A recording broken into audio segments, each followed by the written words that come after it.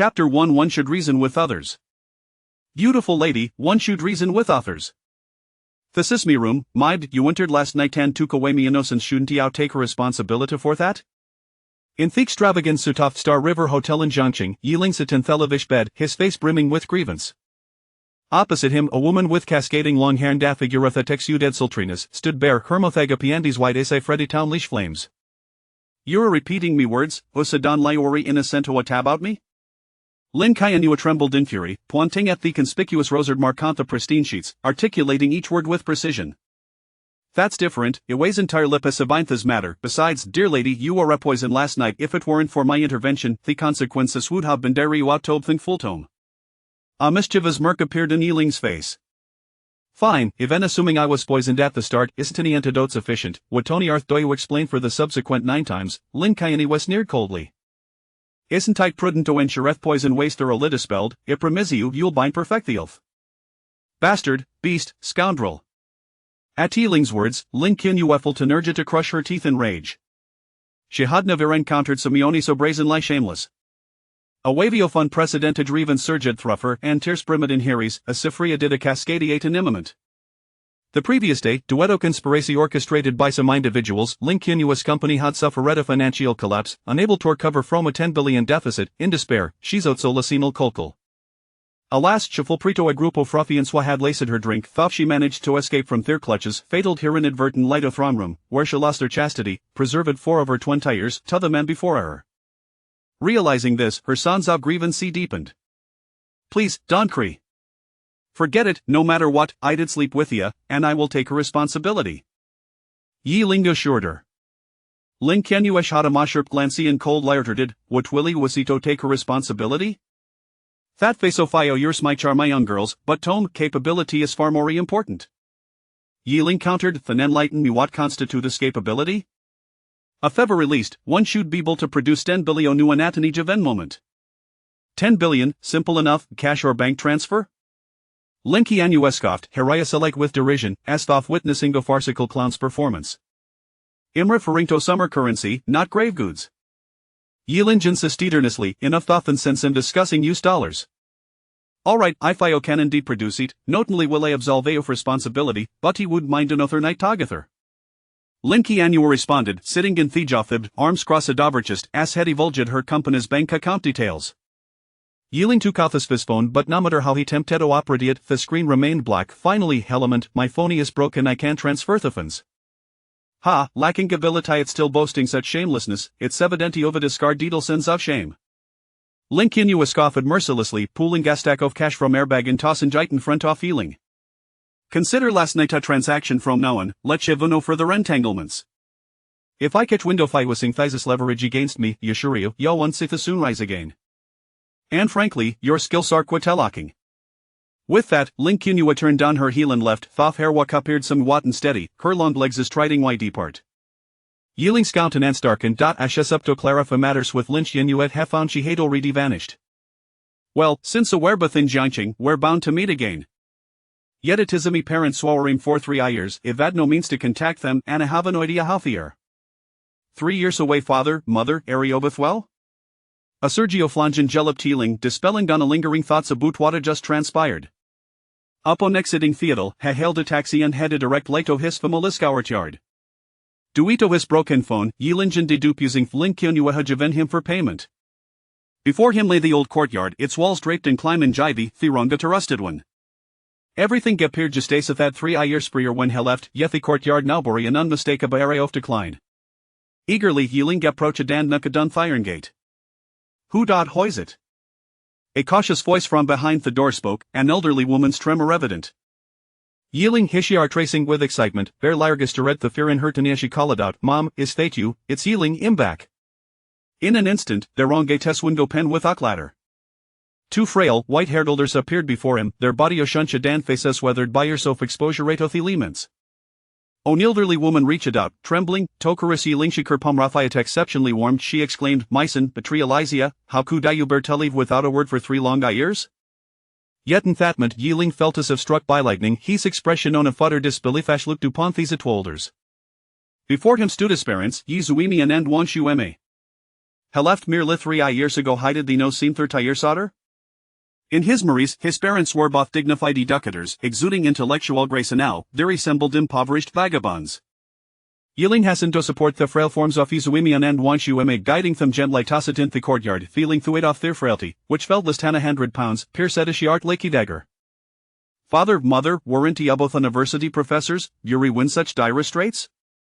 What has transpired over its 3 years?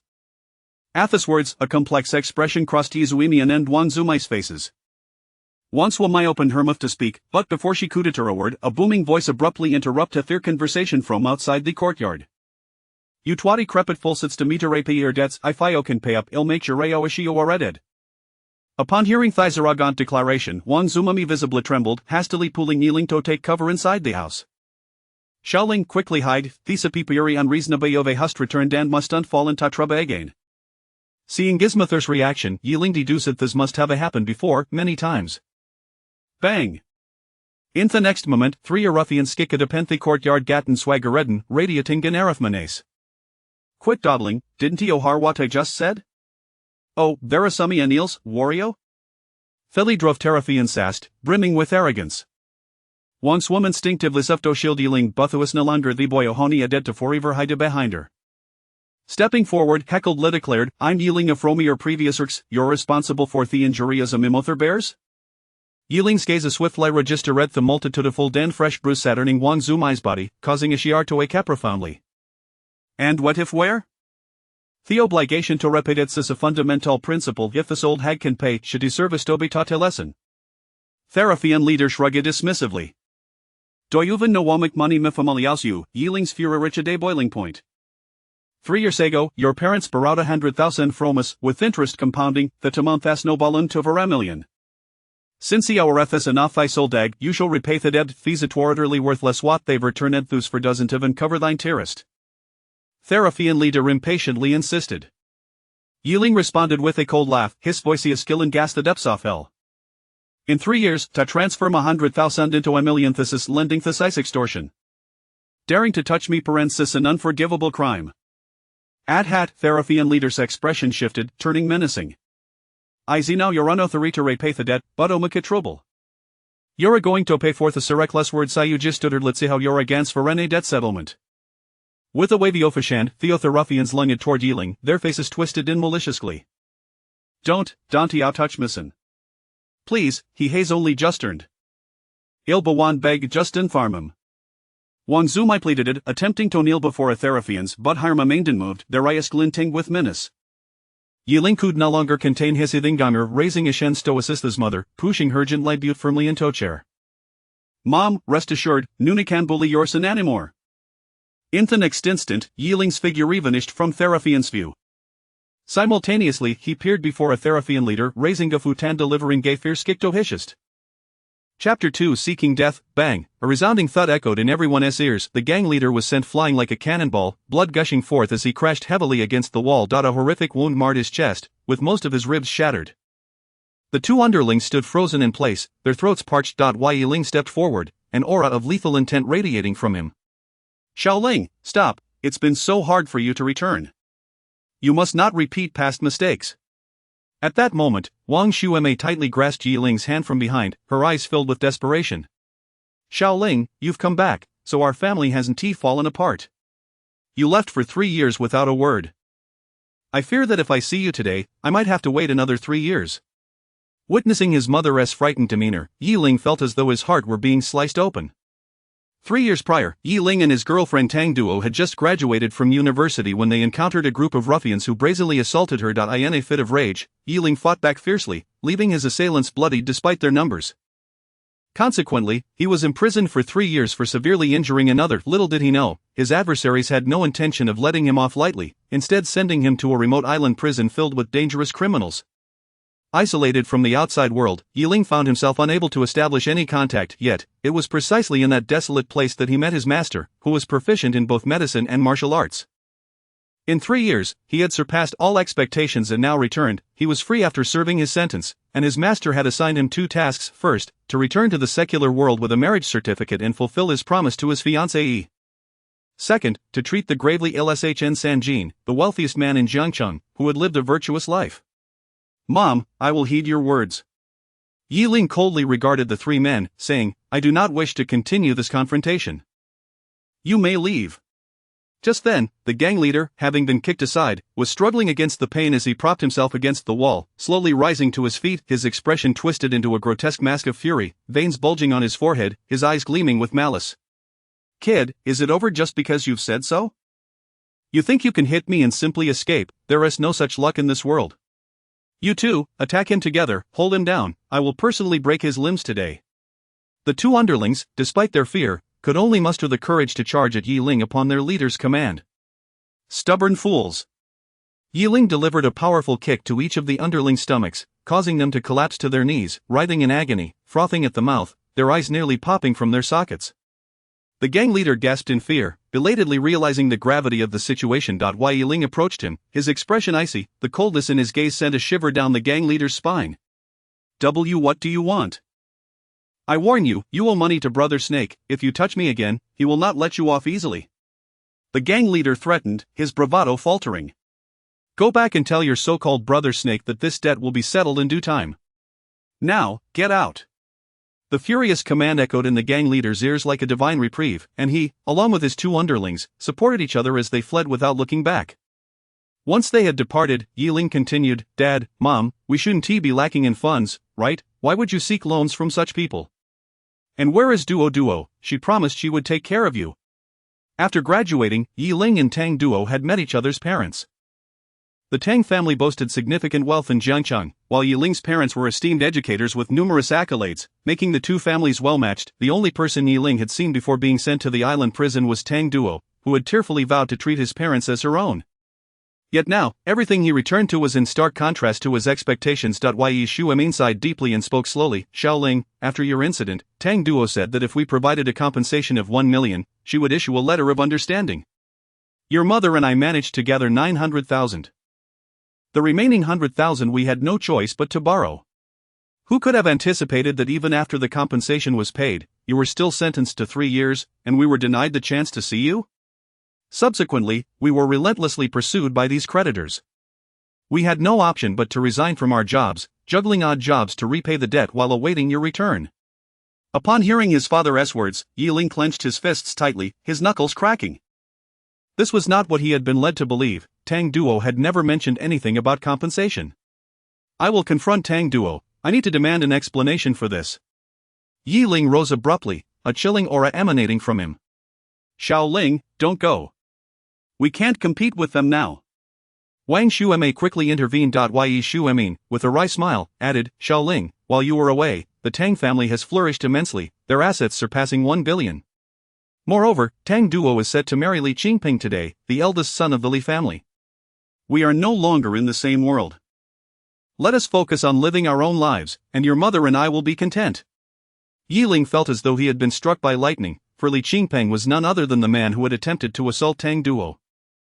He had spent 3 years in prison to protect her, only to find she was marrying his assailant. As he looked at his parents, their hair nearly all white, tears welled in his eyes, and his voice cracked, Dad, Mom, it is I who have been unfilial and blind to the truth, causing you to suffer these 3 years. But this will not be left unresolved. Because of Tang Duo's deceit, I will ensure she pays the price. Furthermore, during my time in prison, I found a master and learned many skills. I will surely provide you with a life of happiness. Yi Shuemin offered a relieved smile, saying, Ling, you need not bear such pressure. Your mother and I have come to terms with it. As long as we are together, that is our greatest happiness. Wang Shuemei chimed in, you need not worry about the debts, your father and I will manage to repay them. Your most pressing concern should be to find a good job, marry, and hopefully have a child, so your father and I can enjoy the joy of grandchildren. At this, Yi Shuemin and Wang Shuemei exchanged glances, their faces radiating contentment. Upon hearing this, Yi Ling felt a bit embarrassed and scratched his head. Not to mention, just last night, he had spent the night with a woman. Before leaving, his master had given him 9 marriage certificates, advising him that if he were overwhelmed by choices, marrying them all was not out of the question. Dad, Mom, the matter of marriage can wait. I'll first look for a job. Yi Ling fabricated an excuse and turned to leave the small courtyard. As he stepped outside, his expression turned resolute. Tang Duo, Li Qingpeng, you dare treat my parents this way? Are you seeking death? These two would not be spared. The Tang family had risen rapidly in Jiangqing over the past 3 years, gaining immense influence, while the Li family was one of the established clans, boasting significant power. Thus, the wedding of Tang Duo and Li Qingpeng had become widely known throughout Jiangqing. Ye Ling had little trouble discovering that their wedding was being held at the most luxurious hotel in Jiangqing, the Guanghan Palace. Guanghan Palace, why does that name sound so familiar? As he hurried to the hotel, he pondered until he suddenly remembered upon arriving at the entrance, wasn't he the Guanghan Palace owned by Shinsan Jin, the wealthiest man in Jiangqing? Chapter 3 Divine Healer or Charlatan. In the uppermost chamber of the Guanghan Palace, an array of medical instruments cluttered the room, where an elderly gentleman with a benevolent expression lay with his eyes tightly shut.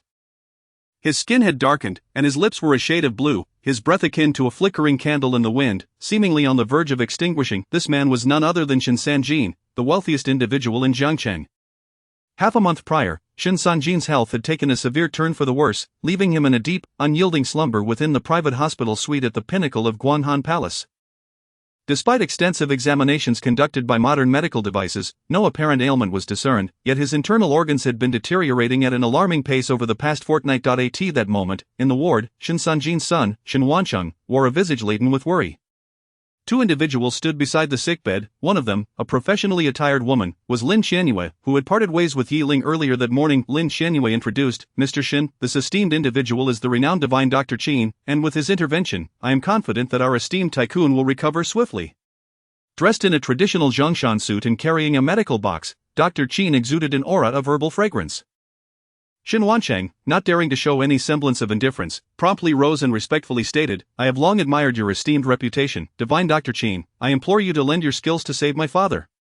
The divine doctor list enumerates the 100 most illustrious healers in the Great Xia, with consultation fees reaching astronomical figures. Even the affluent Shin family must approach these esteemed doctors with utmost reverence. Rest assured, Mr. Shin, healing is our fundamental duty as physicians. Allow me to ascertain the nature of Tycoon Shin's ailment, Dr. Qin declared as he approached the bedside to take Shinsan Jin's pulse. Seizing the opportunity, Lin Xianyue leaned closer to Shin Wancheng and cautiously inquired, "Mr. Shin, have you given further thought to our Lin Group's investment proposal?" The abrupt cessation of a 10 billion yuan funding line had placed the Ling Group in a precarious situation.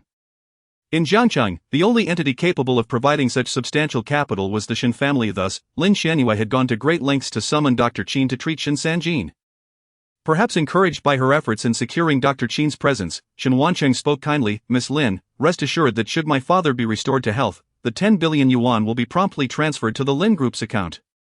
Upon hearing this, Lin Xianyue felt a wave of relief wash over her. However, as time progressed, Dr. Qin's expression grew increasingly grave, beads of cold sweat forming on his forehead. Witnessing this, Lin Xianyue's heart sank, a sense of foreboding creeping in. Moments later, Dr. Qin sighed deeply, rising with a shake of his head as he lamented, "I apologize, Miss Lin, Mr. Shin, it seems my skills are insufficient to discern the nature of this peculiar illness." As his words echoed, the countenances of both Lin Xianyue and Shin Wancheng fell, particularly for Lin Xianyue. Her figure swayed, nearly losing her balance.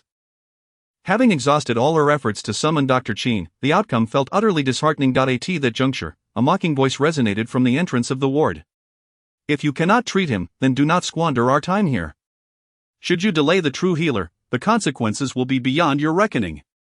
A man dressed in a sharply tailored suit, resembling a groom on his wedding day, strode into the room. It was Li Qingpeng, the scion of the Li family. Li Qingpeng smirked derisively at Lin Xianyue and Dr. Qin. Having uttered those earlier words, however, upon catching sight of Lin Xianyue, he was momentarily taken aback by her beauty. Incensed by the derision, Dr. Qin's face turned a shade of fury as he retorted, "Ignorant child. Do you possess no manners? I am also a reputed figure on the divine doctor list." Li Qingpeng clicked his tongue in mockery, laughing, "Ha, to be ranked 99th and still call oneself renowned? That is truly laughable. Allow me to show you what a true healer looks like." He then stepped aside to allow an elderly gentleman to enter the room. This elder, dressed impeccably in a suit, had graying hair neatly styled, exuding an air of dignified authority with each movement. Li Qingpeng proudly proclaimed, "This is Dr. Zhao Zhongtian, Vice President of the Provincial Chinese Medicine Association. He is ranked 49th on the divine doctor list." It is well known that the physicians ranked in the latter half of the list possess comparable skills, and their rankings often fluctuate. However, the top 50 are separated by chasms of expertise. Dr. Zhao's position at 49th speaks volumes about his capabilities. Li Qingpeng reveled in his achievement of securing Dr. Zhao's services for the Shin family's investment. Although the Li family was an established lineage in Jiancheng, they could not rival the Shen family's liquidity. Thus, even on his own wedding day, Li Qingpeng had taken the time to bring Dr. Zhao to treat Shen Sanjin. Dr. Zhao surveyed the room with an air of arrogance, casting a disdainful glance at the crestfallen Dr. Qin as he remarked, "If your skills are lacking, it would be wise not to embarrass yourself here. To be unable to ascertain even the nature of the patient's illness suggests your ranking on the divine doctor list is rather inflated." Dr. Qin trembled with indignation but dared not retort. "Step aside, and let me enlighten you today." Dr. Zhao, stroking his beard, circled the bed, bypassing the pulse diagnosis entirely as he confidently declared, "Tycoon Shen is afflicted with divine fatigue. With my exclusive acupuncture technique, he will recover swiftly." Shen Wancheng, already anxious for his father's recovery, eagerly implored, "Then please, Dr. Zhao, proceed with your treatment at once, my family shall reward you handsomely afterward." "Certainly. Certainly." Dr. Zhao, brimming with confidence, retrieved silver needles just as he was about to insert the first needle into Shen Sanjin's acupoints. A commanding voice bellowed from the entrance, "Stop!" Dr. Zhao halted abruptly, his anger flaring as he shouted, "Who dares to disrupt my work?" Everyone turned to see Yi Ling striding into the ward. As Yi Ling scanned the room, his gaze met Lin Xianyue's, both momentarily taken aback, with Lin Xianyue quickly averting her eyes, a blush creeping onto her cheeks. Neither had anticipated encountering one another in such a setting again. "Who is this impudent youth? Are you aware that one must never interrupt during acupuncture? Only a masterful practitioner can withdraw the needles in time, otherwise, Tycoon Shen may very well be in mortal peril. Do you comprehend the gravity of this situation?" Dr. Zhao reprimanded with disdain in his eyes. Upon hearing that there was a risk to his father's life, Shen Wancheng's expression darkened. "Who are you, and how did you come to be here?" he inquired with annoyance. "I am here to treat your father, Shen Sanjin. A lifetime of good deeds deserves to be preserved, his life is worth saving," Yi Ling asserted. Shen Wancheng scrutinized Yi Ling with suspicion, pondering how someone so youthful could possibly possess the skills to heal. "To heal? You, what a preposterous jest! Who is this charlatan daring to parade around here, utterly oblivious to his own incompetence?" Dr. Zhao scoffed derisively. Yi Ling retorted without hesitation, "You ought to tend to your own affairs first. What you are doing is not healing, it is murder. Should you proceed with that needle, Tycoon Shen will have no hope of survival." Dr. Zhao, incensed, exclaimed, "You insolent brat, who are you accusing of murder? Do you have any understanding of my unique acupuncture technique?" Yi Ling could not suppress a laugh. "When did the 5 elements needle become your exclusive technique? Is that not documented in medical texts? Moreover, you have distorted the 5 elements needle to the point of absurdity. It would be a miracle if it could save anyone." Dr. Zhao was taken aback. Indeed, his technique had been derived from the 5 elements needle. No one had ever discerned its origin before. How could this young man possess such keen insight? "Do not slander me, my adaptation of the 5 elements needle has significantly enhanced its efficacy, allow me to demonstrate." Before Yi Ling could intervene, Dr. Zhao had already thrust the first needle into Shen Sanjin. Instantly, the color returned to Shen Sanjin's face, visibly brightening. "Do you see, Tycoon Shen is on the verge of recovery," Dr. Zhao boasted, proceeding to insert a total of 5 needles, resulting in Shen Sanjin's complexion nearly resembling that of a healthy individual. "Boy, what do you have to say now?" Yi Ling cast a cold glance at Shen Sanjin, slowly extending 5 fingers. 5, 4, 3, 2, what are you counting down for, in such a theatrical manner?" Dr. Zhao, losing his patience, prepared to confront Yi Ling for an explanation. 1. Yi Ling declared the final number. In the next instant, Shen Sanjin abruptly opened his mouth, violently vomiting a copious amount of blood, his complexion draining to an alarming pallor, as he teetered on the brink of collapse. Chapter 4. Long time no see. What on earth is happening? Shen Wancheng's complexion changed dramatically, while Li Qingpeng broke into a cold sweat, hastily turning to Zhao Zhongtian. "Master Zhao, what is going on?" At that moment, Zhao Zhongtian was exceedingly flustered, meticulously scrutinizing his acupuncture route, but he was certain it was correct. I too do not know what is going on," he explained in a panicked tone. Yi Ling, however, let out a cold snort. "Humph, the human body possesses the power of the 5 elements, and the minor 5 elements needle is intended for healing. Yet you have acted contrary to its purpose, reversing the route of the 5 elements needle. This method may yield miraculous results for ordinary patients, but employing it on Elder Shen will only exacerbate his condition." At this moment, no one dared to contradict Yi Ling's words. Shen Wancheng seemed to have grasped a lifeline, eagerly asking, "Young friend, you must have a way to cure my father, right? I assure you, if you can restore my father to health, I, Shen Wancheng, owe you a favor. Whatever you require in the future, within my means, I shall grant it. Li Qingpeng, unwilling to lose this opportunity, immediately stepped forward to dissuade him, saying, Mr. Shen, this young lad is still so inexperienced. How could his medical skills possibly surpass those of Master Zhao? In my opinion, he may only possess superficial knowledge and can discern Elder Shen's ailment, but whether he has the means to treat it remains uncertain. Perhaps you should allow Master Zhao another attempt? Zhao Zhongtian instantly nodded in agreement. Yes, Mr. Shen, I now comprehend the issue, please allow me another chance. Yi Ling, at this juncture, paused his steps, eager to observe Shen Wancheng's choice. If Shen Wancheng opted to let Zhao Zhongtian proceed, there would be no doubt that Shen Sanjin's life would be spared, though his son would unwittingly seal his fate. Fortunately, having just witnessed the previous incident, Shen Wancheng was unwilling to permit Zhao Zhongtian to continue. Step aside. I shall not hold the previous matter against you, but if you dare to obstruct me now, do not blame me for turning hostile. Shen Wancheng was genuinely enraged, causing Li Qingpeng to wear a pained expression, yet he silently retreated to the side. Yi Ling approached the bedside, observing Shen Sanjin's condition before retrieving his needle pouch from his bosom. As he unfurled it, he commenced his acupuncture. He skillfully applied needles to various acupoints on Shen Sanjin, his movements fluid and graceful, leaving the onlookers in awe of his proficiency. The more Zhao Zhongtian observed the acupuncture sequence, the more familiar it became to him. His eyes narrowed as he exclaimed, Is this not the legendary E.13 Ghost Gate needles? You are a disciple of the Ghost King? Yi Ling remained silent, and after a while, he targeted the Baihui acupoint and thrust the needle forcefully. Awaken! Poof! As Yi Ling plunged the needle in, Shen Sanjin spat out a mouthful of black blood and slowly regained consciousness.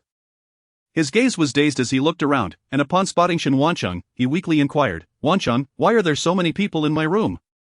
Dad! Shen Wancheng rushed to the bedside, grasping his father's hand, while Yi Ling penned a prescription and handed it to Shen Wancheng. Your father's condition is not yet fully resolved. If you prepare the medicine according to this prescription and have him take it for a month, he shall recover.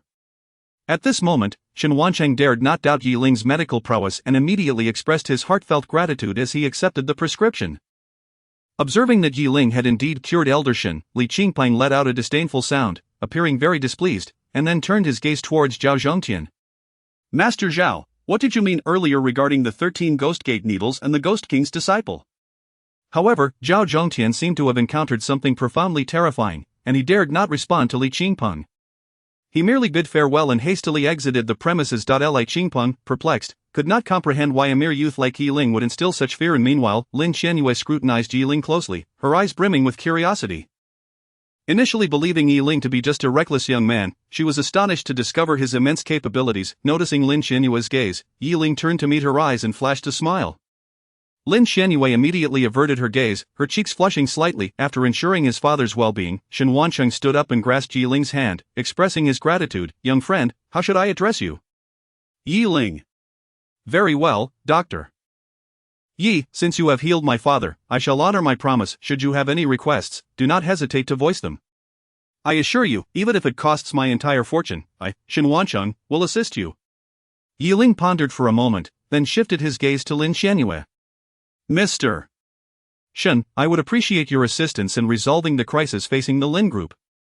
As soon as these words left his mouth, everyone present was taken aback, and Shen Wancheng questioned in confusion, Doctor. Yi, do you know Miss Lin? Yi Ling instinctively rubbed his nose. We have met once before. Lin Xianyue's face flushed crimson as she lowered her head, offering no rebuttal. After all, this could be classified, strictly speaking, as a one-night affair. Though Shen Wancheng felt somewhat bewildered, he nodded. Very well, since this is your request, Dr. Our Shen family shall certainly comply. Miss Lin, a 10 billion investment will soon be deposited into your company's account. Lin Xianyue was utterly dazed by this unexpected windfall, and it took her a moment to regain her composure before she dazedly nodded. Yi Ling approached Lin Xianyue, blinking innocently, and whispered, Miss Lin, now we are even. Lin Xianyue's face had remained flushed since earlier, resembling a kettle on the verge of boiling over. Thank you. Shen Wancheng sensed the unusual atmosphere between the two but merely smiled faintly, then suddenly thought of something and invited Yi Ling. By the way, Doctor. Yi, would you be interested in attending a wedding banquet? I could introduce you to some influential figures in Jiangcheng. Are you referring to Li Qingping's wedding banquet? Upon hearing Yi Ling's clarity, Shen Wancheng expressed confusion. Indeed, but how do you know, doctor? Yi? Yi Ling offered no explanation, simply smiling. That sounds wonderful. I, too, wish to attend this wedding banquet. Shen Wancheng nodded and then turned to Li Qingpeng, who had been silent all along. Mr. Li, is it acceptable to add another place? Li Qingpeng would never dare refuse, offering a forced smile and nodding. Of course, having Dr.Ye grace my wedding banquet is something I could only dream of.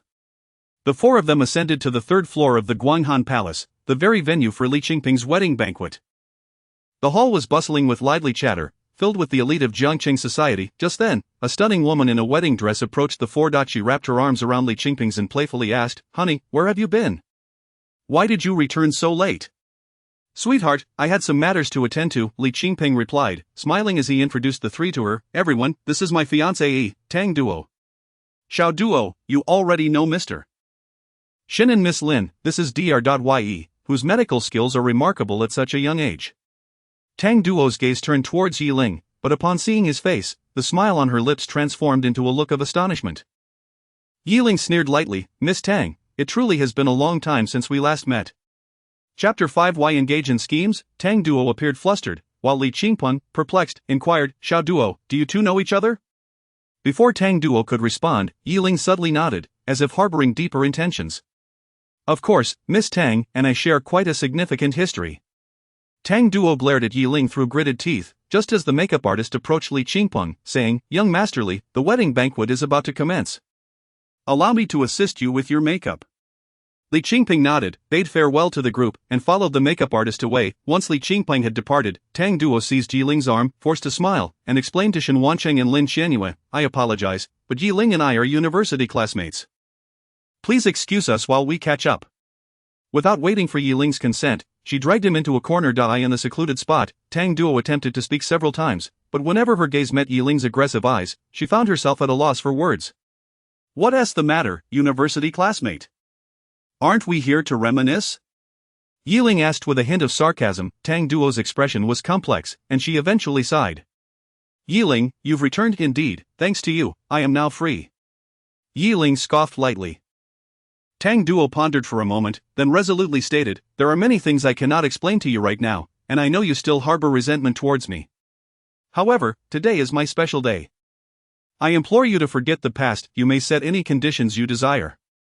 I can offer you 100, no, 1,000,000, 2,000,000, name your price, consider it my compensation to you." Tang Duo spoke with an almost pleading tone, but Yi Ling remained unmoved. "You've just gotten out, and you're already eager to distance yourself from me? That seems rather lacking in humanity. During my 3 years in prison, I thought of you constantly."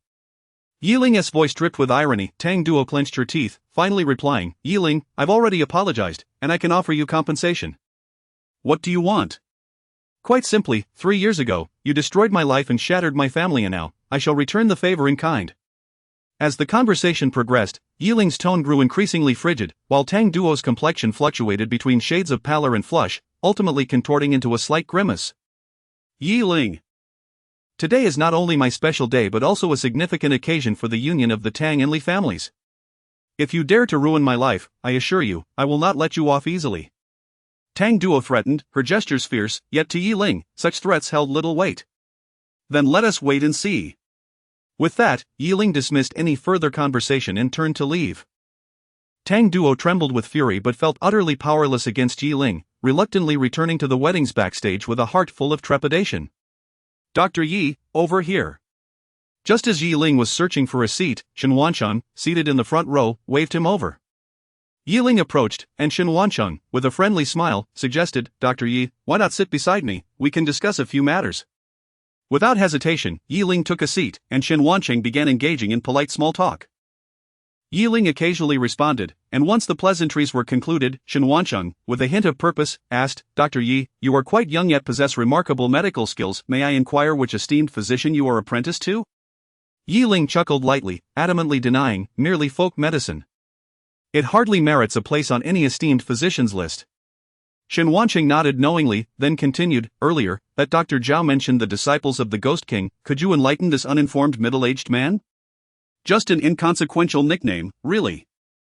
As for Zhao Zhongtian, he likely had pressing matters to attend to, hence his early departure. Shen Wanqing forced a smile, feeling somewhat disheartened at having gleaned nothing substantial after such lengthy inquiries.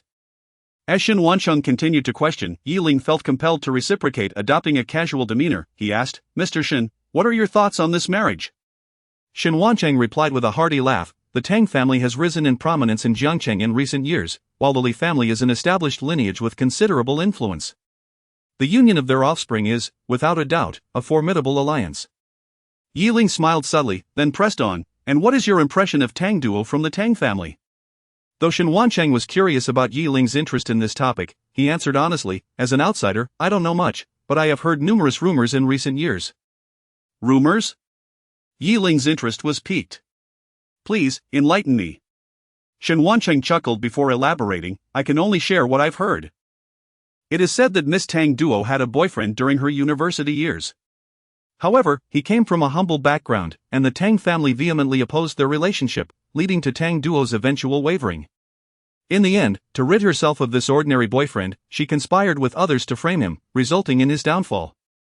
This incident spread widely in Jiangcheng, tarnishing Tang duo's reputation, and the Tang family chose not to intervene, allowing the matter to fade into obscurity.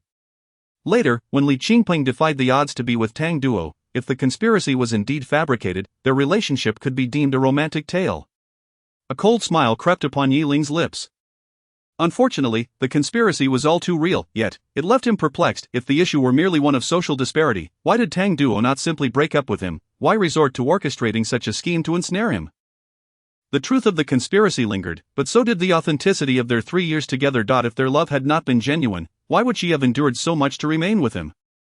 A myriad of questions flooded Ling's mind, leaving him bewildered. Observing Ling's furrowed brow, Shen Wanqing curiously inquired, "If you and Miss Tang are university classmates, you must have heard something about these events?"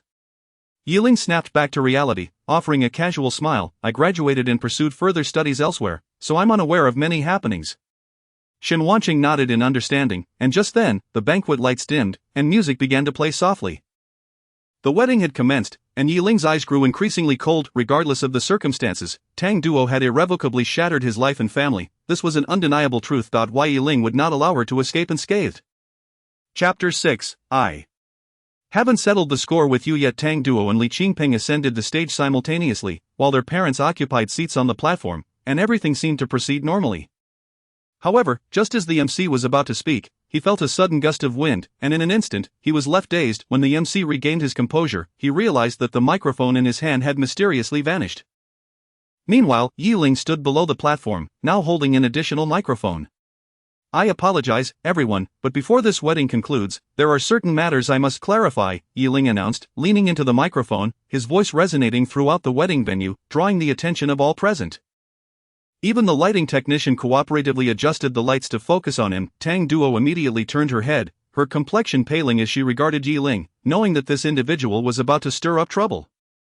Li Qingpeng, witnessing Ling's actions, couldn't help but furrow his brow and say, "Dr. Yi, I invited you to my wedding, not to disrupt it."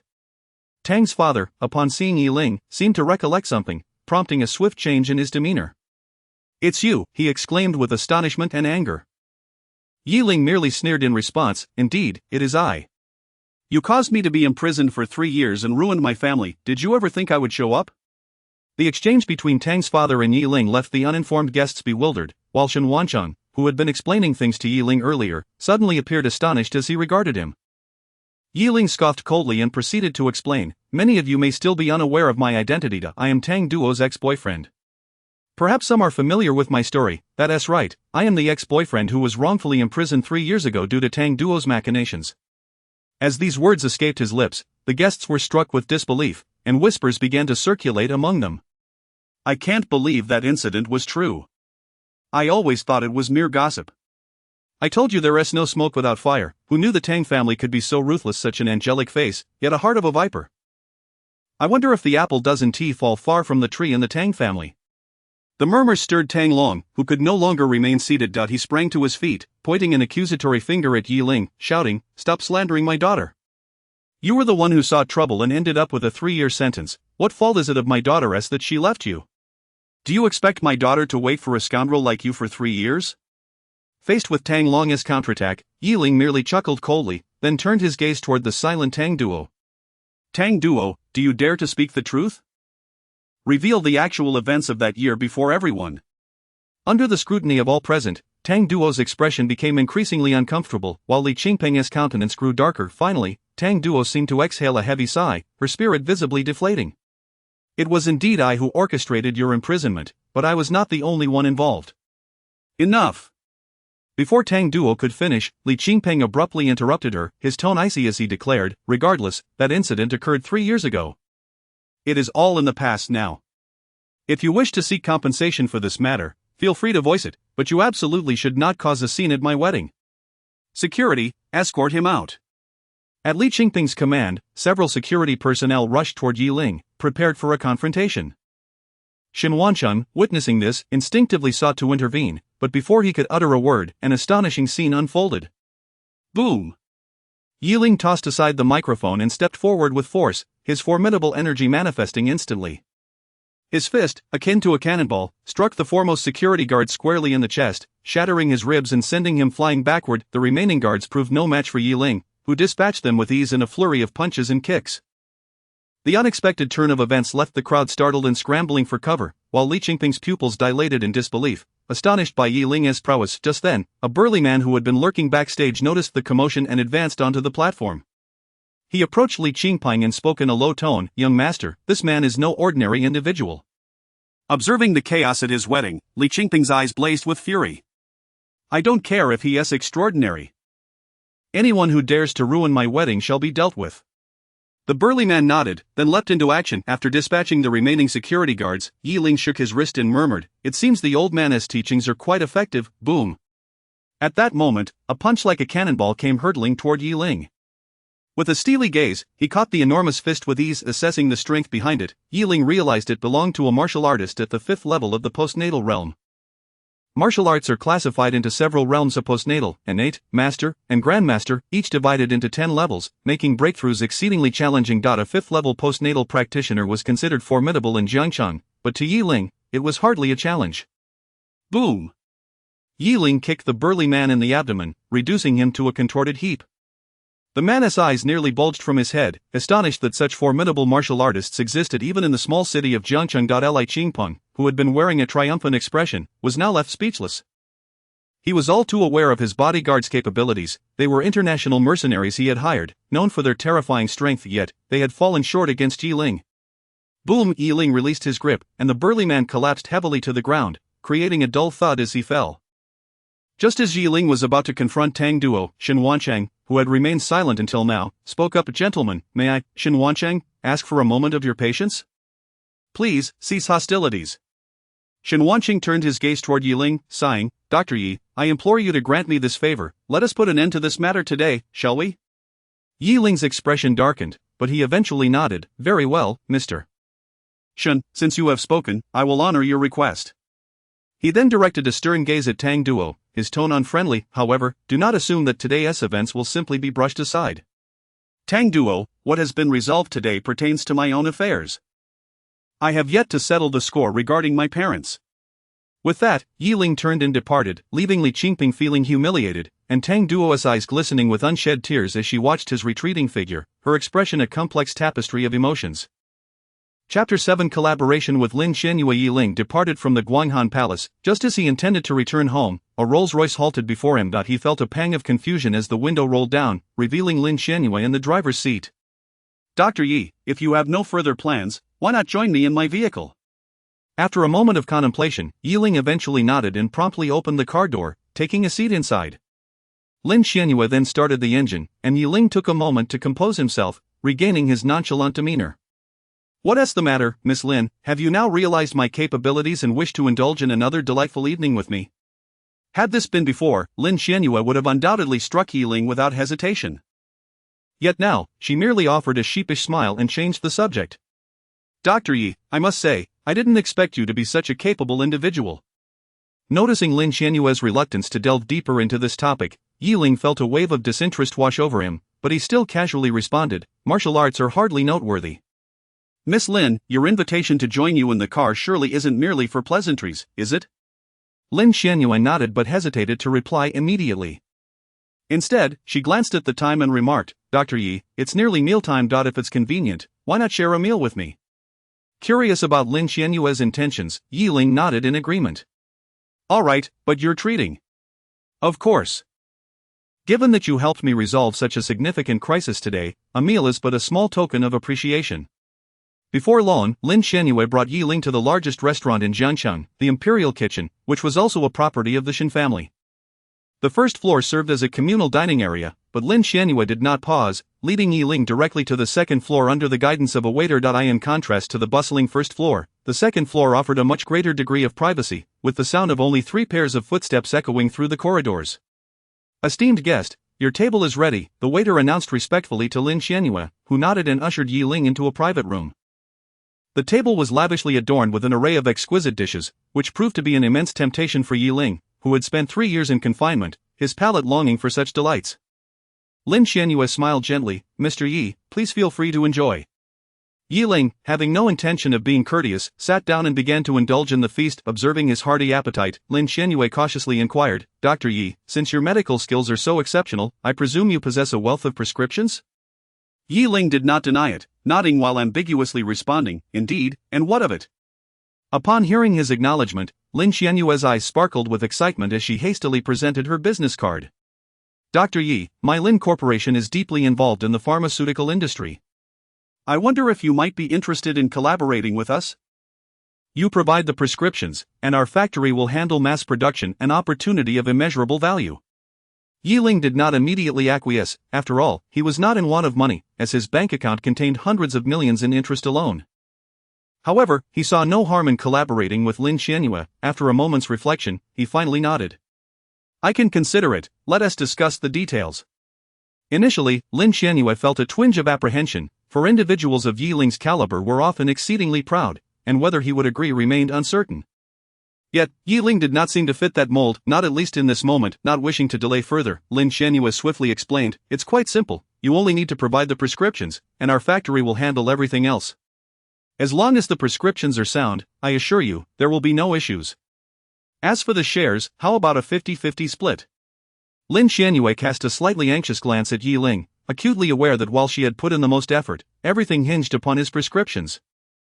Without them, all discussions were mere fantasies, thus rendering Yi Ling's contributions far more valuable. In essence, Lin Xianyue found herself in a rather passive position. Fortunately, Yi Ling showed no dissent as he nodded. Very well, we shall proceed as you suggest, 50-50. Yi Ling's prompt agreement allowed Lin Xianyue to breathe a sigh of relief. However, Yi Ling's tone shifted, once again raising Lin Xianyue's apprehension. You must assist me with a matter. Upon meeting Yi Ling's penetrating gaze, Lin Xianyue became flustered, instinctively clutching her chest. Dr. Yi, I was merely joking, let us forget about last night. Lin Xianyue's flustered demeanor left Yi Ling speechless. He shook his head. What are you thinking? The favor I require is not of that nature. I can agree to the collaboration, but I need you to investigate the incident from 3 years ago when I was framed. Realizing Yi Ling's intentions were not inappropriate, Lin Xianyue relaxed, albeit perplexed. But, Dr. Yi, isn't that matter already resolved? It was Tang Duo who orchestrated the scheme to frame you in order to end our relationship. Yi Ling shook his head. If it were merely to break up with me, such elaborate schemes would be unnecessary. I suspect there may be more to this story, which is why I need your assistance in uncovering the truth. Without hesitation, Lin Xianyue nodded. Very well, leave this matter to me. Rest assured, Dr. Yi. After finishing their meal, Lin Xianyue drove Yi Ling back to his residence. Upon seeing his home, her expression turned somewhat complex. Dr. Yi, you reside here, would you like me to help you find a different place? Yi Ling pondered for a moment but ultimately declined. Alright, then I appreciate your help. Lin Xianyue promised to provide a response by the next day and subsequently drove away. Upon returning home, Yi Xuemin and Wang Xueme felt a surge of tension upon hearing the sound of the iron gate, but they relaxed upon seeing Yi Ling. Son, why are you back so late? Have you eaten? Should I warm something up for you? After 3 years, Yi Ling relished the warmth of home once more, shaking his head with a smile as he held up the takeout box. Mom and Dad, I've already eaten. This is what I brought back, we can all share it together. Alright. Wang Xueme smiled as she stepped forward to take the takeout box, heading into the kitchen to prepare. Meanwhile, Yi Shuemin asked, "Son, how did it go? Did you find a job?" Given Yi Ling's financial situation, he certainly did not need to search for employment, but to ease his parents' concerns, he nodded. "Don't worry, Dad, I found one, and I'll officially start in a few days." Just then, a rumble of engines echoed outside, prompting Yi Ling to sense something amiss. "Mom, Dad, wait here. I'll go check it out." Chapter 8, Starting a Business with You, Losing Everything. Yi Shuwen appeared particularly anxious, his tone fraught with unease as he inquired, "Are the debt collectors back again?" "We clearly settled our dues this month."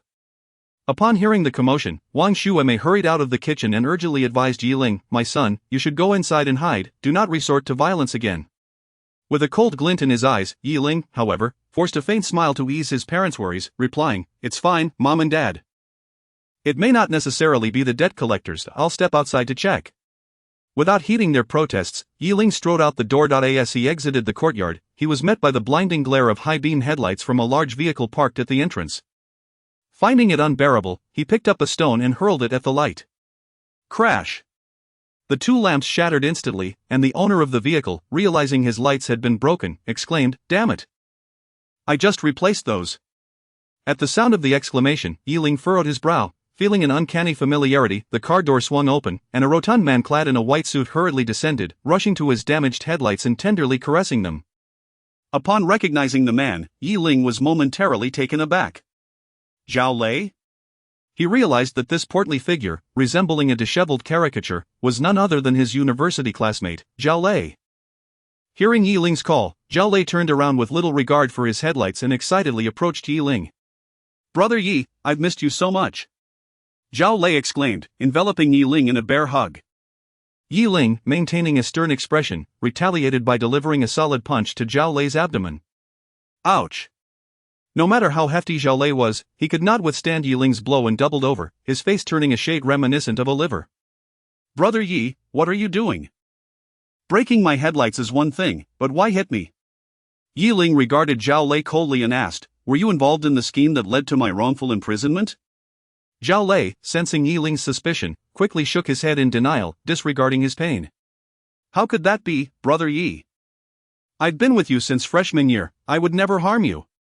It was all that bitch Tang Duo's doing. I realized something was amiss after you were incarcerated, but I never anticipated the Tang family would rise so swiftly, leaving the Zhao family utterly outmatched. My father forbade me from provoking Tang Duo, fearing it would jeopardize our family's business." Listening to Zhao Lei's explanation, Yi Ling remained impassive. "If you truly wish to assist me, even if you cannot take revenge on Tang Duo, surely you can help my parents?" If Zhao Lei genuinely intended to help, Yi Shuwen and Wang Shueme would not be enduring such hardships. Zhao Lei, with a pained expression, replied, "Brother, I want to help, but Tang Duo has threatened that anyone who aids your parents will be opposing the Tang family. When my father found out, he immediately forbade any assistance, even going so far as to confine me at home for a long while. However, after my release, I discreetly assisted your uncle and aunt, and even sought connections to facilitate a meeting for you while you were in prison. That is all I could do." Yi Ling pondered for a moment, recalling that he had not endured much bullying in prison. In fact, he had received considerable care. It was only then that his expression softened slightly. Seeing this, Zhao Lei chuckled, "Brother, you're being ungrateful. You should have at least informed your brother of your release so I could pick you up. Had I not known you caused such a ruckus at the Guanghan Palace today, I wouldn't have realized you were out. I was even planning to throw paint at that bitch's wedding." Yi Ling smirked. He knew Zhao Lei was fully capable of such antics. He sighed and said, "So, what brings you here now?" Zhao Lei grinned broadly, seemingly unaffected by the 3 years that had passed since their last meeting, and casually wrapped an arm around Yi Ling's shoulder. "Brother, now that you're out and have vented your frustrations, let's treat each other well moving forward. You must still be unemployed, right?" "No worries, I've recently taken some money from my family to start a business. If we partner up, we will undoubtedly dominate the entire Jiangchang." Yi Ling knew Zhao Lei's true nature all too well. If he were to invest $1 million in Zhao Lei's venture, that fool would inevitably amass a debt of 10 million, such was his modus operandi. Why Yi Ling did not believe his modest savings would suffice for Zhao Lei's schemes, thus he shook his head in refusal. "While I am open to camaraderie, starting a business is out of the question." Zhao Lei clicked his tongue. Why act so distant with a brother? "Don't feel burdened, just relax and follow my lead. Together, we shall achieve greatness, conquering Jiangcheng within a year and reaching the capital in 3. How can I not feel burdened? Partnering with you will surely lead me to financial ruin. At that moment, the deafening roar of several vehicles approached from a distance, prompting Zhao Lei to frown. Who lacks the decency to rev their engines at this hour? They clearly have no sense of public responsibility. If they were in my presence, I would certainly teach these uncouth individuals a lesson. Don't they know that the elderly need their rest at night? Zhao Lei expressed indignantly, but Ling could sense that the engine noise was growing ever closer. Before long, multiple vans halted before the two, and a throng of thuggish individuals armed with steel pipes poured forth like a tide. The leader, adorned with a scorpion tattoo on his arm, glared menacingly at the pair, brandishing his pipe as he shouted, "Which of you bastards is Ling?" Without hesitation, Ling pointed at Zhao Lei, whose face turned an ashen shade. "Brother, don't be foolish. Let's call the police." Zhao Lei implored frantically, while Ling crossed his arms, intrigued, and replied, "What happened to giving them a lesson, Brother Lei?" At that moment, the thug Ling had struck earlier emerged, his wounds bandaged, yet his arrogance unabated. "Scorpion, that's the skinny one. He's quite a fighter, nearly left me crippled." The leader nodded, then swung his pipe, bellowing, "Take these two out." Zhao Lei trembled and urgently pulled Ling back, exclaiming, "My brother, don't just stand there. Let's retreat indoors." Yet, Ling remained undeterred, pushing Zhao Lei back slightly. "All right, you stand back. Perfect timing, I feel a bit restless myself." With that, Ling charged toward the thugs, much to Zhao Lei's astonishment. Chapter 9, I have come to repay the debt. Boom. With a powerful punch, Ling struck the face of the foremost thug, instantly disfiguring it. The thug was sent flying, crashing into a multitude of others and carving a deep trench into the ground. Ling unleashed a series of kicks with such swiftness that it was impossible to discern how many he had thrown. Nearly 3 seconds later, 4 or 5 thugs lay on the ground, clutching their dislocated jaws and groaning in agony. Zhao Lei, witnessing the scene, appeared utterly astonished, exclaiming, "Damn, can he really fight that well?" Regaining his composure, he hurriedly retrieved his phone to capture the moment, thinking, "This spectacular scene is bound to earn me 1,000,000 followers on Douyin." Meanwhile, Scorpion Man observed Ling's relentless onslaught amidst the thugs, unable to suppress a smirk. Prior to this, having heard the account of an injured underling, he had been aware of Ling's formidable prowess, yet, who could have anticipated such overwhelming power? Was this still within the realm of humanity? In a mere moment, the dozens of minions brought by Scorpion Man were dispatched, most of them sprawled unconscious on the ground. Realizing the dire situation, Scorpion Man swiftly turned to flee towards the van. However, as he pivoted, he found a stout man in a white suit standing right behind him. "Die, you!" Zhao Lei, having somehow darted behind Scorpion Man, brandished a steel pipe he had just picked up and brought it down with force. Bang! The steel pipe struck Scorpion Man's head with a dull thud, causing him to collapse. At that moment, Ling had already dealt with the remaining thugs. Seeing Scorpion Man knocked out, Ling sighed, "Just don't kill him, I still have questions for him."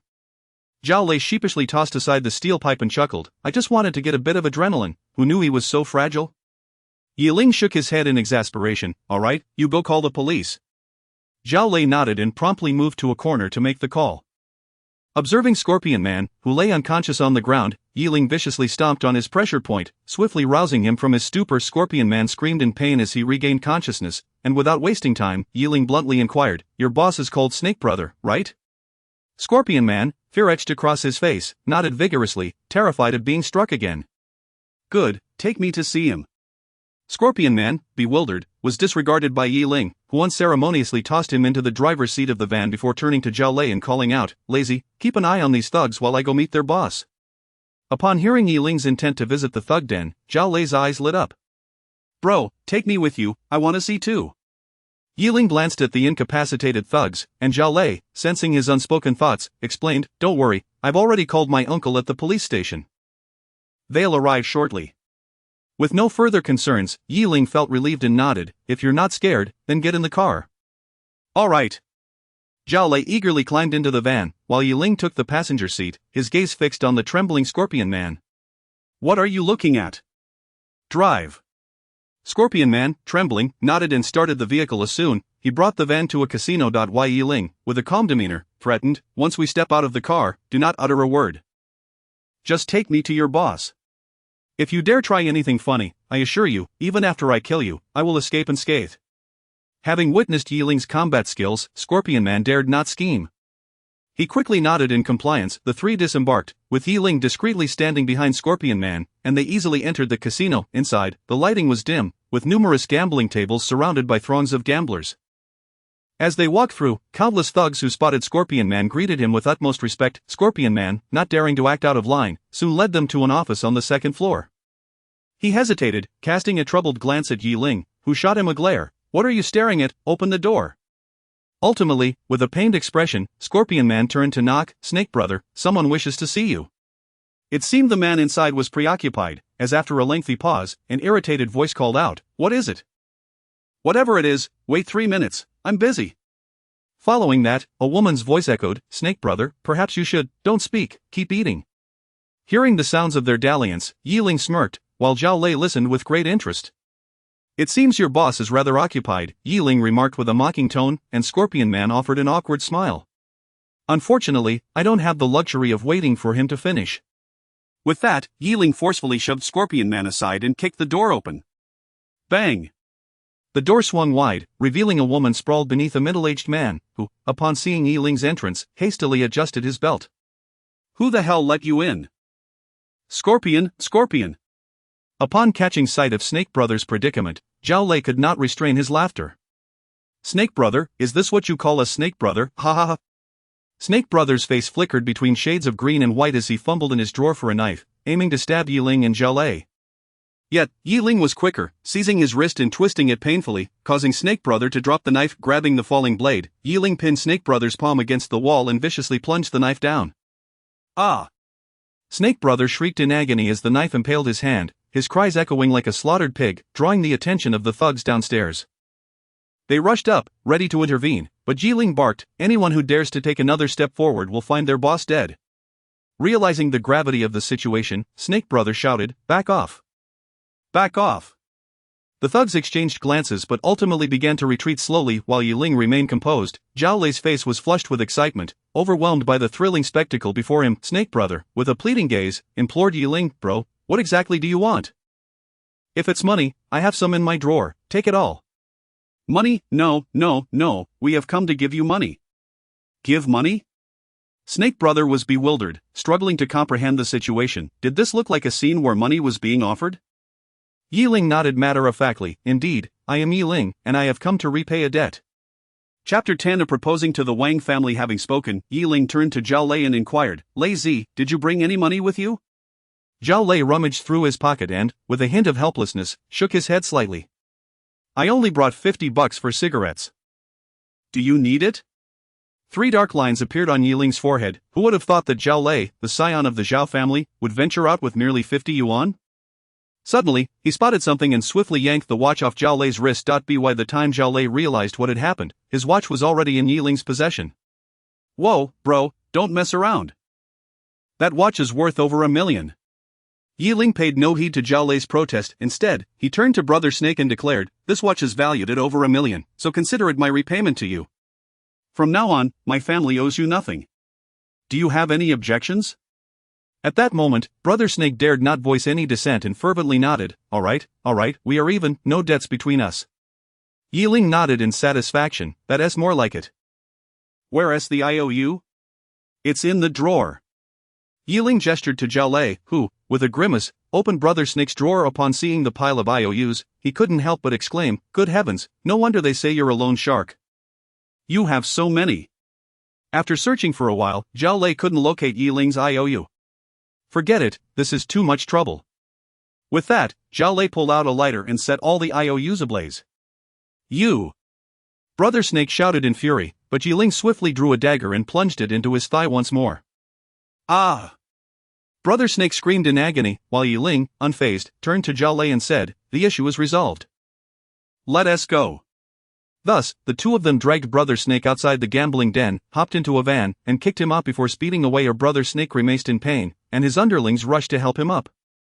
Gritting his teeth, Brother Snake growled, "How dare you burn my IOUs and just leave me stranded in a van? Find him, even if I have to turn Jiangcheng upside down, I want him found." Upon returning home, Ling exchanged contact information with Zhao Lei before they parted ways. When Ling entered his home, he discovered that both Yi Shueming and Wang Shuemei were still awake, worried about him. "Son, we saw those people outside earlier, are you alright?" Wang Shueme asked anxiously. Ling chuckled softly and reassured his parents, "Don't worry, Mom and Dad, from now on, no one will dare to provoke our Yi family." The following day, while Ling was meditating, he was abruptly awakened by a knock at the door. Curious, he got out of bed and approached the gate, discovering Lin Xianyue peering in with intrigue. "I must ask, General Manager Lin, as the head of the Lin Group, what brings you to my doorstep?" Spotting Ling, Lin Xianyue offered an awkward smile and explained, "Dr. Yi, I wanted to call you, but I didn't have your number." Ling shook his head in resignation, "Never mind, let us discuss matters outside." Lin Xianyue nodded, just as Ling's parents, having heard the commotion, curiously emerged from their room. Seeing Ling with Lin Xianyue in the yard, Yi Shueming inquired, "Ling, and who might this be?" Ling, at a loss for how to explain, spontaneously fabricated, "This is my boss, here to take me to work." "Alright, Mom and Dad, I'm off to work now. I want to be having breakfast at home." With that, Ling swiftly exited, leading Lin Xianyue away. Wang Shueme, puzzled, turned to Yi Shueming and asked, "Are bosses really so considerate these days, coming to pick up their employees for work?" The two arrived in the Lin Group's conference room, where Lin Xianyue, slightly apprehensive, gazed at Ling. After a moment of deliberation, she finally asked, "Dr. Yi, I'd like to discuss the prescription." Ling wasted no time, taking a pen and quickly jotting down the names of several herbs along with their required weights. Once finished, he handed the list to Lin Xianyue, who eagerly accepted it. "This is the Heart's Essence pill, capable of treating all heart-related ailments." Upon hearing Ling's explanation, Lin Xianyue could hardly contain her surprise. "Is it truly that miraculous? If you don't believe me, why not prepare a few bottles for testing?" Lin Xianyue nodded, "Alright, I will inform you immediately once we have results." Ling nodded in agreement, but suddenly recalled something and wrote down a few more herbs. "By the way, your connections in Jiangcheng's medical community are extensive. Could you help me find these herbs at any price?" "Dr. Yi, you just thought a few herbs are no trouble at all for me to source." With that, Lin Xianyue took the prescription, but upon seeing the herbs Ling required, her expression faltered. Noticing her reaction, Ling inquired curiously, "What is wrong, is it difficult to obtain?" Lin Xianyue smiled awkwardly, "Dr. Yi, these herbs are quite rare and may be hard to find in Jiangcheng. However, there is an upcoming auction in a few days, and the list of items to be auctioned includes these herbs." Ling pondered for a moment before responding calmly, "Alright, be sure to let me know when the auction takes place. I have a few matters to attend to. Once you have results, please inform me." With that, Ling stood to leave the conference room, but Lin Xianyue hurriedly called out, "Dr. Yi, do you need a ride? I can take you." Without looking back, Ling waved his hand dismissively, "No need, I'm off to get married." His words left Lin Xianyue utterly bewildered. Married, to whom? After reaching the ground floor of the Lin Group, Ling pulled out his phone and called Zhao Lei. That moment, Zhao Lei was at a spa, startled by the ringtone, nearly dropping his phone into the bath. Upon seeing it was Ling calling, he answered with a smile, "What's up, Go, wanna join the boys for some pampering? It's urgent, come pick me up at the Lin Group's entrance. I am off to get married." Zhao Lei thought he misheard, his mind momentarily blank, almost dropping his phone in the process. Before long, Zhao Lei arrived at the Lin Group in his luxury SUV. Spotting Ling, he curiously asked, "Go, what did you mean by that? Who are you marrying?" Without a word, Ling retrieved 9 marriage certificates. "Here, draw one for me." Zhao Lei, intrigued, complied and pulled out one of the certificates, unfolding it to read, "Wang family's daughter. Wang Shuang. Alright, let us go propose to the Wang family." Chapter 11. The esteemed disciple Zhao Lei tugged at the corner of his mouth. "Stop joking, Brother Yi, the Wang family is a prominent clan in Jiangcheng, far grander than my own family. We shouldn't even consider proposing, we might not even be allowed inside." "Never mind that, just take me there," Ling replied. Hearing this, Zhao Lei shook his head helplessly. "Alright then, get in the car." Before long, the two arrived at a prestigious location. With the added prestige of the luxurious vehicle, the security at the entrance dared not impede their entry, allowing them to pass through without hesitation. After parking the car, Zhao Lei walked alongside Ling, whispering, "Brother Yi, I've arranged to meet with the old master of the Wang family. But let's not speak recklessly during our meeting. That old man has a temper, if we provoke him, neither of us will fare well." Ling nodded, "Rest assured, I know how to conduct myself." Thus, the two entered a grand hall, where a middle-aged man clad in traditional Tang attire approached them with a beaming smile. "Zhao Xianzi, what brings you to my humble abode today?" The man in Tang attire was none other than Wang Rulong, the head of the Wang family. Zhao Lei greeted Wang Rulong with equal warmth, and the two embraced each other enthusiastically. Zhao Lei then spoke with a grin. "It's been far too long since I last saw you, Uncle Wang. I've missed you. Moreover, I was hoping to engage in a little sparring." "Ah, splendid. I have recently made some progress in my martial arts and was indeed hoping to discuss it with you." Meanwhile, Ling observed Wang Rulong discreetly, noting that Wang Rulong's martial prowess was formidable. He was indeed a preeminent innate master. In Jiangcheng, and even in a grand city like Beijing, an innate warrior could be regarded as a formidable figure. Who would have thought that such martial prowess could be found in this modest Jiangcheng? Ling mused silently. At that moment, Wang Rulong's gaze shifted to Ling. After appraising him for a moment, he curiously inquired of Zhao Lei, Zhao Xianzi, "And who might this young man be?" Zhao Lei chuckled and warmly embraced Ling, introducing him, "Uncle Wang, do not be misled by my brother's youth. His accomplishments in martial arts are equally impressive." Upon hearing Zhao Lei's words, Wang Rulong's eyes lit up with interest. "Oh, if you say so, I am indeed intrigued. A contest of skill is in order. If the young friend does not mind, let us retreat to the backyard for a spar." With that, Wang Rulong turned to leave, and Zhao Lei nudged Ling, whispering, "Uncle Wang is quite passionate about martial arts. I noticed your skills last night. You must have some expertise as well. Just entertain him for a bit. Once you've pleased him, we can discuss the proposal at our leisure." Ling nodded with interest. After all, since his release from prison, he hadn't had a proper sparring match. Now, with a renowned innate warrior willing to engage him, he could hardly contain his excitement. Moments later, Ling followed Zhao Lei to the backyard, where Wang Rulong had begun to comb his breathing. With each inhale and exhale, the fallen leaves around him began to swirl, and his robes fluttered gently. At first glance, he truly embodied the demeanor of a martial arts master. Seeing this, Zhao Lei couldn't help but worry as he asked Ling, "Brother Yi, do you have confidence? I've heard that Uncle Wang is a master of the innate realm, capable of catching bullets with his bare hands." "Just wait and see," Ling replied, stepping forward to stand opposite Wang Rulong. Wang Rulong scrutinized Ling intently, noticing that he displayed no signs of tension, whether in posture or breathing. For a moment, he found it difficult to gauge Ling, unsure whether he was a naive novice or merely exaggerating. However, regardless of skill level, a contest would surely reveal the truth. "Young man, be careful!" Wang Rulong shouted, suddenly launching himself at Ling with a ferocious assault, his fists imbued with a hint of lethal intent. Ling's gaze sharpened. The lethal intent within Wang Rulong's fists could only be forged through the experience of taking lives. It appeared that the head of the Wang family had a history unlike any other. Nevertheless, the level of lethal intent Wang Rulong possessed was but a mere fraction compared to Ling's OWN.As Wang Rulong's fists neared Ling. He made his move. In an instant, Ling unleashed an overwhelming wave of pure killing intent, akin to a relentless demon from the depths of hell, firmly locking onto Wang Rulong. Wang Rulong's expression shifted in shock. He had not anticipated that this seemingly ordinary youth held such immense killing intent within him. In that moment, Wang Rulong's movements slowed, and Ling intercepted his punch before forcefully pushing him backward.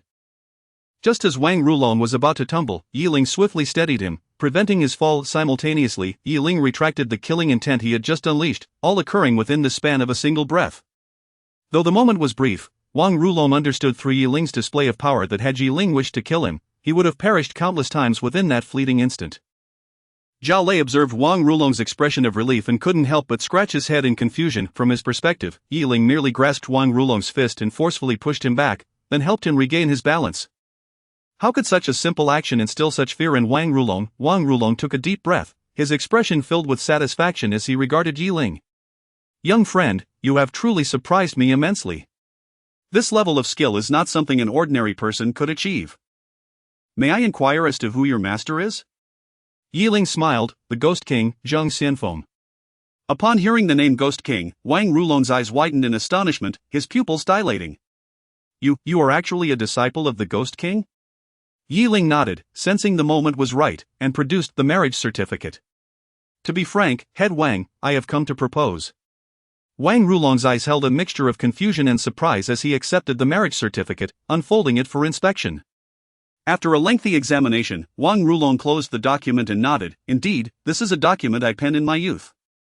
Back then, I was under the Ghost King's protection, and now it is time for me to repay that debt." However, what? Ling's expression sharpened. His master had made it clear how to handle any attempts to breach the agreement, which posed a significant dilemma. Sensing the tension in Ling's tone, Wang Rulong chuckled awkwardly, "Esteemed disciple, please do not misunderstand. It would be an honor for my daughter to marry you. However, my daughter has a fiery temperament, and I fear she may have reservations about marrying you. Allow me to fetch her. Chapter 12. Lin Qianyue's worries. Meanwhile, within a martial arts school in Jiangcheng, the air was filled with the sounds of anguished cries and chaotic brawling. Boom! A petite woman delivered a powerful kick that sent the foremost martial artist sprawling to the ground. Undeterred by the remaining few men, she charged forward with wild ferocity. With her agile physique, she darted left and right like a graceful dragon, swiftly dispatching all the martial artists present. After subduing them, the petite woman let out a disdainful snort and scoffed, "Is this the level of skill required to run a martial arts school? Not a single competent fighter among them." Just as she was about to turn away in triumph, her phone rang abruptly. Upon answering, she nodded helplessly at the words from the other end. "I understand, I'll head back now." With that, she ended the call and departed the martial arts school without a backward glance. Simultaneously, within the Li family residence, Li Qingping wore a grim expression. The uproar caused by Yi Ling at his wedding the previous day had now spread like wildfire, and the shameful news had reached every family in Jiangcheng. At that moment, the family steward approached him, speaking in a hushed yet respectful tone. "Young master, Miss Tang Duo wishes to see you." Li Qingpeng, still seething with anger, had no desire to meet Tang Duo and coldly replied, "Humph. Tell her I'm resting and to come back later."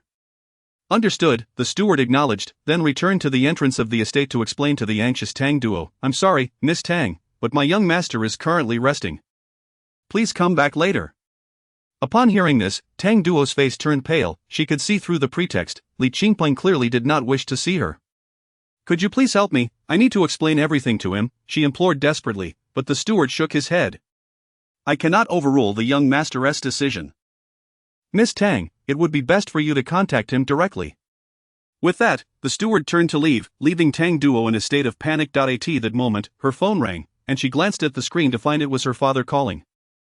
Trembling, she answered, "What is happening, Dad? Have you seen Li Qingpeng?" Tang Duo shook her head, her tone filled with frustration as she explained, "No, I'm at the Li residence, but he still refuses to see me. My dear, this marriage to Li Qingpeng is crucial for our Tang group. It has brought us significant resources. What do you think will happen if this union falls through?" Tang Duo understood her father's concern and nodded. "Don't worry, father. I'll give it another try." After hanging up, she found herself at a loss for what to do next. Suddenly, an idea struck her, and she exclaimed, "I've got it. Since all this chaos was caused by Yi Ling, I can just go to him and ask him to apologize to Qingpeng." Without further delay, Tang Duo left the Li estate in search of Yi Ling. Meanwhile, Lin Qianyue was anxiously awaiting news in her office. Observing her restless pacing, her secretary gently advised, "Chairwoman, the medication is currently being tested. There is no need to be so anxious. We will have news shortly." Lin Qianyue sighed, "How can I not be anxious? The future of the Ling group hinges on this. If the medication proves effective, it could save our company. If not, we won't last much longer." The 10 billion investment promised by Shen Wancheng had arrived, yet it was merely sufficient to keep the Ling group afloat. The true turning point lay in Yi Ling's heart of red pill. Just then, Lin Qianyue's phone rang, and she quickly answered, her voice laced with urgency. "What is the effect?" "Is it working?" "It's incredibly effective, Chairwoman. A patient suffering from heart disease has been completely cured after taking the heart of red pill, with no side effects whatsoever." The staff member on the other end was exuberant, and a heavy weight lifted from Lin Qianyue's heart. "Initiate mass production immediately," she commanded before hanging up, contemplating calling Yi Ling, only to find her call wouldn't go through. At the same time, Yi Ling was engaged in a discussion on martial arts with Wang Rulong when a petite, strikingly beautiful girl stormed in, visibly annoyed. "Dad, why did you call me back?" "I was training at the martial arts school." Yi Ling assessed the girl before him, who seemed oblivious to his presence, clearly dismissing him. This petite girl was none other than Wang Xuanxuang, the daughter of the Wang family. Zhao Lei, upon seeing Wang Xuanxuang, broke into a grin and waved, "Xiao Shuang, it's been a while." "Get lost, fatso," Wang Xuanxuang retorted, turning her nose up. Wang Rulong frowned and admonished, "Xiao Shuang, that is quite rude." Wang Xuanxuang shrugged off his reprimand, and Wang Rulong sighed before introducing her to Yi Ling. "Yi, this is my daughter Wang Xuanxuang. You can see her temperament for yourself. Xuanxuang, this is your fiancée, Yi Ling." "What?"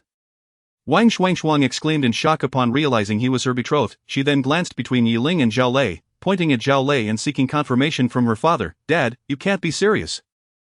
"My fiancé is this fatso, right? Hey, what did I do to deserve this? Why am I being targeted?"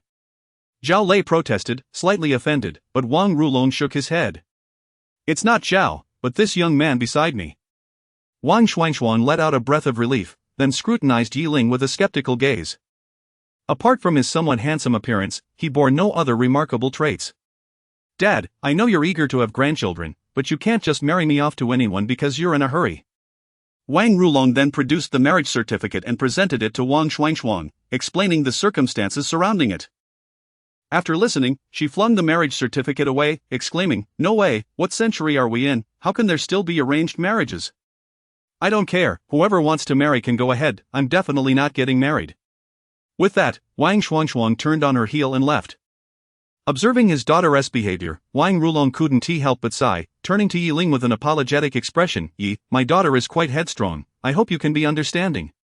Yi Ling was unfazed.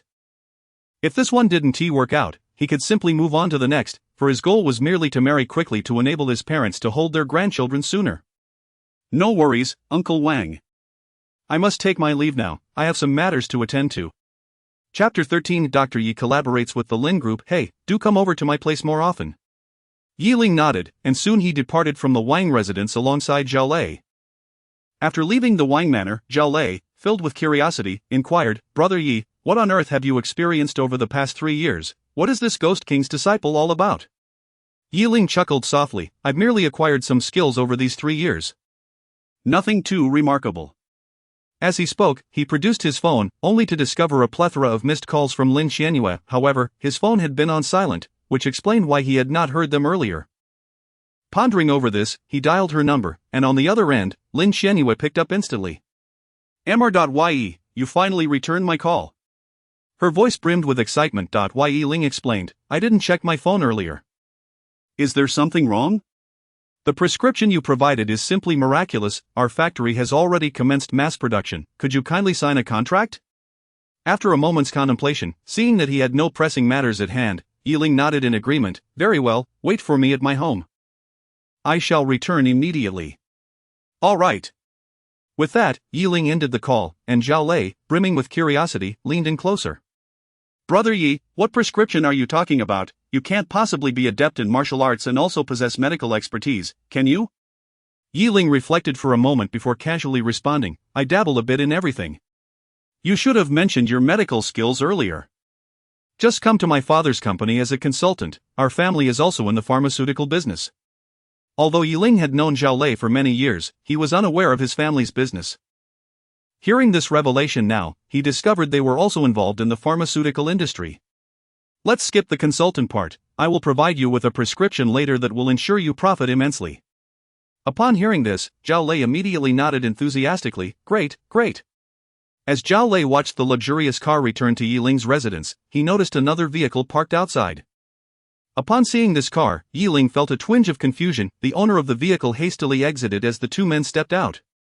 "Yi Ling, you have finally returned." Tang Duo exclaimed with excitement, though Yi Ling's expression visibly grew colder. Tang Duo, seemingly oblivious to his demeanor, continued to smile. "I knew you hadn't moved yet, I didn't have your phone number, so I had to come here." Yi Ling sneered, "Indeed, thanks to you, I have yet to relocate." Tang Duo, unable to ignore the sarcasm in his tone, maintained a cheerful facade, knowing she needed his assistance. "Ling, I need your help with something." The nickname Ling was one Tang Duo often used during their university romance, once a term of endearment, now a source of irritation for Yi Ling. "Call me by my full name. What is it that you need my help with?" "It's like this, after the chaos you caused at the wedding yesterday, Li Qingpeng is unwilling to see me now. Could you see if you could accompany me to the Li residence to apologize to him?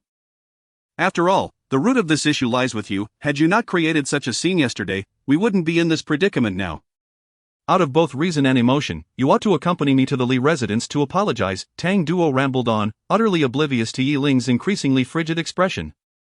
Yi Ling could not fathom what audacity Tang Duo possessed to request an apology from him to her fiancé. 3 years prior, she had framed him, leading to his imprisonment, and then swiftly married another. Now she expected him to apologize. Yi Ling struggled to comprehend what on earth was going through Tang Duo's mind. Even Zhao Lei, witnessing Tang Duo's audacity, could no longer hold back and exclaimed, "Tang Duo, do you have no shame? 3 years ago, you were the one who plotted to imprison Brother Yi, and now you expect him to apologize to your fiancé without offering an explanation?" What gives you the right to approach him? Look at what you've done to him. How can you even show your face here? Faced with Zhao Lei's barrage of accusations, Tang Duo's countenance turned pale, yet she swallowed her pride, knowing she needed something from him. Seeing Yi Ling remain unmoved, Tang Duo sighed. Yi Ling, I know I wronged you, but it has been 3 years, our past should be behind us. I am willing to make amends. Whether it be a house, a car, or money, I am prepared to offer it all. If you agree to accompany me to apologize to Li Qingpeng, I am even willing to provide you with additional funds. Name your price. Tang Duo's persistent entreaties were met with an unyielding coldness from Yi Ling. Tang Duo, even now, you think money can remedy everything. Setting aside whether that is feasible, I, Yi Ling, have never lacked for your paltry sum, and I certainly do not lack it now. Upon hearing Yi Ling's words, Tang Duo's face turned ashen, and her tone became increasingly harsh. You don't lack money? Look at where you're living now. What difference is there from a slum? Moreover, I believe you still owe high-interest loans, don't you? You know how terrifying those are. You could work a lifetime and still not repay them. Stop pretending to be high and mighty. Should you agree to accompany me in apology, I can offer you 10 million, enough to significantly improve your current living conditions. As she spoke, a hint of disdain crept into her tone, an emotion she could not conceal. Yet what pained Yi Ling the most was the realization that his current plight was intricately tied to her actions. She brazenly criticized his life, failing to acknowledge that she was the architect of his misfortune. Have you finished speaking? Yi Ling interjected, interrupting her. Tang Duo was taken aback, and Yi Ling's expression hardened as he continued, If you have finished, leave, you are not welcome here. Realizing there was no hope left, Tang Duo gritted her teeth and declared, Yi Ling, you will never shed your lofty disposition. You remain so self-important. I refuse to believe that when the day comes that you truly lack money, you will still maintain this attitude. Yi Ling scoffed coldly, You need not concern yourself, I am living quite well at present. Just then, a Rolls-Royce sped into the driveway of Yi Ling's home, coming to a halt with a cloud of dust. Lin Xianyue excitedly emerged from the car, and upon seeing her, Tang Duo queried in confusion, President Lin, what brings you here? Ignoring Tang Duo entirely, Lin Xianyue bypassed her and approached Yi Ling, eagerly presenting a document. Doctor Yi, I apologize for my tardiness. Here is the contract, please review it, and if everything is satisfactory, you may sign. Yi Ling nodded, taking the document, while Tang Duo stood in utter disbelief, asking, President Lin, what is going on here? It was only at this moment that Lin Xianyue acknowledged Tang Duo, explaining, Dr. Yi has entered into a collaboration with our Lin group, which is why I am here. Chapter 14 Li Qingping's brother Tang Duo's expression grew rigid as she cast her gaze upon Yi Ling, feeling an overwhelming sense of unfamiliarity. Yi Ling perused the contract briefly before promptly inscribing his signature. There are no issues, Lin Xianyue affirmed with a nod after receiving the contract. She continued, Dr. Yi, I have already secured a residence for you in Xianshui Bay, and you may move in at your convenience. Xianshui Bay is a property developed by our Lin Group. It is considered the finest villa district in Jiang City. Should it not meet your expectations, do not hesitate to inform me, and I shall arrange for an alternative. Yi Ling nodded appreciatively, then I must trouble you to arrange for some assistance with the moving. Of course, Dr. Yi, I will contact the movers immediately. Tang Duo stood in stunned silence as she witnessed the exchange between Yi Ling and Lin Xianyue. Just moments ago, she had been mocking Yi Ling for residing in a slum, yet he was now relocating to the most prestigious villa district in Jiang City. Yi Zhaolei, observing Tang Duo's astonished expression, could not suppress a scoff. Humph, did you really think our brother Yi would be swayed by your paltry sum? Tang Duo's face turned pale, and she clenched her teeth, declaring, Yi Ling, just wait. You will surely regret this. With that, she stormed off to her car, leaving Yi Ling's home in a fury. Once Tang Duo had departed, Lin Xianyue smiled and remarked, Dr. Yi, let us not delay. Shall we assist you with your move today? Yi Ling nodded, recognizing that his current living conditions were far from satisfactory. While it did not particularly bother him, his elderly parents could not remain in such an environment indefinitely. Very well, let us proceed swiftly. Lin Xianyue nodded and stepped aside to contact the moving company. Meanwhile, Zhao Lei approached with a mischievous grin. Brother Yi, I wish to move in with you. Yi Ling, somewhat exasperated, replied, Don't be ridiculous, why would you leave your own home to come live with me? Enough of that. My father is constantly bringing home new wives, and the house is a cacophony of revelry every night. I simply cannot endure it any longer. Besides, if I move in with you, I can help take care of your parents. They must feel quite lonely with you out so often. I could keep them company and alleviate their boredom. After a moment's contemplation, Ling realized that his time at home would be limited, and he trusted Zhao Lei to provide companionship for his parents. In that case, you may move in. Ling acquiesced. Great. Shortly thereafter, the moving company personnel, contacted by Lin Xianyue, arrived at Ye's residence. Initially, Ye's parents were somewhat bewildered. However, after Ling and Lin Xianyue explained that this was an arrangement made by the company, the elderly couple reluctantly followed along, albeit still in disbelief.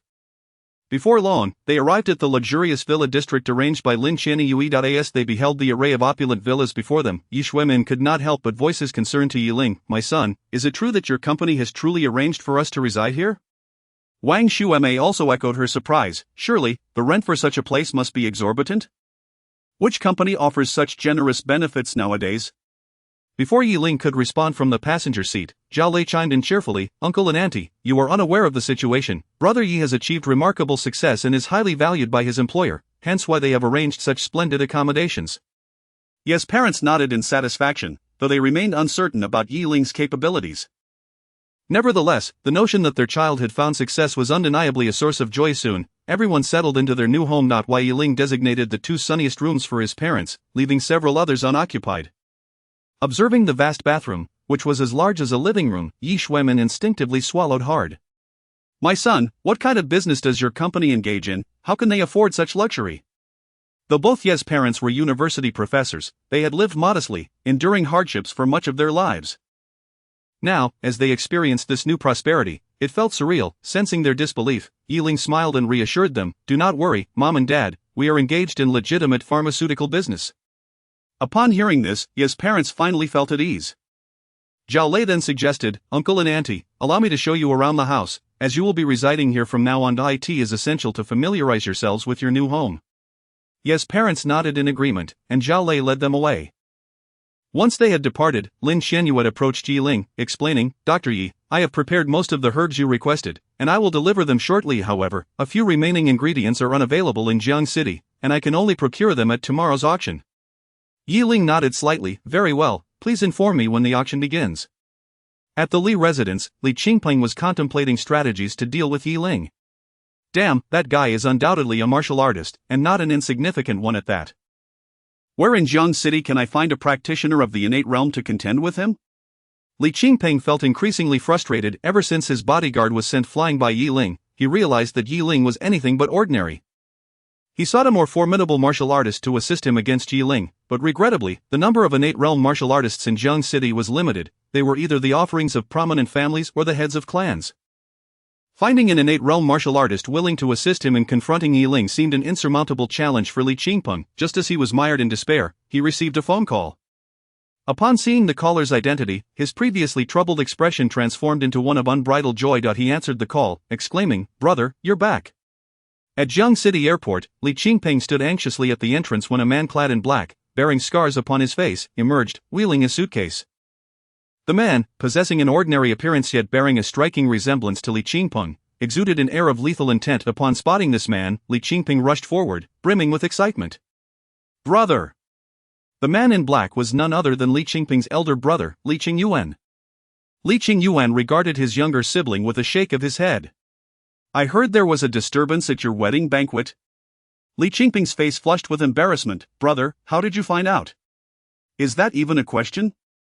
Father informed me, otherwise, why would I have hurried back?" Upon hearing his brother's words, Li Qingpeng's eyes lit up. "Brother, are you here to help me?"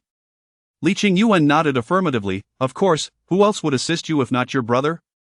In this entire Jiang City, anyone who dares to bully a member of the Li family will pay with their life." Chapter 15.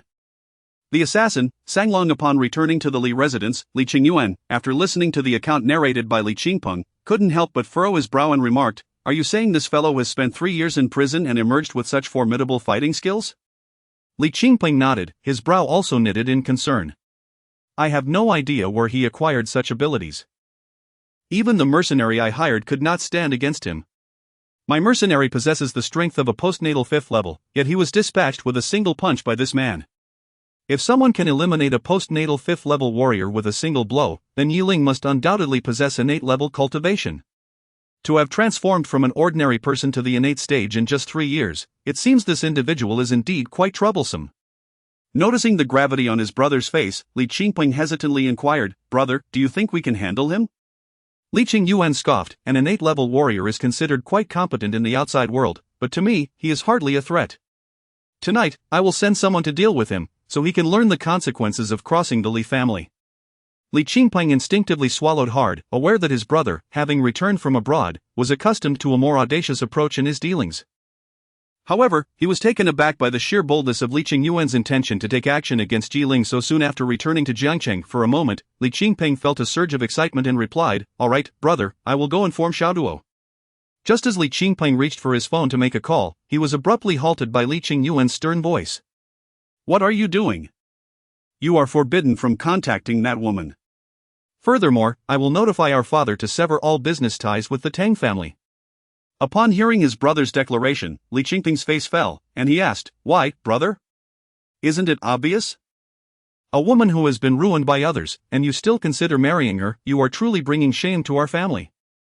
I can't fathom what father was thinking when he agreed to let you marry such a woman. Fortunately, I returned in time, otherwise, the reputation of the Li family would have been tarnished by your actions."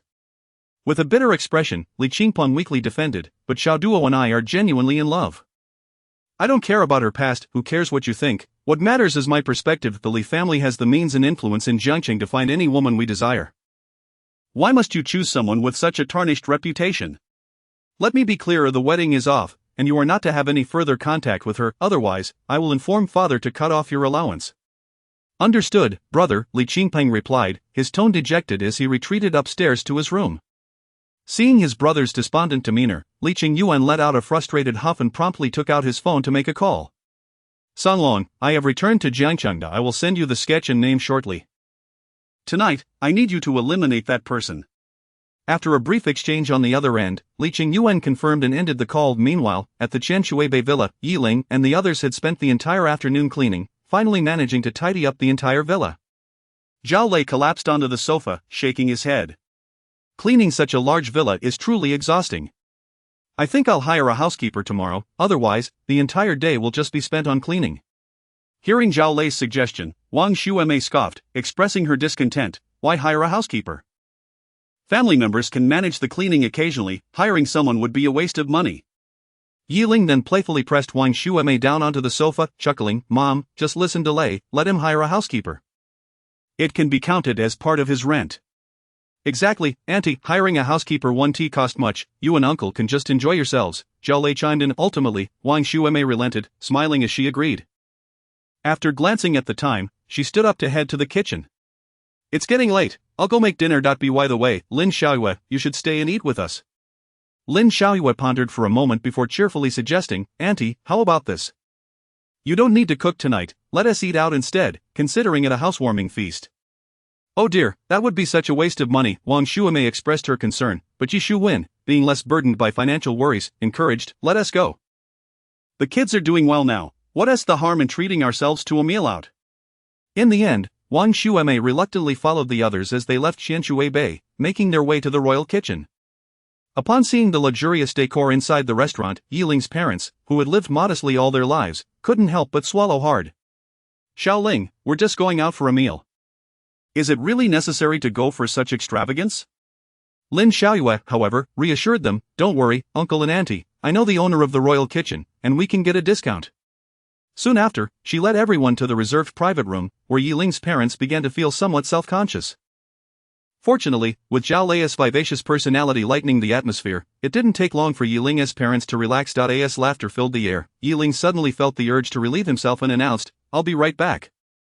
I need to use the restroom." With that, he exited the private room and ventured down the corridor in search of the restroom. At that moment, a man clad in a chef's uniform pushed a cart up to the second floor. He scanned the surroundings, but upon spotting Yiling approaching, his pupils constricted, and he hurriedly lowered his head. Yiling noticed the chef's unusual behavior but didn't dwell on it, instead asking, "Excuse me, could you please tell me where the restroom is?" The chef, wrapped tightly in his attire and keeping his head down, gave a low and gravelly response, "Just follow this path all the way to the end." Despite finding the chef's demeanor somewhat odd, Yiling brushed it off, thanked him, and proceeded toward the restroom. Once Yiling had vanished from sight, the chef swiftly removed his mask, sneering, "What a coincidence, I was just wondering where to find you, and here you are, delivering yourself right to me." This chef was none other than Song Long, the assassin hired by Li Qingyuan, tasked with eliminating Yi Ling. With Yi Ling's appearance, he discarded the cart and drew a gleaming kitchen knife from his pocket, making his way toward the restroom. Before long, Sang Long arrived at the restroom, slowing his pace to minimize any noise. He carefully closed the restroom door, but just then, a male voice resonated behind him. "Now, tell me, who sent you?" Song Long's pupils dilated as he swiftly turned around, only to find Yi Ling standing right behind him. Chapter 16 Why aren't you following the rules? Yi Ling was holding a napkin, wiping his damp palms, and casting a half-smiling glance at Song Lang. Song Lang, regaining his composure, suddenly fixed a fierce gaze upon him, then fiercely tightened his grip on the knife, aiming it at Yi Ling's neck. Yi Ling deftly sidestepped, seizing his wrist, and with a swift motion, he exerted force, causing Song Lang to grimace in pain and release the knife, which clattered to the ground. "Scoundrel," Song Lang hissed lowly, before launching a barrage of punches aimed at Yi Ling's face and limbs. Yi Ling evaded with agility, frowning as he realized the man's fighting style was strikingly familiar. Song Lang broke into a cold sweat, pushing his speed to its limits yet failing to land a single blow on Yi Ling. "Die!" Song Lang roared, channeling energy into his palm, then thrusting towards Yi Ling's chest with ferocity. Yi Ling responded with a knee strike, sending Song Lang crashing against the restroom wall, shattering the tiles into fragments. Pfft! Song Lang spat out a mouthful of blood, a surge of horror rising within him. The terrifying force was beyond what even a practitioner of innate martial arts like him could withstand. Was Yi Ling truly just an innate martial artist? Ignoring Song Lang's astonished and fearful gaze, Yi Ling demanded sharply, "Tell me, who taught you these techniques?" Song Lang chose to disregard him, instead charging at Yi Ling once more. "Humph! You refuse to listen to reason."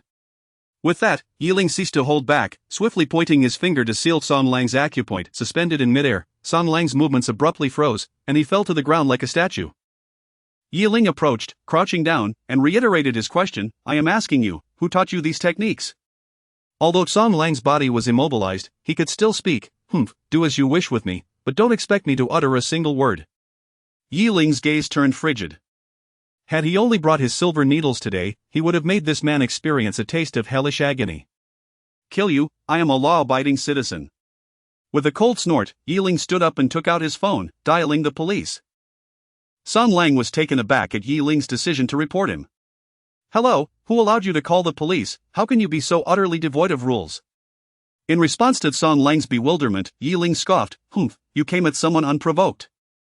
The real person without rules here is you. Isn't it? Attempted murder, and hiring someone to kill, surely that warrants a sentence of over 10 years, doesn't it?" At that moment, the restroom door swung open, revealing Zhao Lei's puzzled voice. "Brother Yi, why have you been in there for so long? Can't you finish your business?" Zhao Lei stepped inside, his gaze falling on Song Lang, who remained frozen in position on the floor, and Yi Ling, who was holding his phone. He was momentarily dumbfounded. What on earth is going on here? Yi Ling recounted the recent events to Zhao Lei, who frowned upon hearing it. "Brother Yi, could it be that an enemy from the past 3 years has come seeking you?" Yi Ling shook his head. "I have indeed made numerous enemies over these 3 years, but if they truly wanted to deal with me, they wouldn't send just one innate martial artist." Song Lang grimaced. Those who could reach the innate martial realm were few and far between, yet, in Yi Ling's words, they seemed utterly insignificant. Zhao Lei pondered for a moment before furrowing his brows again. Could it be someone sent by Tang Duo or Li Qingpeng? After all, those are the only 2 people you've offended since returning to Jiangcheng. The Tang family is involved in the medical business and rarely interacts with martial artists, but Li Qingpeng is indeed a possibility. Zhao Lei analyzed, while Yi Ling coldly remarked, "Whoever is behind this, the national security will surely pry the truth from him." Shortly thereafter, national security arrived at the imperial dining room, escorting the lamenting Song Lang into a police vehicle. To spare his parents' worry, Yi Ling and Zhao Lei tacitly agreed not to disclose the incident, finishing their meal before returning home. "Dr. Yi, the auction will commence tomorrow. I will come to pick you up," Lin Xianyue stated from the car. Yi Ling nodded and bade her farewell as she drove away from Shallow Water Bay. Observing her departing figure, Zhao Lei leered at Yi Ling, a mischievous grin spreading across his face. "Brother Yi, how fortunate you are to find such a wonderful woman." Yi Ling shot him an exasperated glance. "What are you thinking? This is merely a standard business collaboration, nothing as sordid as you imagine." "Pfft, I, Zhao Lei, have encountered countless women. How could I not discern Lin's feelings towards you? Brother Yi, you must seize this opportunity." "You've encountered countless women?"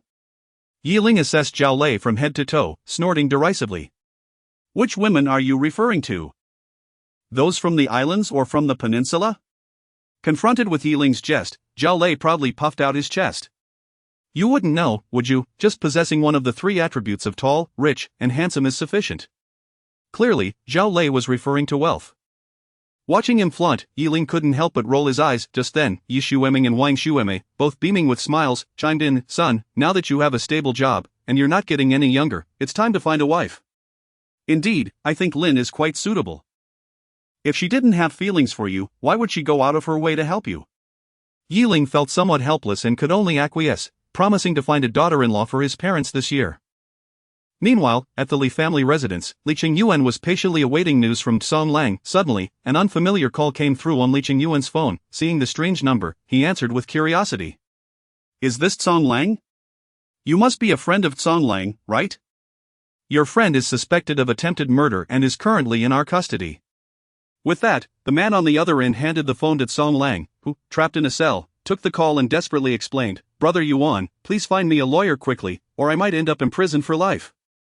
Li Qingyuan was taken aback, and after a long moment, he finally grasped the situation. Song Lang had been captured by national security. He hung up the phone, stewing in anger before erupting. Who the hell would choose to call the police? At the same time, Tang Duo was sulking at home over the events of the afternoon. Just then, her door was knocked on violently. Xiao Duo, come out, something big has happened. Outside, Tang Long was anxiously banging on the door. Tang Duo immediately got out of bed and opened the door, her expression a mix of confusion and annoyance. Dad, what is going on? What did you say to Li Qingpeng? Just now, the Li family cut off all cooperation with us and withdrew all resources. Chapter 17 The crisis of the Tang family. Tang Duo's expression was vacant as she suddenly grasped the gravity of the situation, yet she remained oblivious to the events that had transpired. I don't know, I went to the Li family today, but Li Qingpeng wouldn't even let me through the door, and he didn't answer my calls. I truly have no idea what is going on. At this moment, Tang Long was frantic. The Li family's maneuvers had severed the Tang family's financial lifeline, effectively pushing them into a pit of despair. Quickly, call Li Qingpeng, apologize to him sincerely, otherwise, our Tang family is doomed. Tang Duo understood that now was not the time for petty grievances, so she promptly took out her phone to call Li Qingpeng. The call connected swiftly, and Tang Duo forced a smile as she inquired, Qingpeng, my father's company is facing some issues. Do you know what is happening? There was a brief pause on the other end before Li Qingpeng responded coolly, yes, my father has suspended our cooperation, and he has withdrawn the resources. A sense of foreboding surged within Tang Duo, prompting her to ask urgently, but we had an agreement, didn't we? Our families were to unite, and our companies collaborate. That was the case before. Now I have changed my mind. I no longer wish to marry you, and naturally, I will reclaim my resources. Enough. Let it be, do not call me again. With that, Li Qingpeng abruptly ended the call, leaving Tang Duo with no opportunity for explanation. Stunned, Tang Duo stood there, while Tang Long, who had overheard their conversation, began to pound his thigh in frustration. Damn the Li family. Their actions are effectively driving us into a fiery abyss. The Tang family had only recently risen to prominence. Despite their immense potential, their financial foundation was still fragile. The Li family's withdrawal of funds meant that all of the Tang family's business activities were abruptly halted, an irreparable loss for Tang Long. Turning to his dazed daughter, Tang Long urged, stop dawdling, Xiao Duo, hurry to the Li family and plead with Li Qingpeng. If the Li family truly withdraws their support, we will be utterly finished. Tang Duo snapped back to reality, and just as she was about to leave, a thought struck her and she halted, shaking her head. No, he wouldn't want to see me. He wouldn't even let me in this morning. It's even less likely now. Tang Long, equally anxious, understood her reasoning but felt he had no other option but to send Tang Duo to plead for their case. Suddenly, an idea sparked in his mind, and his eyes lit up. Of course, the Fenglei Pavilion is holding an auction tomorrow. Li Qingpeng will undoubtedly be in attendance. You can plead with him then. After all, you have shared 3 years of feelings, he might relent. Tang Duo's face turned pale, but she eventually lowered her head in resignation. Very well, it appears this is our only option. The next morning, Zhao Lei lazily awoke and, after stretching, exited his room. He made his way to the kitchen for a glass of water when, suddenly, a gust of wind howled from the backyard. Driven by curiosity, Zhao Lei ventured outside, where he found Yiling practicing an unfamiliar form of martial arts. Each of Yiling's punches sliced through the air with an impressive force. Zhao Lei watched in awe, and upon noticing Zhao Lei's presence, Yi Ling gradually ceased his movements. With a grin, Zhao Lei remarked, "Brother Yi, which prison teaches martial arts? I might as well spend a couple of days inside to shed some pounds." "Go pester someone else," Yi Ling retorted, rolling his eyes. Just then, a knock resonated at the villa's entrance, prompting Zhao Lei to step forward and open the door. Lin Xianyue stood at the threshold in a formal gown, her gaze registering surprise as she took in Zhao Lei's disheveled appearance and sleepwear. "Mr. Zhao, you haven't been sleeping until now, have you?" Zhao Lei glanced at the clock, realizing it was only 9 o'clock, and countered, "Isn't it perfectly normal to sleep this late? Please don't misunderstand. I simply do not have a habit of waking late, which is why I am surprised." Hearing the commotion, Yi Ling stepped out from the backyard, and upon seeing him, Lin Xianyue quickly stated, "Dr. Yi, the auction begins in an hour." Yi Ling nodded, "All right, wait for me while I change." Zhao Lei, seizing the moment, added, "Wait for me as well. I need to change too." After a while, Zhao Lei emerged from the villa clad in his flamboyant white suit, while Yi Ling donned a suit that appeared rather cheap. Lin Xianyue immediately recognized Yi Ling's attire as bargained and fair, and after a brief hesitation, she inquired, Dr. Yi, where did you acquire this suit?" Before she could finish, Yi Ling chuckled and explained, "In a rush, I had no time to shop elsewhere. I bought this during my early market visit." Lin Xianyue sighed, "I should have prepared something for you in advance." "There's no time now. It is what it is, let us just go as we are." With that, Lin Xianyue entered her Rolls-Royce, and Zhao Lei, grinning, leaned towards Yi Ling and whispered, "Don't worry, my friend, I understand the rules. I want to be a third wheel. I'll drive my own G-Wagon and follow behind. You and General Lin can engage in some deep conversation." With that, Zhao Lei dashed away, leaving Yi Ling feeling somewhat exasperated. What in the world is this? Ultimately, Yi Ling boarded Lin Xianyue's Rolls-Royce, and soon the vehicle was in motion, heading toward the Feng Lei Pavilion. Along the way, Lin Xianyue glanced at the meditative Yi Ling and asked, "Dr. Yi, are you aware of the 9th-ranked doctor on the divine healers list, the 9-fingered Dr. Ren Qinghe?" "Ren Qinghe?" At the mention of the name, Yi Ling instinctively furrowed his brow, while Lin Xianyue, thinking he was unaware, elaborated, "This 9-fingered doctor is the foremost physician in the capital, ranked 9th on the divine healers list. I've heard he will also be attending this auction, seemingly for the medicinal materials being sold." Yi Ling's lips curled into a smile as he replied, "Is that so? I would very much like to meet him." Before long, the trio arrived at the venue, where the parking lot was filled with an array of luxury vehicles, and throngs of influential figures from Jiangcheng gathered outside, all drawn by the anticipation of the auction. After parking, the three disembarked, only to witness an intriguing scene unfolding before them. Tang Duo stood before Li Qingpeng, fervently pleading for something, but Li Qingpeng remained stone-faced, resolutely ignoring her entreaties. Zhao Lei approached Yi Ling, amusement dancing in his eyes as he remarked, "This is rather entertaining. It seems Tang Duo is attempting to play the sympathy card. What do you say, Brother Yi? Shall we intervene?" Chapter 18. The first confrontation. Tang Duo gazed at Li Qingpeng, whose face was ashen, and implored, "Qingpeng, would you please allow me to explain? The events of that year were truly not as you perceive. I assure you, my connection with Yi Ling has long since ended. I have been with you for 3 years, do you not trust me?" In response to Tang Duo's relentless pleading, Li Qingpeng's tone remained harsh. "I have made myself clear. I care not about your relationship with Yi Ling, nor do I concern myself with what transpired between you two. I simply do not harbor feelings for you any longer, nor do I wish to marry you. Do you comprehend? That cannot be, you must not do this. The withdrawal of the Li family's investment would cast our Tang family into the abyss." Tang Duo exclaimed, her panic evident. The surrounding guests, observing her distress, could not help but express their sentiments. Alas, just a few days ago they were newlyweds, and now it has escalated to this degree. Tang Duo has brought this upon herself. 3 years ago, she caused another's imprisonment, and now she has been forsaken by Li Qingpeng. It is merely retribution for her actions.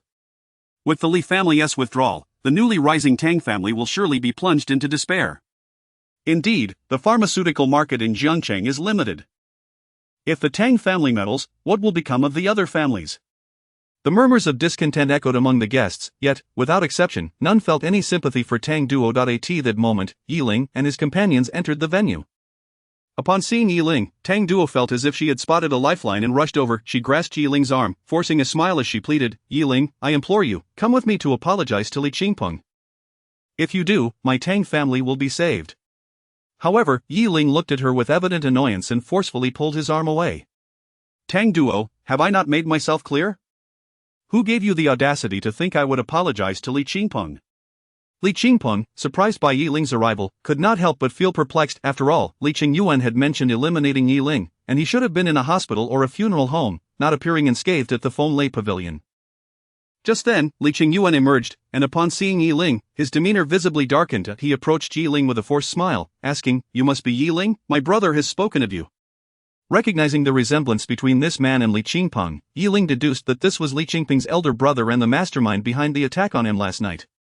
Noticing the chill in Yi Ling's gaze, Li Qingyuan chuckled lightly. "I have heard that aside from your remarkable medical skills, you possess some martial prowess as well. How fortuitous. I also enjoy engaging in a bit of sparring. I wonder if you might be interested?" Li Qingyuan's words brimmed with tension, prompting Yi Ling to scoff. "Certainly, but I fear that in the heat of the moment, I might inadvertently injure you." "You need not worry on that account. I am quite confident in my abilities." "If you doubt that, shall we put it to the test?" The atmosphere in the hall grew increasingly charged, while Tang Duo felt a wave of awkwardness wash over her. She found herself at a loss, unable to move forward or retreat, frozen in place. Fortunately, at that moment, a commanding voice rang out, "Gentlemen, I implore you to grant me, Shen, a favor and refrain from disturbing the peace." All eyes turned towards the entrance as Shen Wancheng, the wealthiest man in Zhengcheng, made his entrance. He pushed a wheelchair, upon which sat the elderly Shen Sanjin, recently recovering from illness. Upon seeing Shen Wancheng, Li Qingyuan's expression softened, and he smiled amiably. "Naturally, one must honor Mr. Shen's request."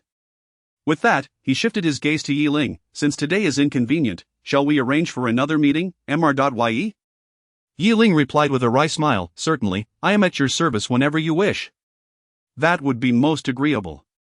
With that, Li Qingyuan departed, taking Li Qingpeng with him. Following their exit, Shen Wancheng regarded Yi Ling with a friendly smile. "It appears that not only are you a skilled healer, but you also possess considerable martial prowess." Mr. Shen is jesting. "May I inquire if the esteemed Mr. Shen has recovered well?" Shen Wancheng turned to look at Shen Sanjin in the wheelchair and remarked, "Thanks to your prescription, my father has improved significantly, with his vigor much greater than before. However, given his advanced age, his faculties are not as sharp as they once were, and his health is still declining. Thus, we thought it prudent to bring him out to enjoy some fresh air during the auction." Yi Ling smiled. "I shall prepare another prescription to help restore some of Mr. Shen's mental clarity. I would be immensely grateful for that." At that moment, Shen Sanjin, his eyes devoid of focus, seemed to regain a semblance of awareness. He grasped Yi Ling's hand, speaking with utmost respect. "Lord Ghost King, is he well?" Yi Ling was taken aback. He had not anticipated that Shen Sanjin would recognize his master. After all, the old man had not ventured out for many years, and those who knew him were few. Yi Ling nodded with a smile. "Rest assured, my master is in good health and wishes you take care of yourself." "That is good to hear." "Very good," Shen Sanjin nodded, but his gaze soon dimmed again, returning to his previous state. Seeing this, Shen Wancheng sighed with a wry smile. "It is unfortunate, my father oscillates between lucidity and confusion, and now he has slipped back into a daze. It is imperative to take the old gentleman out more often." "Medicine is merely a supplement, the rest is up to you." Shen Wancheng nodded in understanding, engaging Yi Ling in light conversation before bidding farewell and entering the venue. Once Shen Wancheng had departed, Zhao Lei, who had been silent until now, exclaimed in surprise, "Brother Yi, you actually know our Jiangqing's wealthiest man, Shen Wancheng? Why did you not inform me of such a significant matter earlier?" Yi Ling shrugged nonchalantly. "It is not a long acquaintance, I merely treated his father, hence a bit of rapport." At that moment, Lin Xianyue seemed to recall something and curiously asked Yi Ling, "Lord Physician, can the red heart pill treat heart ailments in the elderly?" Yi Ling shook his head lightly. "The red heart pill can only cure diseases of the heart, restoring it to a healthy state. However, the hearts of the elderly naturally weaken over time. This is an irreversible condition, and the red heart pill cannot restore their hearts to the vigor of youth. Chapter 19 Renqingha. However, the hearts of the elderly will inevitably encounter various issues over time. The heart of red can indeed heal these ailments. In a sense, it can be considered a restoration." Lin Xianyue nodded knowingly, feeling no sense of regret. After all, if the heart of red could truly rejuvenate a failing heart to its youthful state, it would undoubtedly become a frenzied seller in the market. At that moment, a cheerful voice rang out behind the trio. "Who would have thought that not only is the young friend exceptionally skilled in martial arts, but also possesses profound knowledge in medicine? Truly worthy of being a disciple of the Ghost King." The three turned in unison to see Wang Rulong, dressed in traditional Tang attire, approaching with a broad smile. followed by the visibly displeased Wang Xuanxuang. Master Wang, I see you have also come to this auction. Yi Ling inquired with a smile, to which Wang Rulong cheerfully nodded. Indeed, I heard that this auction features a breakthrough pill that can assist in transcending martial arts realms. Such a pill is quite rare. I simply had to come and join the excitement. With that, Wang Rulong turned to Wang Xuanxuang and said, "Why are you standing there in a daze? Go call someone." Wang Xuanxuang huffed in annoyance and then asked Yi Ling, "Hey, I just saw that woman clinging to you, pleading for something." You aren't bullying her, are you? I'll tell you this, I detest those who bully women. Not if I find out you've been mistreating her, I will make you pay dearly. Wang Rulong's expression turned slightly irate as he admonished, "Little Xuan, watch your words." The woman Wang Xuanxuang referred to was naturally Tang Duo. Yi Ling had no intention of explaining, so he ignored Wang Xuan's Wang. To alleviate the tension, Wang Rulong quickly suggested, "Young nephew Yi, it's getting late, why don't we head into the auction hall together?"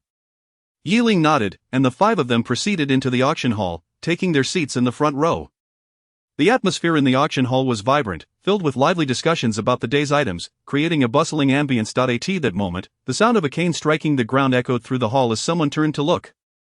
An elderly man clad in black, wearing round-framed sunglasses, was slowly making his way in with his cane. Upon seeing the old man, the crowd gasped in unison, "It's the nine-fingered divine doctor, Ren Lao." He actually attended this auction. Indeed, who would have thought that such a renowned divine physician would grace our humble Jiangcheng? Surely, he is here for the auction items. To have the fortune of witnessing the ninth-ranked divine physician on the divine physician list, this auction has proven worthwhile. All the patriarchs of the families present brightened at the sight of Ren Xinghe. For those in the medical trade, having a renowned physician to endorse their products was invaluable, and Ren Xinghe's reputation as the ninth on the divine physician list resonated throughout the nation. His presence as a medical consultant would guarantee explosive sales for any medicine. Similarly, martial arts families required esteemed physicians for consultation, as practitioners often faced injuries. In such cases, the significance of a skilled physician became apparent. It could be said that Ren Xinghe's arrival instantly ignited a fervor among all present. "Ren Lao, I am the head of the Chun family, engaged in the medical business. Might you be interested in a partnership?" "Ren Lao, our company is currently seeking medical consultants. I wonder if you would consider, we can negotiate salary."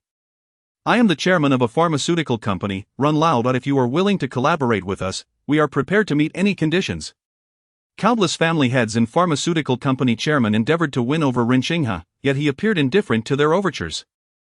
He strode forward, where Shen Wancheng promptly rose to greet him with a smile. "Ren Lao, you have finally arrived. I was beginning to think you wouldn't make it. Age has caught up with me. I couldn't take a flight and had to travel by train, which inevitably caused some delays." Shen Wancheng chuckled, "You should have informed me, I would have sent a car to fetch you from the capital." "Never mind, it's not too much trouble. How is Sanjin doing? Is his health improving?" With that, Ren Xinghe's gaze turned to Shen Sanjin, but upon observing his vitality, he was taken aback. "Wancheng, have you had someone administer acupuncture to Sanjin?" "His energy appears significantly improved compared to before." Shen Wancheng's eyes lit up, as expected of Ren Xinghe. "Your keen observation is commendable. I did indeed have someone administer a few needles to my father." "Very good, very good.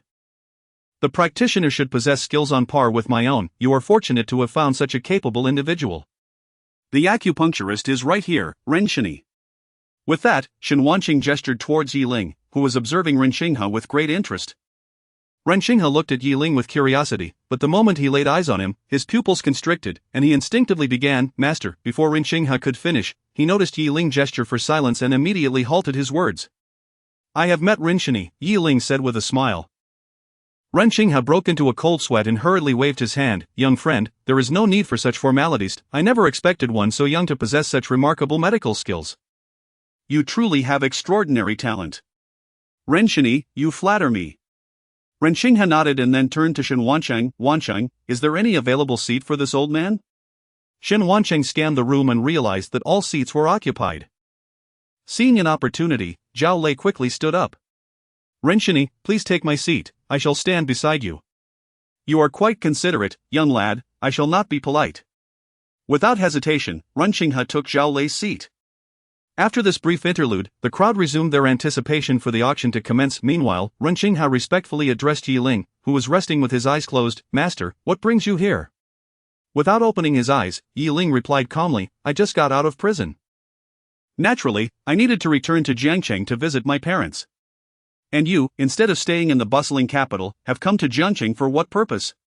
Renxinghe smiled sheepishly and explained, I ran out of certain medicinal materials that I couldn't find in the capital, so I thought I might try my luck here in Jiangcheng. How coincidental. I am also in need of a few medicinal ingredients. Renxinghe, having grasped the underlying meaning in Yi Ling's words, immediately waved his hand. Rest assured, master, I would never dare to compete with you for medicinal materials. It is just the others, for the others, feel free. Then I must thank you, master. Renxinghe breathed a sigh of relief. At that moment, Lin Xianyue, sitting nearby, had an idea. With the Heart of Red now in mass production and its efficacy assured, all that was needed was a figure to promote it. If Renxinghe could be persuaded to endorse it, not only would it sell out in Jiangshan, but it could easily dominate the national market. Chapter 20 of the Frenzied Bidding. However, Lin Xianyue was acutely aware that this was not the moment for such musings, so she suppressed her inner thoughts and patiently awaited the commencement of the auction. Before long, the auction began as a strikingly beautiful woman clad in professional attire ascended the stage and rapped her wooden gavel. The auction is officially underway. Initially, the items up for bid were merely nominal paintings or esteemed antiques of collectible value, eliciting a rather tepid response from the audience. Lin Yang found himself growing increasingly drowsy, as he had little interest in such artifacts. At that moment, the alluring auctioneer announced with fervor, the next item up for bidding is the phoenix grass. The starting price is 800,000 huaxia coins, with each subsequent bid requiring a minimum increase of 100,000 huaxia coins. Upon hearing this item, the attendees instantly perked up, including Lin Yang. Observing the previously tranquil auction hall beginning to stir, Zhao Lei could not help but lean towards Yi Ling and inquire in a hushed tone, Brother Yi, is this phoenix grass particularly rare? Before Yi Ling could elucidate, the jovial Shen Wansheng, seated beside him, chimed in, young friend, you may not be aware, but the phoenix grass only grows on Phoenix Mountain, and due to over-harvesting in recent years, its availability has dwindled considerably. This phoenix grass, when consumed, possesses remarkable benefits for muscle growth, bone strengthening, and vitality enhancement, making it highly coveted among martial artists. When brewed into medicine, it can prolong life and maintain youthfulness, rendering it an elixir of numerous miraculous properties. At that moment, a small cart was wheeled onto the auction stage, topped with a glass dome that enclosed a vibrant red herb. Gazing at the herb, Shen Wansheng remarked, this is indeed the phoenix grass. At a glance, I can tell its age is at least 20 years. Dr. Yi, would you concur? Shen Wansheng turned to Yi Ling. Yi Ling smiled, I did not expect Mr. Shen to possess such knowledge of herbal medicine.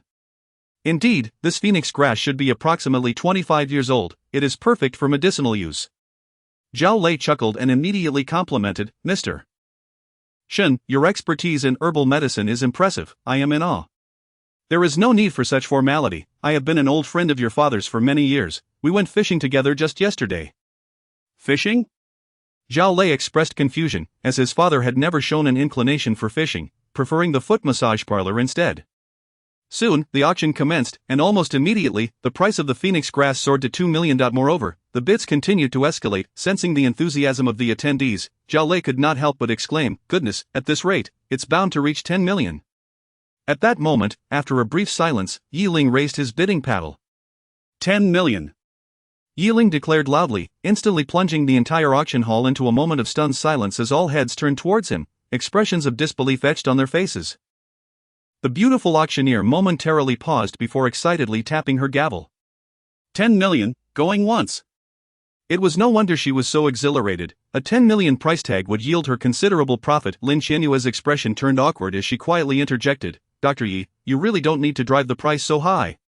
While the phoenix grass is rare, 8 or 9 million would suffice. By bidding 10 million outright, you are unnecessarily squandering a million. Not a concern, 10 million for the herbs I require is worth it, Yi Ling replied nonchalantly. 10 million, going twice, the auctioneer repeated, her gavel falling once more. Many had already lowered their paddles, recognizing that this price had reached its limit. Beyond this point, it would be excessive, and certainly not worth it. As the auctioneer prepared to bring down the gavel for the third time, a bidding paddle was raised. 15 million. Everyone turned in astonishment towards the paddle, where Li Qingyuan held his number high, exuding confidence. The auctioneer momentarily froze before her face broke into a wide grin. 15 million, going once. Li Qingyuan shot Yi Ling a triumphant glance, fully aware that he was seeking to provoke him. Yi Ling's expression turned icy, Who gave this audacious man the courage to compete with him financially? Without hesitation, Ling raised his paddle again, 20 million. Instantly, all eyes were upon Ling, while Zhao Lei gasped in disbelief. Brother Yi, that's 20 million huaxia coins, not 2,000. Let us not get carried away. Lin Xianyue revealed a hint of concern. Dr. Yi, it's evident that Li Qingyuan is here to stir trouble.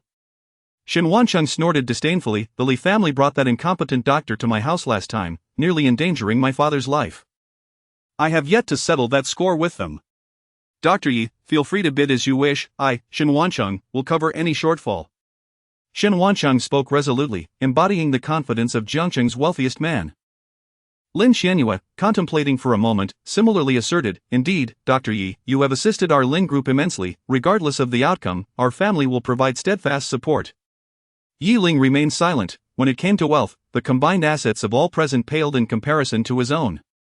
As time ticked by, the auction hall was dominated solely by the auctioneer's gavel and the two bidders' paddles. 10 minutes elapsed, and the price of the phoenix grass surged to nearly 100 million, leaving the attendees in awe of the madness unfolding. This is utterly insane. 100 million for a herb worth at most 10 million, what kind of financial clout does one need? The value of this herb has surpassed my entire fortune. The Li family is truly at odds with this young man. Who exactly is this young man? The wealthiest man in Jiangcheng and the chairman of the Ling group are seated beside him, and even the renowned doctor is in attendance. Could this young man be a scion of one of the prominent families in the capital? Otherwise, how could he possess such immense financial resources and remain obscure in Jiangcheng? Meanwhile, in the back, Tang Duo watched in shock as Ling continuously raised his bidding paddle from the front row. She was bewildered, questioning how it was possible that the once impoverished Ling had amassed such formidable wealth in just 3 years. Beside her, Tang Long was equally dumbfounded. Ling was clearly treating money as though it were inconsequential, far beyond his understanding, prompting him to mutter in disbelief, could this guy be faking it? How could he possibly be that wealthy? Upon hearing her father's skepticism, Tang Duo's eyes lit up with realization. Of course, Ling was undoubtedly pretending. There was no way he could possess such riches. Chapter 21, Long Yang Sword 100 million. Ling once again raised his bidding paddle. Though he had driven the price of the phoenix grass to a staggering 100 million, he remained unflinching, his heart betraying no sign of turmoil. Meanwhile, Li Qingpeng, observing Ling's retreating figure, scoffed, "Brother, this fellow is still pretending to be calm. He might very well be in a state of utter panic inside." I've inquired about this lad's background. So what if he possesses medical and martial skills? He is merely a penniless youth. How could he possibly produce 100 million? Li Qingyuan nodded in agreement, a satisfied smile gracing his face. I noticed that Lin Xianyue and Shen Wancheng seem to have a good relationship with him. They might help him cover the costs. However, they can only support him financially once. They certainly won't do so a second time. Let us see how far we can push him with this auction item. If he dares to bid on another item, I'll continue to make things difficult for him. I refuse to believe that this fellow can amass such a fortune. As the auctioneer noticed that Li Qingyuan had ceased bidding, he brought down the gavel for the third time. 100 million, third call. This phoenix grass now belongs to the gentleman holding number 46. With the conclusion of their duel, the spectators collectively exhaled in relief. After all, should the bidding continue to escalate, it was uncertain how long it would take for their understanding to be completely upended. A small cart bearing the phoenix grass was wheeled before Ling, and Zhao Lei, gazing at the 100 million worth of phoenix grass, could not suppress a gulp. Goodness, how can such a thing fetch a price of 100 million? This is utterly astonishing. Ling, on the other hand, felt a slight easing of tension. With the acquisition of this phoenix grass, he had finally gathered the materials needed to concoct that elixir. However, he also took note of Li Qingyuan's earlier actions, firmly etching them in his memory. If the opportunity presents itself, he would certainly repay the favor in kind. The subsequent auction items consisted of equally rare herbs, yet their prices did not reach the outrageous heights of the phoenix grass, mostly hovering around several million to tens of millions. Ren Qinghe, noticing Ling's lack of interest in bidding, successfully acquired the few herbs. After all, he had come to Jiang City specifically for this purpose. Another hour passed at the auction, and it finally reached the last item. The auctioneer cleared his throat, collected his slightly fatigued thoughts, and announced loudly, "Next up is the final item of the pinnacle work of the master swordsmith Oyezi, the Long Yang sword." As the auctioneer's words resonated, a long object wrapped in red cloth was delicately brought forth by two staff members. Once placed on the exhibition table, the red cloth was unveiled, revealing a sword blade adorned with intricate engravings. Upon seeing this weapon, the martial artists present could no longer contain their excitement. It's actually Master Oyezi's Longyang sword. Rumor has it that this weapon has been lost for many years. I never imagined it would reappear in Jiang City. This truly qualifies as a divine weapon. Even a postnatal martial artist wielding it could potentially contend against innate fighters. The appearance of such a legendary artifact in Jiang City makes this auction an unmissable event. Even if I cannot afford it, merely catching a glimpse is a stroke of fortune.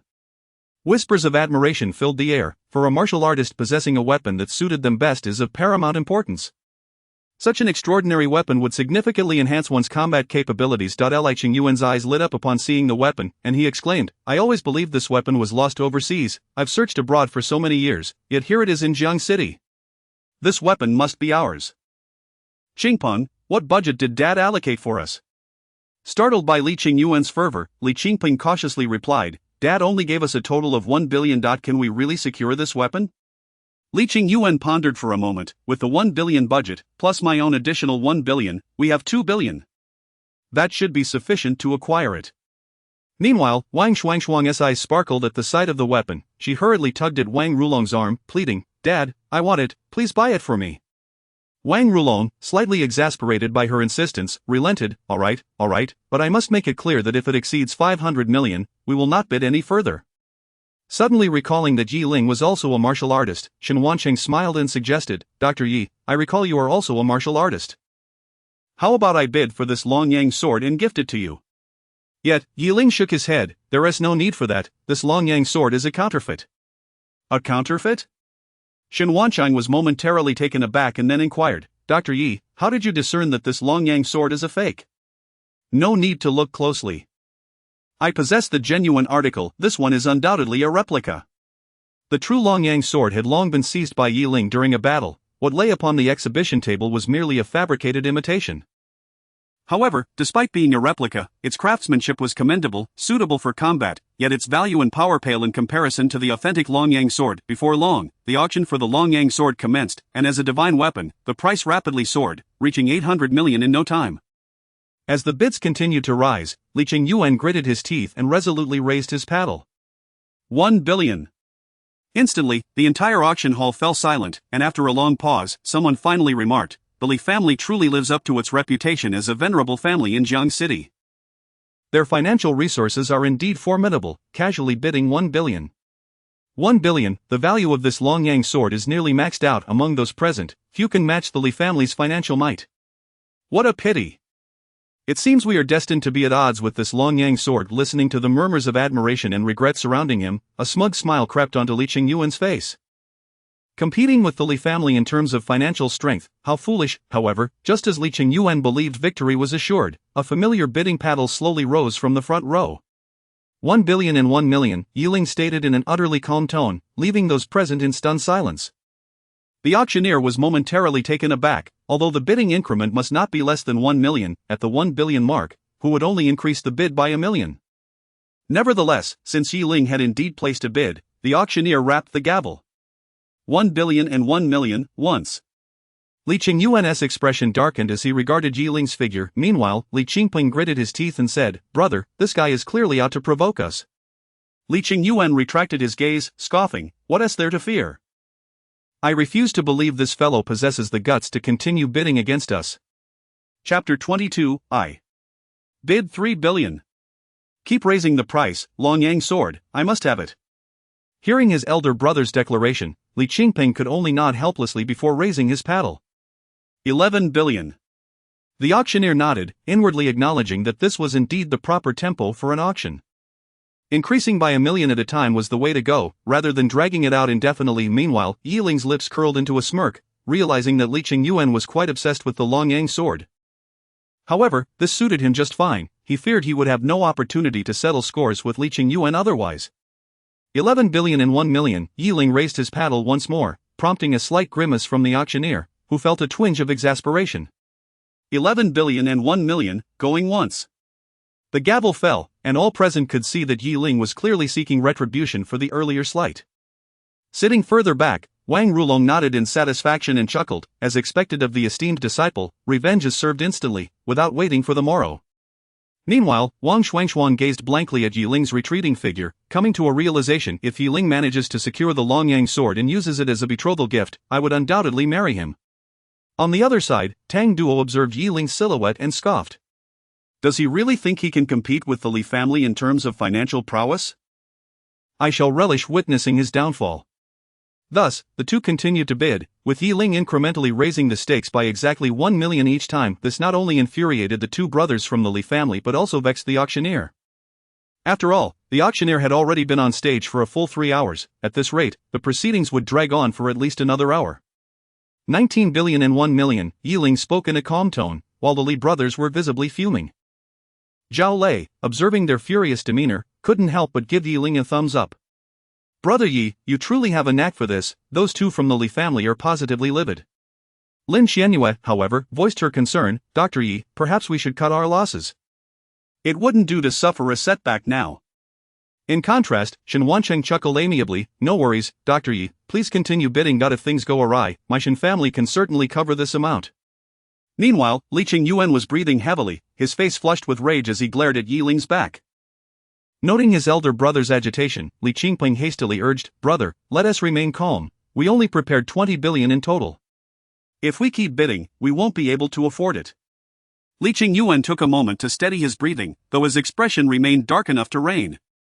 I don't want this Longyang sword anymore. Today, I shall ruin Yi Ling. With that, Li Qingyuan raised his paddle again, proclaiming loudly, 30 billion. Instantly, the auction hall erupted in a frenzy over this staggering sum.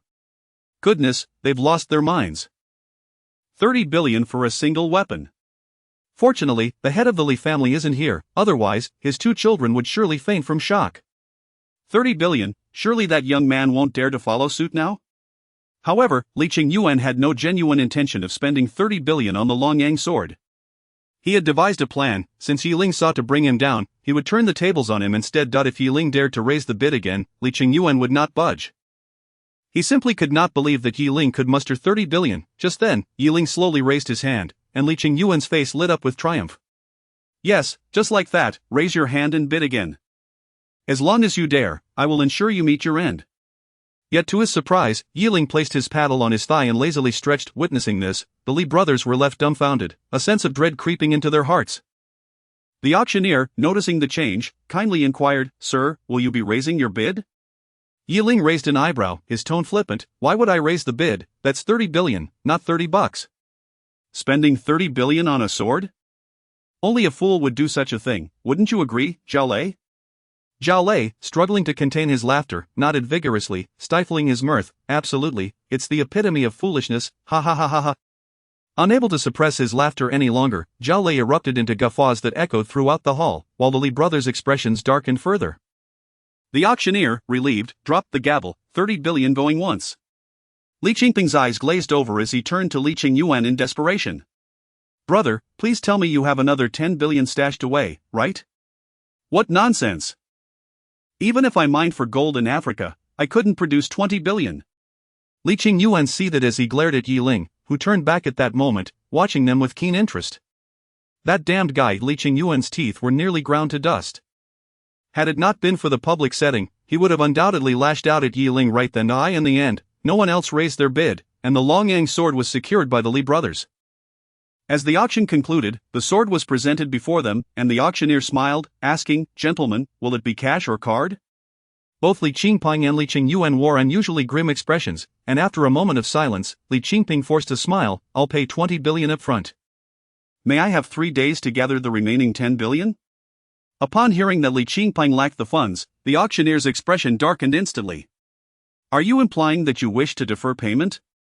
Li Qingping quickly waved his hands. No, that's not what I meant. I can pay 20 billion now, and the remaining 10 billion will be settled within 3 days. The auctioneer dismissed Li Qingping's explanations, straightening her posture and speaking coldly. Sir, those who raise the bid without the means to pay at Feng Lei Pavilion are subject to penalties. Are you certain you truly cannot produce it? Li Qingping gritted his teeth. At most, I can only procure 20 billion right now. After that, we will contact your Li family. Feng Lei Pavilion is not to be trifled with. The auctioneer scoffed, while Li Qingyuan gritted his teeth and asked, If we cannot pay for this item, does that mean the previous bidder gets a chance? The auctioneer nodded matter-of-factly, precisely. Li Qingyuan sighed in relief and pointed at Yi Ling, then direct your efforts towards this fellow. He surely raised the bid without the means to back it up, there's no way he could produce 19 billion. Instantly, all eyes in the room shifted back to Yi Ling, who wore a sly, triumphant smile. Chapter 23 Li Xiong afterward, we at the Wind and Thunder Pavilion shall settle the score with you, declared the auctioneer, who, after finishing his statement, approached Yi Ling once more with a signature smile and respectfully inquired, Good day, sir. You have successfully bid on 2 items, totaling 2 billion and 1 million. Will that be cash or card? Li Qingyuan smirked with satisfaction, although they were required to pay a fine, what of it? At the very least, this could be considered a case of mutual destruction. Behind him, Tang Duo revealed a contented smile. After all, she was most aware of what Yi Ling truly was. Given his financial capacity, how could he possibly procure 20 billion? Wang Rulong, on the other hand, felt little concern. As Yi Ling was a disciple of the Ghost King, how could he possibly lack the means to produce 20 billion? It was Wang Xuanxuang who displayed a rare look of worry on her face. She gently shook her father's arm and pleaded, Father, let us contribute that remaining 5 billion to assist this fellow named Yi Ling. Seeing his daughter so seldomly beseech him, Wang Rulong inquired with a smile, What troubles you, my dear? Are you truly worried about him? Not exactly. I was considering that if we provided 5 billion, he might allow me to wield the Long Yang sword for a while, which would surely be better than not being able to at all. The smile of satisfaction on Wang Rulong's face instantly transformed into one of exasperation as he rubbed his forehead. Lin Xianyue sighed. 20 billion was an amount that the Lin Group could not possibly muster at this time, yet, in her desire to assist Yi Ling, she leaned in and whispered, Dr. Yi, our Lin Group can offer 8 billion. This is all of our available funds. Xin Wansheng, with a cheerful demeanor, interjected, There is no need for trouble, President Lin, I shall cover the 20 billion for Dr. Yi. This sum shall serve as my gratitude for Dr. Yi's medicinal formula, he added. However, just as Xin Wansheng was about to proceed with the payment, Yi Ling raised his hand to halt him. No need, I assure you, I have sufficient funds. With that, Yi Ling retrieved a gilded black card from his pocket. The card bore Yi Ling's name, accompanied by a mysterious sequence of numbers. The onlookers were taken aback by the sight of Yi Ling's black card. Which bank issued this black card? I've never seen one like it, one inquired. I'm unsure, it doesn't resemble any of the major 4 banks, another remarked. This black card appears rather prestigious, could it possibly have significant implications? Murmured a third. As the crowd speculated about the origins of the black card, Xin Wansheng's expression shifted dramatically upon recognizing it. This is the engraved black card from Ruibin Bank? His eyes were filled with astonishment as he continued, there are only 10 of these black cards issued nationwide, each with an unlimited credit limit. The holders are among the most elite and powerful individuals globally. I never imagined that Dr. Yi would possess such a card, Xin Wansheng exclaimed. Upon hearing his explanation, the crowd collectively gasped. Only 10 issued worldwide? No wonder I've never heard of it. Ruibin Bank actually produced such a black card. It makes sense, given the limited number. I'm astonished that one would appear here in Jiangchang. What exactly is Yi Ling's background? His miraculous medical skills and now this, his identity must be extraordinary. As the murmurs spread through the crowd, the Li brothers were left dumbfounded. Brother, is what they say true? Li Qingpeng sought confirmation, while Li Qingyuan nodded gravely. It is indeed true. I encountered a petroleum tycoon in the Middle East who possessed this card. Who would have thought that such a card would surface in Jiangchang, and even more surprising is that it would be in Yi Ling's possession. Meanwhile, Tang Duo's once smug expression became rigid. She could hardly fathom that Yi Ling could possess such an elite black card. Yi Ling, are you still the impoverished boy I once knew? Her eyes were filled with complexity, while Tang Long regarded Yi Ling thoughtfully, lost in his own musings. Seeing Yi Ling produce the black card, Wang Rulong exhaled in relief. Noticing Wang Xuanxuang's contemplative demeanor, he curiously asked, What are you pondering, my daughter? Wang Xuanxuang returned to the present, her gaze fixed intently on the Long Yang sword as she declared earnestly, Father, if Yi Ling truly wishes to marry me, I will only require the Long Yang sword as my dowry. I desire nothing else. Wang Rulong raised an eyebrow, while others were preoccupied with monetary matters. His daughter seemed fixated on the sword. The auctioneer, somewhat perplexed as it was her first encounter with such a black card, took it and swiped it through the machine, astonished to find the payment successfully processed. As the Wind and Thunder Pavilion's accounts reflected an additional 20 billion, the auctioneer's pupils dilated, and she respectfully returned the black card to Yi Ling. Sir, here is your card. Please take care of it. Yi Ling nodded, casually accepting the card and placing it back into his pocket. Zhao Lei looked at Yi Ling with envy and inquired, "Brother Yi, where did you acquire this black card?" Yi Ling chuckled lightly. It was a fortuitous coincidence. Nothing remarkable. Who would have thought that the old man would actually provide me with a useful black card? For once, he has proven reliable. Yi Ling mused inwardly. Lin Xianyue appeared somewhat embarrassed but still offered an apology. "Dr. Yi, I regret not being able to assist you." Yi Ling smiled and replied, "What is there to apologize for? I appreciate your goodwill." With Yi Ling completing the payment, the auction concluded successfully, and the crowd began to disperse. Just as Yi Ling and his companions prepared to leave, Ren Xinghe found himself surrounded by numerous individuals eager to collaborate with him. Lin Xianyue intended to step forward to recommend herself, but upon reflection, she realized that all her funds were currently tied up in the factory, leaving her unable to offer any endorsement fee. Even if she could manage to scrape together a fee, the amount would be negligible. Ren Xinghe grew increasingly agitated by the throng, ultimately exclaiming in exasperation, "I have indeed come to Jiangcheng with intentions to collaborate with its families, but if you continue to obstruct me, I shall take my leave." Upon hearing Ren Xinghe's words, the crowd's expressions brightened with hope. However, at that moment, a brazen voice rang out, "Step aside. When it comes to collaboration, our Li family is undoubtedly the most suitable choice." Everyone turned to see a bald man striding into the venue. It was none other than the head of the Li family, Li Xiong. Upon his arrival, the crowd made way, for the Li family's influence in Jiangcheng was formidable, and none dared to provoke them. As Li Qingpeng prepared to speak, he was swiftly silenced by a sharp reprimand from Li Xiong. "Silence, both of you. The Wind and Thunder Pavilion has contacted me. They will be settling accounts with you shortly." Chapter 24. "You are mistaken." Li Qingyuan curled his lip, while Li Qingpeng lowered his head in fear. After reprimanding his two children, Li Xiong turned his gaze, beaming, towards Ren Xinghe and said, "Ren, the esteemed physician, our family's pharmaceutical company has recently developed a new medication, and we would like to invite you to be our spokesperson. Would it be convenient for us to discuss this in detail?"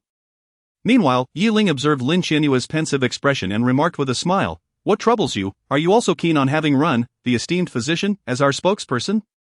Caught off guard, Lin Xianyue nodded. Indeed, after all, Ren's reputation resonates throughout the nation. With him as our spokesperson, our heartfelt pill is bound to achieve greater sales. Yi Ling chuckled. "In that case, why don't you go and give it a try?"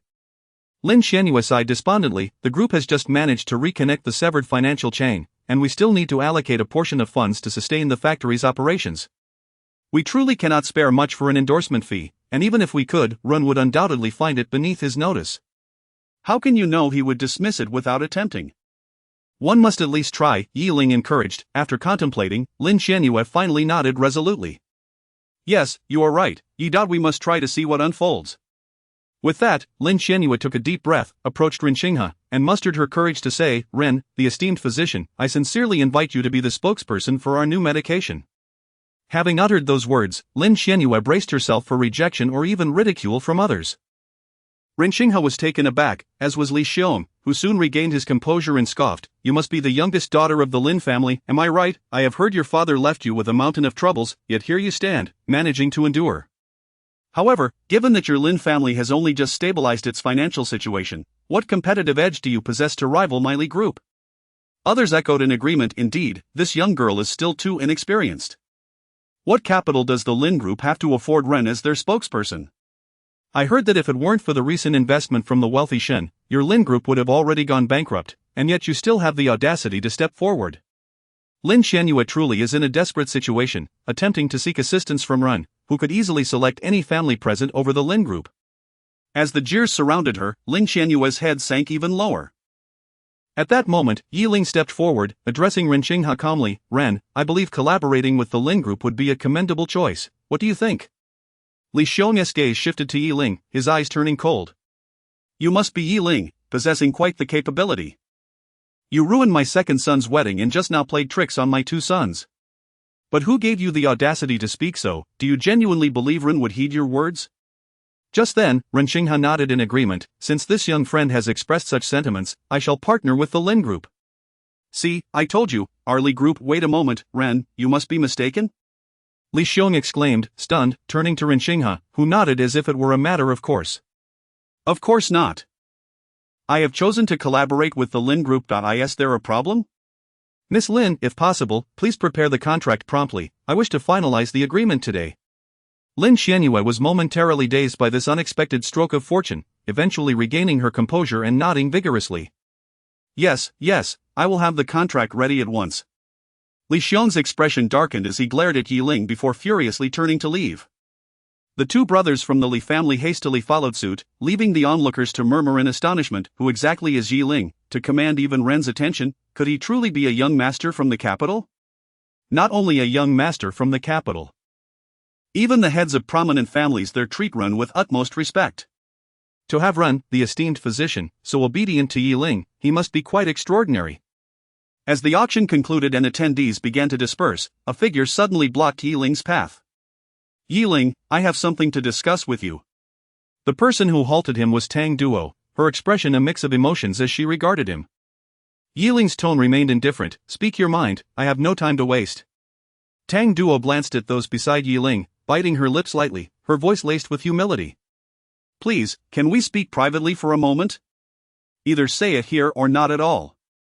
With Yi Ling's unyielding demeanor, Tang Duo found herself at a loss, ultimately speaking with a tone of desperation. In truth, for the past 3 years, you have occupied my thoughts. Marrying Li Qingpeng was truly a last resort. I deeply regret what transpired back then. Not a day has passed in these 3 years that I have not lived in remorse. I implore you, grant me a chance to reconcile. Will you? Tang Duo's eyes were sincere, and to an unknowing observer, it might seem she bore some unspeakable burden, yet even Yi Ling remained unmoved, and Zhao Lei, having witnessed countless unsavory characters, frowned at her. Zhao Lei bluntly interjected, Tang Duo, where did you undergo such extensive cosmetic surgery to acquire such a thick skin? You regret it for 3 years. Do you lament the moment you had Yi imprisoned, or the trap laid for his parents? Do you regret marrying the very one who conspired against him? I always thought individuals could not sink lower than Li Qingpeng, yet here you stand, proving me wrong. Zhao Lei's verbal barrage was relentless, while Tang Duo bit her lip, unable to retort. After a time, when Zhao Lei finally ran out of words, Yi Ling spoke coldly, You are mistaken, you only realize that your Li family is on the verge of collapse. If you had not sought me out, I might have shown you some respect, but regrettably, you have fallen short of my expectations. With that, Yi Ling brushed past Tang Duo, followed closely by the others. Tang Duo's complexion turned pale. She understood that without Yi Ling's assistance, no one in Jiang City would come to her aid. Why Yi Ling entered the Rolls-Royce belonging to Lin Xianyue, while Ren Qinghe took his seat in Zhao Lei's vehicle. As they drove back to the Yi group, Lin Xianyue occasionally cast curious glances at Yi Ling, who, bemused, asked, Ms. Lin, is there something written on my face? Lin Xianyue offered an awkward smile before responding, I am merely curious about your relationship with Ren, the esteemed physician. Chapter 25. The aphrodisiac Yi Ling smiled lightly. What do you think? To be honest, even without your words, I could have guessed it almost perfectly, Lin Xianyue replied confidently. Observing Lin Xianyue's self-assured demeanor, Yi Ling raised an eyebrow. Oh really? Then tell me, what is the relationship between Ren Qinghe and me? You must be master and apprentice, right? Yi Ling smirked slightly, while Lin Xianyue continued her analysis. Dr. Yi, your medical skills are so exceptional, you must have studied under Dr. Ren. Given the familiarity between you two, I knew I was not mistaken. Listening to Lin Xianyue's deductions, Yi Ling found himself both amused and exasperated. Opting not to clarify as soon, the 4 of them returned to the Lin group, where the contract was perfectly prepared upon their arrival in the conference room. Dr. Ren, here is the contract for your review, Lin Xianyue said humbly as she handed the document to Ren Qinghe. He pretended to scrutinize it for a moment before effortlessly signing his name. I will be staying in Jiangqing for the next few days. Please inform me of the specific arrangements later, Dr. Ren stated calmly. Lin Xianyue, having received the signed contract, was momentarily stunned before exclaiming with excitement, Excellent, Dr. Ren, you can rest assured that our Lin group will not disappoint you. The heavy weight that had pressed down on Lin Xianyue's heart was finally lifted. The Lin group had truly regained its vitality, with such miraculous medicinal effects and bolstered by Ren Qinghe's reputation. The Chi-Xan pill was destined for soaring success. Noticing Lin Xianyue's barely contained excitement, Ren Qinghe waved his hand and chuckled, There is no need for gratitude, Miss Lin. All of this is merely in consideration of Yi Ling's reputation. With that, Ren Qinghe stood to take his leave. I have other matters to attend to in Jiangcheng. Since the contract is signed, I shall not impose any longer. Lin Xianyue nodded in agreement and offered, Dr. Ren, allow me to arrange transportation for you. There is no need, you all carry on with your business, he replied, departing the conference room. Lin Xianyue, seeing this, did not insist further. Observing the smile on Lin Xianyue's face, Ling inquired, "So, what do you think? I told you it was worth a try. One must attempt to know whether success is attainable." Lin Xianyue lowered her head, a blush gracing her cheeks as she explained, "Dr. Yi, had it not been for your assistance, even if I had mustered the courage to approach Dr. Ren, I would have been unable to secure a contract." At that moment, Zhao Lei curiously approached Yi Ling and whispered, "Brother Yi, don't forget your buddy when you come across something good." "Why don't I have a prescription?" Yi Ling cast him a sidelong glance. "Who says you don't? I've prepared one for you a long time ago." With that, Yi Ling took a pen and paper, diligently writing on the blank sheet. After a while, he set down the pen and handed the paper to Zhao Lei. "Take a look, this will undoubtedly earn you more than the Chi Xin pill." Zhao Lei grinned, "I knew it, Brother Yi, you still think of me." True camaraderie. However, as he examined the prescription, his expression shifted dramatically. "What on earth, why is this an aphrodisiac?" Beside them, Lin Xianyue, intrigued by Zhao Lei's exclamation, couldn't help but chuckle. Yi Ling clicked his tongue in displeasure. "What is wrong with an aphrodisiac? Don't underestimate its value. Do you have any idea how vast the market is?" Without delving into distant examples, aren't you currently using one yourself? Zhao Lei instinctively retorted, only to realize he indeed was. But this is not something one can present publicly. Zhao Lei hesitated, unable to fathom the potential backlash from revealing this prescription to his father. Yi Ling shook his head in frustration. "So superficial, far too superficial. What does it matter if it's presentable or not? The key is whether it can make money. Not every man has heart disease, but among two men, one will certainly face impotence. Therefore, heed my advice. Set aside your pride to earn money first. Once you have wealth, you can buy back your dignity." Listening to Yi Ling's earnest counsel, Zhao Lei's expression hardened, indicating he had resolved something within himself. "I understand now, Brother Yi. Regardless of its public perception, if it can earn money, that is what matters. I'll return immediately to find someone to test the medicine, and then I'll commence mass production." "But you must help me secure Dr. Ren's endorsement." With that, Zhao Lei strode out of the conference room with determination. Yi Ling regarded him with a look of a mentor proud of his pupil, while Lin Xianyue teasingly asked, "Dr. Yi, you just stated that among two men, one must certainly be impotent. So, who would that be between you and Zhao Lei?" Yi Ling scoffed, "What a question, it certainly cannot be me." Meanwhile, Tang Duo returned home, feeling utterly drained. Not only had she failed to reconcile with Tang Duo, but she had also endured a scolding from Zhao Lei, leaving her feeling exhausted.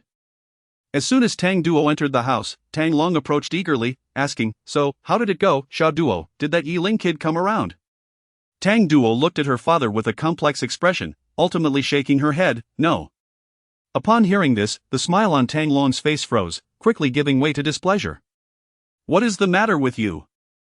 I recall your relationship during university was quite good. You were inseparable. Why is it that now he won't even help you with a favor? Did you not approach Yi Ling properly? You need to shed that attitude. He has money now and considerable influence. If you maintain your old ways, how could he possibly pay you any mind?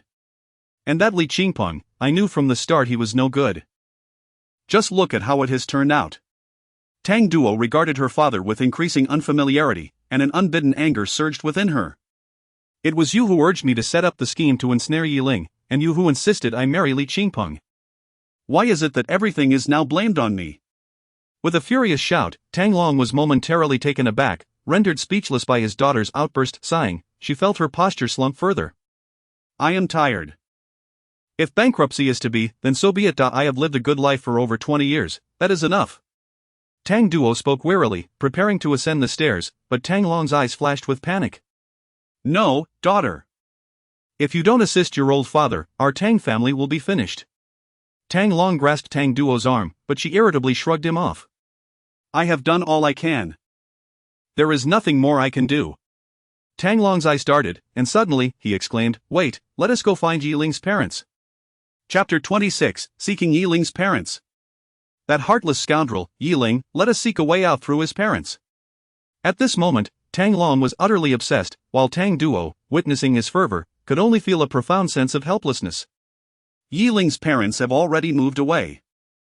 Moreover, considering you orchestrated a scheme that reduced them from university professors to scavengers, do you truly believe they could ever forgive you? Tang Long's expression darkened, yet he gritted his teeth and declared, "I can't worry about that now. I will investigate his parents' address shortly, and tomorrow we shall pay them a visit together. I refuse to believe that Yi Ling's parents could be so merciless. Tang Duo sighed, let us discuss this later. I am quite fatigued. With that, she ascended the stairs and returned to her room. Her mind a tumultuous whirl, she began to reminisce about her romantic moments with Yi Ling despite the hardships they faced when her family ceased her financial support, leaving them in a state of modesty. Upon reflection, those days seemed to be the most joyous she had experienced in over 20 years. As this realization washed over her, her vision grew slightly blurred. An emotion known as regret began to spread within her heart. Meanwhile, the Li family, father and 2 sons, had returned home. Li Xiong gazed at his sons with a cold demeanor and remarked, during my absence from Jiang City, you both have been living quite luxuriously. Li Qingpeng averted his gaze, too intimidated to respond, while Li Qingyuan explained in a tone of exasperation, Father, I only just returned to Jiang City. How can you blame me for these events? Silence. Li Xiong barked, compelling Li Qingyuan to lower his head in resignation. Subsequently, he turned to Li Qingpeng, filled with disappointment, and scolded, do you think Jiang City is a foreign land? How dare you command someone to commit murder? Do you believe you are abroad? Do you truly think that the one called Song Lang will remain silent? Are you aware of the strength of the authorities now? Had I not utilized my connections to suppress this matter, you would be languishing in a jail cell in Jiang City. Li Qingyuan refrained from retorting, while Li Xiong sighed heavily. My intention in bringing you back was to help your brother vent his frustrations, yet you both have allowed yourselves to be played for fools by that fellow named Yi Ling. Li Qingyuan, now incensed, scoffed, I underestimated him. I did not anticipate he would be so formidable. Give me another chance, I will personally handle this, I assure you, I can incapacitate this brat. Li Xiong, infuriated, felt a pang in his heart as he kicked Li Qingyuan twice and furiously scolded, what is wrong with you? Even now you still think of resorting to violence, when will you adjust your mindset? This is Huagua, not abroad, stop always thinking of resorting to force. Li Qingyuan stood there, allowing his father to kick him, for after all, Li Xiong was not a martial artist. What harm could it do? After venting his frustration on Li Qingyuan, Li Xiong sighed and spoke solemnly, enough of this matter, you shall not interfere. I will take care of it. Do not disrupt my plans. With that, Li Xiong departed from the family residence, while the 2 brothers breathed a sigh of relief and sank into the sofa. Li Qingpeng let out a sigh and turned to his elder brother. Brother, are we truly going to let this go? Li Qingyuan snorted disdainfully, how could we? Today, that scoundrel Yi Ling humiliated me in front of everyone. I suffered a great loss. If I let him off the hook, I would no longer be Li Qingyuan. Hearing his brother's indignant tone, Li Qingpeng voiced his concerns, but brother, didn't he father forbid us from meddling in this matter? If we disrupt his plans, he may well blame us. Father, do you think you can't survive without that old man? Li Qingyuan retorted angrily, and seeing his brother still riled up, Li Qingpeng lowered his head awkwardly. After a long pause, he continued, Father has been in the country for too long, living in his comfort zone, completely oblivious to the storms raging outside. He has grown senile, always seeking peaceful resolutions to conflicts. I will handle this personally. Within 3 days, I guarantee that Yi Ling will vanish from Jiang City. With that, Li Qingyuan swiftly left the house, while Li Qingpeng furrowed his brow, sensing a storm brewing on the horizon. Shortly after Li Qingyuan departed, Zhao Lei returned to the Zhao residence in his car. Zhao Feng, clad in a luxurious silk robe, lounged on the sofa, engrossed in television. Upon seeing his son return, he immediately inquired, so, my boy, did you manage to procure the prescription from that scoundrel Yi Ling? Yi Ling had made quite a stir in Jiang City recently, bringing him to the attention of all the prominent families, including Zhao Feng. Zhao Lei smugly adjusted his collar and replied, with me on the case, is there anything that cannot be accomplished? Intrigued by his confidence, Zhao Feng leaned forward, you've got some skills, huh? Show me that prescription. With a cheerful smile, Zhao Lei presented the paper and explained, Father, their saying of first, earn the money, then use it to reclaim your pride. Regardless of the prescription, as long as it brings in profit, that is what matters. Zhao Feng paid little heed to his son's words and took the paper, only to find it was a prescription for an aphrodisiac, causing his face to turn a deep shade of crimson. Goodness! After all your running around these days, you bring me back this? Noticing his father's furious expression, Zhao Lei suddenly felt an ominous sensation. Father, I urge you to reconsider my earlier words. No matter the prescription, if it makes money, then it's worth it. Why are you reaching for the belt? Stop. Before long, the Zhao residence echoed with the sounds of anguished wails akin to a slaughterhouse. Eventually, Zhao Lei, clutching his rear end in agony, returned to his room, tightly grasping the prescription. Feeling the fiery sting, he gritted his teeth and muttered, "You don't believe me, do you? I shall prove you wrong." With that resolve, Zhao Lei promptly made a phone call, instructing someone to prepare a test of the prescription. As night fell, Yi Ling returned home, where Zhao Lei's hired maid had already prepared dinner. "Welcome back, young master." Yi Ling looked at the girl dressed in a maid's outfit standing by the dining table and hesitantly asked, "Who are you?" "Oh, I forgot to mention, I am the maid hired by young master Zhao to assist you and take care of your family's daily needs." "You may call me Xiao Xin." That scoundrel Zhao Lei, Yi Ling mentally cursed, then sighed, "Let us leave it at that for today. However, tomorrow you needn't wear the maid outfit. Just dress comfortably to facilitate your work." The girl's face flushed slightly as she nodded in agreement. Chapter 27. A 3-flower meat bone pill. Understood, young master, I shall make the change tomorrow. Yi Ling nodded, then proceeded to sit down for his meal. After finishing his dinner, Yi Ling returned to his room, which was already filled with countless wooden boxes brimming with precious herbs. These herbs had all been meticulously gathered by Lin Shangyue in accordance with Yi Ling's instructions over the past few days. With the addition of the phoenix grass, Yi Ling now had all the necessary materials for concocting his elixirs. As a thought crossed his mind, he stepped onto the balcony and looked up. Indeed, it was the night of the full moon. It truly is a full moon night. It seems heaven is also blessing me. There is no time to lose, I shall commence the alchemy tonight, he declared. With that, Yi Ling gathered a large number of boxes and made his way to the kitchen, arranging them neatly. Zhao Lei emerged from his room, clutching his backside, intending to visit the restroom. However, upon noticing the figure in the kitchen, he paused for a moment. Approaching the kitchen, he observed Yi Ling adjusting the flame's heat while examining the wooden boxes laid out on the countertop. Curiously, he inquired, "Brother Yi, are you preparing a midnight snack? Make sure to whip up a bit more, I want to partake as well." Yi Ling shot him a glance, exasperated, and replied, "If you wish for a midnight snack, rouse Xiao Xin to make it for you." "I am engaged in alchemy. To disturb someone at this hour would be quite inconsiderate," Zhao Lei chuckled, but then he paused, seeking confirmation. "I must be mistaken, Brother Yi, you are really practicing alchemy?" Yi Ling nodded matter-of-factly. "After gathering so many herbs these past few days, it is only natural that I would engage in alchemy." Zhao Lei scratched his head in confusion and asked, "But, Brother Yi, isn't alchemy typically conducted with an alchemical furnace? I recall how in Journey to the West, the Supreme Lord's alchemical furnaces were neatly arranged in rows. I would certainly prefer that, but the conditions are limited, otherwise, I would have procured a furnace long ago." "Then what will you use for your alchemy?" Zhao Lei queried with curiosity, to which Yi Ling pointed at a nearby frying pan. "This." Zhao Lei's eyes widened in disbelief. "You cannot be serious, Brother Yi? You intend to use a frying pan for alchemy?" Yi Ling rolled his eyes. "What do you know, a truly skilled alchemist can perform alchemy without a furnace." Yi Ling asserted confidently, while Zhao Lei merely smirked and shook his head, saying, "Well then, you carry on. I shall go to the restroom to avoid being blown to bits." "Off you go," Yi Ling retorted, as Zhao Lei exited the kitchen. After adjusting the flame to the most suitable temperature, Yi Ling took a deep breath and began placing the herbs into the frying pan according to the recipe in his mind.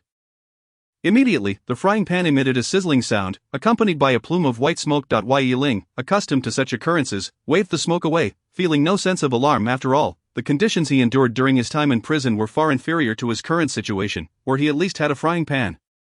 He recalled the first time he was tasked with alchemy by the old man, who only provided him with a stainless steel cup and a few sticks of firewood. The thought made him shake his head. I wonder how that old man is faring. Thus, Yi Ling remained in the kitchen until dawn broke, successfully completing the elixir. The kitchen walls were now blackened with soot, the exhaust fan rendered entirely ineffective, and Yi Ling appeared as if he had just emerged from a disaster, his face smeared with grime.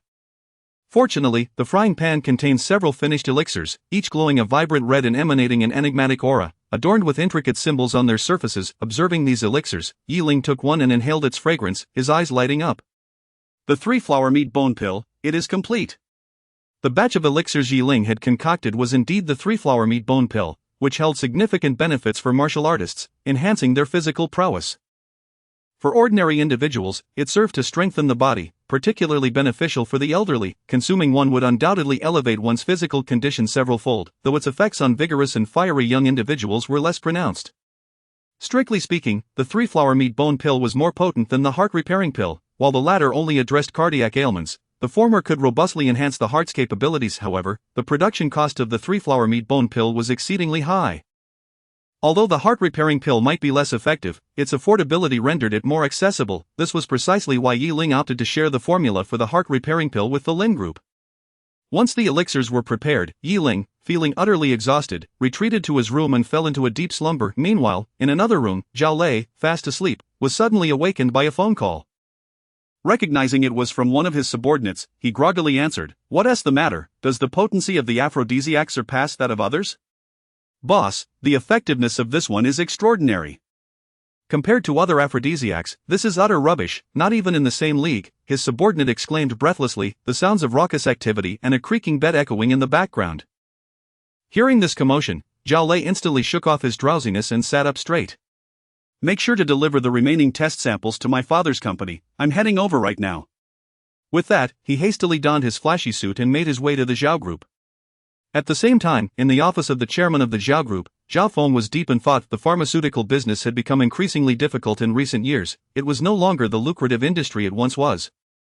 Were it not for the Zhao family's substantial size, they might have already faced closure. Just then, there was a knock at the door. "Chairman, it's me." The secretary, Zhao Feng's aide, entered with urgency.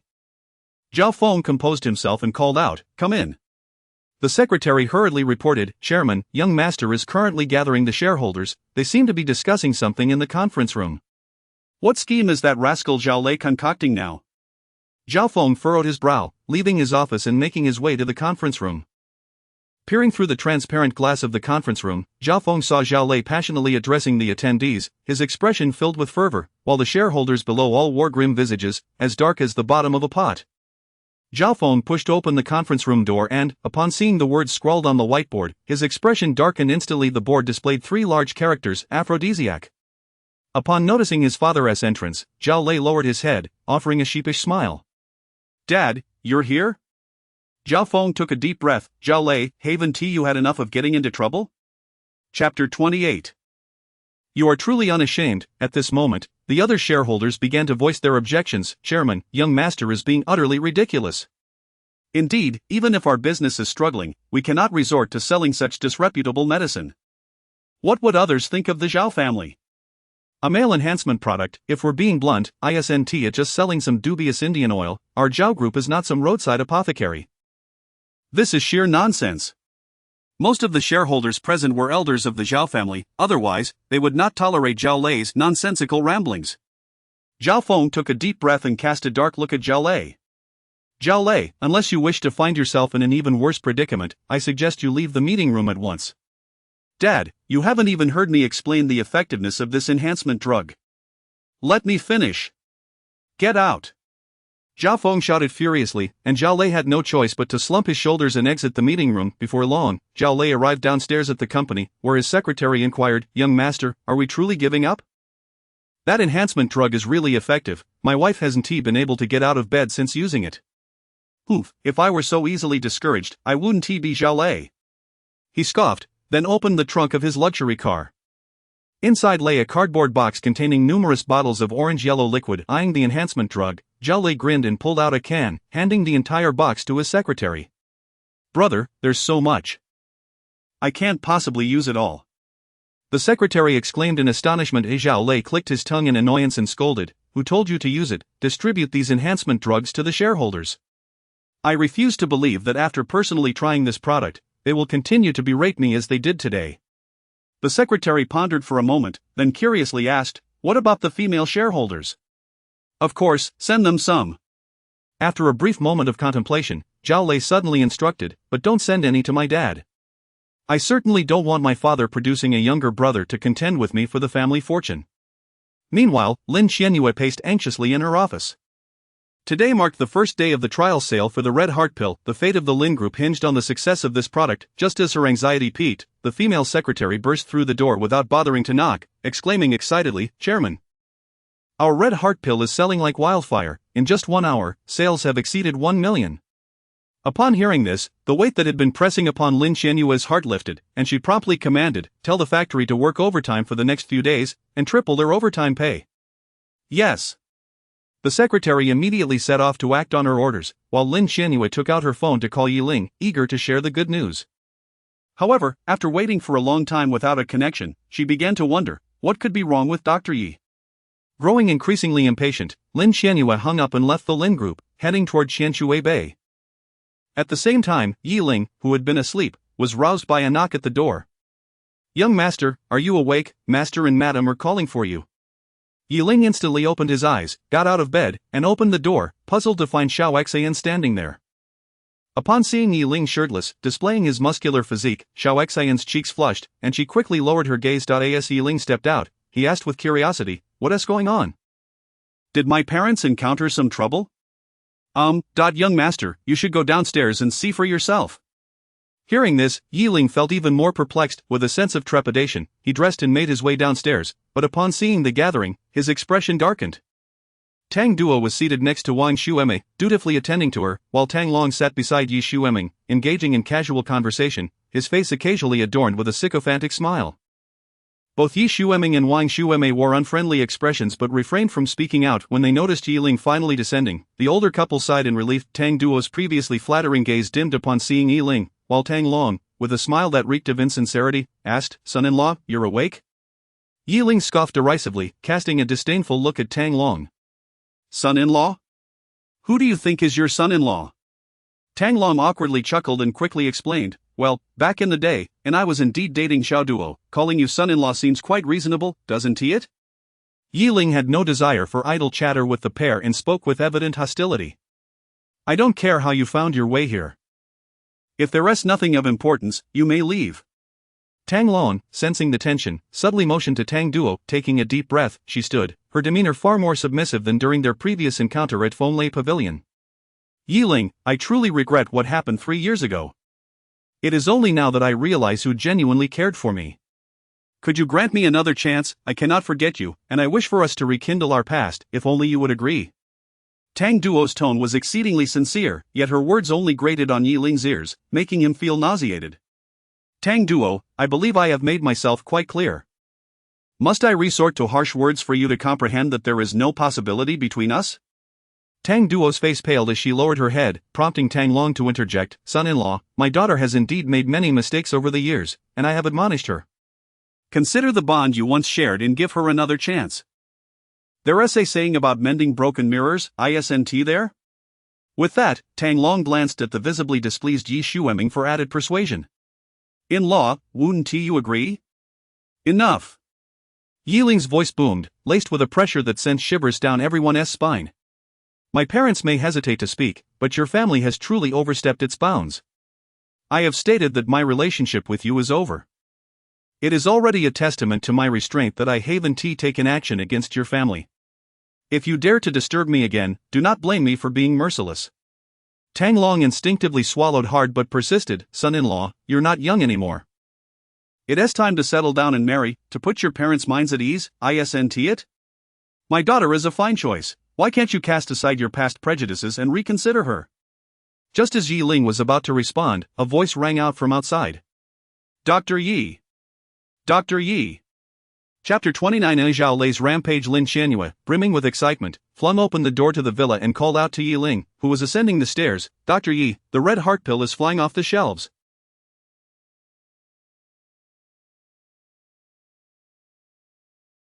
In just 1 hour, sales have surpassed 1 million.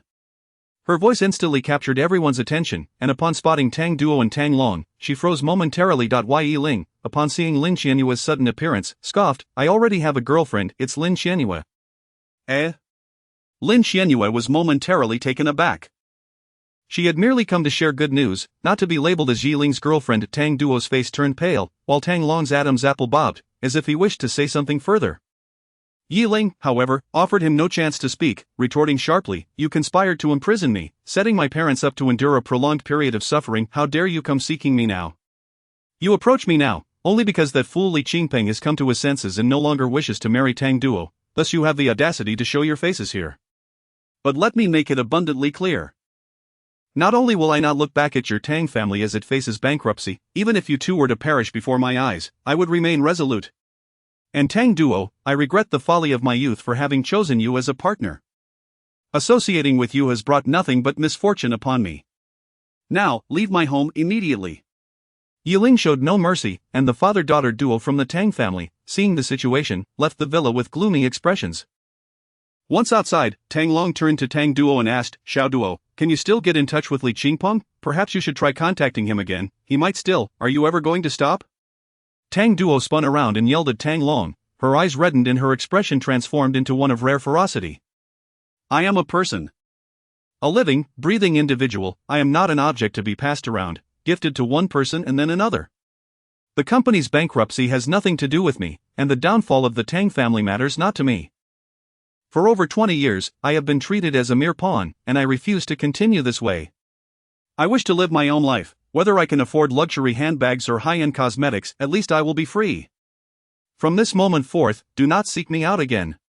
With that, Tang Duo hurled her handbag at Tang Long and stormed off in a huff. Tang Long stood rooted to the spot for a long while, before turning back with a vengeful glare at the villa where Ling resided, then ultimately walked away from Shallow Water Bay.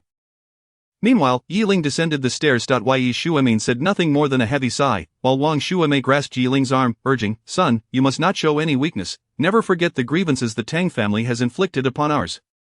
Rest assured, mother, you know well what sort of person I am. I will not be soft-hearted."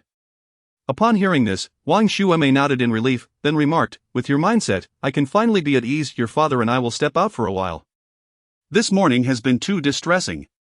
Ling nodded and turned to Xiao Xian, instructing, "Xiao Xian, you should accompany them. Make sure to look after my parents on the way." "Yes, young master," Xiao Xian replied, promptly assisting the elderly couple as they made their way out of the villa. Once everyone had departed, Ling sighed in relief and turned his attention back to Lin Xianyue. "I didn't quite catch what you said earlier, could you repeat it?" Lin Xianyue regained her composure, her face flushed as she nodded and explained, "I was saying that the red heart pill is selling like wildfire in the market." "I intended to call you about this, but I couldn't get through." Ling checked his phone and replied apologetically, "I'm sorry, I was asleep at the time." It's all right," Lin Xianyue said, shaking her head. Noticing the stillness around them, Ling stretched lazily. "Well then, since there's nothing pressing, I think I'll return to sleep. Would you care to join me?" Ling asked with a mischievous grin.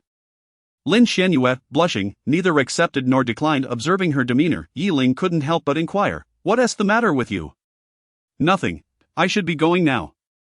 With that, Lin Xianyue abruptly turned to leave but, in her haste, collided with the door, producing a loud thud. Ouch! She winced, clutching her forehead, and without further delay, hurriedly exited the villa.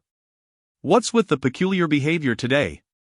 Ling wondered, but he dismissed it and returned upstairs to catch more sleep.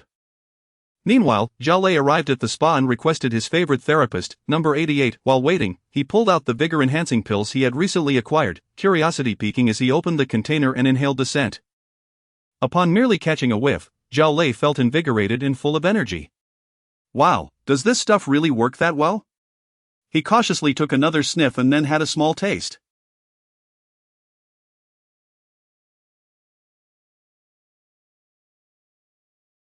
Shortly thereafter, a stunningly beautiful woman entered, pushing a small cart. "Long time no see, young Master Zhao, the number 88 therapist is here for your service." The woman beamed at Zhao Lei, feeling elated.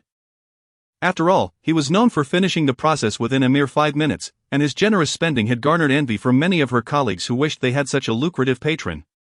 However, when she looked at Zhao Lei again, something seemed off. He was gasping for breath like a weary beast, his complexion flushed and his gaze increasingly dazed. "Mr. Zhao?" Not long after, the room was filled with sounds of passion. As night fell, Zhao Lei returned to the villa at Shallow Water Bay, his face beaming with pride, akin to a victorious warrior. Hearing the commotion, Ling, who had been practicing in the backyard, came into the living room.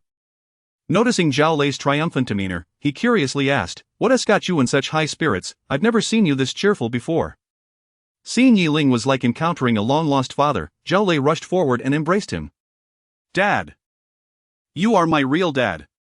Confused by Zhao Lei's words, Ling asked, "What on earth is going on with you?" Zhao Lei released Ling and exclaimed excitedly, "Brother Yi, you won't believe it. I was a force to be reckoned with at the spa today, conquering everything in my path, going in and out like a whirlwind. Can you please speak plainly?" Zhao Lei chuckled. That vigor pill was incredibly effective. "I've been at it since noon, and it's been a solid 5 hours without a hint of fatigue. If it weren't for my compassion, I might have ended up breaking a few hearts today." Chapter 30. The evil dragon sect. Observing the exhilaration on Zhao Lei's face, Ling could only shake his head in resignation. "As long as you are happy." Zhao Lei, brimming with enthusiasm, laughed, "I can't believe those old geezers would dare to maintain their current attitude after trying this aphrodisiac. Could you perhaps take a shower first? You reek of seafood, Yi Ling remarked, frowning out a tea. That moment, Zhao Lei resembled someone who had just disembarked from a fishing vessel, the pungent odor of fish clinging to him. Is that so? Why didn't I notice? Zhao Lei sniffed under his armpit and, completely unconcerned, chuckled, Don't you understand, this is the mark of my victory. Go wash up quickly, I'm heading to bed, Yi Ling replied, turning to ascend the stairs, while Zhao Lei dashed off to the bathroom, occasionally humming a cheerful tune. Upon returning to his room, Yi Ling intended to go to sleep. However, he suddenly sensed something amiss. His gaze sharpened, and he quickly regained his composure, shutting off the lights as casually as if nothing were wrong. The room was immediately enveloped in darkness, and at that moment, a faint sound of footsteps could be heard. Whoosh! Upon hearing the footsteps, Yi Ling swiftly drew a silver needle from his pocket and shot it towards a certain direction within the room. The needle struck something, prompting a low grunt, and Yi Ling turned on the room's light. He beheld a man clad in black combat attire, wearing a mask, emerging from behind the curtains, a glinting silver needle protruding from his arm. The man withdrew the needle, wincing in pain, and smiled at Yi Ling. Young master, your blind needle technique has truly become increasingly refined. You hit my acupoint without even seeing me. Yi Ling regarded the man with a disdainful hum. Feng, should you choose to sneak around again, I shall seal your acupoint and make you truly uncomfortable. Feng chuckled, I shan't make that mistake again, young master. I merely wanted to see if your skills had declined after such a long absence. With that, he tossed the silver needle back to Yi Ling, who caught it and placed it in his pocket. Rest assured, even if my abilities were to diminish, dealing with you mundane martial artists would still be a trivial task. Yi Ling then settled onto the sofa in the room and inquired of Feng, what brings you back? Has the situation with Master been resolved? Feng pulled open the floor-to-ceiling window, gazing out into the enveloping darkness with a sigh. Master can defend himself without issue, but he fears for your safety, so he sent me back to protect you. Upon hearing this, Yi Ling furrowed his brow, incredulous. Surely it cannot be so? With Master's prowess, can he not handle that group from the evil dragon sect? Of course, he can manage them, but it will take some time, which is why I was sent back to ensure your safety. Feng also seated himself on the sofa, his tone tinged with gravity. Master mentioned that they may target you, as they cannot contend with him. You have only been training for 3 years, and your strength is still lacking. If the evil dragon sect truly sets its sights on you, you will find it challenging to withstand their assault.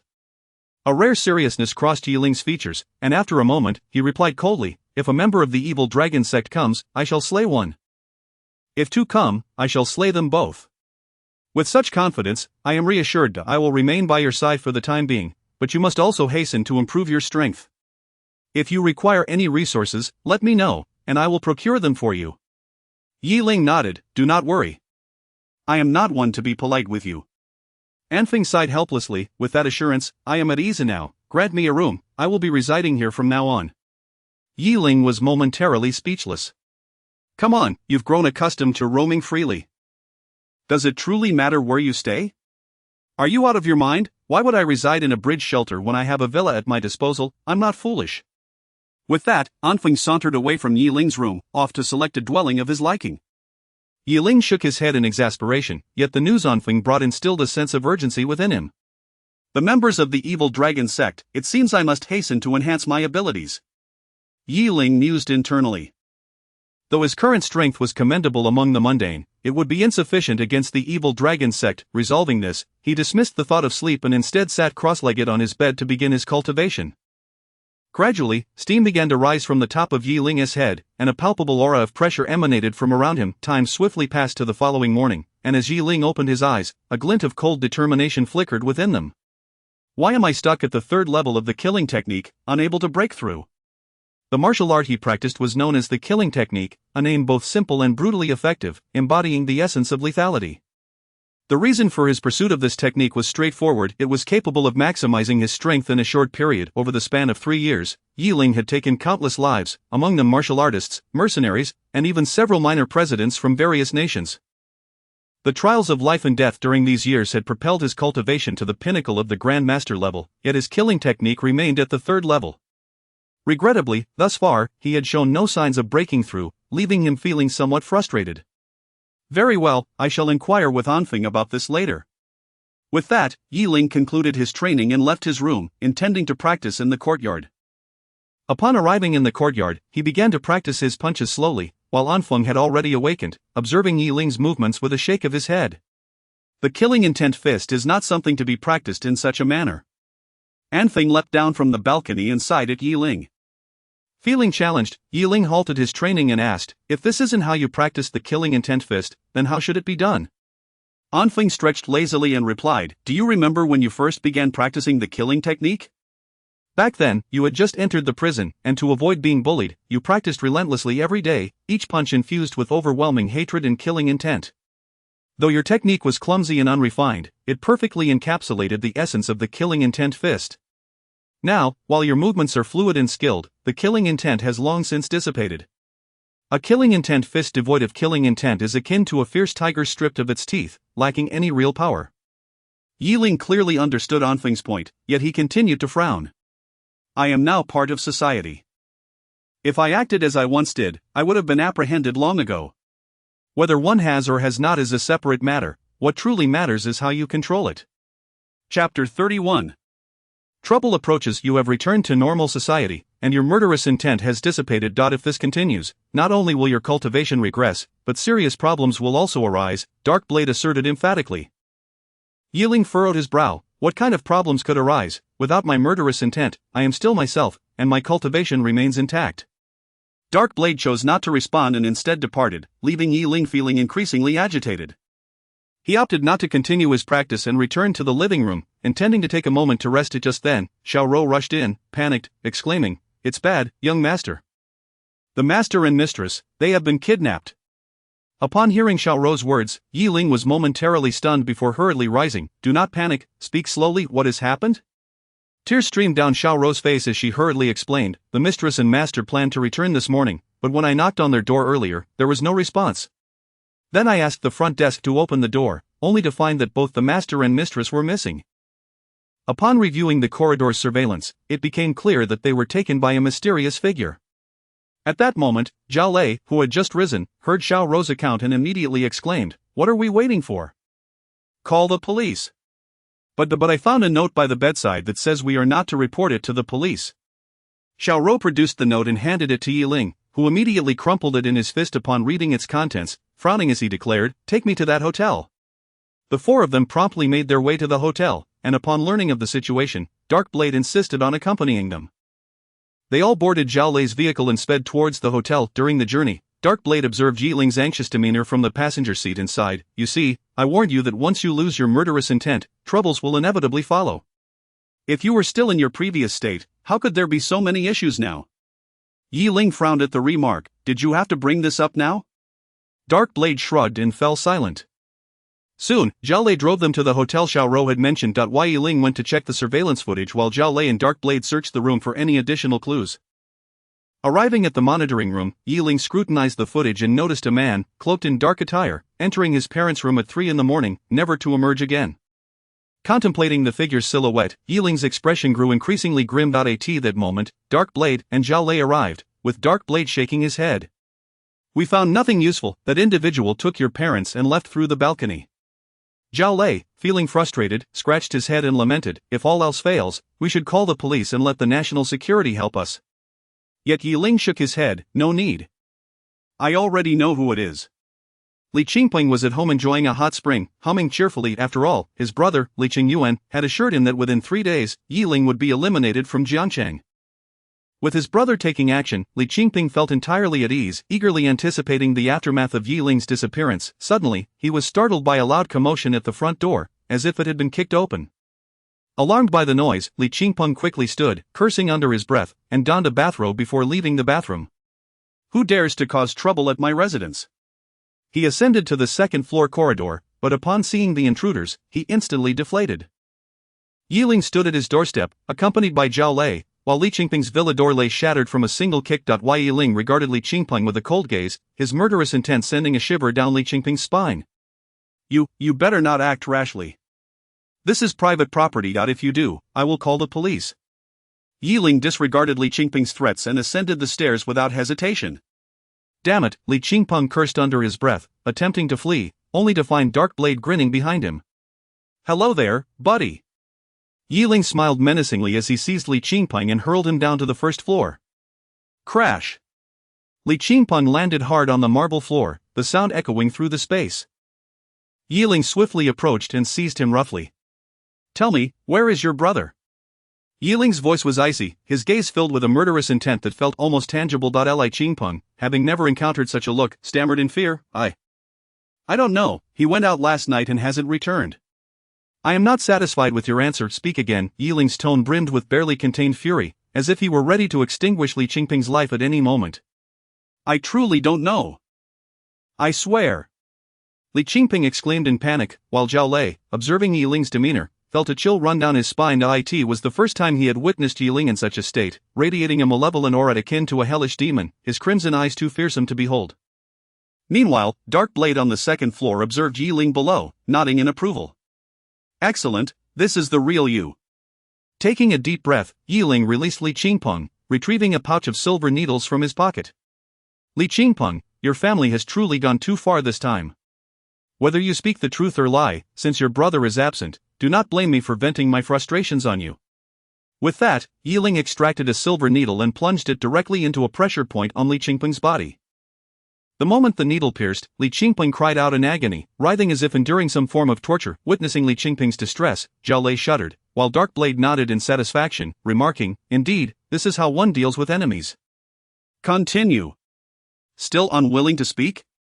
Ling inquired coldly. Li Qingpeng, in tears, shouted hoarsely, I don't know, I truly don't know, I can help you call him. Then do it. Ling barked, gritting his teeth against the pain. Li Qingpeng retrieved his phone and dialed Li Qingyuan. However, the phone rang for a long time without an answer, prompting Ling to calmly produce another silver needle. As Li Qingpeng watched the needle in Ling's hand, he felt panic rising, nearly bringing him to tears. He stared desperately at his phone, repeatedly urging, Answer the phone, please pick up. Soon, the call ended due to lack of response, and seeing this, Ling swiftly thrust another needle into Li Qingpeng's pressure point. Chapter 32 The most erroneous decision of this lifetime. In an instant, Li Qingpeng's mouth gaped open as he emitted a heart-wrenching wail, yet, Ling, engrossed in his task, remained oblivious to the lamentations of Li Qingpeng. After a considerable lapse of time, Li Qingpeng seemed to reach his limit, his eyes rolling back as he succumbed to unconsciousness. At that moment, and phone leapt down, a bemused smile gracing his lips as he remarked, To endure through the second needle of the Ghost Gate 13 needles, this fellow truly possesses remarkable fortitude. Ling took a deep breath, stating, Even if we cannot locate Li Qingyuan, he must rise to endure these 13 needles, regardless of his current state. Beside him, Zhao Lei shivered, thinking to himself how unbearable the pain was after just 2 needles. He could only imagine the agony of enduring all 3. Fortunately, at that moment, Ling's phone rang. He picked it up to find it was a call from Yi Shuemin. Naturally, the caller could not be Yi Shuemin himself, so he inhaled deeply and answered the phone. Li Qingyuan, what are your intentions? The voice on the other end paused momentarily before Li Qingyuan's voice indeed came through. Well, Ling, your response is quite swift. You recognized me so quickly. You should know the adage that misfortune should not befall one's family. If you wish to target me, employ any means you desire, but you must never, under any circumstances, harm my parents. Ling spoke calmly, yet Li Qingyuan scoffed derisively. Who is still playing such games? I have indeed captured your parents, what will you do about it?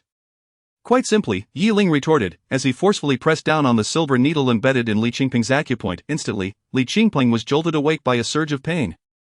Here, take this. It is your brother's phone, Ling said, handing the phone to Li Qingpeng. Upon accepting the call, Li Qingpeng immediately began to wail, Brother, regardless of what you have done, you must comply with his demands. Otherwise, I will be in unbearable pain. There was a moment of silence on Li Qingyuan's end before he cursed, Useless. Ling snatched the phone back, coldly asserting, You threaten my family, and I shall reciprocate in kind. It is as simple as that. Li Qingyuan gritted his teeth, threatening, Your parents are in my grasp. Should a single hair on my brother's head be harmed, prepare to collect your parents' remains. I return that sentiment to you. However, capturing only your brother would be insufficient, so I shall also seize your father. Li Qingyuan's voice seethed with rage, and after a prolonged silence, he continued, Let us exchange. I have the same intention, Ling replied. Meet at the largest abandoned building in the western district of Jiangchang. Both my parents and I will be there. Wait for me, Ling said, hanging up the phone and glancing down at Li Qingpeng on the ground. Under Ling's intense gaze, Li Qingpeng shivered as if he were being scrutinized by a malevolent spirit from the depths of hell. Aside from the matter concerning Tang Duo, I had no desire to entangle myself further with your family, but since your brother seeks to intervene, he has brought all this upon himself. With that, Ling seized Li Qingping and tossed him into the trunk before sliding into Zhao Lei's vehicle. Lei Zi, let me take the wheel. You need not accompany me. Zhao Lei, understanding that his presence would only hinder, nodded and tossed the keys to Ling. While Ling caught the keys and wasted no time, he started the engine and sped off towards the western district. At that moment, Yi Shuemin and Wang Shuemei began to stir awake. Yi Shuemin vaguely recalled being abruptly knocked unconscious while they were peacefully sleeping, and upon awakening, they found themselves in this unfamiliar setting. He surveyed the surroundings and the man seated a short distance away, drowsily inquiring, "Hey, who are you, what do you want?" Wang Shuemei was also startled awake by Yi Shuemin's outburst, her eyes darting around in panic, while Li Qingyuan frowned in annoyance, saying, "Silence, you two old fools. If your son had not offended me, I would not have resorted to binding you both." My son? Yi Ling. Yi Shuemin's brow furrowed as he shouted, "If you have the capability, come at us directly, do not involve my son." I have no desire to waste words with you. Li Qingyuan, now visibly agitated, realized he had been so preoccupied with abducting Yi Ling's parents that he had neglected to inform his own family. Now, not only had he achieved nothing, but he would likely face Li Xiong's wrath upon his return. Just then, footsteps echoed as Li Qingyuan turned to see Yi Ling approaching, dragging a visibly weakened Li Qingpeng behind him. Seeing his brother in such a pitiful state, Li Qingyuan frowned and demanded, "I did not harm your parents. What is the meaning of your aggression towards my brother?" Yi Ling released his grip, causing Li Qingping to collapse to the ground, groaning in pain. "Your brother was unwilling to disclose your location, so I merely administered a small lesson. Is there an issue with that?" Yi Ling dusted off his hands, while Li Qingyuan irritably shook his head. At that moment, Yi Shuemin and Wang Shuemei, upon seeing Yi Ling, shouted urgently, "Son! Hurry and escape, call the police, don't worry about us. Son, flee, go report it, we are fine." Yi Shuemin and Wang Shuemei were unaware of the enmity between Yi Ling and Li Qingyuan, they only knew they could not allow their son to come to harm. Yi Ling had already squandered 3 precious years, he could not allow these 2 elderly figures to bring further misfortune upon him. "Enough of this noise, you 2 old fools." Li Qingyuan stomped his foot, causing the concrete beneath to crack. The elderly couple stared in shock at the scene, the sheer force was beyond their comprehension. "If you dare lay a finger on my parents, I will crush your brother's skull underfoot." Yi Ling placed his foot on Li Qingping's head, prompting an immediate cry from him, "Brother! Please, stop this, I still wish to live." Li Qingyuan suppressed his fury and nodded, "Let us exchange, you take your parents, and I will take my brother." Yi Ling nodded in agreement, and the two began to cautiously approach one another. As they drew closer, an air of tension enveloped them, with only 5 meters separating them. Li Qingyuan suddenly struck, his expression contorted with malice. "Die!" Boom! He unleashed a punch aimed at Yi Ling, his fist slicing through the air like a spear. "Son!" Yi Shuemin and Wang Shuemei cried out in desperation, attempting to break free, but the ropes binding them were far too tight. Boom! Yi Ling caught Li Qingyuan's fist with one hand, locking eyes with him fiercely. "Attacking me is the gravest mistake of your life." With that, Yi Ling summoned his strength, shattering Li Qingyuan's bones before violently throwing him aside. Chapter 33: The Blade Unsheathed. Boom! Li Qingyuan was violently propelled out of the unfinished building, crashing through the wall and landing forcefully in the desolate wilderness beyond, yet, Yi Ling chose not to pursue him for the kill. Instead, he rushed to his parents' side, swiftly aiding them in unbinding themselves. "Son, what on earth?" Yi Shuwen, witnessing this scene reminiscent of a cinematic spectacle, appeared bewildered. Even Wang Shuemei hastily inquired, "Son, why does this resemble a movie? Are you jesting with your mother, or is this real?" With no time to offer an explanation, Yi Ling abruptly severed the ropes binding them and addressed his elderly parents, "We can discuss this further upon your return. For now, you must leave." With that, he placed the keys into Yi Shuwen's hand. "The car is parked outside, do not worry about me, I can handle him myself." Yi Shuwen hesitated momentarily before urging, "Son, let us return and notify the authorities." "This is far too perilous, I fear." Just then, Wang Shuemei's pupils dilated, prompting Yi Ling to turn swiftly. Thud! Li Qingyuan had somehow re-entered the unfinished building, plunging a dagger deep into Yi Ling's abdomen. Blood spurted forth, and Yi Ling coughed violently, expelling a mouthful of crimson fluid. Pulling the dagger from Yi Ling's body, Li Qingyuan looked upon him with a smug expression. "You possess strength, but you have grown overly complacent. Today, none of you shall escape." I will ensure your demise. Yi Ling, observing Li Qingyuan's triumphant demeanor, felt a wave of regret wash over him. Had he chosen to eliminate Li Qingyuan at the outset rather than casting him aside, he would not be in this predicament now. As Li Qingyuan prepared to deliver the final blow, a figure leapt down from the second floor. Feng delivered a powerful kick that sent Li Qingyuan sprawling, then turned to Yi Ling, saying, "Young master, I warned you before. Losing your killer instinct will lead to grave consequences." Yi Ling focused his internal energy to mend his wound, and once the bleeding ceased, he nodded with a rare sense of despondency. "Understood, I appreciate your assistance. Uncle and auntie, I will escort you away now. You shall manage the rest." With that, Feng hoisted Yi Shuwen and Wang Shueme from the unfinished building, leaving Yi Ling behind. Li Qingyuan lay on the ground, disheveled and smeared with dirt, a trickle of blood escaping from the corner of his mouth. Observing this, Li Qingping rushed forward, shaking him urgently. "Brother, we should flee, we can have father deal with him later. Do not mention him, I told you I can handle this myself." With that, he shoved Li Qingping aside and fixed his gaze on Yi Ling, declaring, "Yi Ling, you are a martial artist, and so am I. Let us resolve this as warriors. Today, I shall engage you in a fight to the death, one of us must perish." Had Yi Ling heard such words from Li Qingyuan moments ago, he would have surely frowned in refusal. Since his release from prison, he had often opted for non-violent solutions to conflicts, yet, the blade that had pierced him made him realize that at times, bloodshed is indeed the most effective resolution. "That suits me just fine." With that, Yi Ling charged toward Li Qingyuan, who, grinning maliciously, brandished his dagger and lunged at Yi Ling. Boom! Yi Ling sidestepped the dagger's swing, seizing Li Qingyuan's arm and executing a swift throw over his shoulder. Li Qingyuan found himself airborne but, gritting his teeth, managed to land on his feet, leveraging his formidable core strength to remain upright. Seeing this, Yi Ling lifted his leg and struck Li Qingyuan's abdomen, sending him crashing to the ground. Without hesitation, Yi Ling raised his foot again, aiming for Li Qingyuan's head. Realizing the impending threat, Li Qingyuan rolled aside, only to discover that Yi Ling's previous strike had been a feint. Boom! Li Qingyuan was sent flying by Yi Ling's kick. As he soared through the air, Yi Ling's eyes narrowed, his fists coiling with power. Die!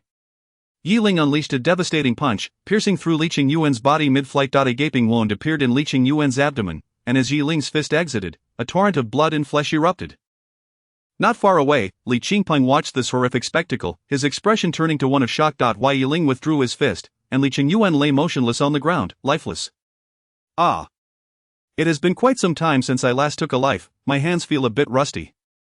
Yi Ling found the sensation peculiar, akin to an old, rusty blade regaining its edge after being bathed in blood.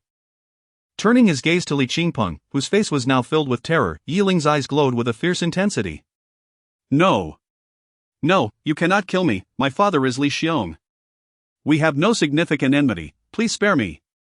Li Qingpeng continued to retreat, but Yi Ling merely picked up Li Qingyuan's dagger and advanced silently toward him. Outside the unfinished building, Feng was smoking a cigarette. After a while, he heard Li Qingpeng's cries, his expression sharpening with concern. Moments later, Yi Ling emerged, bloodstained and resolute. Why haven't you left yet? Yi Ling inquired, frowning at Feng, who stood outside smoking. Feng extinguished his cigarette and chuckled, I was waiting for you, concerned that you might unleash your fury. Rest assured, I have already escorted your parents away and advised them against calling the police. There will be no repercussions. Yi Ling offered no further words, merely nodding before continuing on his path. Go inside and take care of the situation, I have other matters to attend to.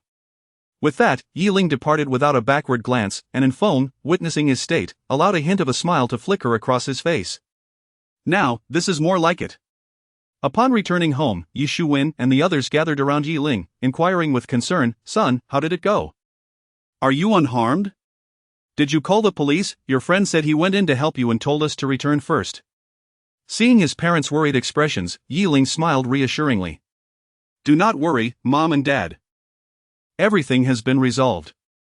You must be exhausted, go rest in your room. I will ask Xiao Xian to prepare some nourishing soup for you to drink upon waking. Hearing this, Yi Shuwen and Wang Shueme sighed in relief. Good, good, as long as it is resolved. Your mother and I can rest easy.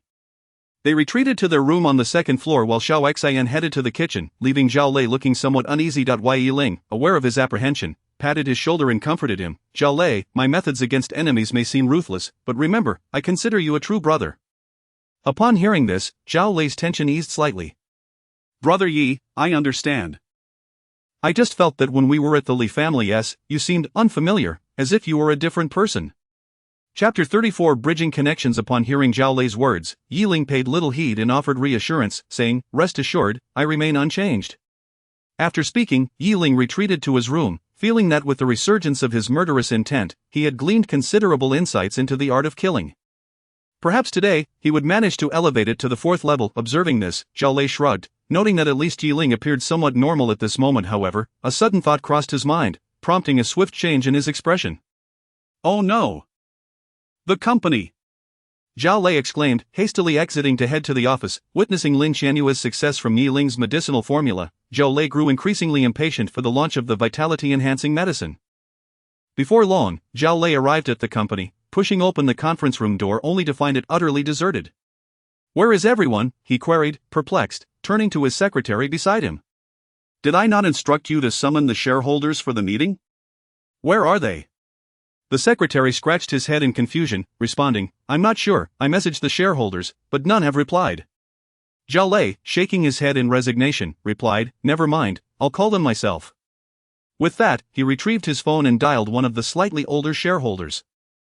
After a prolonged wait, the call finally connected, but before Zhao Lei could speak, he was met with a series of muffled sounds from the other end. Instantly, the seasoned Zhao Lei understood the situation unfolding on the other side of the line and couldn't help but smirk. "Uncle, how's it going?" "The vitality medicine is effective, isn't it?" "Oh dear, Lazy, that vitality medicine is indeed remarkable. The young ones have both skill and vision. I support the decision to mass-produce the vitality medicine," the shareholder responded. "All right then, Uncle has some urgent matters to attend to. We shall discuss this later." With that, the shareholder hung up, leaving Zhao Lei feeling somewhat smug. This vitality medicine, those who use it will know its worth. He continued to call several other shareholders, receiving unanimous approval, accompanied by similar sounds of indulgence from their end. After ending the calls, Zhao Lei remarked with surprise, "Usually, they seem so old-fashioned, I didn't expect the demand to be this high." Nevertheless, the vitality medicine had ultimately garnered unanimous recognition from the shareholders, prompting Zhao Lei to commence preparations for its launch. Meanwhile, Li Xiong returned home to find his house eerily empty, a sense of foreboding rising within him. He took out his phone and called his 2 sons, but to no avail. Neither answered. "Damn it, pick up the phone." Realizing the gravity of the situation, he gritted his teeth and rushed outside, determined to review the surveillance footage. However, upon arriving at the monitoring room, he discovered that all cameras had been deliberately sabotaged. He quickly dialed a number and instructed, "Immediately investigate the whereabouts of Li Qingyuan and Li Qingpeng, and find out who visited my home today." In the shallow water bay villa, Yi Ling sat cross-legged on the floor, meditating. The internal energy within his dantian flowed ceaselessly to his surface, subtly manifesting as protective qi around his body. After a while, Yi Ling's breath hitched, and the energy surrounding him came to a halt. Boom! A cracking sound resonated from his dantian, causing his aura to surge dramatically. The energy that once flowed gently around him transformed instantaneously into sharp, formidable qi. Yi Ling slowly opened his eyes, exhaling a breath of stale air. "After 3 years, I've broken through to the Qi phase. My speed aligns closely with my master's expectations." Originally at the pinnacle of the Grandmaster level, Yi Ling's cultivation had stagnated upon his release from prison.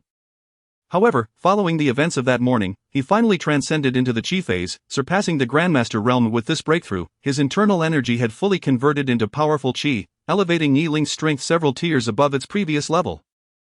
At that moment, a voice filled with intrigue interrupted his thoughts. "Young master, congratulations on breaking through to the Qi phase."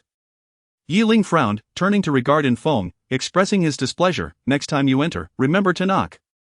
And Feng shrugged off the remark and, without further ado, Yi Ling concluded his practice and stood to inquire, "How did the matter unfold?"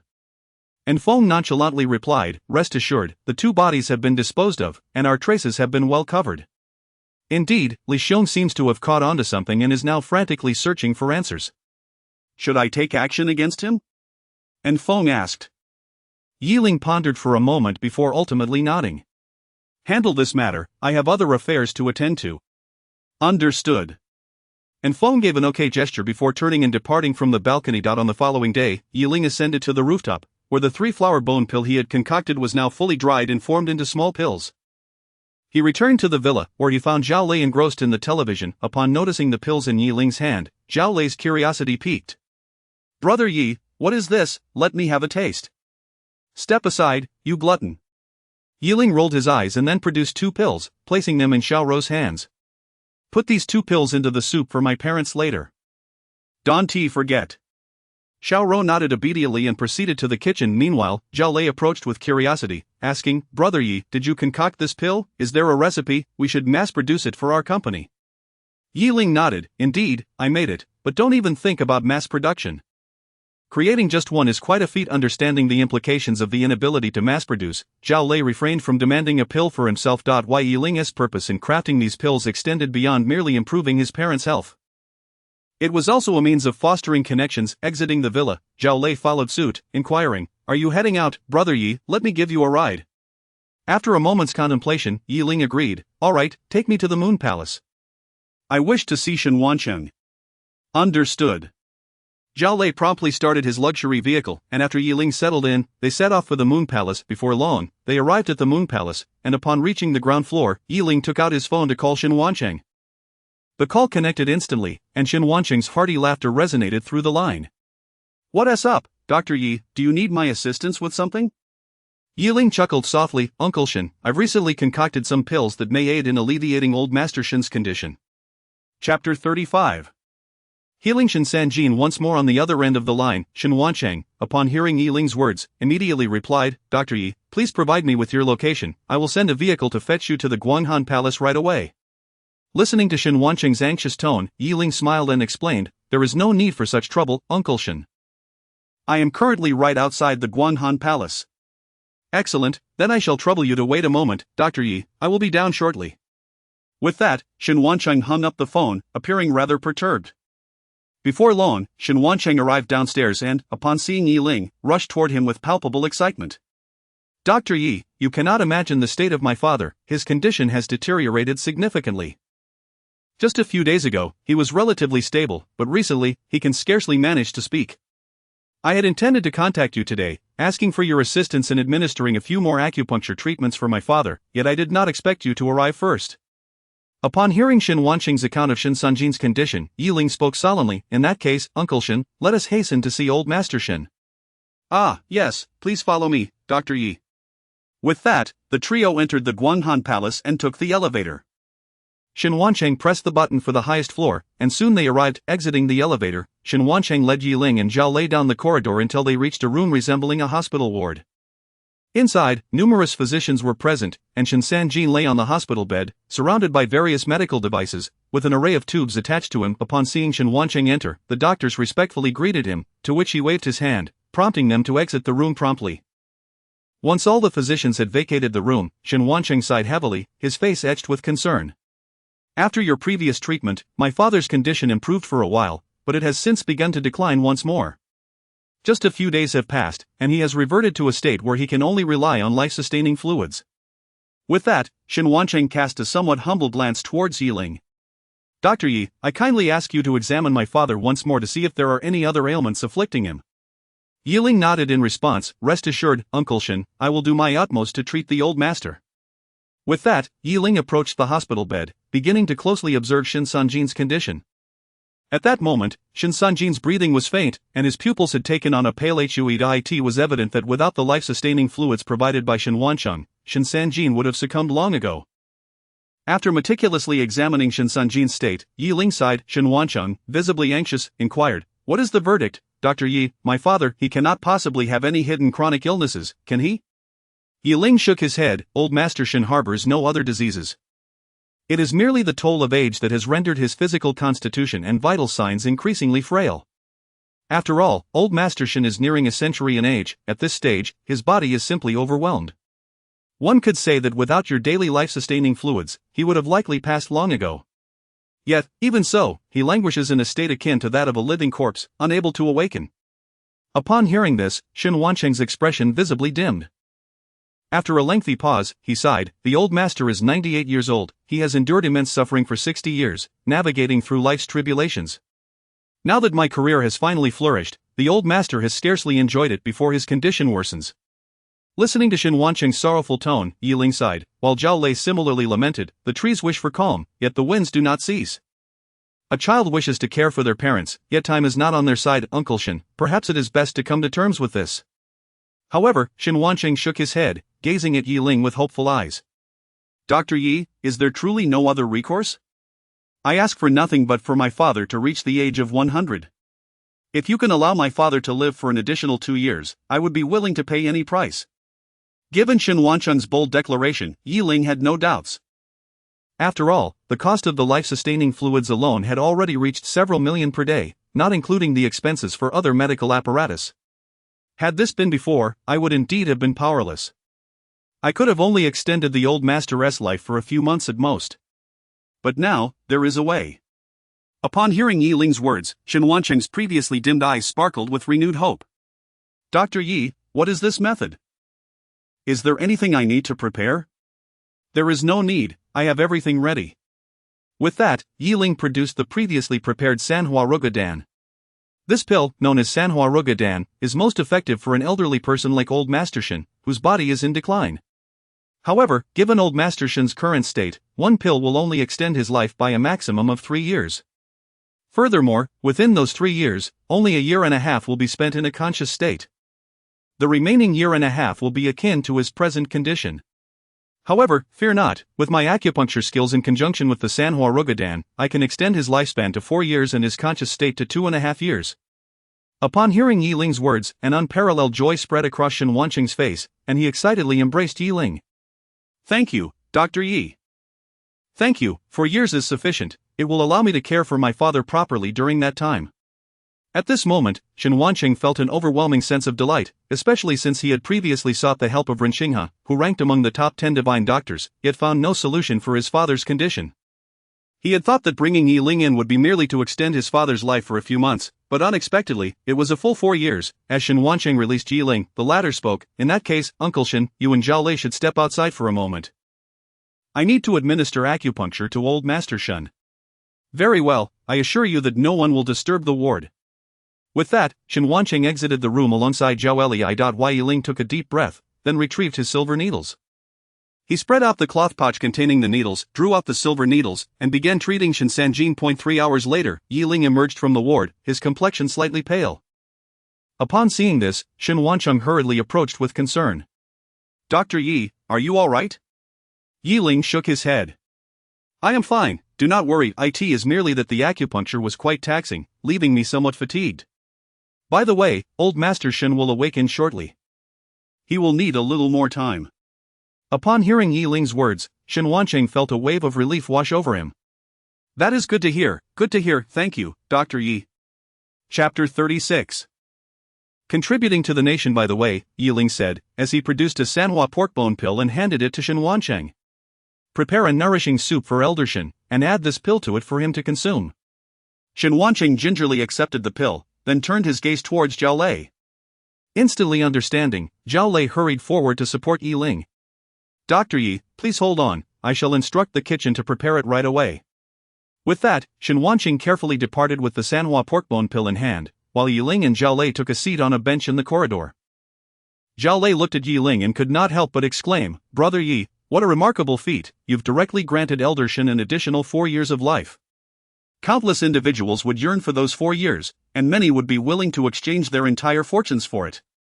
Your action is indeed extraordinary. There's a song, what is it called? Borrowing 500 more years from the heavens, you may not possess the prowess of the Monkey King, but you've certainly borrowed 4 years. Yi Ling cast a sidelong glance at Zhao Lei. Would it kill you to refrain from jesting at this moment? Zhao Lei chuckled softly, then inquired, Brother Yi, can you still hold up? Yi Ling nodded. Had it been before, such an endeavor would have necessitated several days of recuperation. However, after his breakthrough to the Qi Master realm the previous night, Yi Ling's strength had significantly increased, and his internal energy had naturally surged. Thus, the effort required to treat Shen Sanzhong was well within his capacity. Before long, Shen Wancheng hurried back, accompanied by several kitchen staff carrying trays.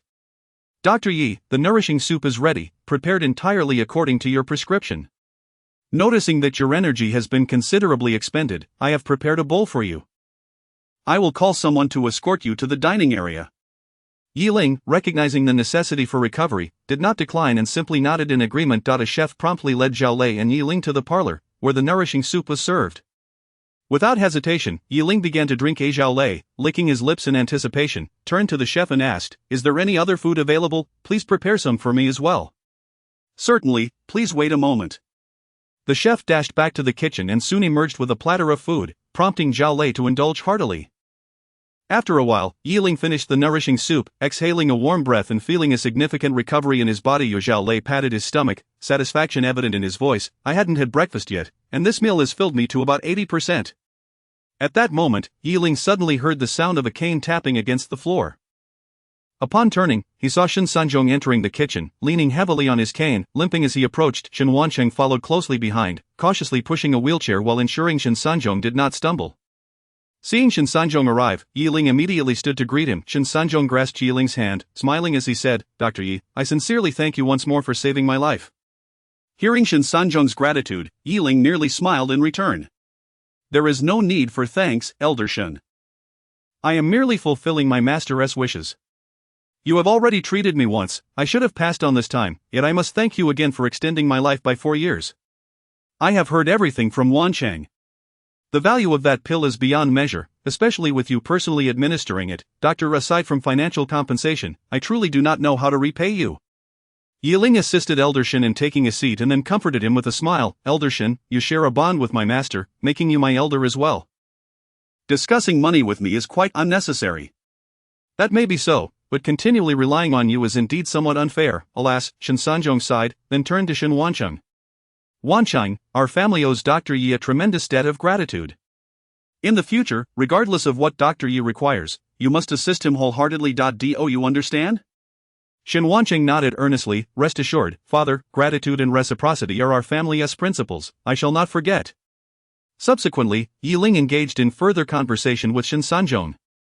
As the time seemed appropriate, he and Zhao Lei decided to take their leave. Shen Sanzhong, realizing he could not persuade them to stay, instructed Shen Wancheng to see them off. However, since both Ling and Zhao Lei had driven there, they politely declined. Upon exiting the Guanhan Palace, Zhao Lei stretched lazily and then looked at Ling with envy. "Brother Yi, having received such a significant favor from Shen Wancheng, you can now do as you please in Jiangchang. Come now, do you think I am the kind of person who acts without restraint?" Ling rolled his eyes before settling into Zhao Lei's car. Once inside, Zhao Lei handed Ling a contract.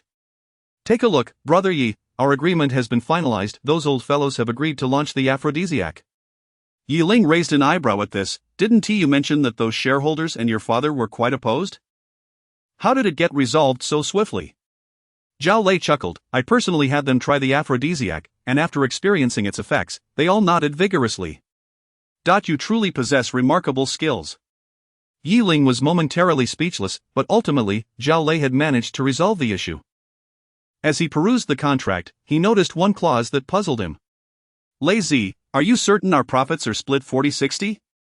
Zhao Lei nodded nonchalantly and explained, "I know that your partnership with Lin Qianyue on the Heart of Red is 50-50, but we are brothers. I want you to earn as much as possible."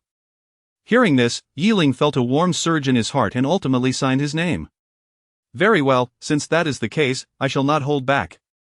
After signing, Ling handed the contract back to Zhao Lei, who accepted it with a mischievous grin, exclaiming, "Once this aphrodisiac hits the market, our nation's birth rate will undoubtedly soar.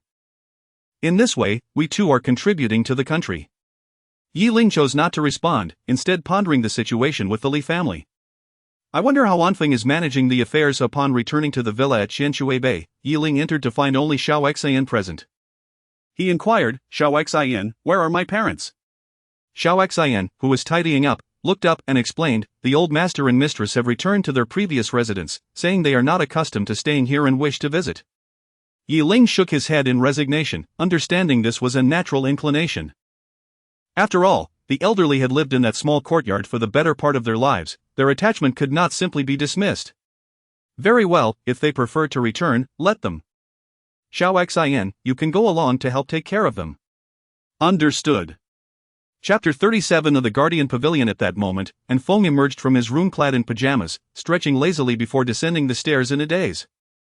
Observing in Feng's appearance, Ling couldn't help but tease, "It's rare to see you without your battle attire. What is this, even you have moments of relaxation?"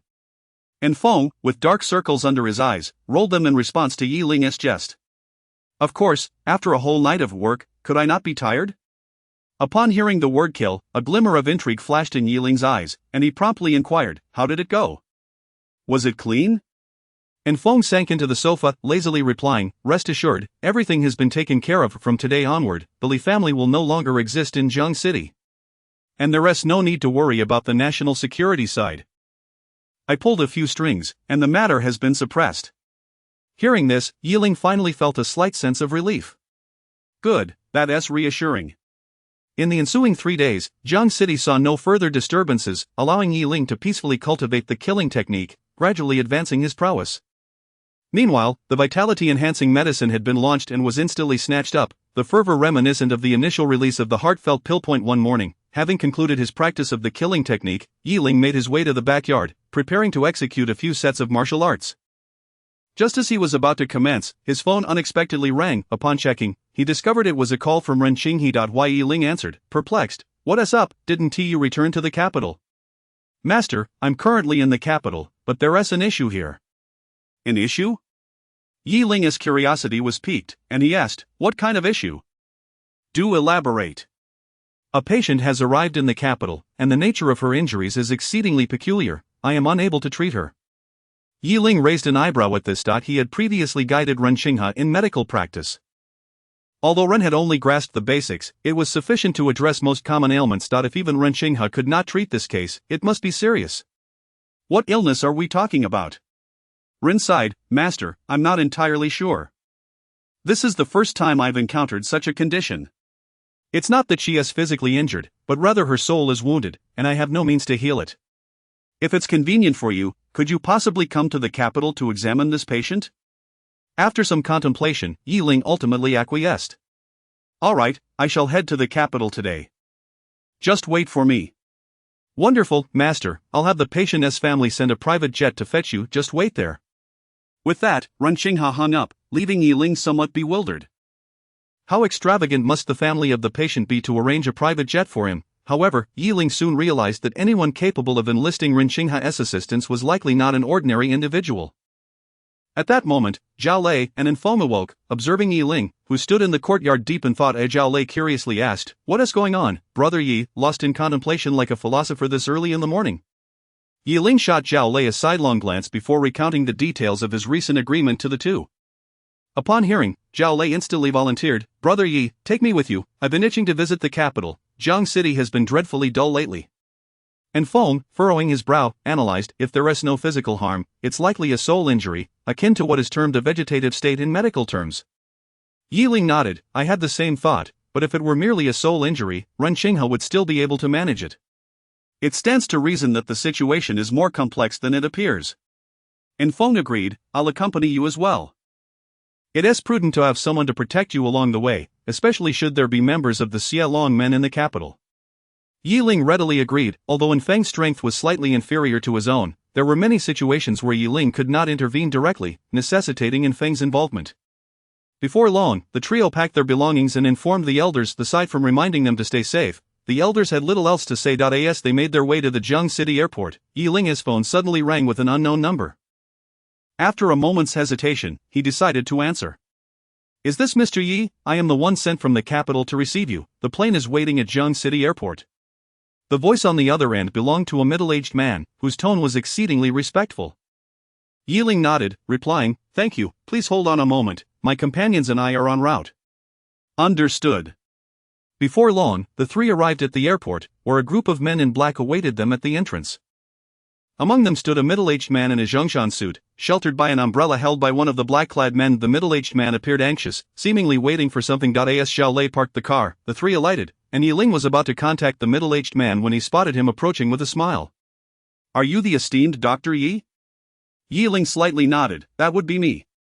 "I am the one sent from the capital to escort you, the head of the Guardian Pavilion, Chen Liang." As he spoke, Chen Liang extended his business card. The moment Feng heard the name Guardian Pavilion, his pupils constricted. Yiling accepted the card, glancing at it briefly before pocketing it and addressing Chen Liang, "Time is of the essence. Let us proceed to the capital without delay." "Indeed, I share your sentiment, please, follow me." The trio followed Chen Liang and his entourage into the departure hall, swiftly passing through the VIP channel, arriving at the tarmac without hindrance. Soon, they boarded a plane adorned with the emblem of the Guardian Aviation. Once seated, Zhao Lei, astonished, quietly asked Yi Ling, "Brother Yi, who exactly are these people? We're boarding a private plane, after all. I wonder which corporation's CEO arranged this." Yi Ling shook his head. "They are likely not from a corporation, but rather from the government. The Guardian Pavilion oversees global law enforcement agencies. Such authority is not wielded by ordinary individuals." And Feng nodded in agreement. "Precisely, and for Chen Liang, the head, to personally escort us indicates that the family of this patient possesses considerable influence." Zhao Lei, taken aback, exclaimed, "Could it be a local governor?" And Feng shook his head. "I fear it's more than that. They likely hold an even higher official position." Chapter 38 Wounded Soul. Zhao Lei's eyes widened in astonishment as he exclaimed, "Goodness, if a provincial governor is not considered significant, then what truly qualifies as great?" Yi Ling, exhibiting a nonchalant demeanor, shrugged and replied, "No matter what it is, we shall discern the truth upon our arrival in the capital." Time swiftly elapsed, and after 3 hours had passed, just as the group was settling into slumber, Chen Liang approached respectfully and announced, "Esteemed sirs, we have arrived in the capital." Yi Ling opened his eyes, nodding affirmatively. "Excellent, let us proceed." In no time, the trio followed Chen Liang off the plane, escorted by bodyguards, and they made their way unimpeded to the airport's exterior. Upon exiting the airport, a fleet of vehicles awaited them. Once they boarded, the cars promptly set off onto the elevated expressway. Inside the vehicle, Zhao Lei gazed at the procession ahead, marveling, "Incredible! Who is this prominent figure we are dealing with? To have such a display in the capital, even a provincial governor pales in comparison," he added. At that moment, Yi Ling's phone rang, revealing it was a call from Chen Liang.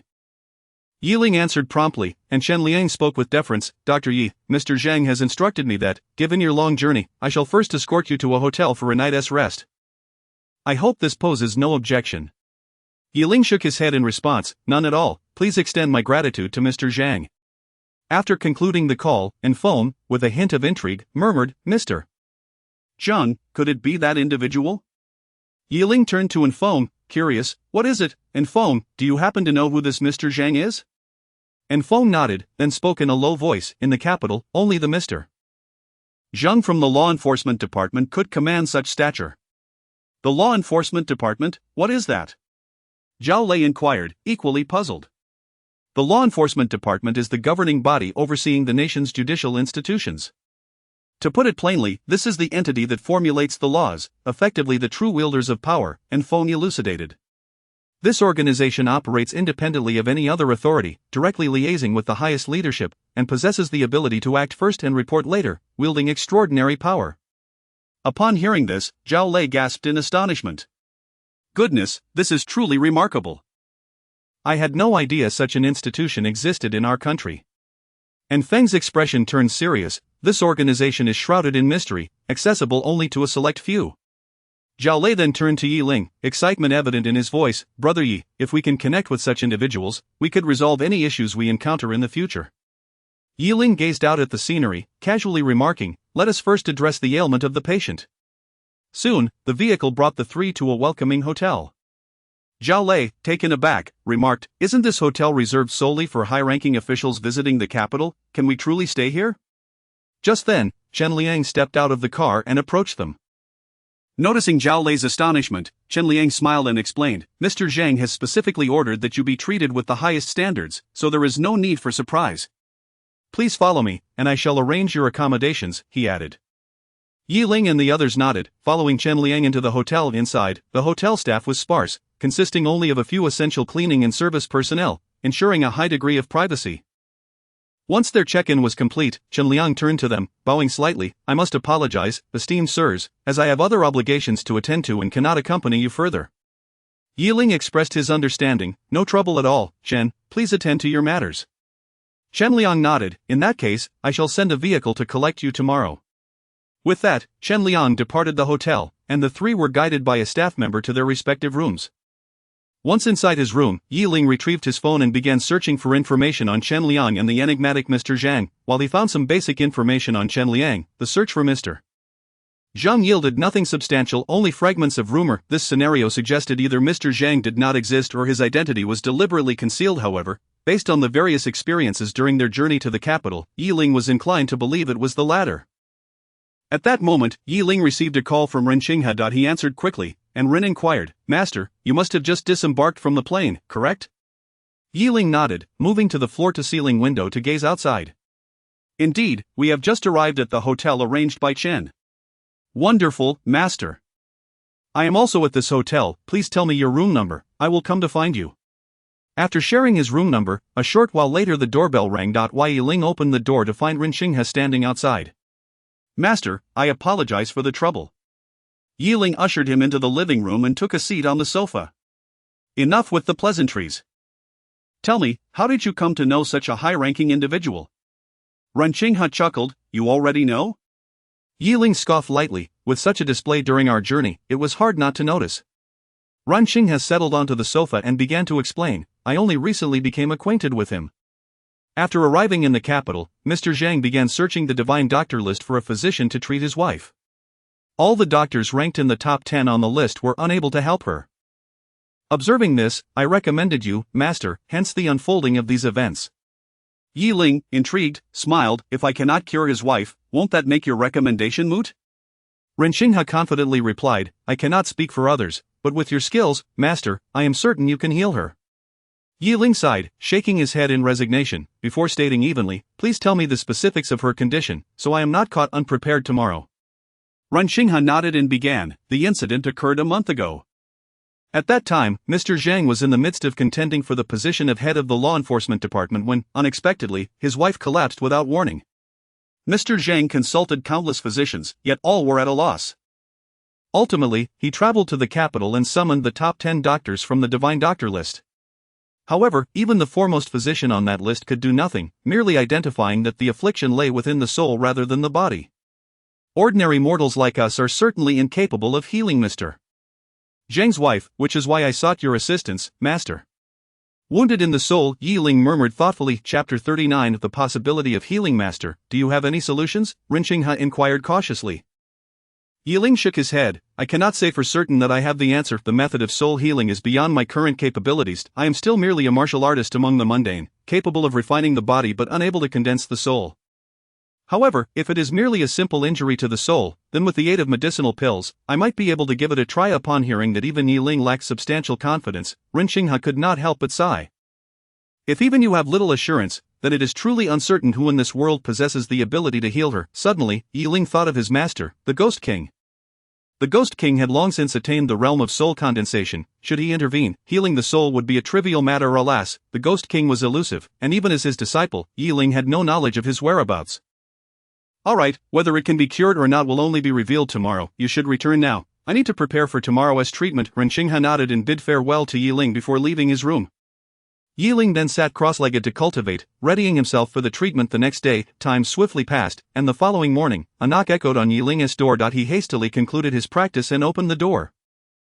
There stood Chen Liang, respectfully awaiting him. Upon seeing Ling, he spoke earnestly, "Dr. Yi, I am here to escort you to the hospital." "Very well, let me gather my belongings," Ling replied, turning back into the room. Soon, he had everything packed and made his way to the corridor, where he discovered that Feng and Zhao Lei had also prepared. The group proceeded to the hotel entrance, and once they were in the vehicle, Chen Liang distributed 3 eye masks. "Dr. Yi, the journey will take some time, you 3 may rest." Ling understood that while it appeared he was allowing them to sleep, it was merely to prevent them from recognizing the route. However, this was justifiable, as the individuals they were dealing with were at the pinnacle of national authority, and it was prudent for them to ensure their own safety. Zhao Lei and Feng, not being foolish, accepted the eye masks and donned them, as did Ling. The vehicle began to move slowly, and Ling remained composed within. Despite wearing the mask, his heightened perception allowed him to remember every segment of the route, rendering the mask somewhat unnecessary. Before long, the vehicle arrived at a private hospital, and Chen Liang halted the car, calmly stating, "We have arrived." The 3 simultaneously removed their eye masks and peered through the window, revealing a rather desolate-looking private hospital. Inside, apart from a few nurses bustling about, there appeared to be no other individuals. Even the entrance was sparsely populated with vehicles. Chen Liang exited the car to open the door for the 3 of them, and once they alighted, he respectfully addressed Ling, "Dr. Yi, is there anything you require me to prepare?" "What needs to be prepared will depend on the patient's condition," Ling replied nonchalantly. Chen Liang nodded and promptly led the way. Soon, they took the elevator to the top floor, and upon reaching the end of the corridor, they encountered a middle-aged man who appeared competent yet bore a troubled expression, pacing back and forth. Upon noticing Chen Liang and Yi Ling's arrival, a glimmer of hope flickered in his eyes as he hurriedly approached them. Dr. Yi, you have finally arrived. We have been waiting for you. The composed man exclaimed excitedly, while Chen Liang introduced, "This is Mr. Zhang, a family member of the patient." After politely shaking hands, Yi Ling wasted no time and stated, "Mr. Zhang, we cannot afford to delay. Let us proceed to examine the patient. Yes, please follow me," Mr. Zhang urged. Pushing open the door to the patient's room, the room was immaculate, filled with the scent of disinfectant. Aside from a cabinet and some essential equipment, there was only a single hospital bed, upon which lay a woman who appeared somewhat haggard and emaciated. Yi Ling approached her and observed intently for a considerable time, during which Mr. Zhang and the others stood silently by, refraining from uttering a word. After a moment, Yi Ling nodded. "Indeed, she has suffered an injury to her soul. Her state of being a vegetative patient is merely temporary. If we cannot rouse her, I fear that over time, her soul may dissipate entirely, and she will perish." Upon hearing Yi Ling's words, Mr. Zhang's expression grew tense. "Dr. Yi, do you have a method to save her?" Yi Ling nodded. "Fortunately, it is merely a superficial injury. Had it been deeper, I would have been powerless." However, Yi Ling hesitated, causing Mr. Zhang's heart to leap once more. "What do you mean, Dr. Yi?" Yi Ling sighed and explained, "This is not an injury caused by fright or a malevolent spirit. I detected no signs of such. Thus, the most likely scenario is that it is a man-made affliction of the soul. Mr. Zhang, you must remain vigilant." Upon realizing it was a deliberate act, Mr. Zhang's countenance darkened. "Thank you, Dr. Yi. I will certainly exercise caution. That is for the best. To treat your wife, I will need to prepare some medicinal pills, so please grant me some time." Upon hearing this, Mr. Zhang quickly replied, "There is no need to trouble yourself, Dr. Yi. Simply inform me of the medicinal materials you require, and I will arrange for them immediately." Yi Ling appreciated Mr. Zhang's promptness and without hesitation, articulated the materials he needed. Chen Liang diligently noted them down and promised, "Understood, Dr. Yi, please wait a moment while I prepare." With that, Chen Liang departed, and Mr. Zhang eagerly suggested, "Dr. Yi, since preparing the materials will take some time, please take a moment to rest. There is no rush. I shall further inspect your wife for any additional ailments. By the way, please summon Ren Qinghe, he will assist me during the treatment." Mr. Zhang nodded and stepped aside, while Zhao Lei and Feng hurried forth. "Brother Yi, quite impressive. If we manage to heal this influential person's wife, we will undoubtedly have secured a tremendous favor." And Feng concurred, "Indeed, with Mr. Zhang's goodwill, we cannot begin to fathom how much effort we will save." Yi Ling exhaled a sigh of relief. Fortunately, her soul is not gravely injured. Otherwise, it seems only my master could remedy the situation. Before long, Ren Qinghe hurried into the patient's room, where Yi Ling briefed him on the necessary precautions, which he diligently noted. Shortly thereafter, Chen Liang returned with the requested medicinal materials, and everything appeared to be in order. However, as Yi Ling examined one of the materials, he furrowed his brow. "This is incorrect. This medicinal material has been purchased erroneously." Chapter 40 of the conflict at the treasure pavilion. I seek the moonlight ginseng, which possesses only 3 roots at its base. An additional root indicates it is the sunshada ginseng. Although the two appear almost indistinguishable, their medicinal properties are entirely different. A mistake in selection could lead to dire consequences. Upon hearing Yi Ling's words, Chen Liang broke into a cold sweat and hurriedly explained, "I apologize, Physician Yi, these 2 items bear such a striking resemblance that my subordinates may have confused them. I shall dispatch them to rectify this immediately." With that, Chen Liang turned to leave, but Yi Ling called him back.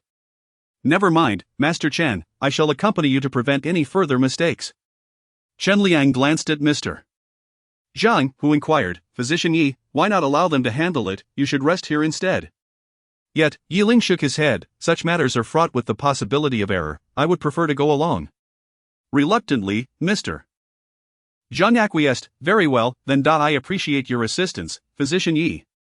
Yi Ling followed Chen Liang to the carriage, where Chen Liang asked, "Physician Yi, we are heading to the treasure pavilion to select medicinal herbs. Do you have any objections?" Yi Ling gazed out the window, replying in a calm tone, "I am not well acquainted with the capital. I shall defer to your judgment, Master Chen." "Understood, Physician Yi." Before long, the two arrived at a grand edifice in the heart of the city, ascending to the top floor where the words "Treasure Pavilion" loomed large. Inside, numerous customers were perusing the wares, prompting Chen Liang to ask Yi Ling, "Physician Yi, should we clear the area?" After a moment's contemplation, Yi Ling ultimately shook his head, "No need. We are merely here to purchase some herbs, so let us not complicate matters." Chen Liang nodded in agreement, and the group ventured into the treasure pavilion in search of moonlight ginseng. However, for reasons unknown, it appeared to be in short supply, and after nearly half an hour of searching, they had yet to find any. Frustrated, Chen Liang regrouped with Yi Ling and explained, "Physician Yi, the moonlight ginseng is exceedingly rare. Perhaps it would be best if you searched here while we look elsewhere. If you find it, just give us a call, and we will come to fetch you. If we locate it, we will return for you immediately. What do you think? Ling assessed the remaining areas to explore and concluded that he could manage alone. Very well, you may search elsewhere. I will inform you if I find it. Thank you, Physician Yi. With that, Chen Liang hurried off, leaving Ling to continue his search at a leisurely pace.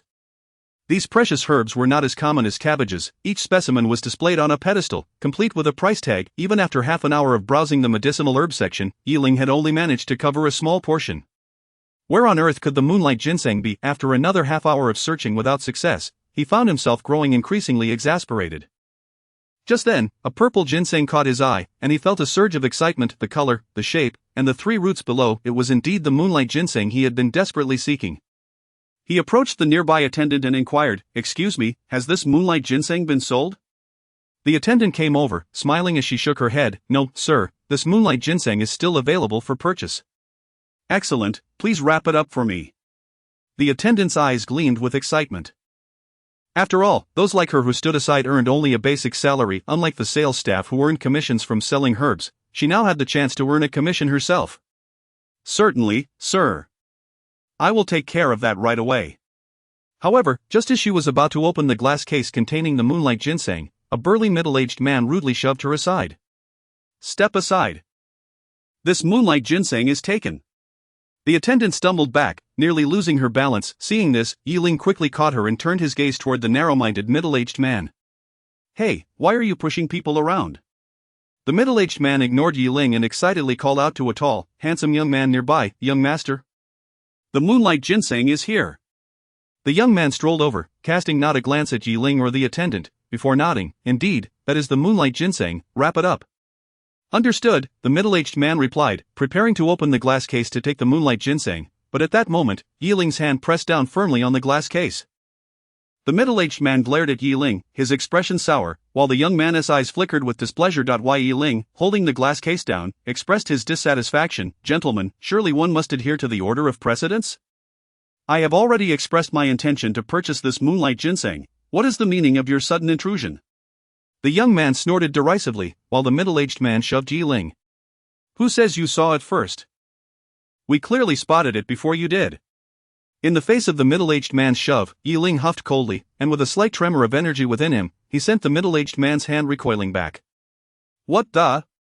The middle-aged man felt as though he had touched a live wire, his entire arm going numb. The young man squinted, sensing something was amiss, and pushed the middle-aged man aside. "May I ask your name?" the young man inquired, his tone inscrutable, but Ling offered him no courtesy.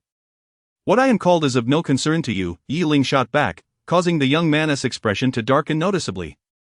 Taking a deep breath, the young man continued, "Let us not waste words. Since you claim this moonlight ginseng is yours, I will concede that point. How much would you require to relinquish it?" Ling frowned, refusing to yield. "This is not a matter of money. I have stated that I saw it first, and thus it should be sold to me first." Yet the young man remained deaf to Ling's words. "How about this? Let us be friends. Today at the Treasure Pavilion, I, Lin Xiao, shall cover all your expenses. You may inquire about my reputation in the capital. I, Lin Xiao, stand by this promise." He spoke loudly, causing nearby customers to gather in curiosity. "Is this really Lin Xiao, the scion of the Lin family? I never expected to see him here at the Treasure Pavilion today. I've heard that young Master Lin has reached the pinnacle of innate martial arts at such a young age. Truly impressive." Chapter 41 The esteemed young master of the Lin family. Indeed, with such extraordinary talent, he undoubtedly qualifies as a prodigy in the martial arts world. His visit to the Treasure Pavilion is likely a preparation for a breakthrough into the innate realm, Lin Xiao mused, a flicker of pride illuminating his eyes as he absorbed the admiration of those surrounding him. In such a scenario, anyone with even a modicum of discernment would typically opt to concede. "My friend, how does this proposition strike you?" Lin Xiao inquired, his tone laced with a hint of arrogance. "Exchanging the moonlight herb for all your expenditures today at the Treasure Pavilion is quite a bargain, wouldn't you agree?" However, to his astonishment, Ling merely scoffed dismissively. "Not at all. What I desire is precisely this moonlight herb." In terms of financial power, the so-called young master of the Lin family was hardly his equal. Moreover, Ling was unwilling to swallow his pride. He would not yield the moonlight herb. As Yi Ling's blatant refusal to acknowledge his status became apparent, Lin Zhao's demeanor grew increasingly frosty. The reason I engage in discourse with you is not because you possess the means to reason with me, but rather due to my own decorum. However, should I choose to employ more forceful tactics, do you truly believe you can walk away with this moonlight herb? Yi Ling retorted coldly, I will echo your sentiment back to you. Nearby, a servant scrutinized Yi Ling's unremarkable attire and whispered to Lin Xiao, young master, this fellow is clearly devoid of influence. He appears to be an ordinary person, why should we bother engaging him in conversation? Lin Xiao snorted in disdain before raising his voice. Manager. At the sound of Lin Zhao's furious command, the manager of the treasure pavilion, who had been attempting to conceal himself, reluctantly approached, feigning ignorance. What is it, young master Lin? How may I assist you? I demand this moonlight herb, wrap it up for me. The corpulent manager cast a troubled glance toward Yi Ling before addressing him, esteemed young sir, why not relinquish the moonlight herb to young master Lin? I assure you, should any new stock of moonlight herb arrive, you will be the first to be notified. In addition, your future expenditures at the treasure pavilion will receive a 30% discount. What do you say? The manager inquired hopefully, but Yi Ling remained steadfast in his refusal. I have stated that I was the first to notice and intend to purchase this moonlight herb. The treasure pavilion is equipped with surveillance, this can be verified. Since you conduct business openly, every customer should be treated equally. Are you suggesting that because he possesses influence, he is entitled to such preferential treatment? At this juncture, a servant could no longer contain his frustration and bluntly shouted, you are correct. We do have privileges, what are you going to do about it? Lin Zhao's tone turned decidedly malevolent. You truly are shameless. I, Lin Xiao, am a prominent figure in the capital. Today, the moonlight herb is mine, and no one can obstruct me. Upon hearing Lin Zhao's declaration, Yi Ling appeared to relax. Very well, I await your words. You wield power, thus you believe you can exercise privilege, do you? That's fine, I possess power as well. With that, Yi Ling retrieved his phone and promptly called Chen Liang. The call connected swiftly, and Yi Ling stated plainly, Manager Chen, I have located the moonlight herb at the treasure pavilion, but they, in collusion with others, are preventing my departure. Please come quickly. Lin Xiao watched as Yi Ling spoke into the phone, a mocking smile spreading across his face. You think you can compare your influence to mine in the capital? How naive. In this city, I, Lin Xiao, am at the pinnacle among the four great families, even the king himself would be powerless against me. With that, Lin Xiao gestured to the nearby servant, who immediately advanced to seize the moonlight herb. Yi Ling instinctively restrained him, but the servant, unable to contain his anger, struck out at Yi Ling. The servant lunged with a punch, yet Yi Ling remained unperturbed, unleashing a burst of energy that sent the servant hurtling back. Boom! The servant crashed into numerous display stands filled with precious herbs, landing in a disheveled heap on the ground. Lin Zhao's eyes gleamed with satisfaction as he boomed, Ladies and gentlemen, you have all witnessed this brute's sudden violence, did you not see it? The onlookers hesitated, uncertain, while they had not observed Yi Ling's attack. It was undeniable that the servant had indeed been. Lin Xiao smirked triumphantly and turned to the dazed manager. Manager, this man has violently attacked another, I trust it is acceptable for me to call the authorities? The manager, regaining his composure, nodded vigorously. Of course, that is entirely permissible.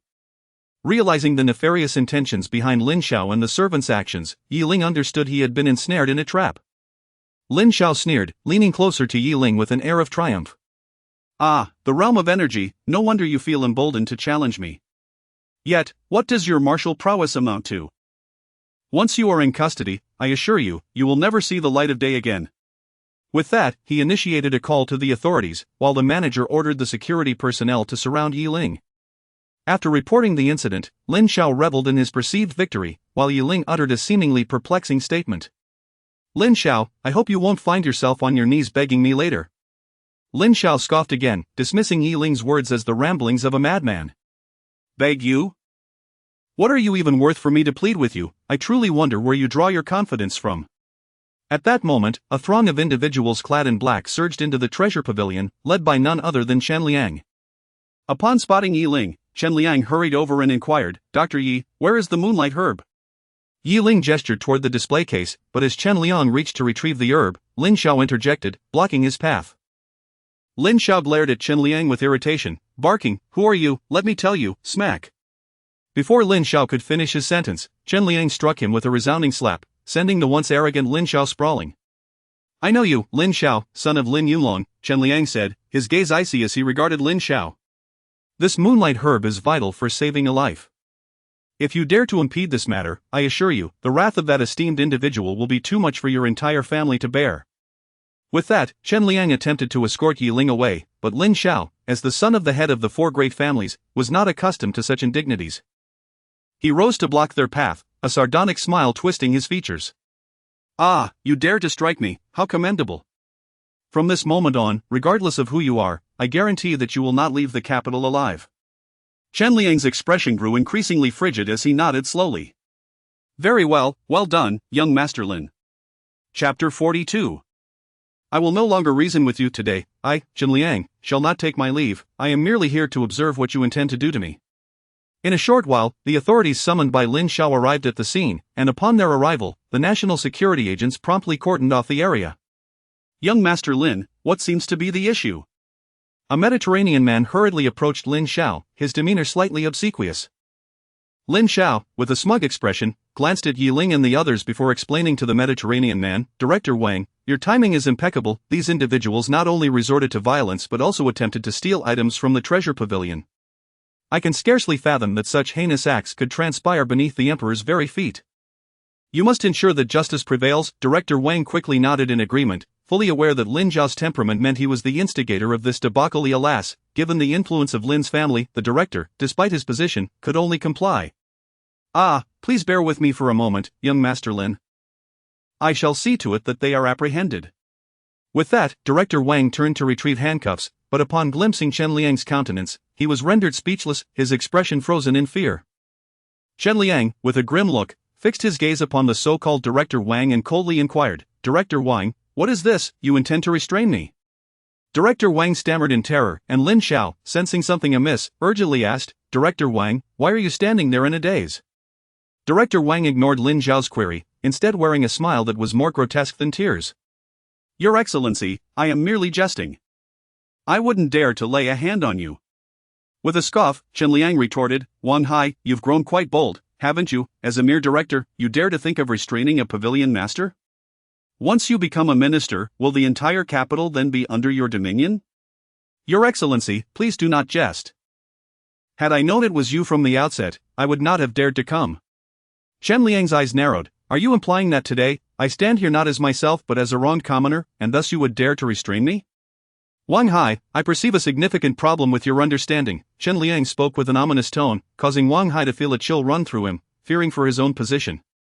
Master Chen, you jest. I am merely responding to a report and have no connection with this individual whatsoever. Wang Hai hastily distanced himself from Lin Xiao, who stood dumbfounded nearby. How ironic that now he sought to absolve himself, when what of the money he had previously accepted? Wang Hai's words were hardly believable, yet it mattered not. What Chen Liang desired was merely an acknowledgement of his authority. He let out a cold huff. In that case, I kindly ask you, Director Wang, to ascertain who is truly at fault before deciding who should be restrained. Master Chen, I believe there is no need for an investigation. It is undoubtedly this fellow's wrongdoing. With that, Wang Hai unhesitatingly placed handcuffs on Lin Xiao, his previous sycophancy replaced by unwavering righteousness. What, Wang Hai, who are they? My father is Lin Yulong. Are you certain you wish to restrain me? Lin Xiao was utterly taken aback, unable to fathom that he, the esteemed heir of the Lin family, was being publicly shackled by Wang Hai. Wang Hai scoffed, then whispered, Do you not realize whom you have offended? Before you stands the pavilion master of the Guardian Pavilion, Chen Liang. Upon hearing the name Guardian Pavilion, Lin Zhao's expression became one of palpable shock. While he might not have recognized Chen Liang personally, the mere mention of the Guardian Pavilion was known throughout Huaguo, a formidable force governing the entire nation's police. To offend such an entity could only signify a death wish. Lin Xiao understood that should he be incarcerated today, a 10-year sentence would surely follow. Overcome by a desperate urge for survival, he turned to Chen Liang with an unprecedented humility in his eyes. Master Chen, I beg for your forgiveness for my ignorance. I implore you, for the sake of my father, Lin Yulong, grant me mercy. Onlookers could hardly believe their eyes at this spectacle, the proud heir of the Lin family, Lin Xiao, reduced to such abject supplication?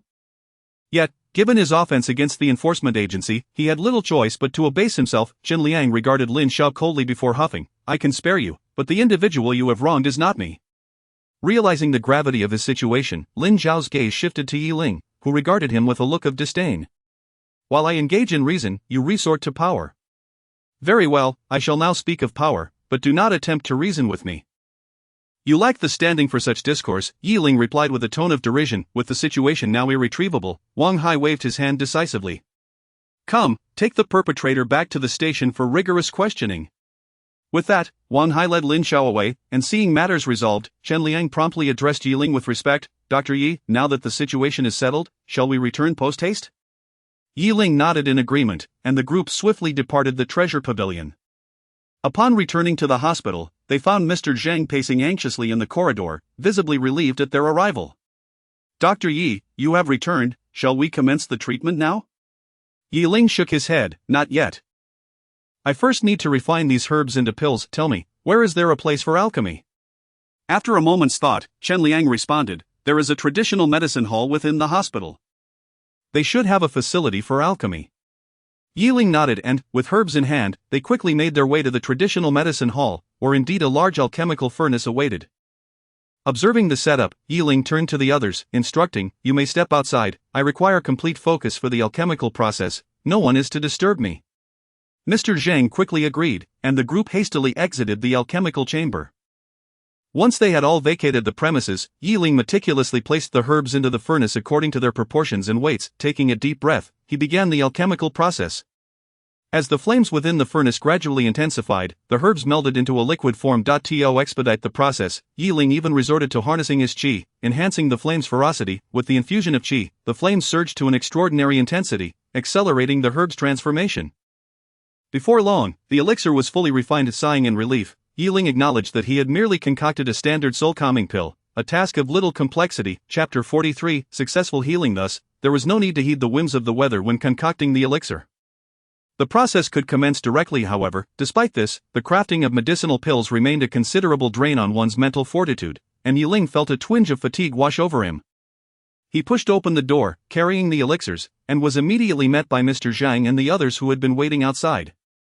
How did it go, Physician Yi? Were you successful in refining the elixir? Ling retrieved the elixirs from the basket and handed them to Chen Liang, explaining, slightly out of breath, the elixir has been successfully refined, but it requires a little time to settle. I must attend to the patient first. Observing Ling's somewhat fatigued demeanor, Mr. Zhang hesitated momentarily before finally suggesting, Physician Yi, perhaps you should take a brief rest? Ling shook his head, it's of no consequence. Any delay could exacerbate the deterioration of the patient's spirit, I must prioritize their treatment. Upon hearing this, Mr. Zhang dared not delay further and promptly nodded in agreement. Very well, we are indebted to you, Physician Yi. Soon, Ling arrived at the patient's room, leaving Renxinghe to assist him while the others were instructed to step outside. I will extract the patient's spirit for repair shortly. Your task will be to administer acupuncture at the acupoints I specify, ensuring the stability of the patient's spirit. Do you understand? Renxinghe, appearing somewhat anxious, nodded slightly. Noticing his demeanor, Ling inquired, you are a seasoned physician. Why the apprehension? Taking a deep breath, Renxinghe smiled sheepishly, Master, this is my first encounter with a procedure involving the spirit level, how could I not feel nervous? Take your time, gather experience. You will eventually engage with this level of procedure, Ling reassured him as he approached. Renxinghe hurriedly followed Ling's instructions, deftly inserting needles into the designated points. In no time, he had successfully completed the task. Master, the needles are in place, Renxinghe announced. Ling inspected the acupuncture points, confirming their accuracy before nodding in approval. Excellent. I shall commence the treatment now. You must remain silent and not speak, lest you startle the patient's spirit. Understood, Renxinghe replied obediently, retreating to the side and covering his mouth. Ling produced his needle pouch, unfurling it, and began the process of acupuncture on the woman. Moments later, she furrowed her brow, indicating a reaction. Observing this, Ling utilized his vital energy to gently extract the spirit that was slightly revealed.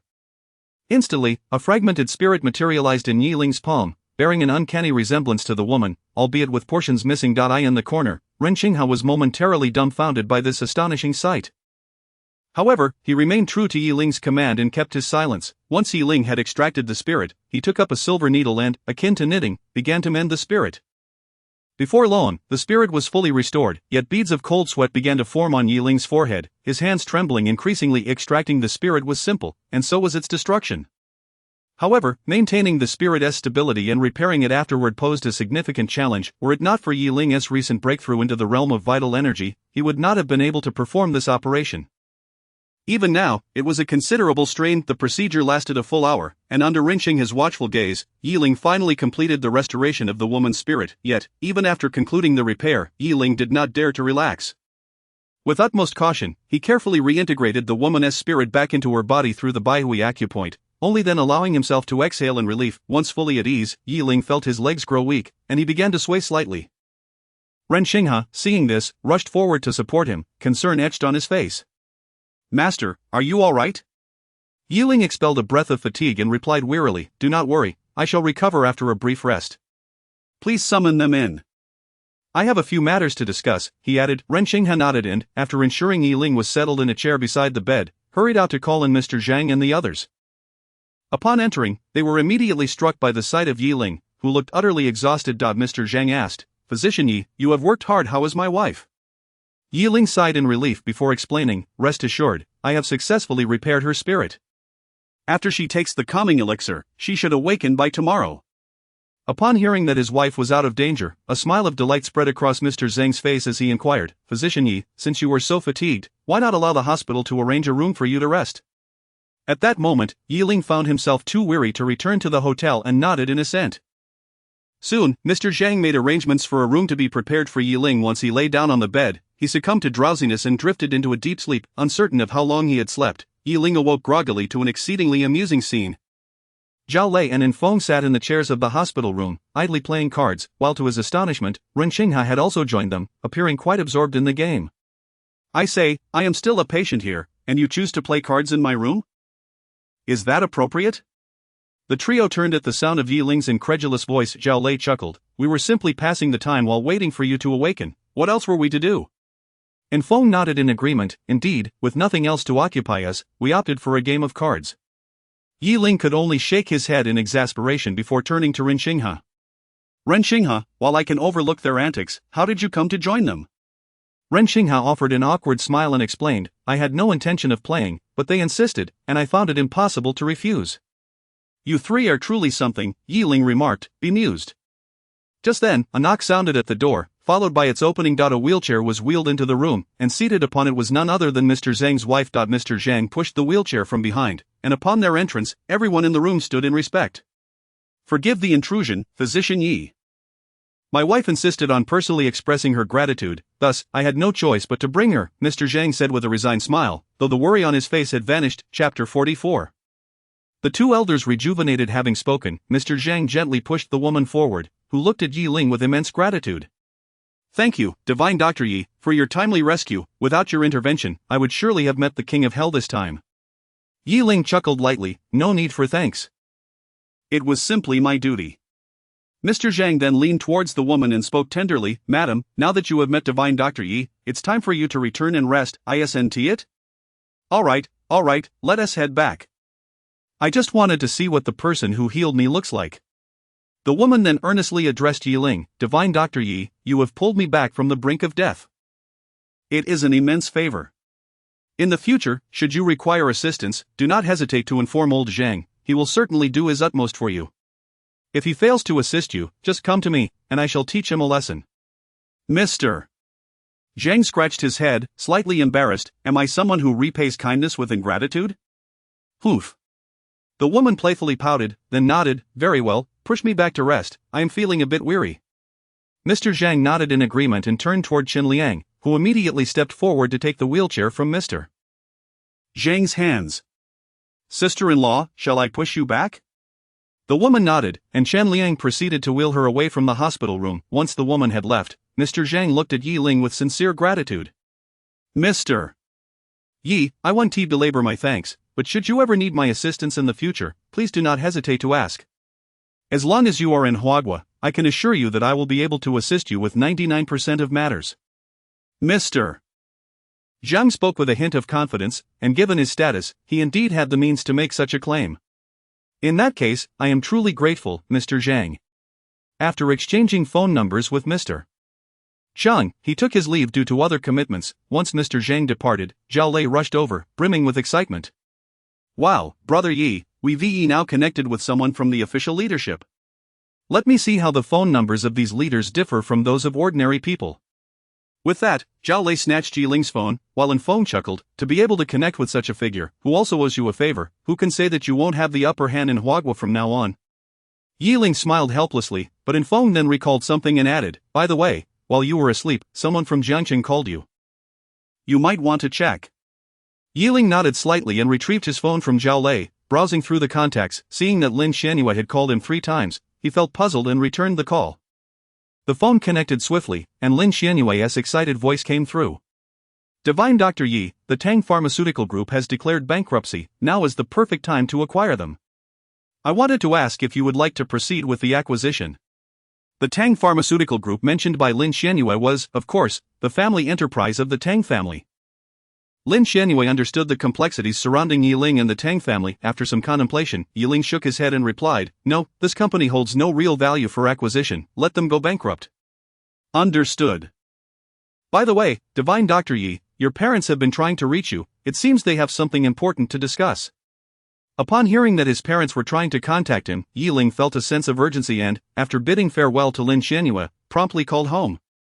The call connected quickly, and Yi Shueming requested a video chat. Ling felt a bit puzzled but accepted nonetheless. In an instant, his phone displayed 2 middle-aged figures, a man and a woman, both appearing to be in their 30s.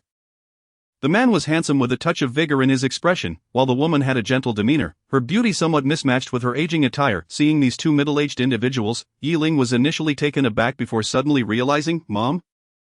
Dad? Yes, it is us. Yi Shueming and Wang Shueme replied, and then Wang Shueme, with a face full of excitement, explained to Ling, son, what kind of elixir have you given us? After taking it, both your father and I have rejuvenated significantly. Previously, we looked like we were in our 60s, but after consuming your elixir, our skin has tightened and softened, and our eyesight has improved greatly. Most importantly, our health has improved tremendously. We used to be out of breath after a few steps, but now we can run laps without feeling tired. Yi Shueming nodded enthusiastically in agreement, adding, indeed, when your mother and I went out these past few days, others thought we were newlyweds. We truly look more than a decade younger. Seeing his parents so joyous, Ling couldn't help but smile with relief. The transformation in their appearance was indeed due to the efficacy of the Sanhua Rugodan, which was known for its healing properties and restoration of bodily functions. Though they had appeared aged, they were merely in their 40s. Now, after taking the Sanhua Rugodan, they not only regained their youthful state but even enhanced it. This was why, despite being in their 40s, they now looked to be in their 30s. If Ling were to step out with Yi Shueming, most people would likely mistake Yi Shueming for Ling's older brother rather than his father. After some casual family chatter, Wang Shueme noticed something and immediately asked with concern, son, why are you wearing a hospital gown? Has something happened? Yi Shueming also noticed Ling's hospital attire and asked worriedly, son, what troubles have you encountered, why are you in the hospital? Ling glanced down at his hospital gown and smiled reassuringly, don't worry, Mom and Dad. I'm just a bit tired and staying in the hospital for a couple of days. It's nothing serious. After confirming that Ling was truly fine, his parents finally felt at ease. Alright, as long as you're okay, that is what matters. Your mother and I are going out for a stroll. She is eager to enjoy shopping now that she feels young again. Wang Shueme playfully nudged Yi Shueming, chiding, why bring these matters up with the child? Really?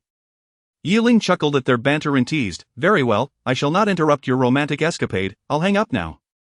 With that, Ling ended the call, just as Zhao Lei leaned in, eagerly asking, Brother Yi, can that Sanhua Rugodan really enhance an ordinary person's physical capabilities to their peak? Chapter 45. The grand competition of the martial arts elite. Ling nodded, indeed, as long as it isn't a disease devoid of any hope, the Sanhua Rugodan can cure it, and restoring bodily functions is a trivial matter. After speaking, Ling cast a sidelong glance at Zhao Lei, what's the matter? Does someone in your family require this pill? Zhao Lei chuckled, actually, yes, and that person is me. Brother Yi, could you spare me a pill? I wish to restore my body to its peak condition and then wreak havoc everywhere. Without a moment's hesitation, Ling retorted, away with you. You already have aphrodisiacs, what do you need my Sanhua Rugodan for? Zhao Lei clicked his tongue and replied with conviction, Brother Yi, you may not understand. To forge iron, one must be strong oneself. Rather than relying on external forces, it is better to depend on oneself. Then go rely on yourself. I still need to reserve this pill for others. With that, Ling flopped onto the hospital bed, feigning unconsciousness. Soon, the next day arrived, and Ling had nearly recovered. The three of them prepared to return to Jiang City. However, just as they were packing, Ling received a call from Mr. Zheng. Dr. Yi, are you still in the hospital? Hearing Mr. Zheng's inquiry, Ling nodded and replied, yes, but I'm planning to set off for Jiang City today. What's the matter? Please hold on. I have something to show you. After saying this, Mr. Zheng hung up. Zhao Lei, who was tidying up, asked curiously, Brother Yi, should we continue packing? Ling pondered for a moment and ultimately shook his head, forget it. Let us see what Mr. Zheng has to say first. And Feng, unhurried, lay back on the hospital bed, playing with his phone, leisurely stating, he probably has some good stuff to share with us. Just wait.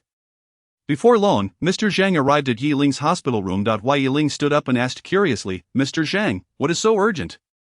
Mr. Zheng smiled and produced an envelope adorned in shades of black and red. It's nothing of great importance. A friend sent me a notice of invitation, and I wanted to know if you, Dr. Yi, would be interested. With that, Mr. Zheng handed the envelope to Ling, who accepted it and opened it to reveal the contents inside. The first martial arts elite competition, Ling murmured as he read the letter, and upon hearing those words, Feng instinctively stood up and leaned closer. Noticing the astonished expressions of the two, Mr. Zheng chuckled. My friend is a council member of the Martial Arts Alliance, and he sent me this registration form. However, I am not particularly interested in martial arts matters, but I thought you, Dr. Yi, might find it intriguing, so I brought it for you to consider. If you are interested, feel free to take a look. I have some official duties to attend to, so I must take my leave. Mr. Zheng patted Ling on the shoulder and turned to leave, while the three of them curiously examined the registration form. Martial Arts Alliance? When did our Huagua have such an entity? It seems rather niche, Zhao Lei remarked in surprise, while Feng retorted, of course, you are not part of the martial arts community, so naturally, you are unaware of these matters. Nevertheless, this Martial Arts Alliance is indeed intriguing. They organized a grand competition for martial arts elites.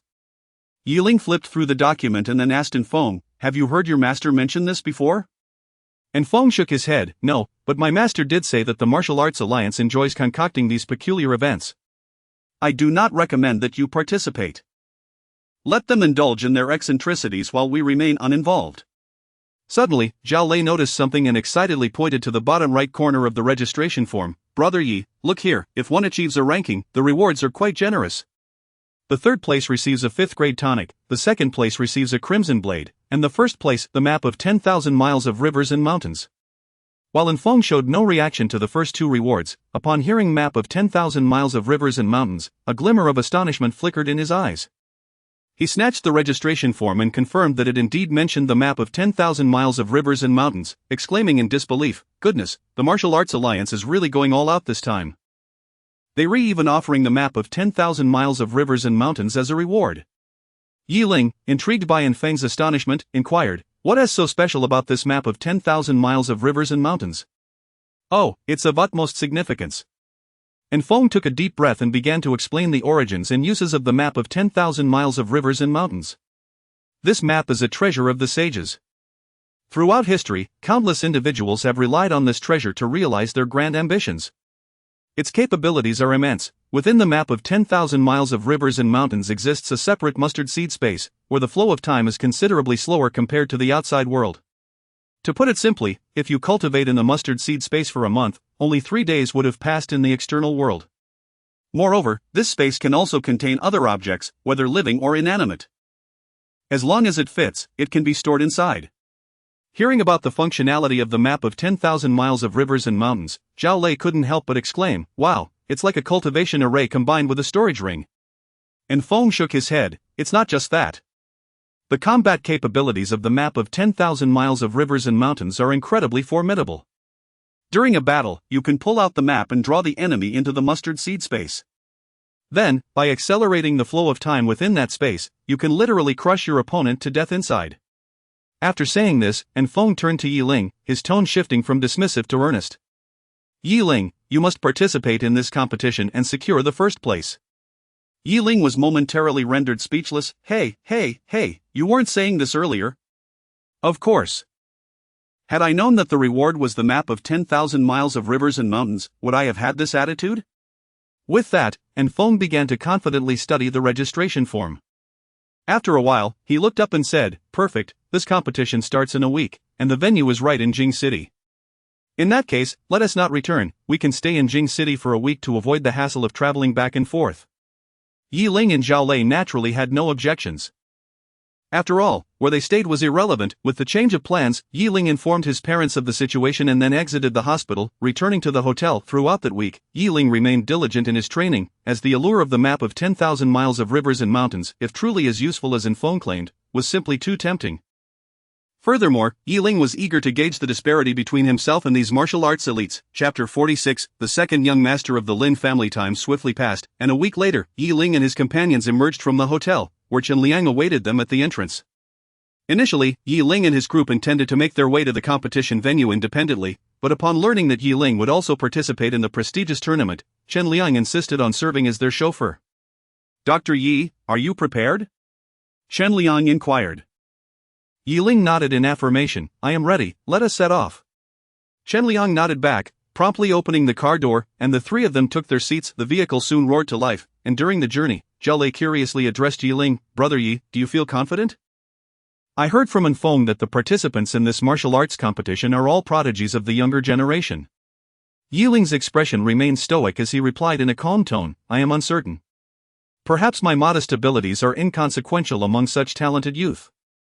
Before long, Chen Liang drove them to a private venue, where an array of luxury cars was parked, creating a vibrant atmosphere. "Dr. Yi, we have arrived," Chen Liang announced. Yi Ling nodded, and after disembarking from the vehicle and ascending the steps, they reached the entrance of the venue. At the entrance, staff members awaited their arrival. Upon seeing Yi Ling and his companions approach, they promptly inquired respectfully, "Gentlemen, do you possess an invitation?" Yi Ling produced the invitation and handed it to the staff member, adding, "This is my invitation and registration form. They are my companions." After a brief verification, the staff member presented Yi Ling with a token, engraved with a number. "This is your pass, Mr. Yi Ling, please wait for your name to be called upon entering the venue." After receiving the token, Yi Ling nodded, and the group proceeded into the venue together. Upon entering, they first encountered a vast courtyard filled with numerous young prodigies engaged in conversation. Observing the gathering, Zhao Lei began to introduce them to Yi Ling. "The young man with the buzz cut over there is Jin Yashan from the Jin family. He excels in martial arts. And that loquacious individual under the tree is Chen Nian from the Chun family, he is adept with hidden weapons. Lastly, the fellow leaning against the pillar is Situ Feng. He possesses considerable strength and is likely your greatest rival in this competition." Listening to Feng's introductions, Yi Ling nodded slightly, then turned to Feng with mild surprise. "I didn't realize you were so well acquainted with these martial arts prodigies." Feng scoffed, "One might say I have mingled within the martial arts community for some time. Naturally, I am well informed about the prodigies from various families." Yi Ling nodded, then surveyed his surroundings. After a while, he discerned that the strongest individuals present were merely at the master level. Yet, even among masters, such prowess was already quite rare, as most were at the innate or even postnatal stages. Yi Ling couldn't help but smirk. With such limited capabilities, they dared to call themselves prodigies? At that moment, Situ Feng noticed Yi Ling's gaze and abruptly turned his head. Their eyes met for a brief moment, and Situ Feng, realizing he could not gauge Yi Ling's cultivation, felt intrigued. "Interesting. I initially thought this tournament would lack formidable contenders, but it appears I was mistaken."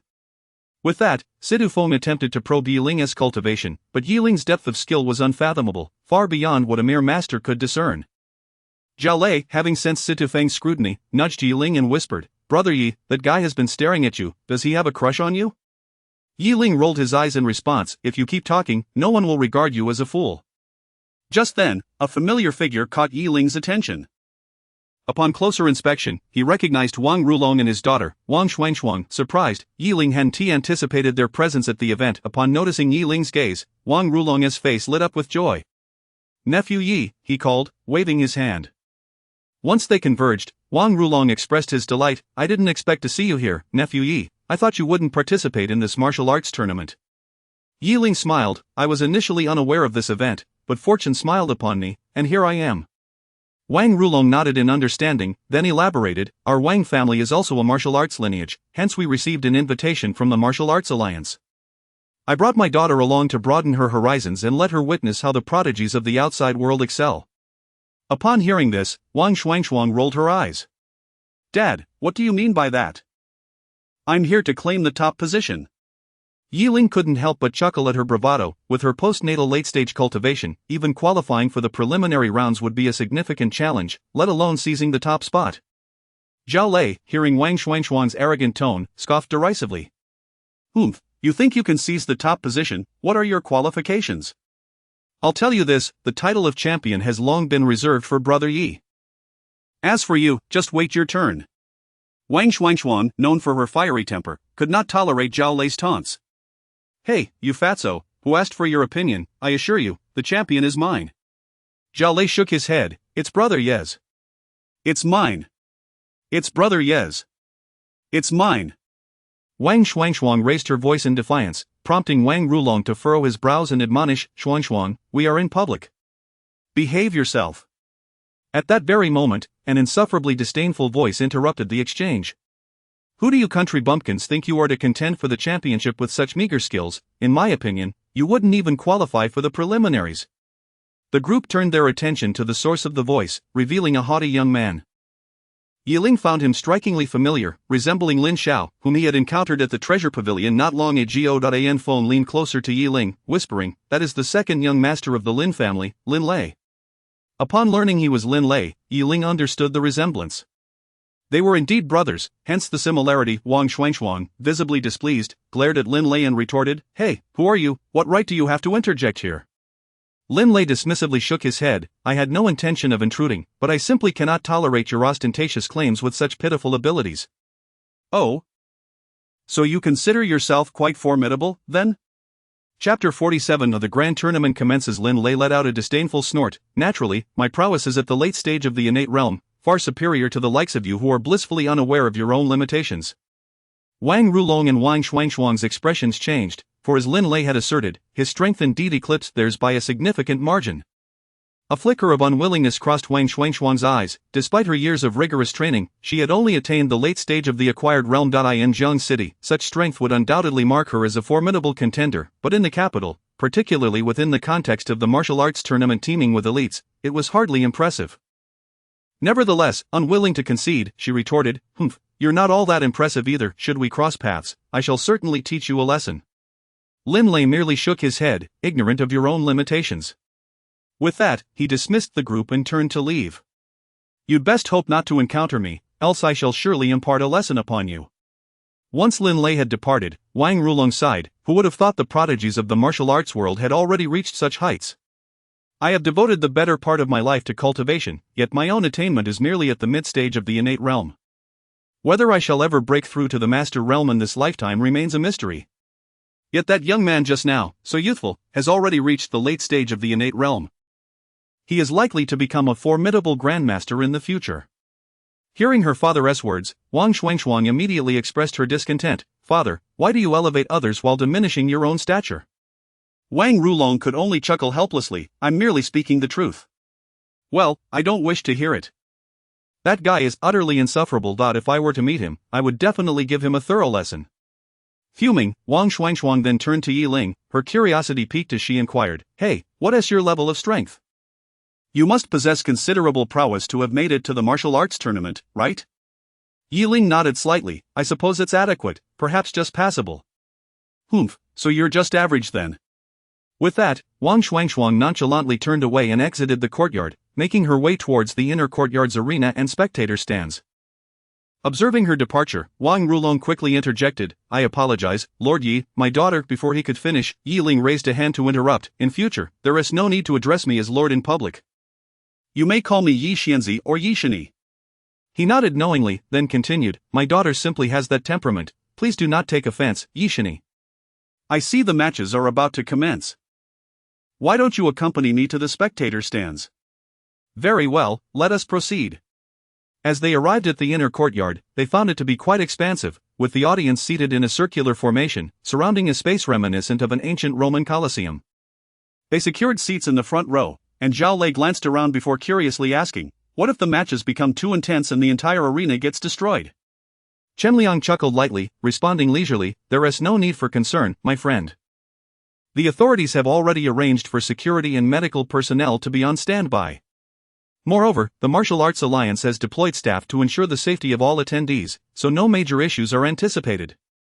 Zhao Lei nodded in understanding, and soon after, most of the audience had settled in, marking the official beginning of the martial arts tournament.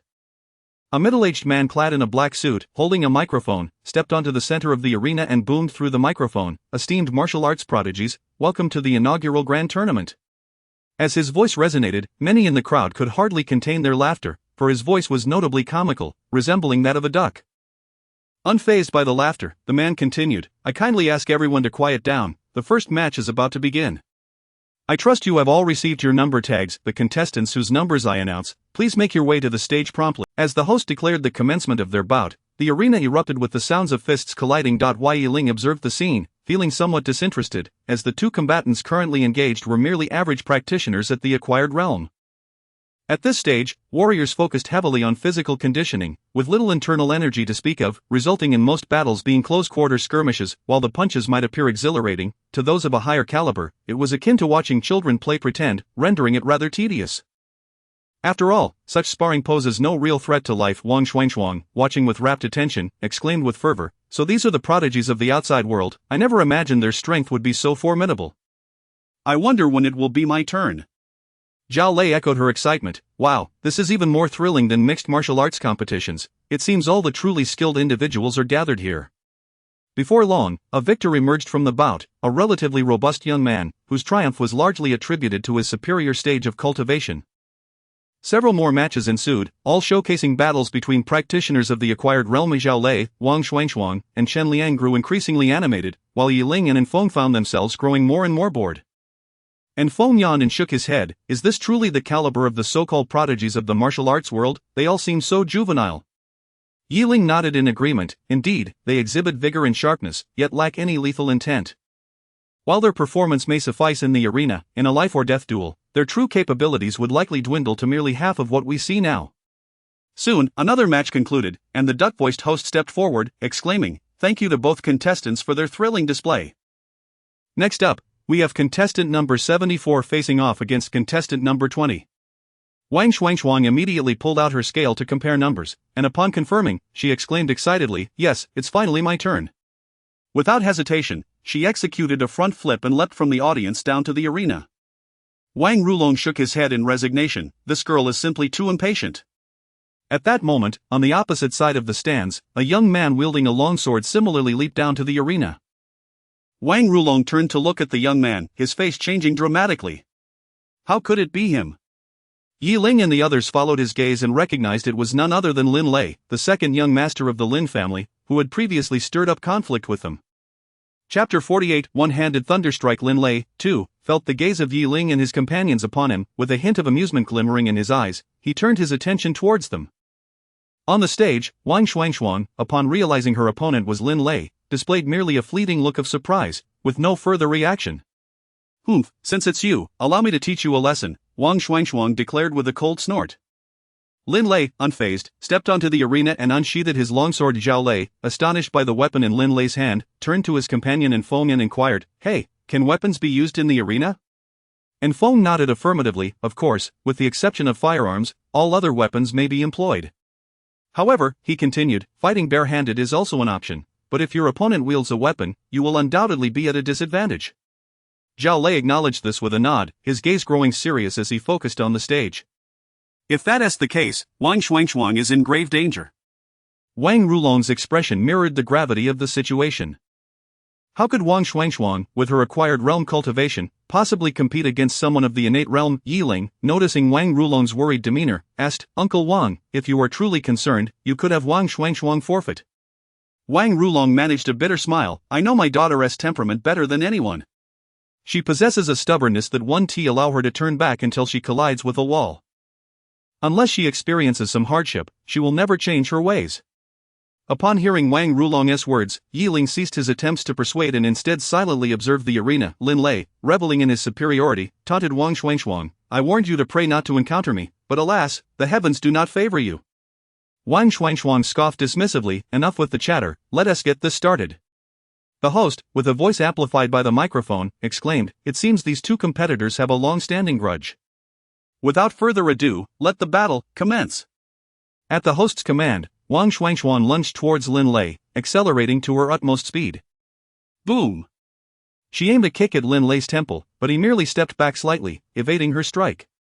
Whoosh! Seizing the moment, Lin Lei swung his sword fiercely, unleashing a devastating bolt of yellow lightning that struck Wang Shuangchuan at her waist. Boom! A thunderous crack reverberated, and Wang Shuangchuan cried out in agony, sent flying by the bolt of lightning. She collided with the arena wall, creating a significant dent, leaving the audience in shock. My goodness, did he just slice through lightning? Is this fellow even human? That weapon. I remember now, it's the Lin family's treasured feng sword, capable of summoning wind and lightning, and today, with the overcast skies, it's perfectly suited. I can't believe the Lin family brought out the feng sword for this martial arts competition. Each use damages the sword. Nevertheless, it must be said, the feng sword is indeed formidable. With this divine weapon and Lin Ershau's cultivation, he is likely to claim victory in this martial arts contest. Zhao Lei and the others were equally dumbfounded by the scene. Zhao Lei rubbed his eyes in disbelief, exclaiming, "No way, is this a movie? How did he just cut through lightning?" Chen Liang was similarly astonished. He had initially viewed this as a mere fighting competition, but the lightning strike had truly left him in awe. And Feng chuckled with interest and remarked to Yi Ling, "Young master, this fellow's weapon is quite remarkable. With it, even a master-level warrior would struggle against him." Yi Ling nodded in agreement. To summon celestial phenomena to attack an opponent, how many can withstand such power? Wang Rulong, watching the battered Wang Shuangchuan on the stage, cried out anxiously, "Xiao Shuang! Forfeit quickly, stop fighting!" Wang Shuangchuan struggled to rise, and Lin Lei, witnessing her effort, sneered. "Oh, quite tenacious, aren't you? I refuse to believe that you can withstand another strike from me." With that, he raised his sword high into the sky, where ominous rumbles echoed deep within the clouds, a golden bolt of lightning poised to descend. Boom! The lightning struck the feng sword, and Lin Lei, seizing the moment, cleaved towards the distant Wang Shuangchuan. Instantly, wherever the sword's energy passed, thunder rumbled, scorching the ground and leaving it charred. Wang Shuangchuan, witnessing the lethal energy rushing towards her, attempted to evade, but her injuries rendered her incapable of moving. If this blow landed, it would surely be fatal. The staff responsible for ensuring the competitor's safety felt their hearts race. If they rushed to save Wang Shuangchuan, it would be too late. As she neared the edge of the arena, all the staff were several hundred meters away, unable to reach her in time. Just as Wang Shuangchuan resigned herself to despair, closing her eyes, the anticipated lightning did not strike her. Instead, a resounding boom echoed nearby. Yi Ling appeared before Wang Shuangchuan in an instant, channeling his energy with one hand, and then forcefully grasped the incoming sword energy. Boom! With a decisive surge of power, Yi Ling shattered the sword energy, while countless bolts of lightning entwined around his wrist. Yet, with a mere thrust of his energy, he dispersed the lightning. The onlookers were rendered speechless by this spectacle. After a prolonged silence, the audience erupted in astonishment. "No way, he caught lightning with one hand. Is he even human? He must be one of the prodigies participating in this competition, but this is terrifying. I wonder what his cultivation level is. Even a master-level warrior would struggle to withstand a slice from the feng sword. Could he be above that level?" Among the audience, Situ Feng felt the surge of energy emanating from Yi Ling in that moment, his expression shifting as he whispered in disbelief, "Apex Chi realm? A warrior of the Apex Chi realm, how has he trained to achieve this?" Zhao Lei, meanwhile, recorded the moment with fervor, exclaiming, "Wow, one-handed lightning catch, this is unbelievably cool." Wang Rulong, who had been ready to rush onto the stage to rescue Wang Shuangchuan, found himself preempted by Yi Ling's intervention. Seeing Wang Shuangchuan unharmed, Wang Rulong breathed a sigh of relief and returned to his seat among the audience. Chen Liang glanced at Zhao Lei, who was engrossed in recording, and smirked, "Zhao, you do realize filming is prohibited here, right?" On the stage, Wang Shuangchuan gazed at Yi Ling's retreating figure, momentarily lost in thought. Yi Ling shook his hand. Apart from a slight warmth and the wisps of smoke rising from his palm, he felt no other sensation. It turns out lightning is not so formidable after all. Chapter 49. Yi Ling takes the stage. The host, with a voice akin to that of a duck, momentarily paused, and upon regaining composure, promptly announced, "We extend our gratitude to this contestant for their timely assistance in saving a life. Therefore, I declare Lin Lei the victor." Amidst the jubilant cheers, Lin Lei sheathed his feng sword and returned to the audience. Yi Ling turned to the fallen Wang Shuangchuan and inquired, "How are you? Can you stand?" Wang Shuangchuan instinctively attempted to rise, but the lingering numbness from the earlier strike of the thunder blade rendered her powerless. Without further ado, Yi Ling assisted her to her feet. He led Wang Shuangshuang back to her seat, where Wang Rulong immediately approached with concern, asking, "My daughter, are you all right?" Wang Shuangshuang lowered her gaze in silence. Observing this, Yi Ling addressed Wang Rulong, "Uncle Wang, it would be prudent to take her to the infirmary for a checkup to prevent any hidden injuries." Understanding the urgency of the situation, Wang Rulong nodded and took Wang Shuangshuang from Yi Ling, guiding her towards the treatment room. Following this brief interlude, the arena returned to its previous tranquility, with the matches continuing in fervent intensity. Seizing the opportunity between the contests of two postnatal martial artists, and Feng turned to Yi Ling and asked, "How did it feel to take that thunder blade head-on just now?" Yi Ling replied with an air of nonchalance, "It was as expected. The feng lei sword is undeniably formidable. If it had been a grandmaster or even a master-level warrior, I would never have dared to take it directly, but Lin Lei is merely a postnatal martial artist. However, while I can withstand it, relying solely on that approach is not advisable. I must devise alternative strategies to counter his thunder blade." Pondering this, Yi Ling appeared deep in thought. Zhao Lei, noticing his contemplation, reassured him, "Don't worry, brother Yi, we may not even encounter him. Perhaps before we face him, someone else will have eliminated him." Chen Liang, however, remained non-committal. "It is wise to prepare for all possibilities. After all, we cannot predict our encounters." "That is indeed true," Zhao Lei nodded in agreement. After some time in contemplation, Yi Ling seemed to have an epiphany and whispered a few words into Feng's ear. Upon hearing this, Feng nodded decisively, "I shall attend to it at once." With that, he rose and departed without a trace. Curious, Zhao Lei inquired, "What is Feng up to?" Yi Ling smiled, "He is retrieving a secret weapon to counter Lin Lei." As the matches progressed, many contestants faced elimination, yet Yi Ling remained conspicuously absent from the arena. During this interval, Lin Lei competed again, effortlessly dispatching his opponent with the feng lei sword. Zhao Lei, growing anxious, remarked, "Brother Yi, why haven't we been called yet? Surely the organizers haven't forgotten about us." "Rest assured, our turn will come," Yi Ling assured him. As yet another match concluded, the duck-voiced host stepped forward, clearing his throat. He announced, "Next, contestant number 11 will face contestant number 67. Please have both participants ascend the stage." Upon hearing the contestant numbers, Yi Ling chuckled softly, "Here we go." With that, he leaped down from the platform, awaiting the appearance of his opponent. The spectators, upon recognizing Yi Ling as the one who had earlier withstood the lightning strike, gasped in astonishment. "Isn't that the person who just took the lightning strike with his bare hands? He's up on the stage now." This individual managed to endure Lin Lei's sword energy. I wonder what his true cultivation level is, as he seems inscrutable. Who knows who his opponent will be? This fellow's prowess is certainly not to be underestimated. His opponent is in for a tough time. As the crowd speculated, a crew-cut man suddenly leapt down from the stage, a sinister grin spreading across his face as he approached Yi Ling. Yi Ling recognized him as Jin Yashan, the prodigy previously introduced by Feng. The audience, upon realizing that Jin Yashan was competing, buzzed with excitement. "Isn't this Jin Yashan from the King Kong clan?" His appearance promises quite the spectacle. The King Kong clan excels in physical cultivation, and Jin Yashan is a standout among them. It is said that he spent a full 8 years at the peak of the postnatal realm, honing his physique to perfection, and even then, he could hold his own against innate warriors. Now that he has attained the innate level, I can only imagine how formidable his physicality must be.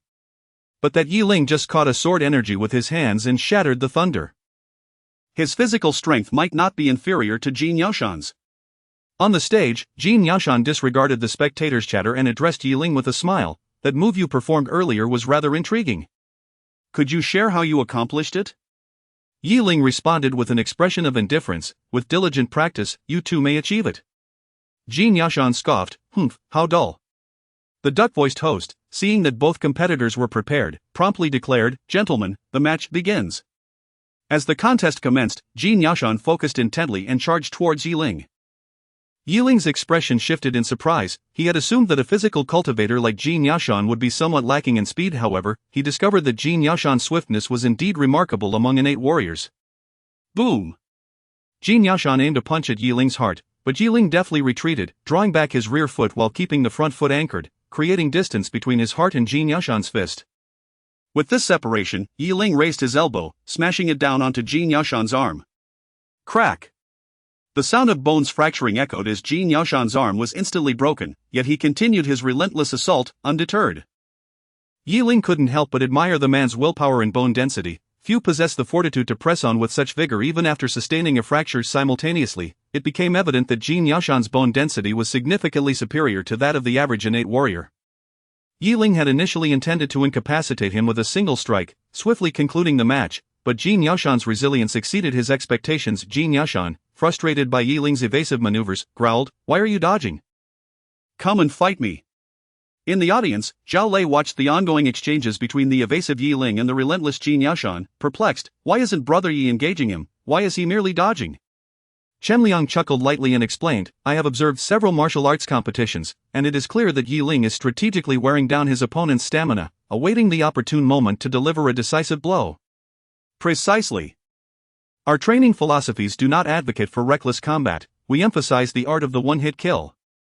Chapter 50 A single punch to victory. The essence of the kill character lies not in combat itself, but in the art of vanquishing one's opponent. If one does not strike, it is understandable, yet, once the hand is raised, it must be with astonishing force, Dark Blade explained nonchalantly from his position beside Zhao Lei, who nodded in comprehension.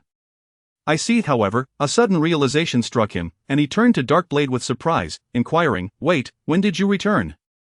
With a calm demeanor, Dark Blade continued to observe the battle unfolding on the stage. "I've been back for quite some time. I simply chose to remain silent." Zhao Lei nodded, then glanced at the wrapped lone object in Dark Blade's possession. "Dark Blade, what is contained within that package?" he asked, curiosity piqued. "It is a divine weapon belonging to your brother Yi, intended for use against that fellow Lin Lei."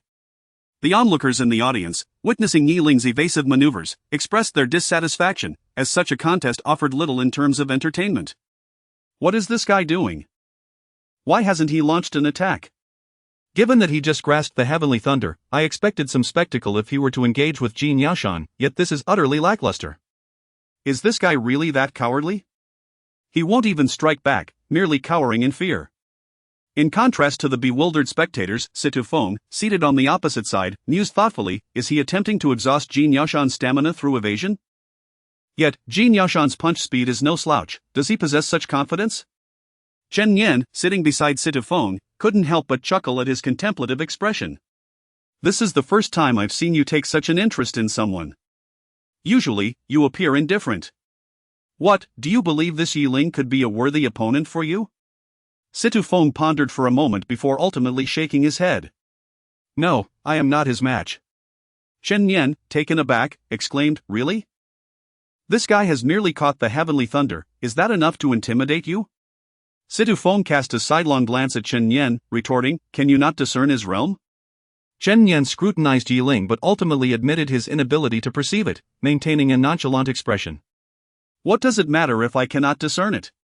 He is merely at the master realm, what else could there be? Situ Feng inhaled deeply before solemnly declaring, that individual is in the qi condensation realm. Upon hearing those three words, Chen Yan's breath caught in his throat. On the stage, Jin Yashan began to realize that this Ling was indeed attempting to wear him down. Consequently, he gradually reduced the frequency of his punches, seeking to conserve energy. However, the earlier barrage had already depleted his stamina significantly, rendering his efforts futile. While Ling's gaze sharpened, he noticed Jin Yashan's breathing had become erratic. This was the perfect moment to strike. Seizing the opportunity, he leaped forward, delivering two swift kicks that shattered Jin Yashan's defenses. Jin Yashan staggered back, not significantly harmed by the kicks, but the rapidity of the strikes caught him off guard, forcing him to retreat several steps. Before he could regain his composure, Ling's fist was already hurtling toward him. Boom! Ling's fist, enveloped in a torrent of white energy, struck Jin Yashan's face, distorting it, and sent him flying through the air. Jin Yashan could hardly stabilize himself, spinning helplessly several times before crashing to the ground, unconscious. While Ling retracted his fist, observing Jin Yashan's unconscious form with a nod of approval. The force was just right, not overly damaging, yet effectively bewildering. The announcer, regaining his composure, boomed, "Congratulations to contestant Ling for his victory." The audience's expressions were a blend of complexity upon hearing the announcer's proclamation. Should we praise this guy for his prowess? He spent ages evading, yet somehow managed to knock out the physically adept Jin Yashan with a single blow. It was a decisive finish, yet why does it leave me feeling unsatisfied? How can he be both capable and incapable of fighting? I can only say I am somewhat impressed. As the announcer declared Ling the victor, Jin Yashan slowly regained consciousness, gazing at Ling, who had already been proclaimed the winner, feeling a twinge of regret. If only he had awakened sooner. Unbeknownst to him, the duration of his stupor had been meticulously calculated by Ling. Not a second more, nor a second less. Why Ling approached Jin Yashan, offering a hand to help him up. It's all right. You performed admirably, he reassured Jin Yashan, forced to smile, reflecting on the irony of a victor comforting a defeated opponent, much akin to a girl reassuring a boy that he is adorably small. Shaking his head, he gritted his teeth and addressed Yi Ling. Yi Ling, you may have won this time, but remember, should we cross paths again, victory will surely belong to me? Yi Ling chuckled, indeed, indeed. With that, he returned to his position, while Dark Blade inquired, you had numerous opportunities to finish him off. Why prolong the match? Yi Ling stretched lazily, nonchalantly replying, regardless, I was destined to win, I thought it best to grant him a semblance of dignity. The competition continued from day to dusk, with thousands of talented individuals dwindling to 32 by evening. The announcer cleared his throat before exclaiming, ladies and gentlemen, the 32 finalists of this grand tournament have emerged, therefore, today's events shall conclude here, we kindly ask you to return tomorrow. As the crowd dispersed, Yi Ling and his companions made their exit as well. Upon stepping outside, they spotted Wang Rulong and Wang Shuangshuan waiting for them at the entrance. Uncle Wang, why haven't you left yet? Yi Ling inquired curiously. Wang Rulong chuckled, explaining, I brought Xiao Shuang to the treatment room, only to discover her injuries were quite severe. The doctor mentioned that given her condition at the time, another blow would have resulted in certain death, not even the mightiest deity could save her. After we completed her treatment and emerged, it appeared your match was nearly over, so we decided to wait for you. Yi Ling nodded in understanding, while Wang Rulong noticed Wang Shuangshuan lost in thought and gently nudged her. Hey, Dad, stop pushing me, Wang Shuangshuan murmured softly, causing Yi Ling to raise an eyebrow in surprise, as he noticed a look of astonishment on her face. Walking up to Yi Ling, Wang Shuangshuan fidgeted before expressing, thank you for saving me today. Yi Ling, eager to tease her, replied, what was that? I didn't quite catch it. Wang Shuangshuan's face flushed crimson once more. I said, thank you for saving me. Chapter 51. The conflict at Guanshan Tower. Zhao Lei could no longer contain his laughter and remarked, oh, so you do know how to express gratitude to others. Zhao Lei's words seemed to ignite a spark in the previously shy Wang Shuangshuan, who now appeared utterly flustered. Get lost. What does it matter to you whether I thank someone or not? Zhao Lei merely smirked, while Chen Liang stepped forward with a grin, saying, all right, everyone, let me treat you to a meal. We've all had quite a tiring day. The group readily nodded in agreement. Once they boarded the vehicle, Chen Liang drove straight to a grand restaurant in the capital. This is Guanshan Tower, one of the more renowned establishments in the capital, Zhao Lei commented, admiring the lavish decor with a chuckle. Uncle Chen, let's just have a casual meal. Is this place not a bit extravagant? Chen Liang waved a card playfully, assuring, don't worry, the owner of this restaurant is a friend of mine. With this card, the meal won't cost much. Reassured by Chen Liang's words, everyone relaxed and settled into their seats inside the restaurant. Shortly thereafter, the dishes arrived, and they began to indulge heartily. Chen Liang, however, seemed to have something on his mind that he wished to discuss with Yi Ling but remained silent for a while. Noticing this, Yi Ling smiled and encouraged, Master Chen, please feel free to speak your mind. Chen Liang awkwardly smiled before quietly admitting, Dr. Yi, I have a certain ailment, but it's rather difficult for me to articulate. I wonder if you could provide me with a remedy. Yi Ling was puzzled but replied, Master Chen, regardless of the affliction, I must examine it to understand. How can I assist you without knowing the specifics? Chen Liang's expression grew uncomfortable as he attempted to clarify, it's a rather sensitive issue, and I'm unsure if you could prescribe me a solution. Understanding dawned on Yi Ling, and he smiled knowingly before responding, of course, that's no trouble at all. Rest assured, Master Chen, I shall provide you with a prescription by tomorrow, ensuring your vigor is restored. Upon hearing this, Master Chen visibly relaxed. Then I must thank you in advance, Dr. Yi. No need for such formalities, Yi Ling replied. He then observed Chen Liang, realizing he appeared to be around 30 years old. Logically, this should be the prime of life. How could he already be experiencing such issues? Unable to suppress his curiosity, Yi Ling inquired, Master Chen, at your age, you should be in your prime, so why the need for medication? Chen Liang forced a bitter smile and explained, in my youth, I indulged excessively. As you may know, in my position, I was constantly entertaining guests. He added, back then, I lacked restraint, accepting every invitation, and now, only a few years later, I find myself lacking the vigor of my youth. Yi Ling nodded in understanding, feeling a twinge of sympathy. It seemed that those in power indulged even more extravagantly than they did. At that moment, loud commotion arose from a nearby table, escalating in volume. Ye Ling and the others turned to investigate, only to witness the disturbance intensifying. Chen Liang furrowed his brow and exclaimed, "Who dares to cause a ruckus at Guanshan Tower?" Boom!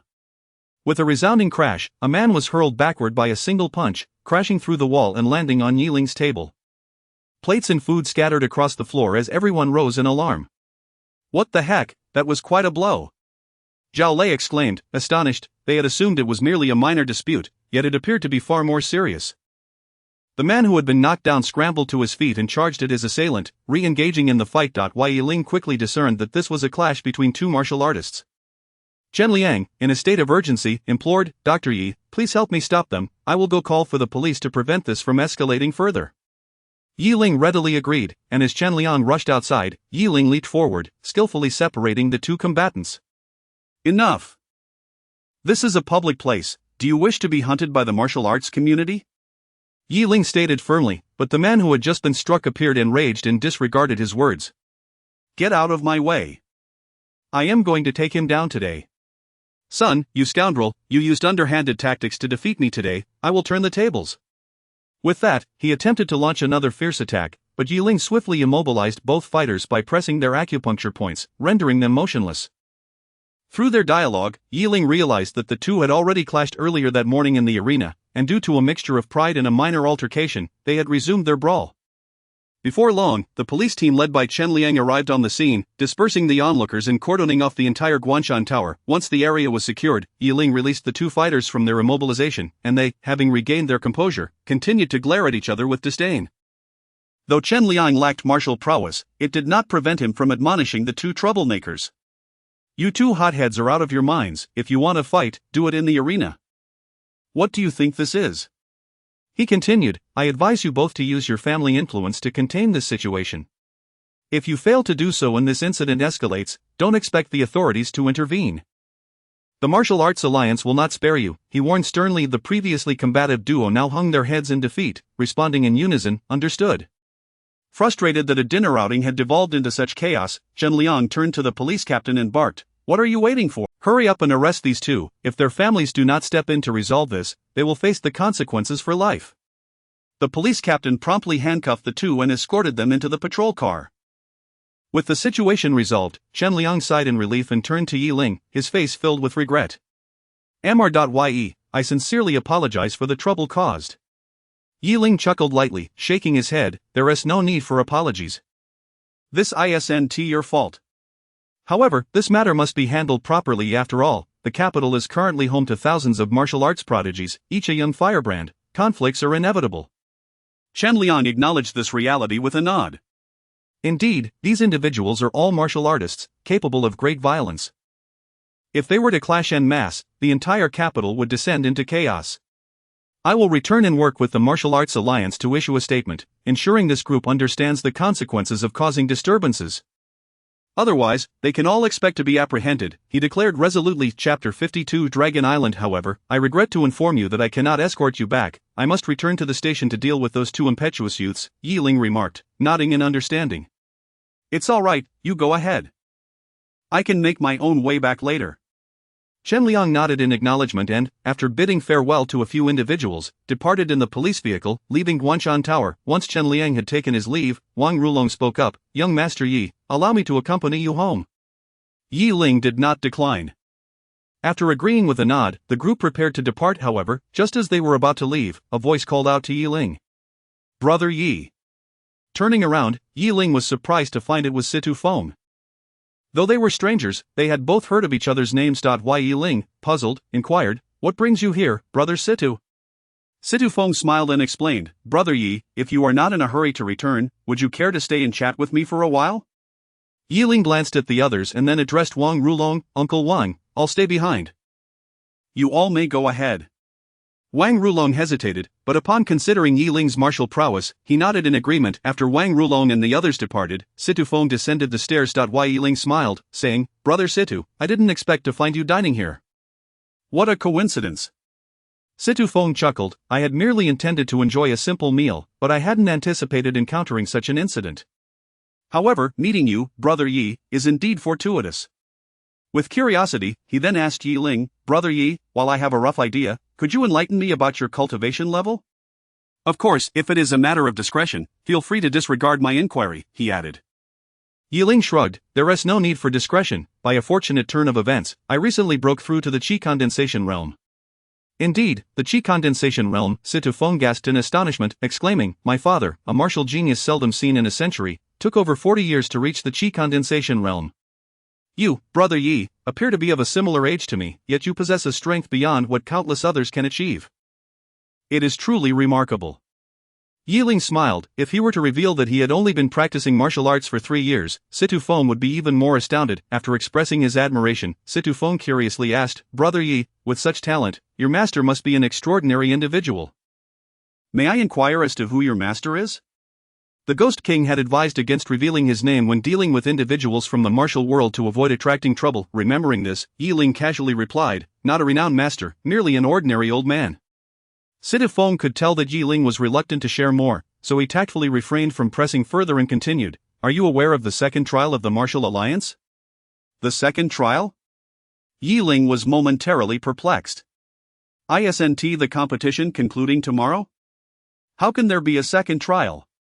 Seeing Yi Ling's confusion, Situ Feng began to explain, the first grand competition for the prodigies is not so simple. While the arena matches test martial prowess, there will also be trials to assess overall capability. Noticing that Situ Feng seemed to possess insider knowledge, Yi Ling inquired further, if that is the case, what exactly is the second trial you mentioned? A glimmer of excitement flashed in Situ Feng's eyes as he finally spoke, I cannot disclose too many specifics, but I can reveal a crucial location. Dragon Island. Upon hearing these words, Yi Ling felt a twinge of confusion, as he had never heard of such an island. Nonetheless, recognizing that Situ Feng had provided him with significant information, Yi Ling expressed his gratitude, thank you for the information, Brother Situ. Situ Feng patted Yi Ling on the shoulder, saying, no need for thanks. I merely wished to establish a good rapport with you.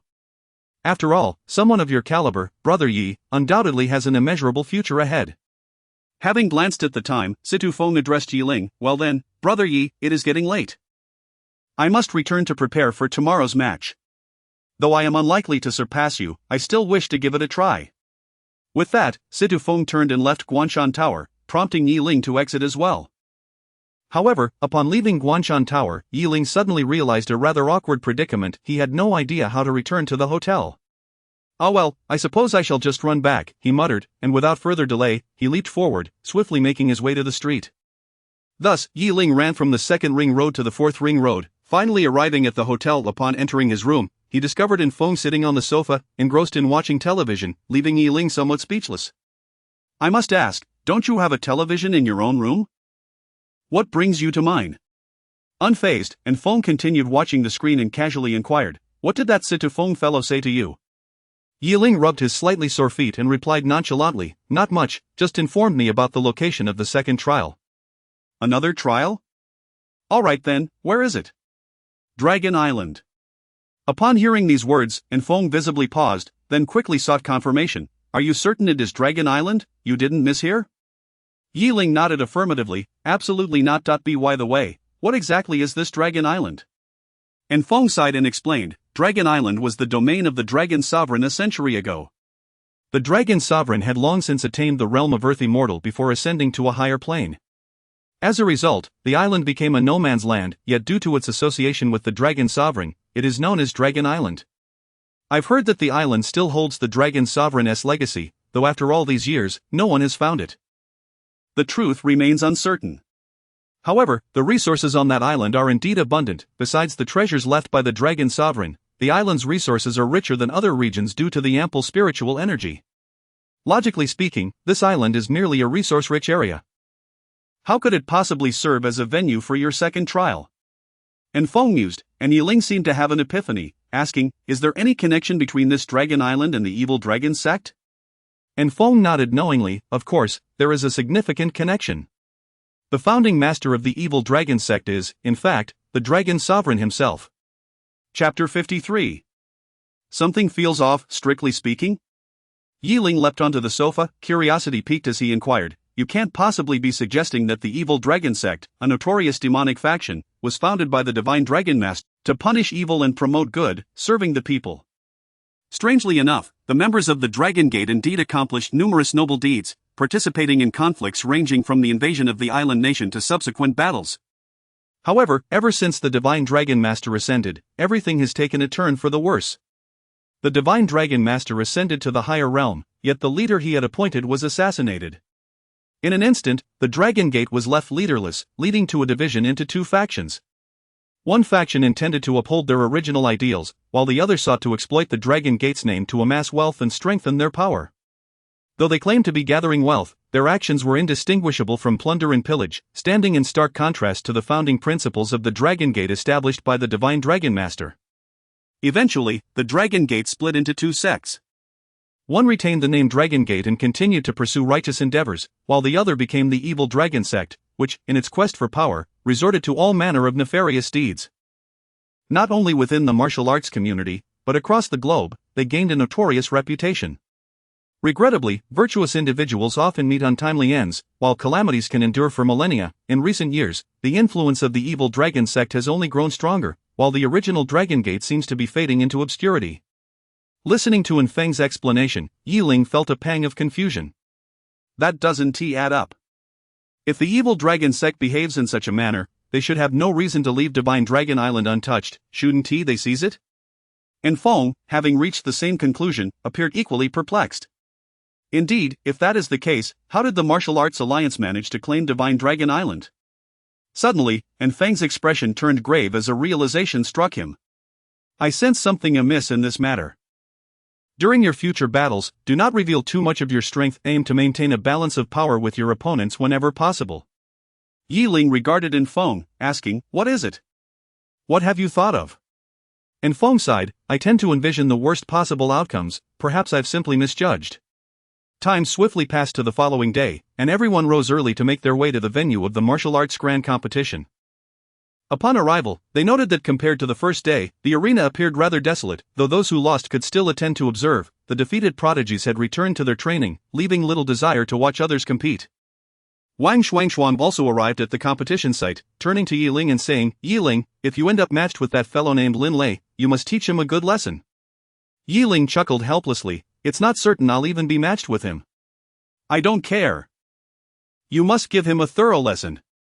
The group exchanged amused glances. Since Wang Shuangshuan couldn't win on her own, she sought a champion in Ling. They settled into the audience section from the previous day, only to find it had become quite sparse.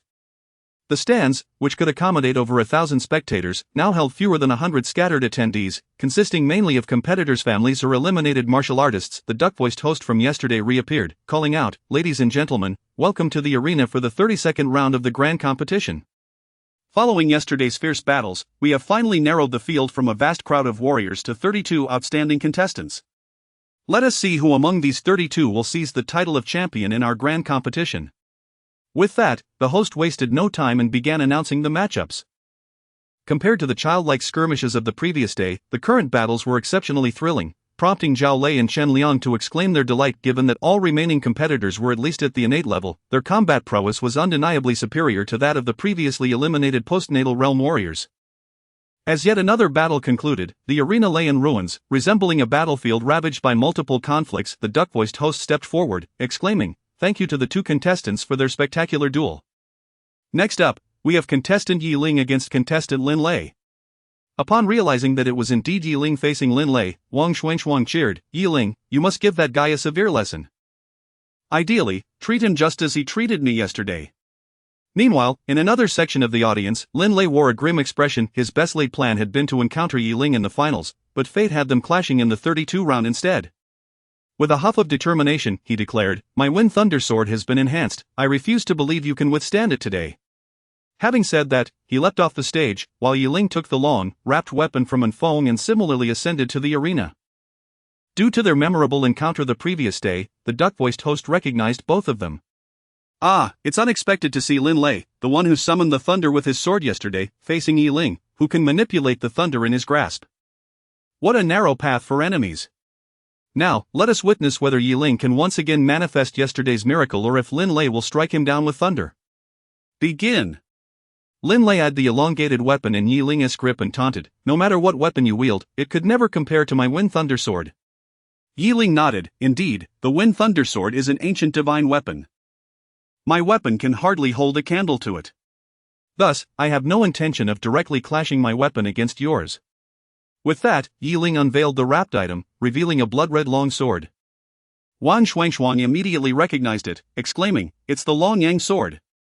Lin Lei also recognized it, scoffing dismissively. "The Long Yang sword is indeed commendable, but to think it could rival my Wind Thunder Sword is utterly naive." Raising his Wind Thunder Sword high, he summoned a powerful bolt of lightning to strike down upon its tip. "Die!" Lin Lei roared, directing the lightning towards Yi Ling. Yet Yi Ling merely raised the Long Yang sword, his gaze icy and resolute. Chapter 54. Countering the thunder. At the very moment when the lightning was about to strike Yi Ling, he swung his sword with great force. Instantly, the lightning coalesced upon the blade of the Long Yang sword. Seizing the opportunity, Yi Ling retaliated by redirecting the lightning back towards Lin Yang. The very lightning that Lin Yang had intended to use against Yi Ling was deftly appropriated and hurled back at him. Boom! Lin Yang, taken completely off guard by Yi Ling's unexpected maneuver, was struck by the lightning before he could react. The impact left him momentarily paralyzed, and Yi Ling, seizing the moment, delivered a kick that sent him flying. Lin Yang crashed into the wall, smoke billowing from his body, and promptly lost consciousness. The audience was left in a state of astonishment, utterly captivated by the unfolding spectacle. Using the opponent's lightning to strike back at them, how did Yi Ling conceive such a strategy? Remarkable. He has effectively countered Lin Yang's Wind and Thunder Sword. Does this mean we need not fear the lightning on the Wind and Thunder Sword anymore? I doubt the Lin family ever anticipated that their long-standing secret technique would be so easily dismantled by Yi Ling. In the stands, Chen Yan chuckled and turned to see Tu Feng, saying, "This Yi Ling is quite intriguing. He has managed to unravel the Lin family's secret technique. Does this mean we no longer need to fear the Lin family's Wind and Thunder Sword?" Tu Feng shook his head, explaining, "It may seem effortless, but mastering the timing of lightning and weapon collision is far from simple. This maneuver is perilous. Without absolute confidence, one should refrain from attempting to catch lightning with a sword and instead simply avoid it." Chen Yan nodded in understanding, recognizing that Yi Ling's audacity stemmed from his exceptional skill, something they could not afford to emulate without similar prowess. After his victory, Yi Ling returned to the audience, where Wang Xuangshuang exclaimed with delight, "Fantastic, Yi Ling, using his own tactics against him, striking him with his own lightning. You should have seen his expression." Zhao Lei, however, expressed mild disappointment, saying, "What a pity it wasn't recorded. Otherwise, it would have garnered 1 million likes on social media." Chen Liang, with a furrowed brow, retorted, "I already said no recordings are allowed. I don't want to get you locked up." At that moment, a tall, middle-aged man clad in a black trench coat emerged from the elevated platform. His expression was grim, his eyes glinting with an unsettling violet hue that made observers feel uneasy. Upon seeing this man, Zhao Lei asked in astonishment, "Who is this guy?" The others, including Feng, turned their gaze toward the man, and Feng's eyes narrowed with cold realization as he explained, "That is Wang Tianxiong, the leader of the Martial Arts Alliance." Upon learning of his identity, Zhao Lei scrutinized Wang Tianxiong more closely, muttering, "He doesn't look like a good person at all." Suddenly, as if he had heard Zhao Lei's remark, Wang Tianxiong turned his gaze towards him. Zhao Lei felt as though he had been struck by lightning and quietly sought assistance from his companions. "Oh no, he didn't hear me, did he?" Wang Xuangshuang smirked, "Serves you right for your loose tongue. Now you've stirred up trouble, haven't you?" Fortunately, Wang Tianxiong paid little heed to the commotion, turning to enter the venue. Yi Ling, deep in thought, sensed that Wang Tianxiong had been observing him with a rather malicious intent. Upon entering the venue, Wang Tianxiong ignored the elderly man in the black robe beside him and promptly inquired, "Have you contacted the members of the Evil Dragon sect?" The elder nodded respectfully, "Rest assured, Alliance leader, all have been contacted. We are merely awaiting the arrival of these young prodigies on the island." Hearing this, Wang Tianxiong nodded in satisfaction, his gaze turning fierce as he murmured, "In recent years, the martial arts world has flourished, and numerous families are attempting to break free from the control of our Evil Dragon sect. They have all benefited from our sect, yet now they wish to turn their backs on us. There is no such thing as a free lunch in this world. If they believe they have grown strong enough, I shall extinguish this group of prodigies and demonstrate the might of the Evil Dragon sect. Once on the island, eliminate those 10 prodigies, leave none alive." The competition soon reached the semi-finals, but unexpectedly, it was interrupted as the hoarse-voiced host made his entrance. "Ladies and gentlemen, this arena competition is primarily aimed at selecting the 10 strongest prodigies in the martial arts realm. The 10 prodigies have emerged, yet to determine the victor, we must await the second trial. Thus, I kindly ask the 10 prodigies to follow me. A specialist will explain the second trial to you. With that, the hoarse-voiced man turned and retreated backstage, leaving Ling and the others exchanging puzzled glances. After a moment, Zhao Lei broke the silence, expressing his confusion. There's a second trial. I thought the competition ended with the matches. Shen Liang appeared unperturbed, instead displaying understanding. That's quite normal. After all, competition should be comprehensive. Only those who excel in every aspect can truly be called prodigies. And Feng's face flickered with concern as he turned to Ling, advising, regardless, be cautious. Ling nodded gravely, then leaped down from the stage, following the hoarse-voiced host backstage. The other 9 young martial artists, including Feng, chose to accompany him. The group traversed a dark corridor behind the stage until they finally reached a room inside. Wang Tianxiong was seated on a sofa. Upon seeing the 10 arrive, he immediately stood and smiled warmly. Welcome, you have been selected as the 10 strongest prodigies in the martial arts realm by the Martial Arts Alliance. Having just lost the match, Lin Yang was filled with dissatisfaction. Before Wang Tianxiong could continue, he interrupted with a scowl. Enough with the pleasantries, just tell us what the second trial entails. I must reclaim my victory. He shot a fierce glare at Ling, clearly directed at him. Wang Tianxiong's eyes flickered with irritation at being interrupted, but maintaining his facade, he smiled and replied, very well, since you were so eager, I shall refrain from further delay. He produced 10 maps, instructing the staff to distribute them. As the group unfolded the maps, they discovered they were maps of the Dragon Island, and Wang Tianxiong continued to explain, tomorrow, you will proceed to Dragon Island for a contest. The first to obtain the treasure left behind by the Dragon Sovereign will be crowned the champion of this martial arts competition. The remaining 9 rankings will be determined based on your performance on the island, and we will provide tracking wristbands to ensure your safety. So, for the sake of your rankings and rewards, please perform admirably on Dragon Island. I have high hopes for each of you. Chapter 55 of the 11th person. A few individuals exited the venue, exchanging knowing glances without uttering a word before dispersing. Ling returned to the side of Feng and the others, and Zhao Lei immediately approached with curiosity, inquiring, so, how did it go, Brother Yi? Where will your next trial take place? Ling's expression was complex as he replied solemnly, just as Feng mentioned, the second contest will occur on Shenlong Island. However, I can't shake off this feeling of unease. Ling furrowed his brow. Wang Shuangshuan teased lightly, are you nervous? Surely, someone of your caliber wouldn't be anxious? Ling shook his head. Forget it, we'll know more once we reach the island tomorrow. Upon returning to the hotel, Ling barely had a moment to rest before Feng knocked on his door. He got out of bed to find Feng presenting him with a package. Take this for now. Shenlong Island is situated at sea, and if something happens, I may not be able to arrive in time. These items could be lifesavers in critical moments. Acknowledging the urgency, Ling nodded in agreement. All right, once on the island, hide the items well. If any issues arise, I will come as quickly as possible. After handing the items over, Feng turned and departed without further words. The next day arrived swiftly, and Ling was driven to the port by a vehicle dispatched by the Martial Arts Alliance. Upon his arrival, he noticed a considerable number of people already waiting. As soon as he stepped out of the car, Jin Yashan approached with a broad smile, greeting him, Brother Yi, you've arrived quite late. After exchanging polite remarks, Jin Yashan continued, Brother Yi, once we reach the island, we must have a match. I am thoroughly prepared this time and intend to fight you to my heart's content. Very well, I shall await your challenge, Brother Jin.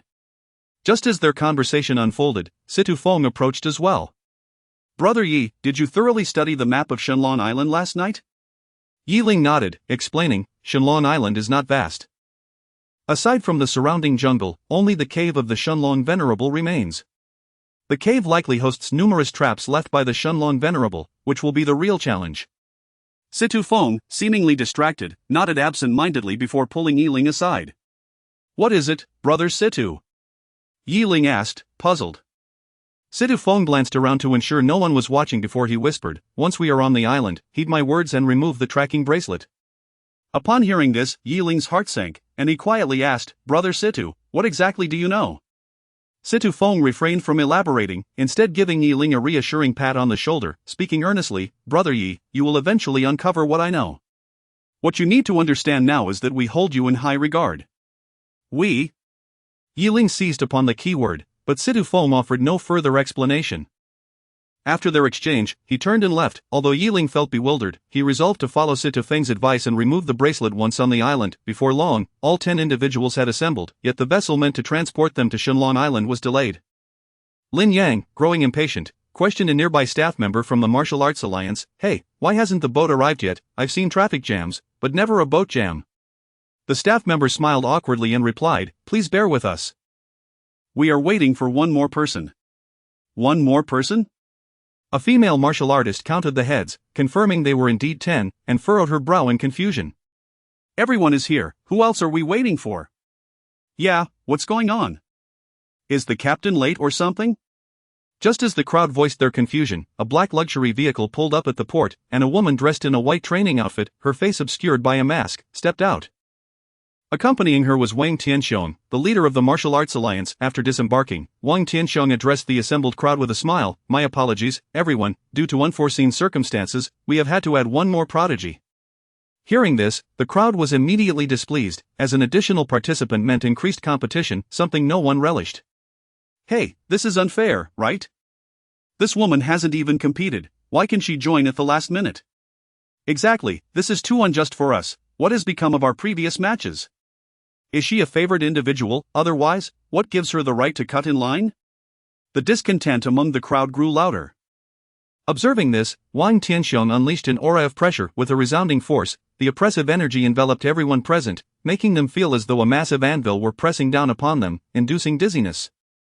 After allowing them to experience the weight of his power, he swiftly retracted it, effortlessly transitioning from pressure to release. Ling, too, felt the impact of this overwhelming aura and was taken aback by Wang Tianxiong's formidable presence. Such might! He is undoubtedly a practitioner at the transformation of Qi stage, perhaps even higher. Ling was astounded, having known of the Martial Arts Alliance leader's strength but never imagined it to be of such magnitude.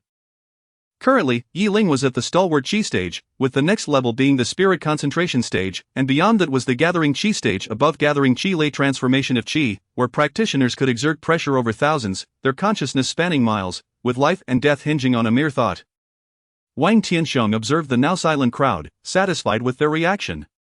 "Ladies and gentlemen, regarding the addition of a new participant, I will provide an explanation after the competition concludes. For now, I kindly ask that you focus on the matches." The crowd, daunted into silence, dared not voice their grievances, recognizing that offending a practitioner at the transformation of Qi stage was a perilous endeavor. Once the crowd fell silent, Wang Tianxiong nodded approvingly and turned his attention to the woman in the white training outfit. "Dragon Maiden, please join the team." The woman nodded and stepped into the ranks. Hearing the title Dragon Maiden, Ling pondered the significance of such a moniker. Before long, the ship arrived, and the 11 participants boarded, setting sail towards Shenlong Island. As they watched the vessel drift further away, Wang Tianxiong inquired of the two others. Wang Tianxiong nodded. "Once we land on the island, have them put on their wristbands to avoid the trouble of hunting them down one by one." With that, he turned and departed. The vessel glided over the ocean for nearly 3 hours, and at last, an island gradually emerged within sight. Ling gazed ahead, seeing only a dense thicket of jungle. At that moment, a staff member stepped forward, indicating that the time was nearly upon them. "Everyone, please put on your blindfolds and wristbands. We will be distributing you across various locations on the island, so it is imperative that you do not see your surroundings." The group naturally complied, donning their wristbands and blindfolds, Ling included. Once the blindfold was secured, his vision was immediately obstructed, yet it mattered little. With his heightened senses, he could still perceive the surrounding environment. Before long, the boat reached the shore, and Ling sensed that one person had disembarked. Subsequently, the vessel continued its erratic journey, with several others alighting. After another stop, Ling was guided off the boat by a staff member, and then the vessel departed from the scene. Once the boat was out of sight, Ling removed his blindfold. Discovering himself upon the sandy beach without hesitation, he grasped the tracking wristband on his wrist, attempting to tear it off. However, to his surprise, the wristband proved rather resilient. "Why is this wristband so sturdy?" Ling muttered, bemused. Nevertheless, this level of difficulty was not insurmountable for him. Channeling his internal energy, he swiftly shattered the wristband into fragments. After freeing himself, he flicked the remnants off his hand and opened the map, confirming the location of the Dragon Sovereign's cave. He murmured, "Though I remain uncertain of the Martial Alliance's schemes, the existence of the Dragon Sovereign's cave is indeed real. Regardless, I should make my way there first." With that, Lu Chen closed the map and set off toward the designated location. Simultaneously, a boat gradually approached the shore, from which two men cloaked in black robes disembarked. One of the men was extraordinarily tall, nearly 3 meters in height, appearing immensely robust, resembling a small mountain. The other man, of average stature, bore a knife at his waist and looked rather lackluster. The blood knife, with a sense of resignation, glanced around and addressed the towering figure beside him. Shui, didn't Wang Tianxiang provide us with a radar? Quickly retrieve it so we can locate and eliminate that group of prodigies. The sooner we finish, the sooner I can return to enjoy myself, Shui replied, nodding as he produced a small radar from his waist. The device displayed 8 light dots, scattered unevenly across the entirety of Dragon Island. Seeing only 8 individuals, Shui expressed his displeasure. Why are there only 8? Didn't Wang Tianxiang say there would be 10 martial artists, excluding the Dragon Maiden? The blood knife, stretching lazily, responded nonchalantly, well, it's likely that the other 2 sensed something amiss and removed their wristbands. Let's take care of those 8 wearing wristbands first. After all, Dragon Island is not that vast, those 2 can't escape too far. Shui nodded in agreement, then turned his gaze toward the nearest light dot. With a wicked grin, he declared, this one is closest to us, nearly a kilometer away. Let's eliminate him first. With that, the 2 men dashed toward the signal on the radar. Meanwhile, a talented martial artist had just reached the beach and frowned at his surroundings, displeased. Where have they sent me? After checking the map and confirming his location, he murmured, I should head toward the Dragon Sovereign's cave. I hope I won't be delayed. As he stowed the map away and prepared to set off, he suddenly sensed 2 extremely powerful auras racing toward him. What an imposing presence! Is it Ling and feng? No. They're even stronger. As he frantically pondered the identities of these 2 powerful auras, Shui and Blood Knife had already burst onto the scene. Sensing the terrifying energy emanating from these 2, the young martial artist's expression changed, and he urgently demanded, who are you? Ignoring his inquiry, Shui smiled menacingly as he advanced toward the young martial artist. The young man, alarmed, shouted, don't come any closer. However, Shui remained undeterred, continuing his approach. The young martial artist, realizing the imminent danger, swiftly drew his dagger and lunged it. In an instant, Shui seized his arm, lifted him effortlessly, and slammed him down. Boom! The impact created a massive crater in the sand, and seawater immediately rushed in, while the young man's internal organs were obliterated, resulting in his demise. Noticing the commotion, Blood Knife frowned, keep it down, we don't want to attract the attention of others on the island, that would be troublesome.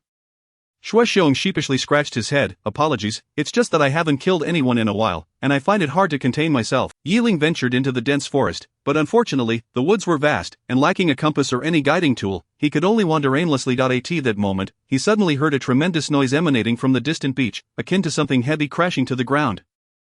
Ling frowned, could it be they have already engaged in combat? However, he paid it little mind, the battles of others were of no concern to him. To secure first place, he needed to obtain the treasures of the Dragon Sovereign. With this thought, he shook his head, choosing not to meddle further and instead continued his aimless search for an exit. Not far away, feng had also heard the commotion. He stretched his sore wrist and, upon hearing the loud disturbance, frowned, what on earth, making such a racket, what if someone discovers us? With this in mind, feng headed toward the source of the noise. As twilight descended, Ling grew increasingly anxious, having wandered for quite some time without finding an exit from the forest. With darkness creeping in, his anxiety intensified. Just then, he heard another noise and turned sharply. He saw Jin Yaoshan frantically fleeing toward him, his body marked with knife wounds and bruises, suggesting he had just endured a troublesome battle. Seeing this, Ling questioned with confusion, Brother Jin? What happened to you? Chapter 57 of the 3 from the Evil Dragon Sect. Before Ling could finish speaking, Jin Yaoshan, gravely injured, collapsed onto the ground. Upon witnessing this, Ling hurriedly rushed over to assist him. Jin Yaoshan coughed a couple of times, blood filling his mouth as he explained, Brother Yi, there are 2 individuals of unknown origin on this island, and they are hunting us down relentlessly. Several people have already fallen victim to their attacks. Hearing Jin Yaoshan's words, Ling's heart sank. His suspicions alongside feng had proven to be correct, something was indeed amiss. Enough of this chatter, I shall take you to tend to your wounds, he declared. As he arrived on the island, he had fortuitously brought along his medicinal kit. Although Jin Yaoshan's injuries were severe, they were not beyond treatment. Just as he was about to help Jin Yaoshan leave the area, Jin Yaoshan grasped Ling's arm firmly, shaking his head. You must listen to me first. It is not just those 2. That scoundrel feng is also in league with them. My injuries are too grave, I have no hope left, you must think of a way to escape the island quickly. You are no match for them. Feng. Yi Ling's breath hitched, yet he had no time to doubt, for a mocking voice echoed nearby. Ah, we've caught another little mouse. Turning towards the voice, Yi Ling saw two figures clad in black robes, their eyes gleaming with amusement as they regarded him. His heart sank further. The aura emanating from these two warriors was far beyond his capabilities to confront. Upon seeing the duo, Jin Yaoshan appeared as though he had encountered demons from the depths of hell, urgently urging Yi Ling, "Brother Yi, run, run." However, just as Yi Ling prepared to flee, Situ Feng's voice rang out. "What are you running from, Brother Yi? Surely you haven't forgotten about me." Situ Feng emerged from behind a tree, a mocking grin plastered across his face as he stared at Yi Ling. The three surrounded Yi Ling, who eyed them warily and asked coldly, "Who are you?" Blood Bear and Bloodblade exchanged amused glances, with Situ Feng taking the lead to respond.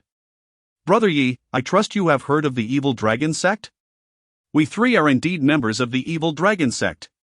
Upon realizing that the trio before him hailed from the evil dragon sect, Yi Ling's expression darkened.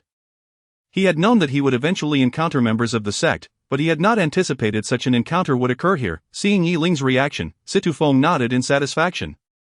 "Indeed, Brother Yi, it seems you are well informed. Let me be frank with you. This trial on Shenlong Island is nothing but a conspiracy aimed at eliminating all the prodigies, save for myself and that dragon maiden. However, your talents at such a young age are truly remarkable. It would be a pity to kill you. Thus, after conferring with my comrades from the evil dragon sect, we have decided to spare your life, provided you join us. Talents like yours are most welcome among us." At that moment, Yi Ling comprehended the implications behind Situ Feng's statement regarding their appreciation. Bloodblade shot Yi Ling a dispassionate glance and inquired, "So, what do you say, kid? Have you considered joining our evil dragon sect? Given your strength and potential, we are confident that we can cultivate you to the spirit gathering realm within 3 years, and the chi gathering realm within 5 years. Should you join us, not only will you survive, but you will also gain access to our resources. Consider it carefully." Without a moment's hesitation, Yi Ling let out a disdainful snort. "Are you saying that if I refuse to join your evil dragon sect, I shall perish here today?" Blood Bear nodded affirmatively. "In theory, yes. If you truly refuse, we will turn that theory into reality." "I'm sorry, but I must decline your offer," Yi Ling coldly rejected, while Situ Feng's eyes flickered with confusion. "Yi Ling, are you out of your mind? By joining our evil dragon sect, you not only gain resources but also your life. Why seek death?" Yi Ling silently drew his long yang sword, snorting before coldly declaring, "Our paths diverge. Either you kill me, or I shall kill you. As for joining the evil dragon sect, not a chance." Situ Feng ceased his attempts at persuasion, his expression turning increasingly frigid. "Refusing a toast and opting for punishment. Blood Bear, eliminate this fool." In an instant, Blood Bear lunged at Yi Ling like a raging bull, swinging his palm towards Yi Ling's head, but Yi Ling adeptly ducked. After evading Blood Bear's strike, Yi Ling thrust his long yang sword fiercely, piercing into Blood Bear's ankle. "Ah!" Blood Bear shrieked in agony. Although he had summoned his protective energy, Yi Ling's weapon was equally imbued with power. Situ Feng, witnessing this, urgently shouted, "This guy is a spirit-gathering realm warrior, be cautious." Blood Bear gritted his teeth. He had assumed that someone as young as Yi Ling, having reached the spirit-gathering realm, would possess a weak foundation, relying solely on medicinal pills for enhancement. However, the reality proved otherwise. Just as he was about to rise and attack Yi Ling delivered a fierce kick to his face, sending him flying. Blood Bear's body skidded across the ground, leaving a trail in the dirt. Yi Ling, unwilling to linger, prepared to flee, but Situ Feng's voice rang out behind him. "Where do you think you're going?" He leaped towards Yi Ling, only to be met with a powerful kick that sent him crashing into a tree. The immense impact caused the trunk to splinter, and the massive tree came crashing down, creating chaos in the surroundings. Of Bloodblade, witnessing this, shook his head in exasperation. "You two fools can't even handle this one brat?" With that, he surged after Yi Ling, his companions hastily following suit.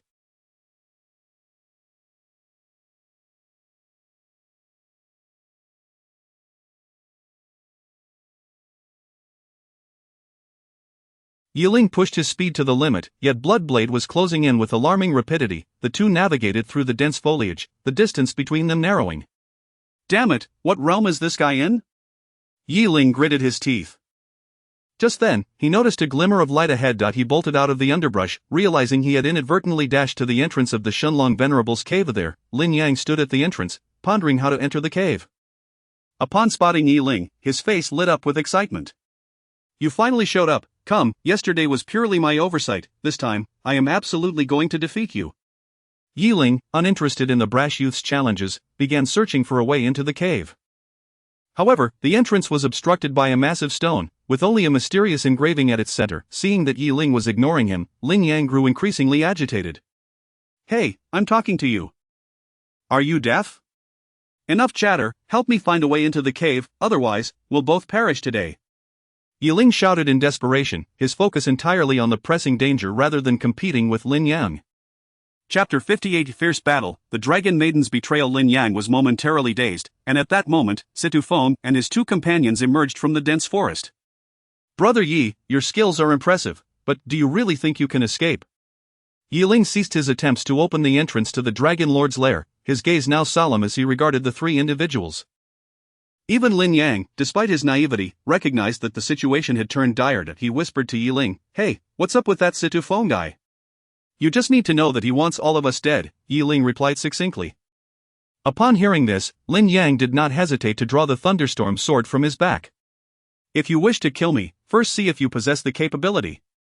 Observing this, Ling swiftly seized the thunderstorm sword from Lin Yang's grip and handed him his own Longyang sword.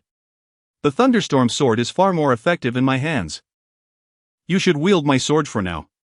With that, Ling charged towards Bloodblade and Bloodbear without hesitation. Lin Yang, witnessing this, grew anxious. "Hey, that is our Lin family's heirloom, treat it with care." He then gripped the Longyang sword, engaging in combat with Situ Feng.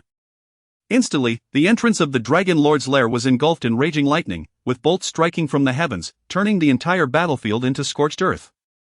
Boom! Ling leaped high, drawing another bolt of heavenly lightning before striking down towards Bloodblade.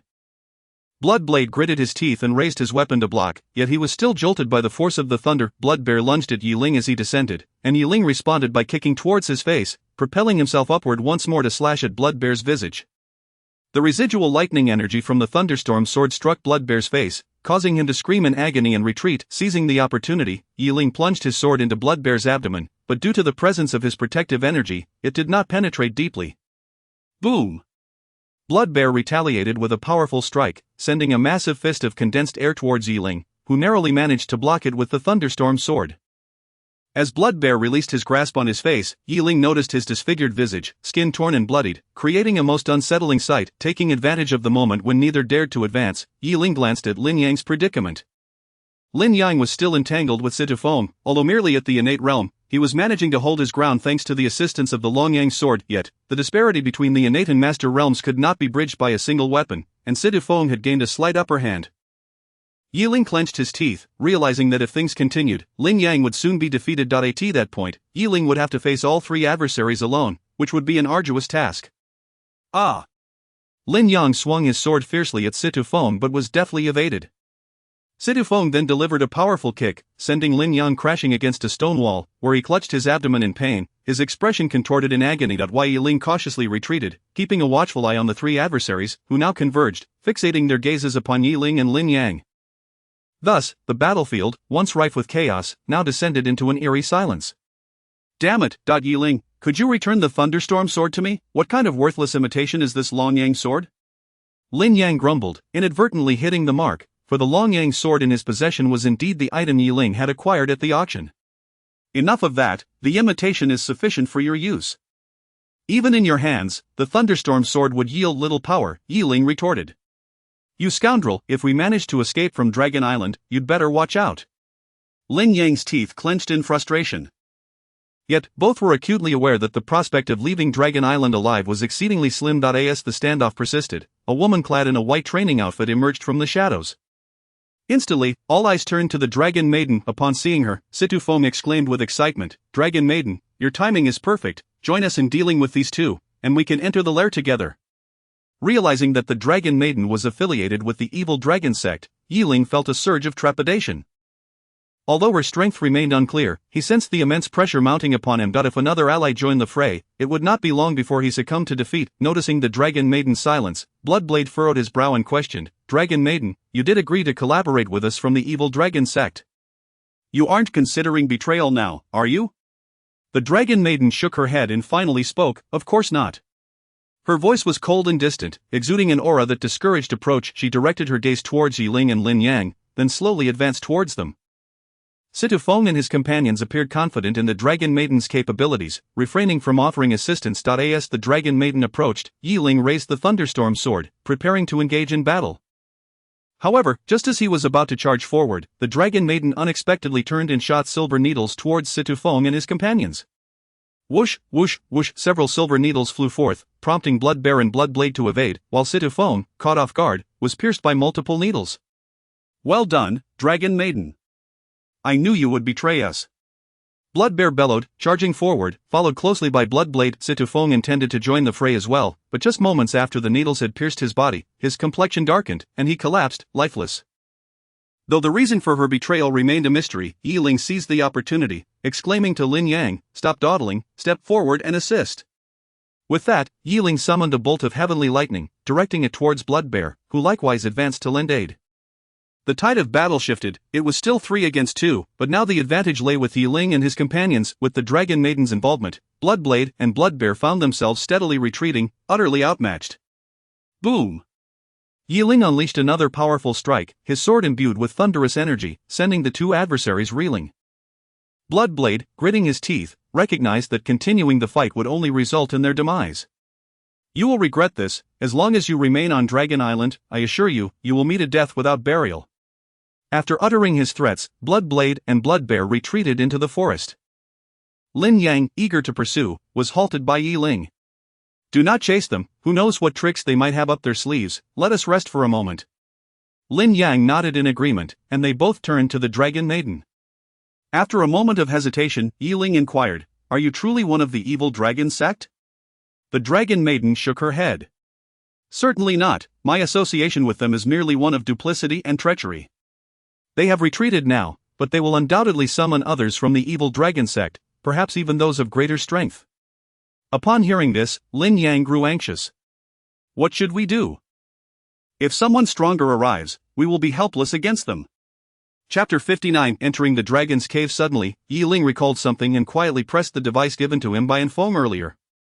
At that very moment, Feng, far away in the hotel, received the signal. He sprang up from the bed, his expression grave. "Indeed, something has gone awry. What kind of martial artist could compel you to press that button? A focused mind, a gathering of energy?" Feng gritted his teeth, dismissing further contemplation, and immediately prepared to rush to Dragon Island for rescue. On Dragon Island, the Dragon Maiden pondered for a moment before resignedly stating, "There is no other choice. We must enter the cave and buy as much time as we can while we devise a plan." Yi Ling gazed at the entrance of the Dragon Master's cave, then turned to the Dragon Maiden with a look of curiosity. "Do you have a way to open this cave?" Without uttering a word, the Dragon Maiden approached the entrance. "May I borrow a sword?" she softly requested. Lin Lei, realizing her intention, swiftly tossed the Long Yang sword to her. Without hesitation, the Dragon Maiden took the sword and drew it across her palm. Instantly, a deep crimson line appeared on her hand. Lin Lei, witnessing this, could not help but exclaim, "You are indeed quite ruthless to yourself." After slicing open her palm, the Dragon Maiden pressed her bloodied hand against the stone wall of the Dragon Master's cave entrance. The moment she did so, her blood seeped into the intricate runes engraved upon the wall, which began to rumble and slowly rise, revealing the entrance. Seeing the stone wall actually open, Lin Lei let out a sigh of relief. Yi Ling, however, fell into contemplation. The fact that the Dragon Maiden could use her own blood to unlock the Dragon Master's cave spoke volumes about her identity, which seemed increasingly apparent. Meanwhile, deep within the dense forest, the Bloodbear and Bloodblade, currently nursing their wounds, also heard this commotion. Upon hearing the resounding noise, Bloodbear clenched his teeth in frustration. "I knew the Dragon Maiden would undoubtedly choose to enter the cave. What a shame! If I manage to capture her, I will surely tear her apart." Bloodblade cast a glance at the disgruntled Bloodbear and retorted with a cold smirk, "Oh, then why not take advantage of the cave being open and go deal with those three right now?" Bloodbear's expression faltered, and he replied irritably, "Hey, what do you mean by that? We're in this together." "If the mission fails, the Master will blame us both," Bloodblade scoffed. "So, for now, rein in that violent temper of yours. All we can do is try to salvage the situation. The current circumstances are quite clear. There is no way we can handle those three alone. We need to find someone else." Bloodbear nodded in agreement, though his expression was still puzzled. But who can we find? I doubt anyone outside the cave would be willing to assist us. Bloodblade pondered for a moment before seemingly hitting upon an idea. What about that guy, Situ Feng? Is he dead? Without a second thought, Blood Bear replied, rest assured, he is dead beyond salvation. That woman has silver needles are truly lethal, even a master martial artist cannot withstand more than 5 seconds. Thankfully, we managed to avoid it. Hearing that Situ Feng was undeniably dead, Bloodblade nodded in satisfaction, a plan forming in his mind. Good, it's best he has truly gone. We shall invite members of the Situ family to deal with those 3. At that moment, Wang Tianxiong, situated at the headquarters of the Martial Arts Alliance, received a phone call. As he listened to the news on the other end, his face grew increasingly grim. After a lengthy pause, he crushed the phone in his grip, cursing, incompetence, a bunch of useless fools. They can't even handle such a trivial matter. After that, he reluctantly picked up his phone again and dialed another number. The call took a moment to connect, and once it did, Wang Tianxiong cautiously explained, Master, the mission from Bloodblade and Bloodbear has failed. The voice on the other end spoke, and Wang Tianxiong's expression soured further. Finally, he sighed helplessly, I will find someone immediately to ensure those 3 are eliminated. He hung up, exhaling deeply, and began to contact others. Meanwhile, after the 3 entered the cave, they found themselves traversing a pitch-black passage. Aside from the faint glimmers of light ahead, they could only feel the cold stone walls. Lin Lei followed closely behind the Dragon Maiden, nervously inquiring, Hey, I've heard that the Dragon Master's secret realm is filled with numerous traps and mechanisms. Do you know the way? The Dragon Maiden did not respond but continued onward. Observing her aloofness, Lin Lei merely rolled his eyes and continued to walk. Meanwhile, Yi Ling, who lagged at the back, though similarly hindered in vision, was grateful for his expanded consciousness, which allowed him to sense the numerous traps surrounding them. However, the Dragon Maiden skillfully avoided each trap with remarkable precision, moving as if she were returning home. Soon, the trio reached a dead end, where 2 diverging paths lay before them. Lin Lei spoke up, Dragon Maiden, which way should we go? In silence, the Dragon Maiden placed her palm against the stone wall directly ahead. The wall began to stir, slowly revealing a dark passage. As the door opened, the oil lamps hanging from the walls ignited simultaneously. The 2 glanced over to find that the end of the passage led to a room. At this moment, the Dragon Maiden spoke, All right, let us rest in that room ahead and consider our next steps. Yi Ling nodded, while Lin Lei glanced at the other 2 paths and suggested, Since we've come this far, why not search for the Dragon Master's treasure together? At this, the Dragon Maiden frowned and asked, displeased, What? Do you have a penchant for pilfering from others? With that, she turned and entered the passage. Lin Lei scratched his head in confusion, murmuring, Pilfering from others? Yi Ling stepped forward and patted his shoulder, exasperated. Can't you see? This cave belongs to the Dragon Maiden. Lin Lei's eyes widened in surprise. No way, the Dragon Master is her father? Unable to contain himself any longer, Yi Ling smacked Lin Lei on the forehead, scolding him in frustration. What kind of logic is that? The Dragon Master ascended a century ago. If she were truly his daughter, she would not be so young. In my view, she must be his granddaughter. A great-granddaughter is not out of the question either. Lin Lei, feeling wronged, rubbed his head and muttered, Why can't you just say it nicely? Why hit me on the head?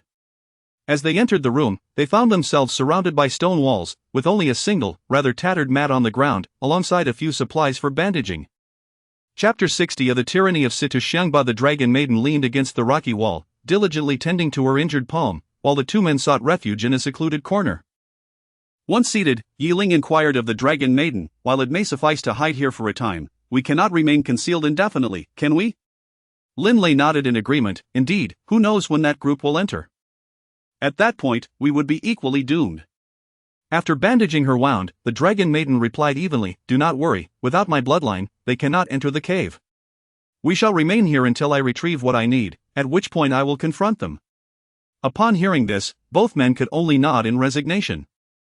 However, the Dragon Maiden's expression shifted as a glimmer of suspicion crossed her gaze. Yi Ling sensed this but chose not to dwell on it. The Dragon Maiden harbored doubts about the 2 men, suspecting they might covet the treasures left behind by the Divine Dragon Sovereign. Yi Ling was indifferent to such matters, for his purpose in coming to the island was solely to acquire the map of 1,000 miles of rivers and mountains. While he was intrigued by the treasures in the Divine Dragon Sovereign's cave, he had no intention of forcibly seizing them from the rightful heir. Rising to her feet, the Dragon Maiden coldly announced, You 2 stay here, I need to venture deeper to retrieve some items. With that, she turned and departed. Once she was gone, Lin Lei whispered to Yi Ling, are you truly uninterested in the treasures of the Divine Dragon Sovereign? Yi Ling cast a sidelong glance at Lin Lei and retorted, "What? Are you suddenly interested?" Lin Lei eagerly nodded. "Of course, the divine dragon sovereign has reached the realm of terrestrial immortality and has since ascended. The treasures he left behind are undoubtedly extraordinary. If we were to obtain them, our strength could be significantly enhanced.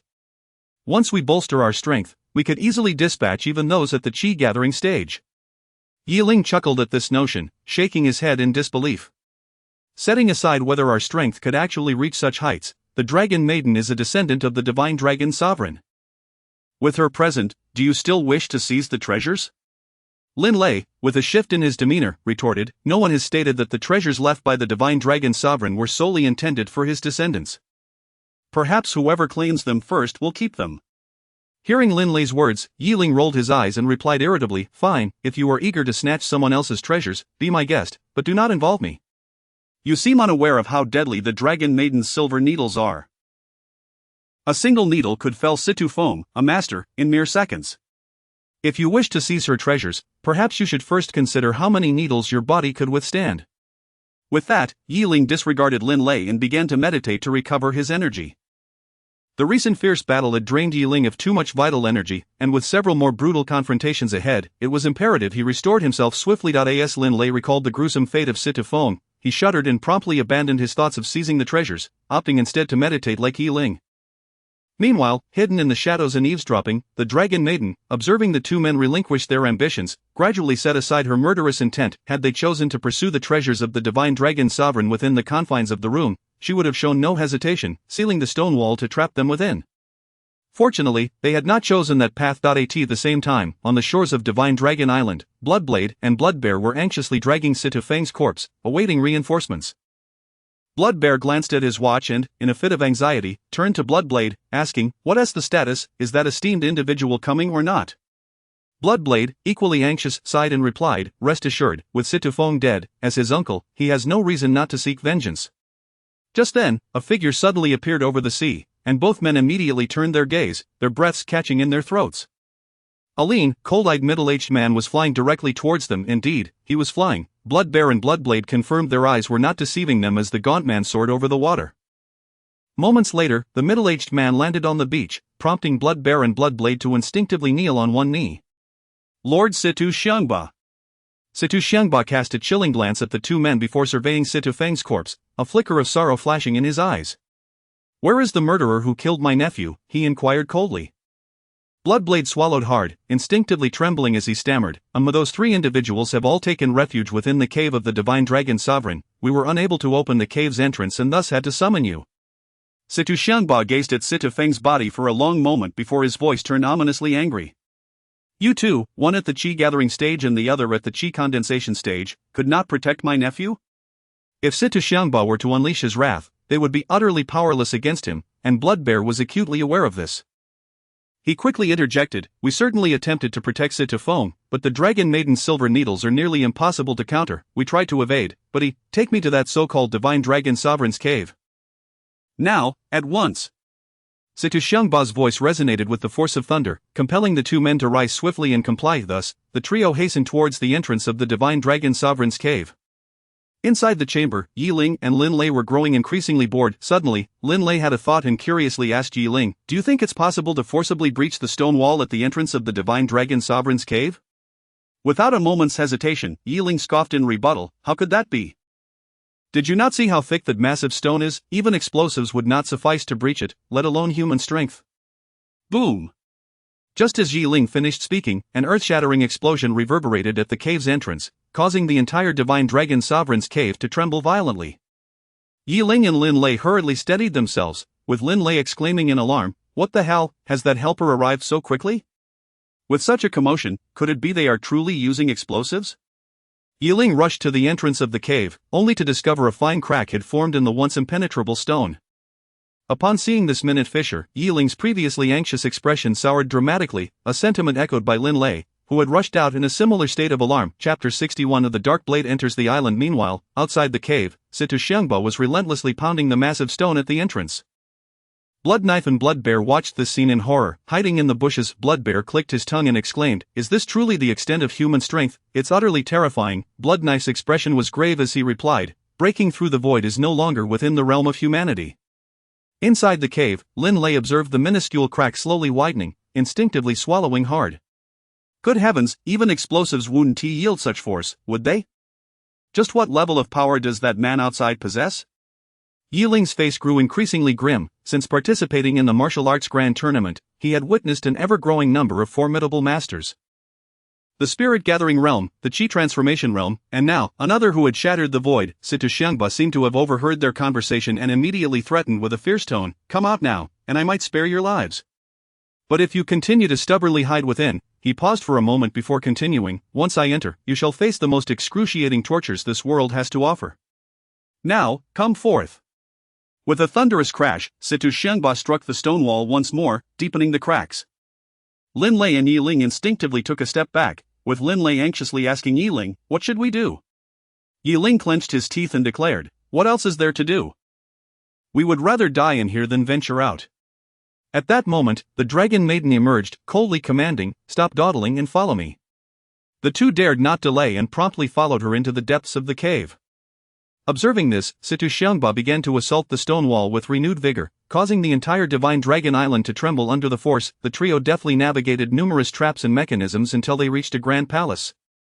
Inside, they encountered a colossal statue, unmistakably that of the Divine Dragon Sovereign. Once inside the hall, they collapsed onto the floor, and Lin Lei hastily inquired, "What now?" "The one outside is a shattered void-level master. Encountering him would mean instant annihilation for us." Yi Ling scoffed, "Instantly torn apart? You think that as such a merciful fate? That man has stated that should he capture us, we would endure tortures beyond imagination. Death would be a luxury." Upon hearing this, Lin Lei's despair deepened, while the dragon maiden calmly explained, "It is not impossible to escape. My ancestor must have left behind a secret passage that can aid our flight from this cave." Upon hearing the dragon maiden's words, Yi Ling and Lin Lei's eyes lit up. "That's splendid. Let us hurry, who knows when that brute will breach the stone wall." However, the typically stoic dragon maiden now bore an unusual hint of embarrassment. I am also unaware of the location of the secret passage my ancestor left behind. After gathering the treasures, I searched for the passage but could not find it in this vast cave." Hearing this, the expressions of the two, once filled with hope, turned desolate once more. Lin Lei, in a fit of exasperation, lay back on the ground and muttered, "Your ancestor, really, a figure who ascended to the higher realms? How could such a flimsy wall exist that even a shattered void master could breach? And to top it off, why hide the secret passage so thoroughly? It's as if she didn't want her descendants to know of it at all." A flicker of annoyance crossed the dragon maiden's face, but more was a sense of helplessness. Yi Ling stood up and resignedly stated, "Enough of that, we must prioritize finding the secret passage. By the way, Dragon Maiden, since you have acquired your ancestors' treasures, your strength must have greatly increased. Is there no way to contend with that shattered void master?"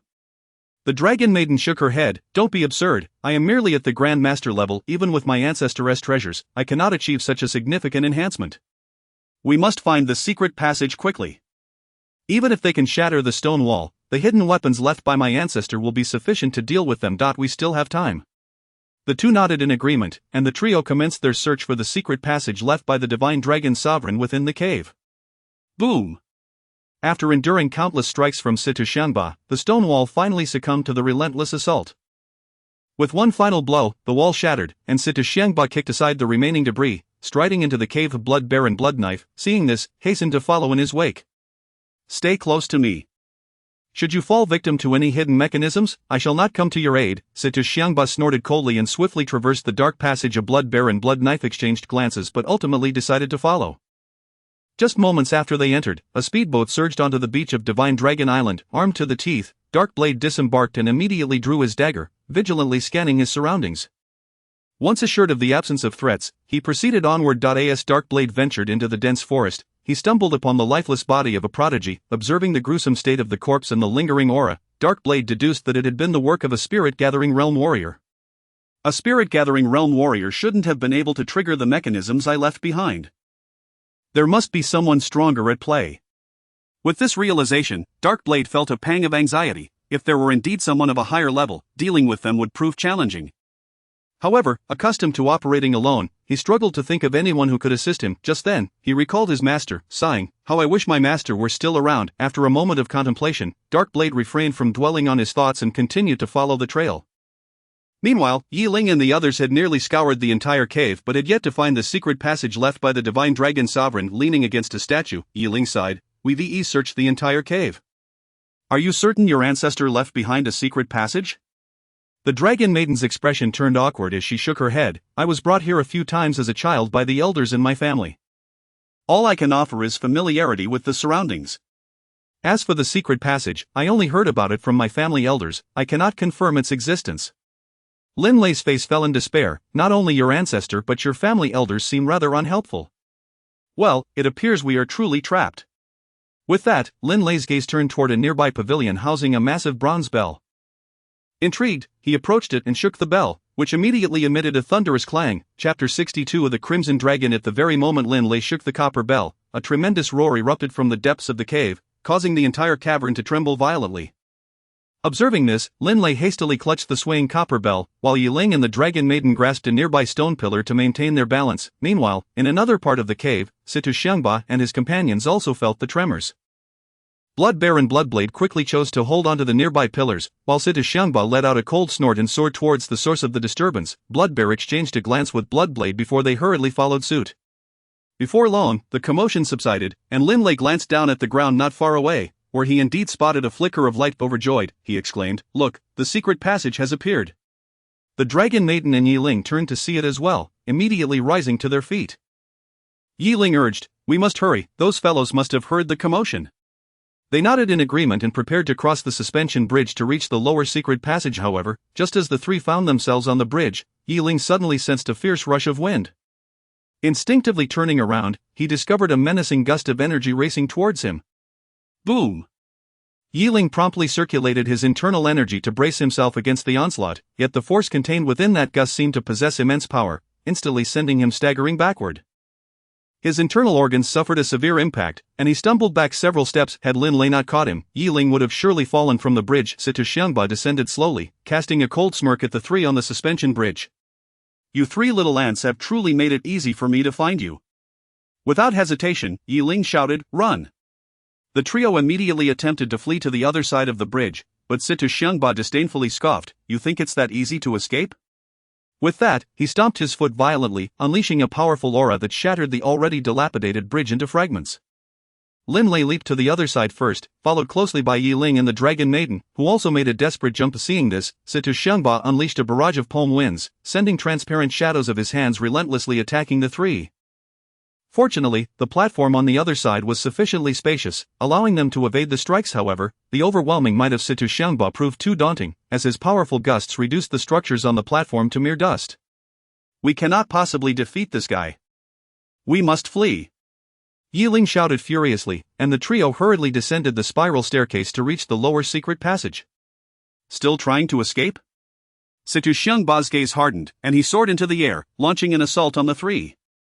Seeing this, Yi Ling seized the Qiyang sword from Lin Lei's hands and wielded it with his internal energy, directing it towards Situ Xiangba. Yet, with a dismissive snort, Situ Xiangba effortlessly pinched the sword blade between two fingers, snapping it in an instant.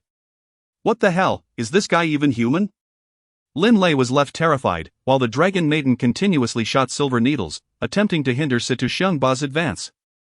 However, to her dismay, the needles failed to pierce his skin, shattering against his protective aura. As the three descended the spiral staircase, Situ Xiangba, now enraged, bellowed, trying to run. "Just wait and die!" He roared, his aura exploding forth, sending debris swirling in a violent wind. He relentlessly condensed his internal energy to attack the trio. Air cannons formed from his energy surged toward them as they dodged while fleeing towards the secret passage. Situ Xiangba flew down once more, and Yi Ling, noticing the distance between them closing rapidly, urgently called out to the dragon maiden, "Dragon maiden, use any means you have left, don't hold back." Upon hearing this, the dragon maiden gritted her teeth and finally retrieved a wooden token from her bosom, aiming it at Situ Xiangba in midair. As she pressed her bloodied palm against the token, a thunderous dragon roar echoed through the heavens. Roar! A colossal crimson dragon burst forth from the token, roaring and charging towards Situ Xiangba in the air. Sensing the dragon's immense power, Situ Xiangba's expression shifted, and he prepared to summon his internal energy for defense. Boom! With a resounding crash, the crimson dragon struck Situ Xiangba, sending him hurtling into the distant stone wall. Lin Lei's eyes widened in astonishment. Good heavens, the Dragon Lord has descended. It just flung a void-shattering realm expert away. Yi Ling gasped, momentarily breathless. Despite being a martial artist, he had still held a conventional understanding until the moment the crimson dragon erupted from the token, shattering his perceptions. Such a scene was beyond cinematic imagination, yet reality lay before him, and despite his disbelief, he urged his companions, "Don't just stand there, let us take advantage of his disorientation and escape." Lin Lei nodded and replied, "Right. We must leave this cave first and then devise further plans." With that, the two hurried into the secret passage, while the dragon maiden cast a pained glance at the now dimmed token before ultimately following suit. Not long after the two departed, Situ Xiangba, having been forcefully embedded into the wall, finally regained his composure. Assessing his injuries, he grimaced in pain. Nearly every bone in his body was shattered, with some reduced to fragments. Were it not for his status as a void-shattering realm expert, such an assault would have certainly resulted in death. However, his extraordinary resilience allowed him to recover, and after some time, he managed to mend most of his injuries, though the pulverized bones remained beyond repair. Boom! He extricated himself from the wall, testing his limbs to ensure he was unscathed before nodding in satisfaction. At that moment, Bloodbear and Bloodblade rushed over, taken aback by Situ Xiangba's disheveled state. How could a powerful expert like him be reduced to such a sorry condition by those three? Noticing their bewildered gazes, he snorted, "What are you staring at? Hurry and pursue them." The two snapped out of their stupor and hurried towards the secret passage. In reply, Situ Xiangba dusted himself off and followed them into the passage. Before long, Dark Edge arrived on the scene. Damn it, why are they all running so fast? Chapter 63 The Pursuit of Xiongba. Just as the trio was about to flee through the secret passage, a tremendous force of wind surged from behind, instantly sending them sprawling. They fell to the ground in disarray, and there emerged Xiongba, glaring furiously at them. This time, he refrained from idle chatter and charged directly at Lin Lei, who was nearest to him. Lin Lei was immediately struck with terror, shouting, "Yi Ling, save me!" Having just been battered by the gust, Yi Ling felt as though he had been mercilessly tossed around by a truck multiple times. Yet, upon seeing Lin Lei in peril, he grasped the Wind Thundersword and summoned the Heavenly Lightning, striking down heavily towards Xiongba. Boom! The ground was scorched as the spreading Heavenly Lightning turned it to ash, forcing Xiongba to halt in order to withstand the onslaught. Lin Lei scrambled towards Yi Ling, but Xiongba bellowed, "Where do you think you're going?" He unleashed the lightning that coiled around him towards Lin Lei, who was struck from behind by the ferocious bolt, sent hurtling through the air. Fortunately, the power of the lightning had been diminished, and after the impact, Lin Lei managed to rise, his head smoking, and took refuge behind Yi Ling. At that moment, the Dragon Maiden also rose, and the trio huddled together. Yi Ling, wielding the Wind Thundersword in a standoff against Xiongba, whispered to the Dragon Maiden, "Stop dawdling, isn't that token of yours supposed to work on this guy? Use it." Is it as simple as that? It can only be used a few times, the energy hasn't fully coalesced yet. Hearing this, Xiongba's lips curled into a mocking grin. Though he had previously harbored some trepidation regarding the Dragon Maiden's token, now that it was rendered unusable, he felt no fear. Die! Xiongba stomped his foot, and in an instant, a torrent of earth surged forth, sending the trio flying in all directions. Seizing the opportunity while they were airborne, Xiongba darted like lightning to the Dragon Maiden, seizing her by the throat. "You truly are ungrateful. We of the evil dragon sect collaborated with you, and yet you dare to betray us. Since that is the case, you shall die." With that, Xiongba prepared to strangle the Dragon Maiden, prompting Yi Ling to rush forward. Clang! Yi Ling thrust the Wind Thundersword fiercely towards Xiongba's neck, only to be thwarted by his protective aura, the sword's tip blunted in the process. Having just landed, Lin Lei beheld this scene, feeling as if his heart had been chipped away like the sword's tip. Yi Ling gathered the power of his killing word technique and struck forcefully at Xiongba, but it bore no effect whatsoever. Ha! Xiongba roared, kicking Yi Ling away. Yi Ling crashed against a large tree, which splintered in half, leaving him gasping for breath and devoid of strength to resist. Meanwhile, the Dragon Maiden's face flushed crimson as she struggled to pry Xiongba's fingers from her throat, but her efforts were futile against his might. Just as she was on the brink of death, a series of sharp gunshots erupted from behind Xiongba. Instantly, it was as if lightning had struck his skull. He felt a wave of dizziness and involuntarily released his grip on the Dragon Maiden, who fell to the ground. Seizing the moment while Xiongba was dazed, she executed a sweeping kick that sent him tumbling. The trio turned to see the source of the gunfire, revealing it to be Feng, who had rushed in. Covered in blood, he appeared to have just emerged from a fierce battle. Glancing at the spent bullets on the ground and then at Xiongba's unscathed head, Feng exclaimed incredulously, "Is this a joke? My bullets have been modified, yet they can't even pierce this guy's skull?" Upon witnessing Feng's astonished expression, Yi Ling called out, "Be careful, this guy is at the fragmented void realm." and Feng's face turned pale at the realization of Xiongba's formidable power. By now, Xiongba had regained his composure and turned his menacing gaze towards Feng, charging at him. Feng hastily fired the remaining bullets at Xiongba, but he merely caught them in one hand, unfazed. Xiongba's aura was not flawless, unable to shield his entire body, and Feng's surprise attack had momentarily staggered him. However, now that he had recovered, how could Feng's small firearms pose any threat? Boom! Xiongba's fist crashed down upon Feng, who nimbly leaped, planting a foot on Xiongba's face before using the momentum to retreat. His fist struck the ground, creating a massive crater. Feng quickly regrouped with Ling and the others, his face grim as he whispered, "How on earth did you manage to provoke such a formidable foe?" Ling chuckled wryly, "Does it matter now? We should focus on finding a way to escape."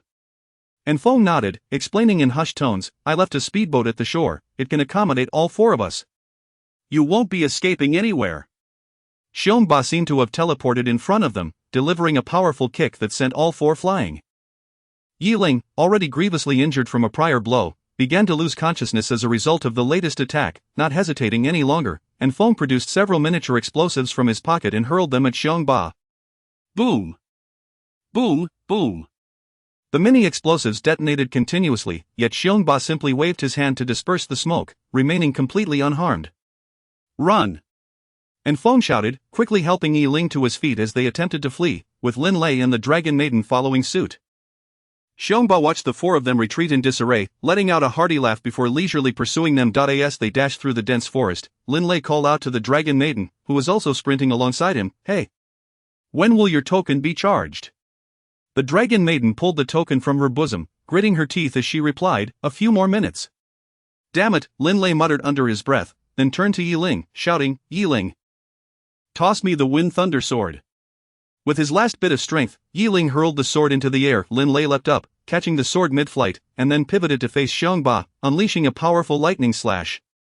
Yet, to Xiongba, this attack was akin to a mere tickle. He scoffed derisively after blocking it. "Stop resisting in vain."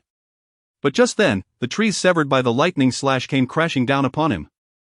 Chapter 64: Escape from Dragon Island. Boom! The force of the energy reverberated, and the felled trees erupted into splinters, providing a fleeting opportunity for the four individuals to finally break free from the dense forest.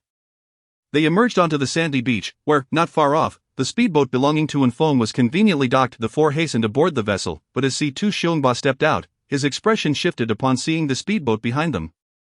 He had initially presumed that his adversaries were devoid of any backup and intended to toy with them slowly on Dragon Island, yet, the sudden appearance of a speedboat was wholly unexpected.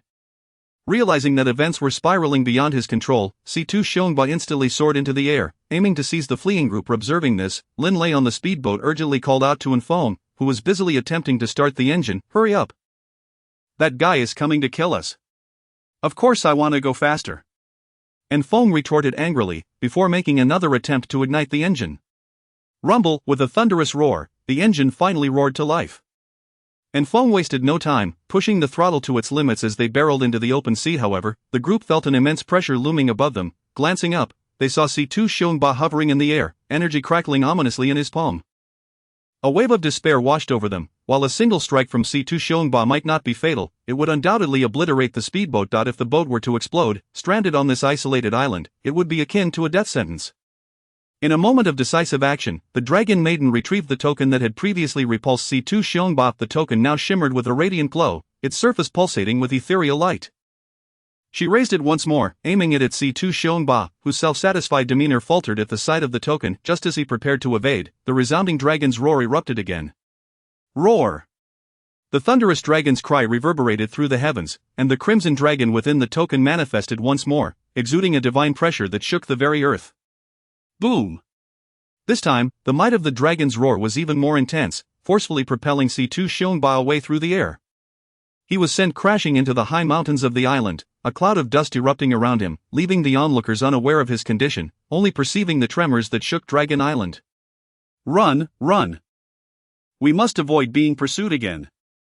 Lin Lei was the first to react, urgently urging Feng. Feng accelerated the speedboat, and in no time, they vanished over the horizon of the sea. Shortly after their escape from Dragon Island, several more yachts arrived in swift succession. The vessels were laden with martial artists clad in black robes, each adorned with the sinister character embroidered on their backs. Following them, a middle-aged man in a black and purple, gold-embroidered robe disembarked. It was none other than Wang Tianxiong. Simultaneously, Si-Tu Xiongba, having endured excruciating pain, crawled out from the crater atop the mountain, his garments tattered and his body bearing numerous injuries, looking utterly disheveled. Upon seeing Si-Tu Xiongba's pitiful state, Wang Tianxiong's expression shifted. "Elder Xiongba, you humph." Si-Tu Xiongba scoffed coldly, then explained, "We must swiftly return and eliminate those fleeing individuals.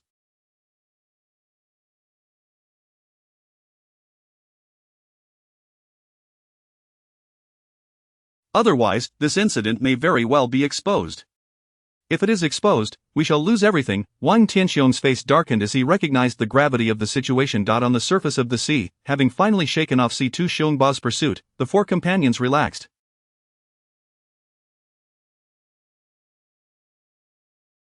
And Feng set the yacht to autopilot and took a seat. They gathered on the deck, exchanging glances before collectively exhaling in relief. "Hey, give me back my sword," Lin Lei called out to Ling, who shot him a glance before tossing the Feng Lei sword back to him. Upon retrieving his sword, Lin Lei noticed the chipped blade and lamented, "Damn it, this is a treasured heirloom of the Lin family, passed down for centuries. How am I supposed to explain this damage to my father?" The dragon maiden couldn't help but laugh in exasperation, chiding Lin Lei, "You should be grateful to still be alive. Otherwise, you wouldn't just have to explain to your father, you'd be explaining your demise on Dragon Island. Moreover, the Feng Lei sword is merely a high-quality lightning rod. My dragon token has expended energy twice over and is far more valuable than your sword," she continued. Lin Lei refrained from arguing, his expression one of frustration, yet he couldn't deny the truth in her words. The power of the dragon token was indeed superior to that of his Feng Lei sword. And Feng gazed skyward and sighed, "I must say, you all really know how to stir up trouble. I just returned to the country and barely enjoyed a few days before entangling myself with such formidable figures. Those two in the cave were manageable, but with the arrival of someone capable of shattering the void, you've truly raised the stakes," Ling added, shaking his head. "Let us not even mention it. Those individuals are from the evil dragon sect. I wonder if they have any ties to the martial arts alliance. If so, we're in serious trouble." The dragon maiden's expression turned cold as she responded, "Rest assured, this incident is entirely a trap set by the martial arts alliance aimed at your group of prodigies. Their objective is to eradicate you all, leaving the martial world in disarray, allowing the evil dragon sect to seize control," she elaborated. Upon hearing this, the group felt a heavy weight in their hearts. If this matter truly involved the martial arts alliance, then the entire martial world was undoubtedly in peril. The potential consequences they might face upon returning filled Ling and the others with dread. Lin Lei's complexion paled, and then a thought struck him curiously. He turned to the dragon maiden and asked, "Dragon maiden, I remember you were initially aligned with the evil dragon sect. What caused you to turn against them?" The dragon maiden's expression fluctuated, but she ultimately sighed and replied, "They feared that forcibly breaching the cave's entrance would bring about dire consequences, so they requested me, the descendant of the dragon god, to return and open the door. They held leverage over me and promised that once the cave was opened, the treasures within would be split 50-50. But who would trust the evil dragon sect? Naturally, I chose to betray them. My assistance to you was merely because I believed that only by standing with you could we have a chance to defeat them." The group nodded in understanding. Although the dragon maiden's intentions had not been entirely genuine, she had indeed aided their escape. Without her, they wouldn't have just failed to flee Dragon Island. Even before entering the cave, Ling and Lin Lei would have perished at the hands of Bloodblade and Bloodbear. Then, Lin Lei gritted his teeth and declared, "Damn the martial arts alliance. I've heard my father speak of their corrupt dealings, but I never imagined it was to this extent. Upon our return, I shall urge my father to unite the various families to exert pressure on the martial arts alliance."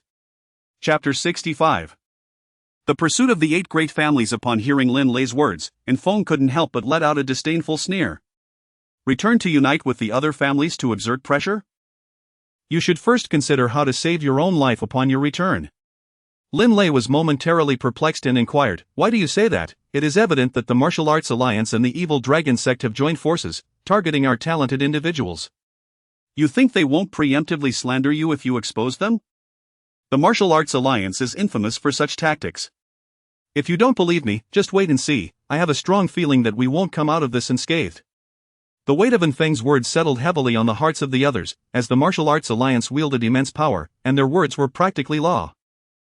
Ling and the dragon maiden exhibited visible concern. Although Lin Lei shared their apprehension, he found solace in the protection afforded by his family, which kept his worries at bay. With a sigh, Ling turned to Feng and asked, "Is there truly no way out?" Feng shook his head resolutely. None. If their methods are sophisticated, escape is our only option. Upon hearing this, Ling felt a sense of foreboding, realizing that participating in this martial arts grand tournament was far from a blessing. Meanwhile, Wang Tianxiong had already returned to the headquarters of the Martial Arts Alliance in the capital with several companions. Upon his return, he promptly commanded his secretary, disseminate the news. Ling and Lin Lei conspired to assassinate the other 8 participants in this tournament for the treasure of the Divine Dragon Sovereign. Inform the heads of the 8 great families, and remember, speed is of the essence to prevent them from returning and getting ahead of us. The secretary promptly nodded and dashed out to carry out Wang Tianxiong's orders. After completing this task, Wang Tianxiong exhaled a sigh of relief, a cold smirk gracing his features. This time, let us see how you turn the tables. The speedboat continued its journey until nightfall, finally docking at the port. As the group disembarked, Lin Lei's phone received a flurry of messages just as it regained signal. "My father is calling," Lin Lei stated, immediately answering the call with a smile. "What's up, Dad?" "Your son has just survived a harrowing ordeal." It was unclear what the head of the Lin family said on the other end, but Lin Lei's expression grew increasingly grim. "All right, I understand." After ending the call, Ling asked, "What did your father say that has you looking so troubled?"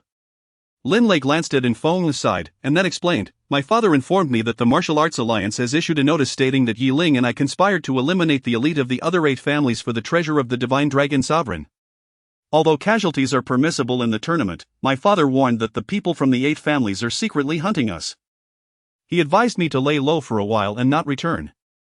Ling sighed in response, while Feng chuckled smugly, saying, "What did I tell you?" Lin Lei shot Feng an exasperated look, retorting, "What are you so pleased about? You're on the wanted list too. And you, Dragon Maiden, are included as well. I suspect it was Sita Xiangba who took note of our appearances and consequently placed a bounty on all 4 of us." The mood among the 4 turned somber, and the Dragon Maiden, her expression dark, asked, "Does this mean we cannot leverage the power of the Lin family to reveal the truth?" Lin Lei shook his head. "My father stated that the 8 families are currently furious and will not listen to reason. They have placed a bounty of 100 million on each of us, especially on you, Ling. Yours is 300 million. Ling was taken aback. "What? Why am I worth 300 million? Lin Lei shrugged.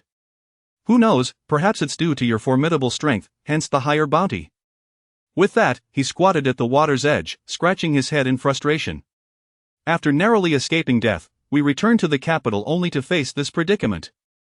I reckon we should never have participated in this ridiculous martial arts grand tournament." Feng raised his hands in resignation. "There's no use lamenting now." Ling turned to the Dragon Maiden, whose countenance shifted between hope and despair, and asked, "What are your plans, Dragon Maiden?" The Dragon Maiden, looking disheartened, shook her head. "I don't know.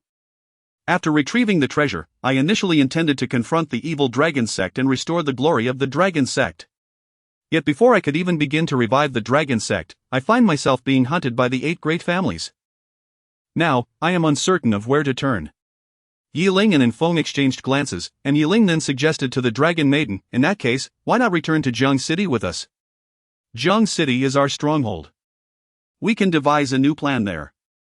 The Dragon Maiden nodded without hesitation, recognizing that she had no better options. Acting alone would only increase her chances of being captured by the 8 families. Even if she managed to evade them, the evil dragon sect posed a significant threat as well. "Wait for me, I have a car hidden nearby, allow me to fetch it." With that, Feng departed the port. At that moment, Ling received a call, and upon checking, he saw it was from Mr. Zhang. Answering the call, he heard Mr. Zhang's anxious voice.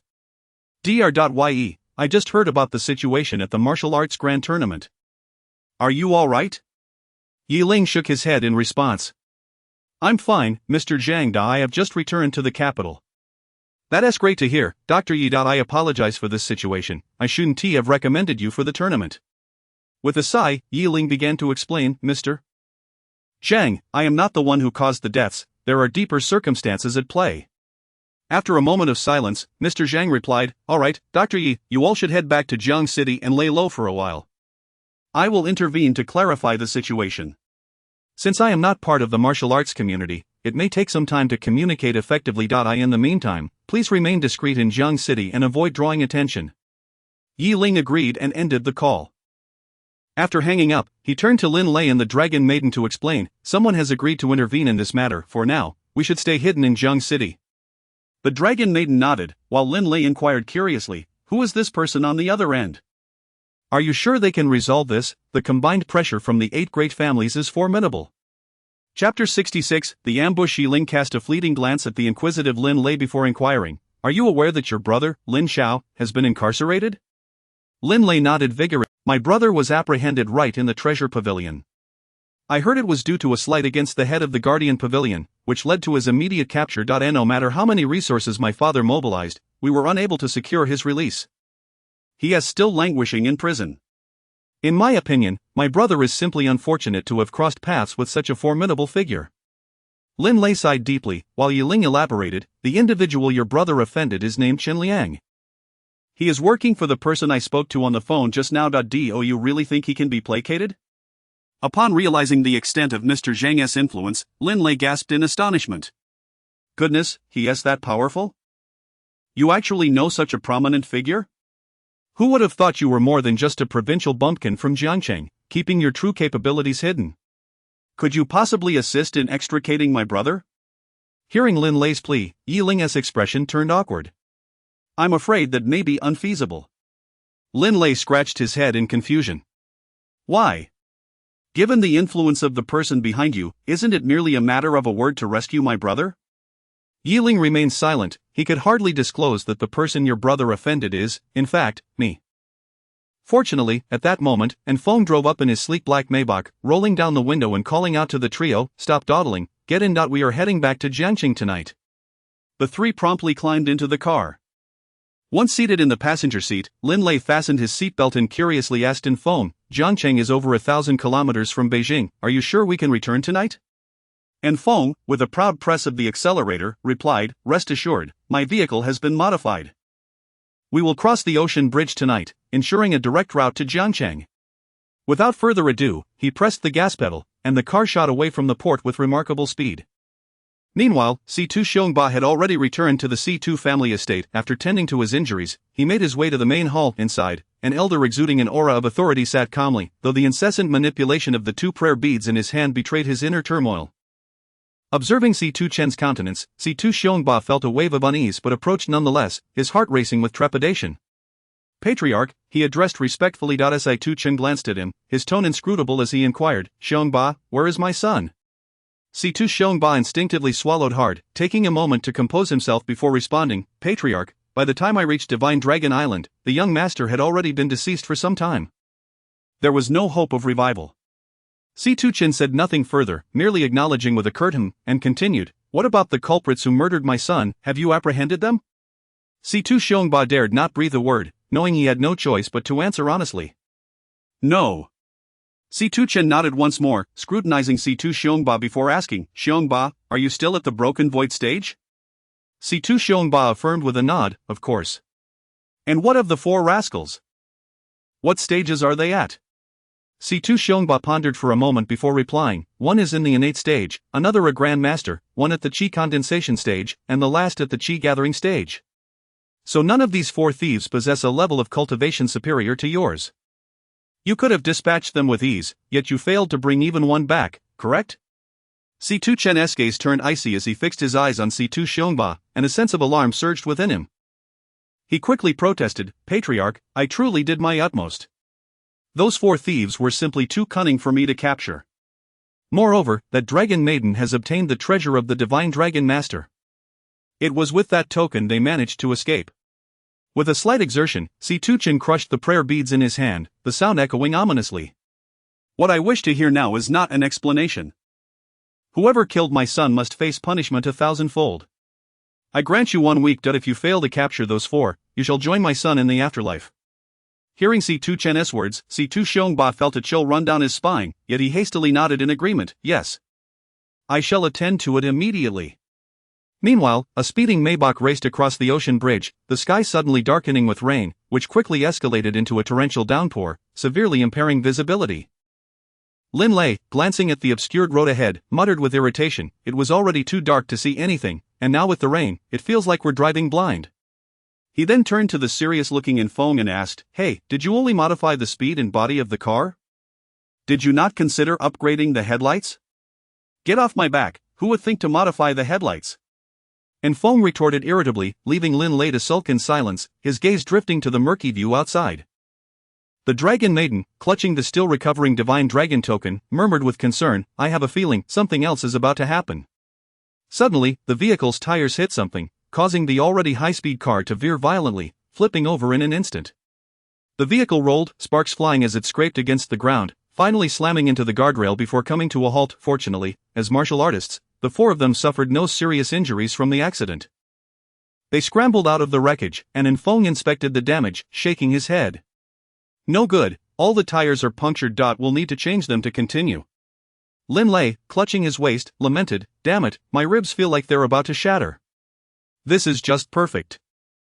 I didn't even have time to heal my old injuries before acquiring new ones. Be quiet, the dragon maiden chided, her eyes scanning the surroundings with heightened vigilance. It seems we have fallen into an ambush. Yi Ling silently drew his wind thunder sword, also observing the area with caution.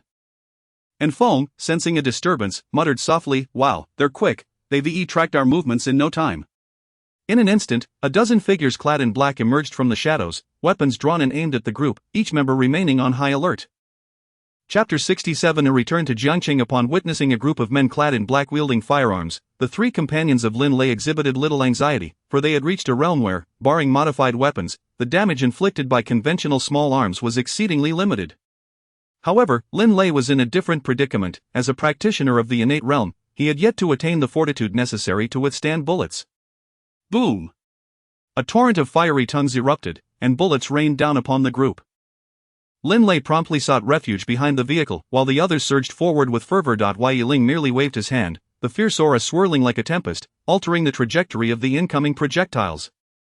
He then leapt into the air, and at the moment he raised the wind thunder sword, the previously dim sky was illuminated by a celestial lightning strike, a golden bolt resembling divine retribution striking the tip of his sword. Although the sword's tip was shattered, preventing the full harnessing of the thunderous energy, it sufficed for Yi Ling's purposes. Crash! He brought the sword crashing down, unleashing a thunderous bolt that cascaded like a golden waterfall, instantly reducing several assassins to charred remains. Meanwhile, the dragon maiden deftly maneuvered to evade gunfire, launching a flurry of silver needles that accurately pierced the foreheads of each assassin. Within a mere 3 seconds, the assassins lay lifeless, frothing at the mouth. Dark Edge, on the other hand, boldly charged towards the bullets, seamlessly merging with the shadows, his dagger resembling the Grim Reaper's scythe as it harvested the lives of the remaining assassins. Once the threat was neutralized, the trio gathered, and Lin Lei emerged, exclaiming with pride, we four are truly formidable, we dispatched them with such swiftness. Dark Edge, uninterested in Lin Lei's boast, inspected the charred bodies, his expression grave as he remarked, they are all practitioners of the innate realm. The 8 great families are indeed willing to expend considerable resources to eliminate us. Yi Ling sighed, perplexed, but how did the 8 great families discover our whereabouts so soon after we departed the port? Dark Edge shook his head, standing up to say, uncertain. However, 3 of the families are based in the capital, they likely possess their own intelligence networks. The dragon maiden interjected, since they are aware of our movements, they must also know of our intent to return to Jiangcheng. Are we truly returning to Jiangcheng?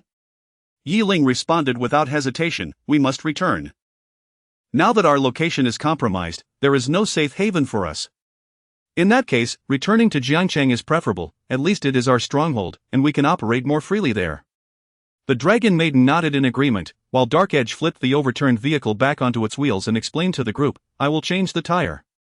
After a while, Dark Edge completed the tire replacement, patting the hood of the car as he announced, all set, let us get in. However, should there be any trap set to puncture our tires again, I shall be utterly helpless. The 3 couldn't help but chuckle, ultimately climbing into the vehicle. Meanwhile, in the headquarters of the Martial Arts Alliance, Wang Tianxiong had learned of the failed assassination attempt by the 8 great families. He slammed his hand on the table, exclaiming with frustration, these inept fools, so arrogant and self-important. I have already informed them of the strength of those 4, yet they still dispatched a group of innate realm practitioners to assassinate them. A group of innate realm warriors is hardly sufficient to pose a threat. His secretary, cautiously glancing at Wang Tianxiong, ventured, perhaps the 8 great families believed that those 4, after engaging in battle, would surely be gravely injured, and thus acted with a sense of overconfidence. Wang Tianxiong scoffed derisively, it is precisely this kind of complacency that has led the 8 great families to their current predicament. Then, a thought struck him, and he turned to his secretary, asking, by the way, with Situ Feng dead, what has the Situ family expressed? The secretary replied honestly, Situ Chen has not shown any extreme reaction, but he has issued a death warrant to Situ Xiangba, demanding that within a week, Yi Ling and his companions must be eliminated. Upon hearing this, Wang Tianxiang exhaled in relief. Good, that is reassuring. Situ Xiangba is a practitioner of the Broken Void Realm. Eliminating those 4 little thieves should pose little challenge. We must ensure that within this week, Yi Ling and his companions do not make contact with the 8 great families. Otherwise, our plans could very well be exposed. The secretary nodded in agreement, affirming, understood. As dawn broke, the group took a brief respite at a service area before continuing their journey to Jiangchang. Finally, at 7 in the morning, they arrived back in the city. Upon their return, Yi Ling turned to Dark Edge, who was driving, and inquired, by the way, after I went to Dragon Island, where did Zhao Lei go? Dark Edge yawned and casually replied, Zhao Lei found himself bored alone in the capital, so he returned to Jiangcheng as well.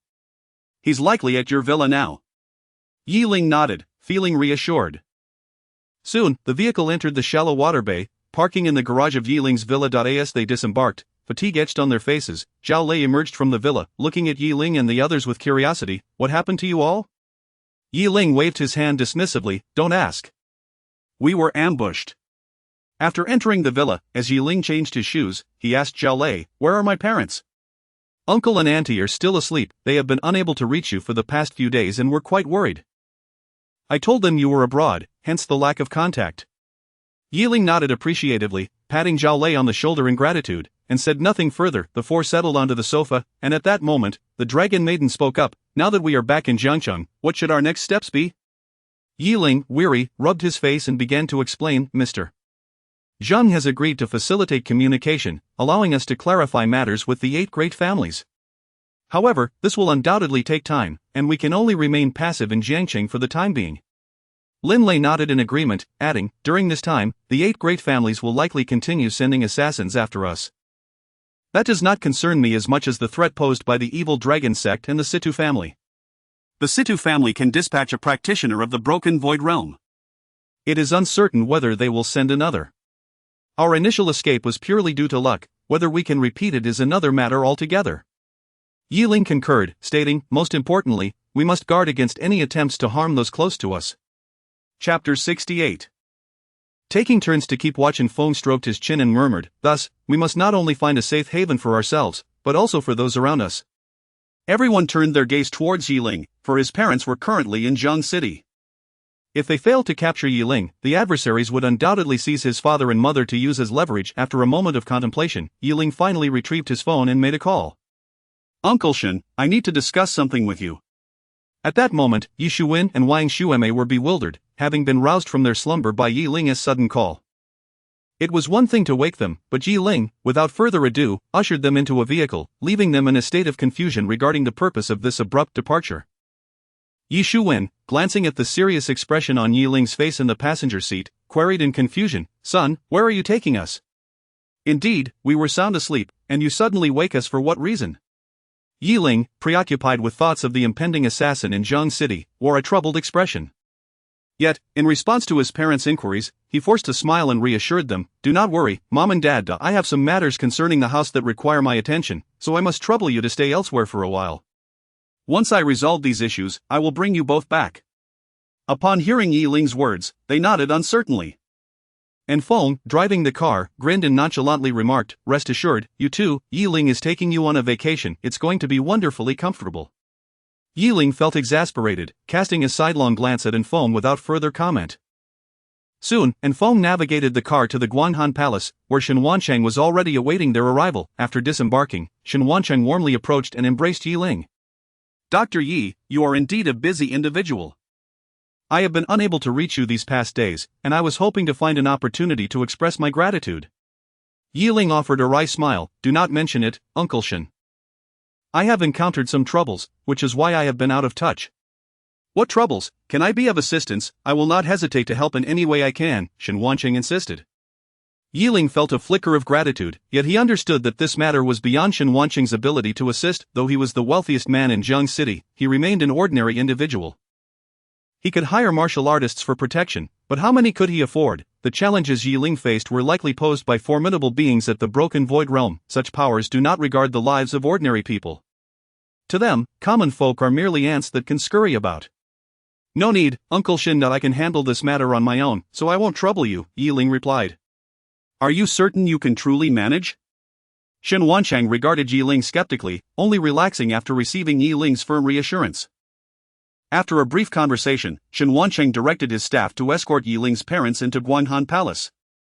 Dr. Yi, rest assured, this Guanghan Palace has had an underground shelter since its inception, though I have never revealed it to anyone. I initially intended to use this place for refuge during times of disaster, but since you require assistance, I, as your uncle, shall not shy away. Yi Ling nodded appreciatively. Thank you, Uncle Shen. Shen Wancheng patted Yi Ling on the shoulder, comforting him. Enough of that, we are family and do not speak in formalities. If gratitude is to be expressed, it is I who should be thanking you. Without your support, my father and I would have long been separated. After exchanging further pleasantries, Shen Wancheng returned to Guanghan Palace. Once Shen Wancheng departed, and Feng let out a sigh of relief. Well then, with no worries lingering, we can await our demise in peace. Yi Ling shot in Feng an incredulous glance. Is such pessimism truly necessary? With a Broken Void Realm martial artist, 3 punches could send us to the United States. It's hard not to feel despondent. Yi Ling chose to ignore Feng's remark and returned to the vehicle. Feng followed suit, and they headed towards Qianshui Bay. Before long, they arrived at Qianshui Bay. As they pushed open the villa's grand door, Lin Lei rushed forward, his expression fraught with concern. My father received word that the 8 great families have dispatched assassins to eliminate us. Most alarmingly, the Situ family has sent Situ Xiangba. It seems our situation is dire. Upon hearing this, Long Nu anxiously inquired of Yi Ling, what about the leader you mentioned earlier who was supposed to assist us? Any updates? Yi Ling attempted to reach Mr. Zheng on his phone, but the line was perpetually busy. Seeing this, he hung up with a sigh. He is likely still trying. We must wait a bit longer. The others could only nod in resigned agreement. They waited until the late hours of the night, but the assassins had yet to arrive, and the 4 were already battling drowsiness. Since their time on Shenlong Island, they had scarcely rested. After the fierce battle, they had only managed to escape back to Jiang City. However, the tension that had kept them alert now gave way to an overwhelming fatigue. Lin Lei stretched and lamented, if we do not steal a quick nap before the assassins arrive, we might just fall asleep ourselves. Indeed, we should rest. Otherwise, we will lack the energy to confront the assassination attempt. Long Nu agreed, and even Yi Ling found himself succumbing to drowsiness. As the highest ranking among them, and Feng retained a modicum of energy. Noticing the other 3 drifting into slumber, he remarked, all right, you all sleep, I shall keep watch to ensure we are not caught off guard. The 3 nodded in agreement, and Yi Ling suggested, let us take turns keeping watch. I will go first, followed by Long Nu and then Lin Lei. Everyone nodded, and Lin Lei and Long Nu, too fatigued to climb upstairs, sank into slumber on the sofa. Yi Ling instructed Feng to awaken him in 3 hours before succumbing to sleep himself. 3 hours later, Yi Ling felt a gentle nudge and instantly sat up from the sofa, relieved to see it was Feng. The 3 hours are up. It's your turn to keep watch, I shall rest a bit longer. With that, Feng yawned, his own energy nearly depleted. Yi Ling nodded and moved to a nearby spot to keep watch while Feng fell into a deep sleep, appearing truly exhausted. Meanwhile, atop the walls of Qianshui Bay, figures clad in black stealthily leapt onto the railing and entered the premises. Although Yi Ling had risen, he still felt the remnants of drowsiness.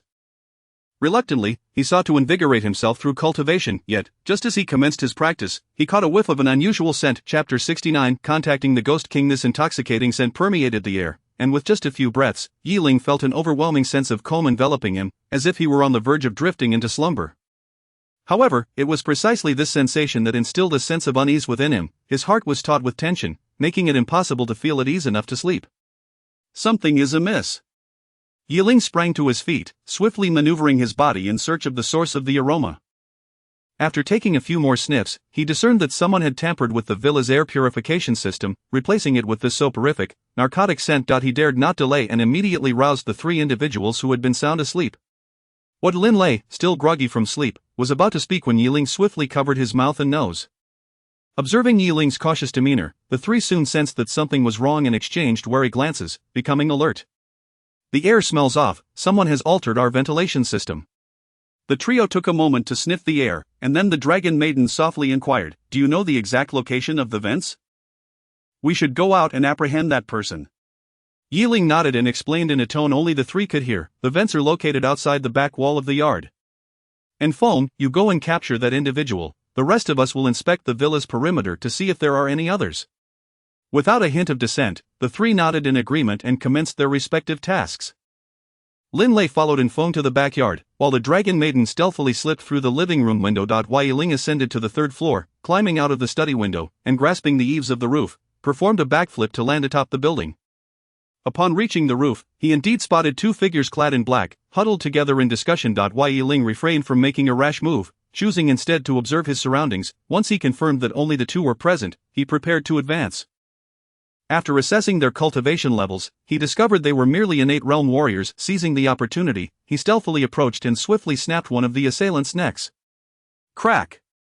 The sound of his decisive action startled the other assailant, who barely had time to react before Ling seized him as well. Without hesitation, Ling pointed a finger, immediately sealing the man's acupoints to prevent him from making a sound and immobilizing his body. He then hoisted the black-clad figure and returned to the study on the third floor. Naturally, he intended to interrogate the captured individual and ensure at least one remained alive. Ling brought the black-clad man back to the living room, where the other three soon returned. Each of them, without exception, brought back a live captive, all of whom had been rendered unable to speak, either through acupoint sealing or by being knocked unconscious. The four exchanged glances, and Lin Lei chuckled as he teased, "It seems we three share a certain—" We all knew to leave one alive. And Feng bound the four assassins together before Ling addressed one of them, asking, "Which family sent you to assassinate us?" The individual queried by Ling lowered his gaze and, after a heavy sigh, replied, "The Zhou family." Lin Lei kicked another one and asked, "And you? Are you also from the Zhou family?" "I was sent by the Shangwan family." The dragon maiden then questioned the remaining two and found they hailed from different families, one even belonging to the Situ family. Lin Lei couldn't help but express his astonishment, exclaiming, "The 8 great families certainly live up to their reputation, their speed in mobilizing is astonishing, all converging tonight to deal with us." The assassin from the Situ family snorted disdainfully and threatened, "After tonight, Lord Xiongba will arrive to settle your fates. We are merely scouts." And Feng, uninterested in the threat, turned to Ling. "Young master, how should we deal with these individuals?" Ling pondered for a moment before reluctantly stating, "Let them go. Our conflict with the 8 great families is merely a misunderstanding. We have already killed once, and should we kill again, the misunderstanding will turn into an irreconcilable feud." And Feng had no objections and proceeded to untie 3 of the assassins. Once freed, he coldly instructed, "When you return, clarify with your masters that we did not assassinate those prodigies. The misunderstanding will naturally be resolved. If they continue to send people after us, we will not be so lenient." The 3 assassins exchanged glances but ultimately said nothing further, departing from the Qianshui Bay villa. The remaining assassin from the Situ family, bewildered, spoke up, "Hey, why did you let those 3 go but not me? I was also sent by one of the 8 great families." Lin Lei scoffed dismissively, "Well, obviously, we let those 3 go because our grievances with them can still be resolved. But our animosity with your Situ family is far too entrenched. What purpose would it serve to release you?" With that, Lin Lei dragged the Situ assassin outside, stating, "I'll deal with him out there to avoid bloodshed in the living room." After this commotion, the 3 remaining individuals lost all desire for sleep and settled onto the sofa, contemplating their next course of action. "Will the 8 great families continue to send assassins?" the dragon maiden inquired. Although the assassins sent by the 8 great families were of mediocre strength, the constant threat of assassination was undeniably distressing. An Feng, weary, rubbed his face and replied, "They likely will not. The heads of the 8 great families are not fools. Besides, Mr. Zhang must have begun reaching out to them by now, and they should provide us with an opportunity for explanation. Of course, we cannot rule out the possibility of some reckless individuals continuing to send assassins, but we will face them as they come." Ling shook his head, his tone tinged with despondency, "But how can we contend with the overwhelming force of Situ Xiongba?" The other 2 fell silent, fully aware that Situ Xiongba's formidable strength was virtually insurmountable. Facing him would be akin to crushing ants beneath a foot. Finally, and Feng sighed and spoke solemnly, "There is still one option. I will seek out my master." Ling was taken aback. If the Ghost King were to arrive, then Situ Xiongba would be nothing more than a mere nuisance. "The problem is my master is elusive and the world is vast. How will you find him?" Ling expressed his concerns. And Feng forced a smile and replied, "I must at least T or Y. As long as my master is still within the country, I will be able to reach him. However, it will take time to locate him, and I will undoubtedly be absent for a while, so you must all remain vigilant." Both Yi Ling and the Dragon Maiden nodded in agreement, while Feng wasted no time and immediately departed from Chenshui Bay in search of the Ghost King. Chapter 70 A relocation of the base. Before long, Lin Lei returned from outside, clapping his hands and exhaling a sigh of relief. Noticing the absence of Feng, he curiously inquired, "Where has that fellow Feng gone?" Yi Ling then explained, "He has gone to seek assistance for us. If he succeeds, dealing with the likes of Situ Xiangba will be as effortless as flipping a hand." "Is he really that formidable?" Lin Lei murmured skeptically, but refrained from further comment, instead languidly reclining on the sofa. He then turned to Yi Ling and asked, "Given our current predicament, we must find a new location, correct? Where shall we go next?" The Dragon Lady pondered for a moment before responding, "I suggest we retreat to the outskirts. After all, we have already been discovered, and hiding any longer may prove futile. Then it would be prudent to move to the suburbs. Even if we are discovered and forced to fight, we can do so without endangering innocent bystanders." Yi Ling nodded in agreement, recognizing that battles between martial artists could exert pressure that might overwhelm ordinary citizens, not to mention other potential repercussions. However, Lin Lei was not in accord with this notion. "I still believe it is wiser to remain concealed within the city. No matter how powerful Situ Xiangba may be, he is ultimately a person of the martial world. He could never be reckless enough to strike at us in a bustling area, harming innocents. The martial alliance would not stand idly by, nor would the authorities." The Dragon Lady scoffed, derisively retorting to Lin Lei, "Are you so certain that Situ Xiangba adheres to the rules? Let us not forget, the martial alliance is currently in cahoots with the evil dragon sect. Even if Xiangba were to attack us openly in a crowded area, endangering civilians, the martial alliance would undoubtedly protect him. In such a case, not only would we be captured, but innocent lives would be at stake." Lin Lei's argument faltered somewhat, yet he persisted, "I refuse to believe that Situ Xiangba would be so mad as to act in such a manner." Having said this, both turned to Yi Ling, asking, "Yi Ling, what are your thoughts?" After contemplating the situation, Yi Ling sighed, "Let us find an abandoned factory in the suburbs to hide away for now. A martial artist of Xiangba's caliber is beyond the reach of mundane laws. In his eyes, the lives of ordinary people hold little value. He can act without restraint, but we cannot." Upon hearing Yi Ling's words, Lin Lei fell silent, acknowledging the truth in what was said. In Xiangba's perception, ordinary people had ceased to be regarded as human. If Xiangba were to injure civilians, the martial world might be powerless to intervene, but they would certainly not spare a thought for the likes of them. Suddenly, an idea struck Yi Ling, and he spoke up, "I know a suitable place, let us take refuge there." With that, Yi Ling rose, prompting the other two to follow suit. Before long, the trio arrived at a half-finished building, which bore the scars of battle, suggesting that martial artists had clashed there previously.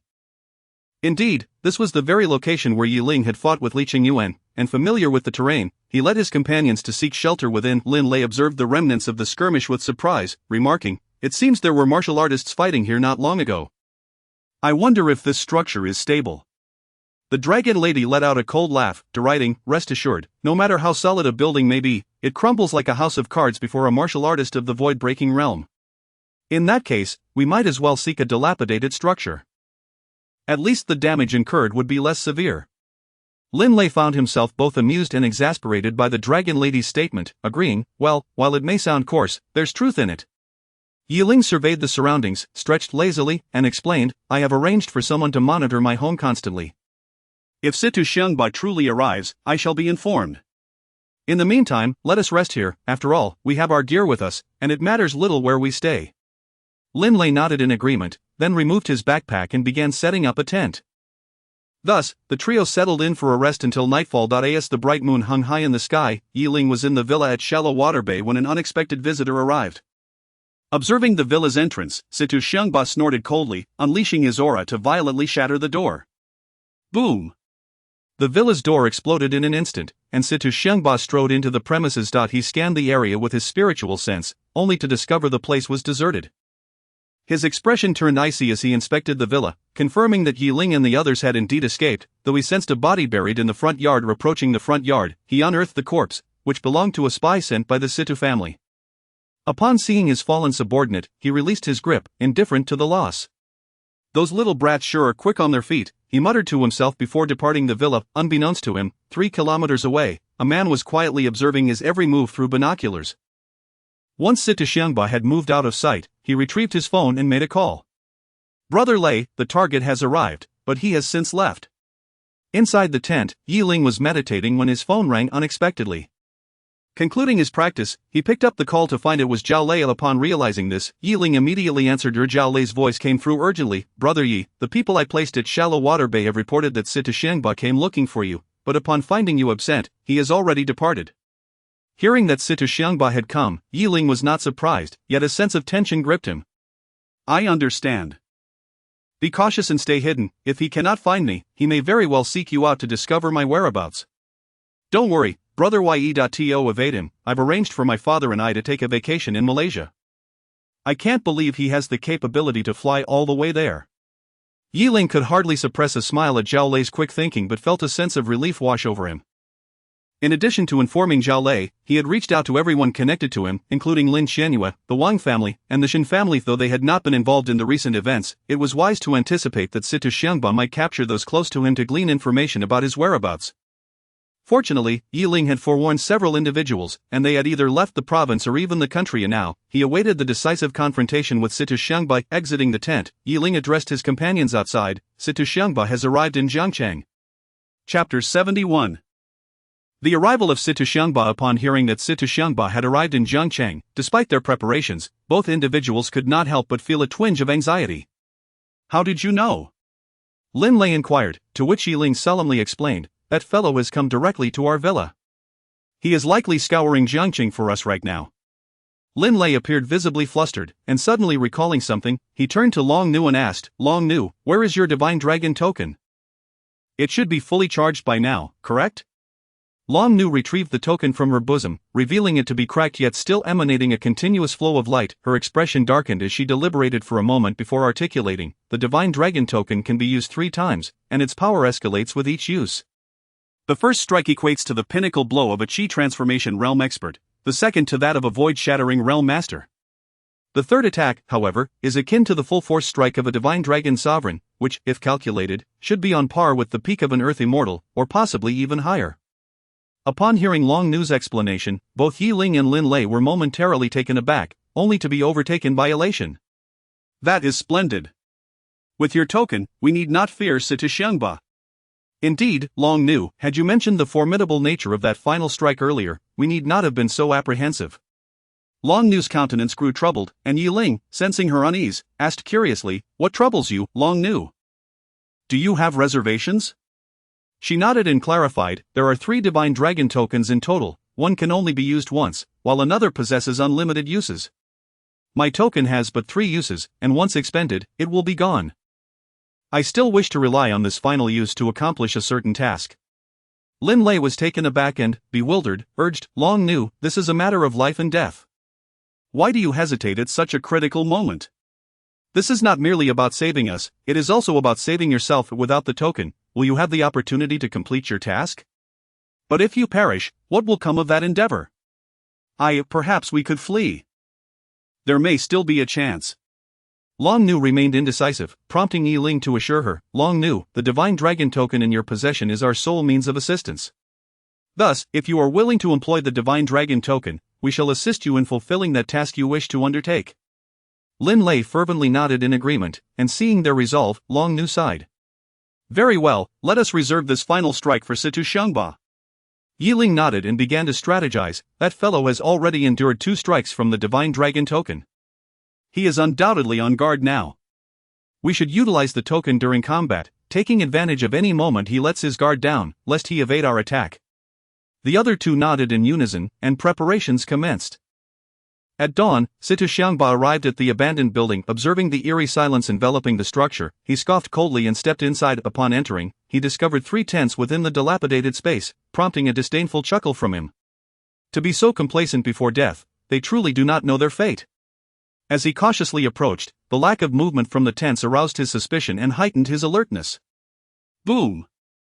A surge of energy erupted from within him, instantly sending the 3 tents soaring. As anticipated, the trio was nowhere to be found. Realizing they were aware of his arrival, Situ Xiangba heard a noise above him. Looking up, he spotted Ling and Long Nu perched above, their fingertips poised with numerous silver needles. Whoosh, whoosh, whoosh, the silver needles shot forth in rapid succession, resembling a light drizzle, instilling terror in all who beheld them. Situ Xiangba swiftly evaded, only to find Yi Ling leaping down directly atop him, wielding the Wind Thunder Sword, which crackled with electric energy, indicating it was fully charged. Boom! He thrust the sword downward, targeting Situ Xiangba's crown. Although the sword's tip was blocked by a protective barrier, preventing any forward motion, the lightning coiling around the blade ensnared Situ Xiangba entirely. Instantly, he felt a tingling sensation throughout his body. Clenching his teeth, he seized Yi Ling and hurled him toward the ground. Boom! Yi Ling plummeted like a meteor, crashing into the concrete floor, leaving a massive crater in his wake. After dispatching Yi Ling, Situ Xiangba turned his attention to Long Nu with a sweep of his hand. He unleashed an air cannon aimed directly at her, prompting Long Nu to roll away in evasion. The air cannon struck a pillar, causing it to explode and reveal the steel reinforcements within. Just as Long Nu intended to flee, Situ Xiangba appeared behind her. Boom! A kick sent her crashing against the opposite wall, creating a large indentation, and she was propelled into the desolate wilderness outside. Having dealt with the two, Situ Xiangba clasped his hands behind his back and called out, "What now? Where are those two, afraid to show themselves?" Silence ensued, and upon noticing this, he flew back to the first floor in search of Yi Ling. Yi Ling lay within the crater, appearing to be unconscious, yet the Wind Thunder Sword was nowhere to be found. Suddenly, Situ Xiangba sensed danger from behind and swiftly turned to find Lin Lei charging at him with the Wind Thunder Sword raised. He narrowly dodged the strike, which instead aimed straight for Yi Ling, who, feigning death, sprang to life just in time to evade the blow. Boom! The lightning struck the ground where Yi Ling had previously lain, carving a thunderous imprint into the earth. You might want to aim before you swing. Do you wish to kill me? Yi Ling retorted. Lin Lei sheepishly scratched his head in embarrassment. Who knew the old man could move so swiftly? I couldn't rein in my strength in time. Situ Xiangba glared at the duo, his voice icy. I advise your final companion to stop hiding and come forth obediently. Yi Ling disdainfully snorted, we need only the two of us to deal with you. You overestimate yourself. In an instant, Situ Xiangba appeared before them, seizing both by their throats before they could react, leaving no opportunity for escape. Chapter 72. The hunchbacked elder Yi Ling and Lin Lei found themselves forcibly lifted by the imposing figure of Situ Xiangba. Despite their relentless struggles, they were unable to escape the iron grip of his arms, which clamped down upon them like a vice. With a malicious grin, Situ Xiangba explained, do you have any idea of the severe punishment I have endured due to your little tricks? Though the clan leader has clearly stated that you four must be brought back unharmed, it matters not. I am merely prohibited from taking your lives, not from teaching you a lesson, and from this moment, you shall understand just how terrifying an enraged void-shattering realm expert can be. With that, he hurled both of them into the air. Mid-flight, Situ Xiangba suddenly appeared before Yi Ling, delivering a crushing blow with his foot. Boom! Yi Ling felt as if struck by lightning, plummeting back to the ground, creating a deep crater upon impact, causing the entire dilapidated building to shudder. Lin Lei met with a similar fate. Even while airborne, Situ Xiangba dealt him a powerful blast of air. Had Lin Lei not gritted his teeth and rolled aside, he would have surely been reduced to a pulp. Nevertheless, he was still knocked aside by the residual force, crashing against a pillar, his body contorting painfully. While Yi Ling gritted his teeth and rose, just as Situ Xiangba descended. Gathering his energy, Yi Ling unleashed a black and white killing word formed from condensed qi, launching it towards Situ Xiangba. However, the attack only caused Situ Xiangba to momentarily falter, resulting in no significant impact. Undeterred, Yi Ling pressed forward, unleashing a flurry of attacks within a mere 3 seconds, yet, to Situ Xiangba, these strikes seemed no more than an irritating tickle. He watched Yi Ling's performance with a detached amusement, his eyes reflecting the indifference one might hold for an insignificant insect. Boom! With a fierce punch to Yi Ling's abdomen, it felt as if his soul had been expelled from his body. His pupils dilated in shock, and he promptly lost consciousness. As Yi Ling collapsed in Situ Xiangba's grasp, the latter checked for his breath, relieved to confirm he was still alive. Discarding Yi Ling carelessly aside, he turned his attention towards Lin Lei, who was slumped against a pillar. Utterly defeated, Lin Lei felt as though every bone in his body had shattered. Even as Situ Xiangba approached, he lacked the strength to flee. Situ Xiangba loomed over him, gazing down with a predatory glare. Although I was ordered to bring everyone back, there was no stipulation that I must return all of you. Perfect, I shall kill one to vent my rage. Despair washed over Lin Lei, yet a flicker of hope ignited in his eyes as he glanced past Situ Xiangba. Sensing something amiss, Situ Xiangba turned around, only to be met with a shocking sight. Roar! The roar of a dragon reverberated through the air, shaking the very foundations of Jiang City. A massive red dragon surged towards him, carving deep gorges into the ground as it charged forward.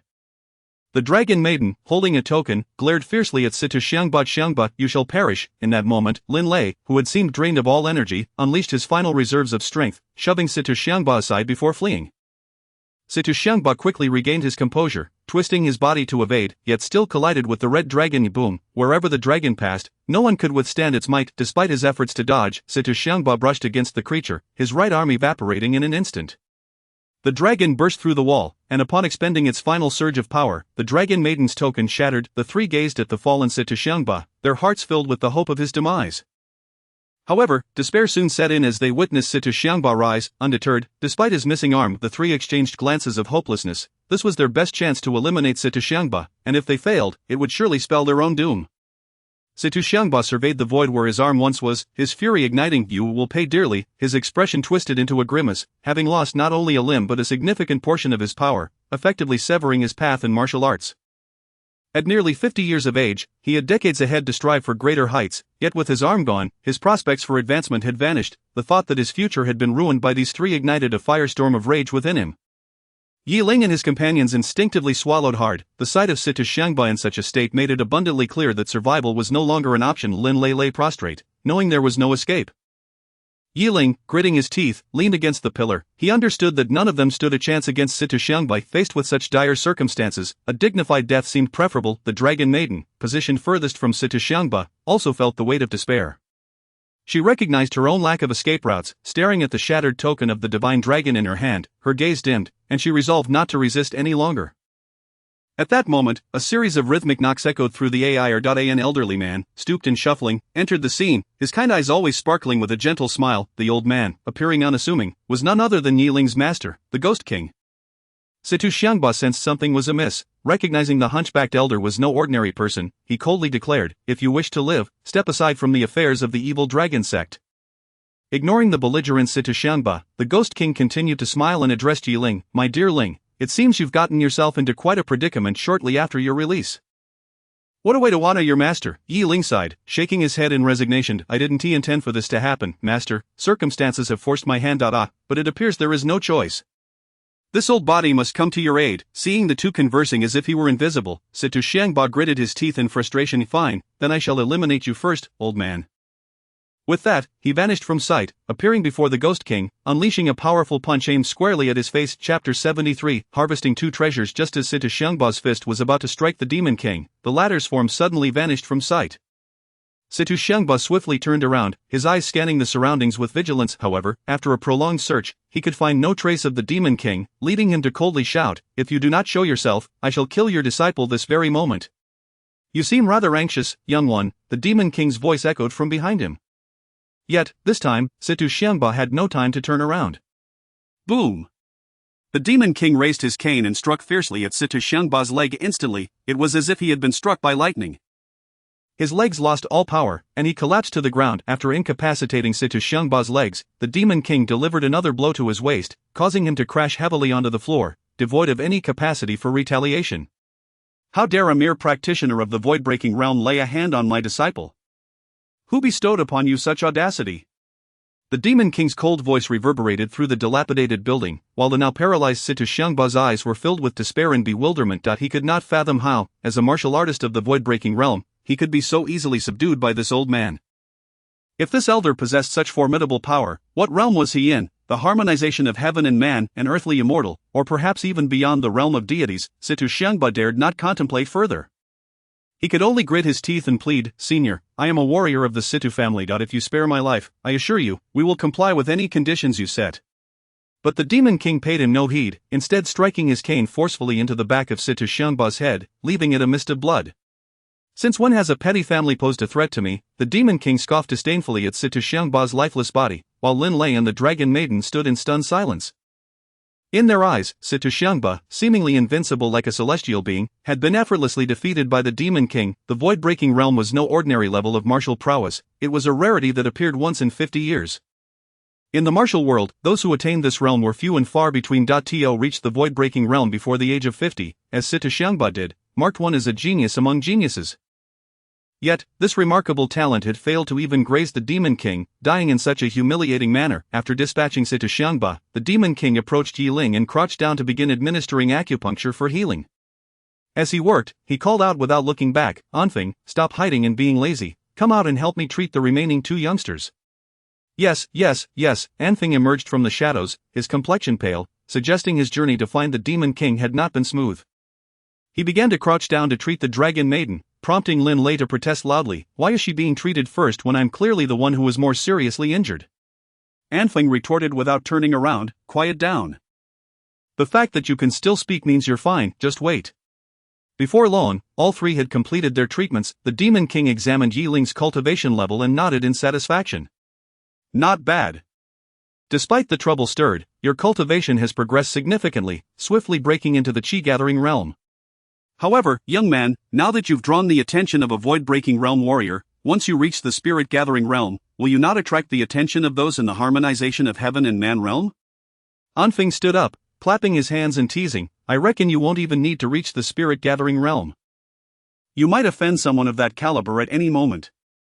Yi Ling rolled his eyes at him and then turned to the Demon King, asking, "Master, how did Anfeng find you? Aren't you wandering the globe?" The Demon King chuckled, "This boy has his methods for locating me. After all, I see little merit in any of them."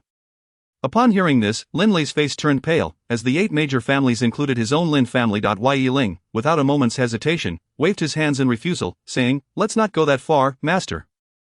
If you were to act, the entire martial world would be in turmoil." "I can handle this matter myself, there's no need for your concern," Yi Ling asserted.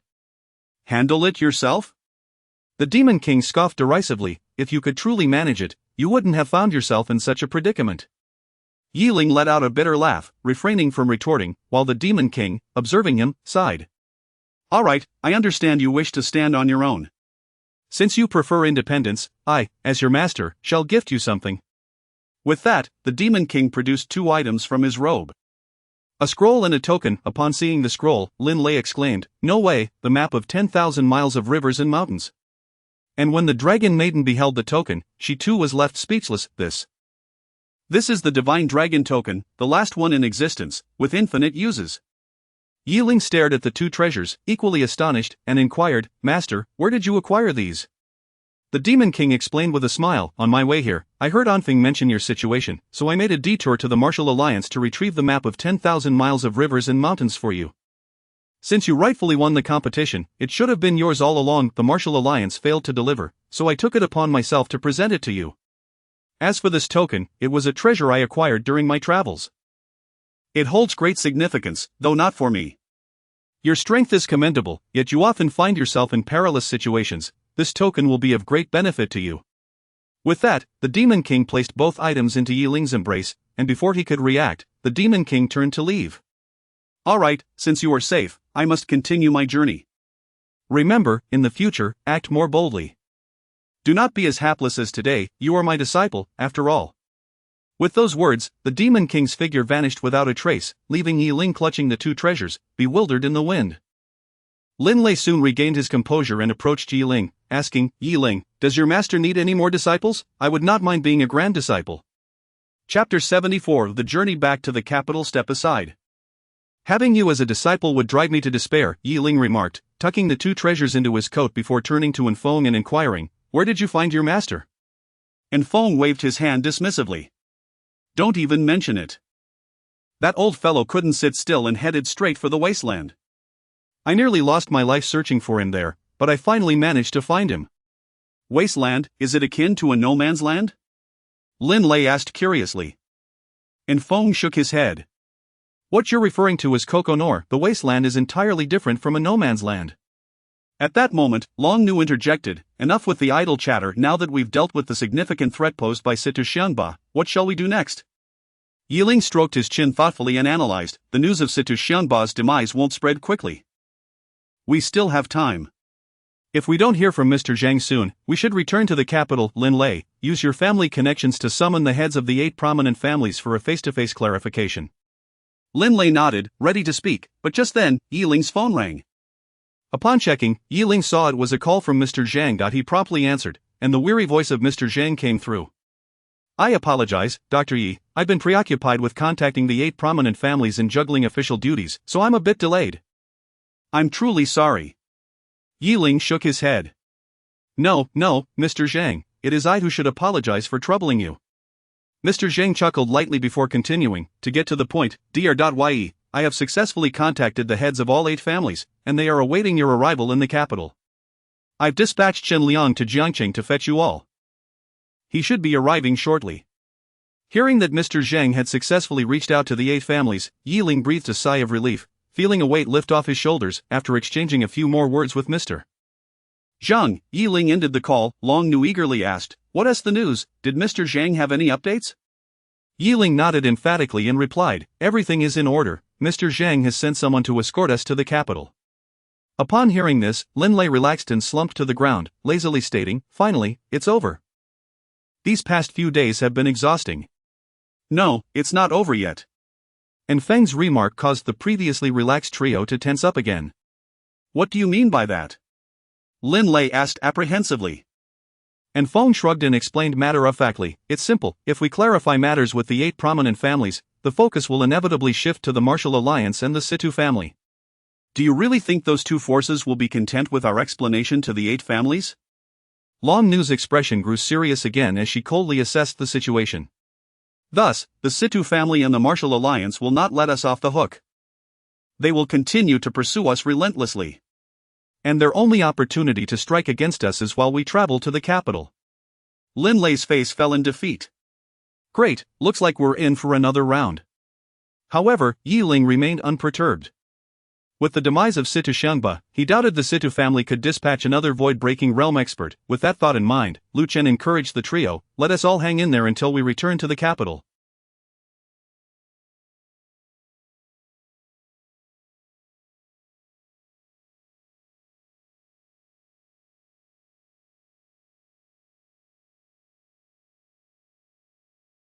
Then everything will be resolved." The group nodded, shaking off their previous fatigue and regaining their fighting spirit. Soon, Yi Ling received a call from Chen Liang. After providing him with the address, Yi Ling hung up. Before long, Chen Liang arrived at the abandoned building, and the 4 were already prepared, leaning against a pillar, watching as Chen Liang's vehicle approached. Chen Liang parked and smiled at Yi Ling. "Doctor." "Yi, I'm relieved to see you unharmed." Yi Ling returned the smile. "It was a close call, but I managed to survive.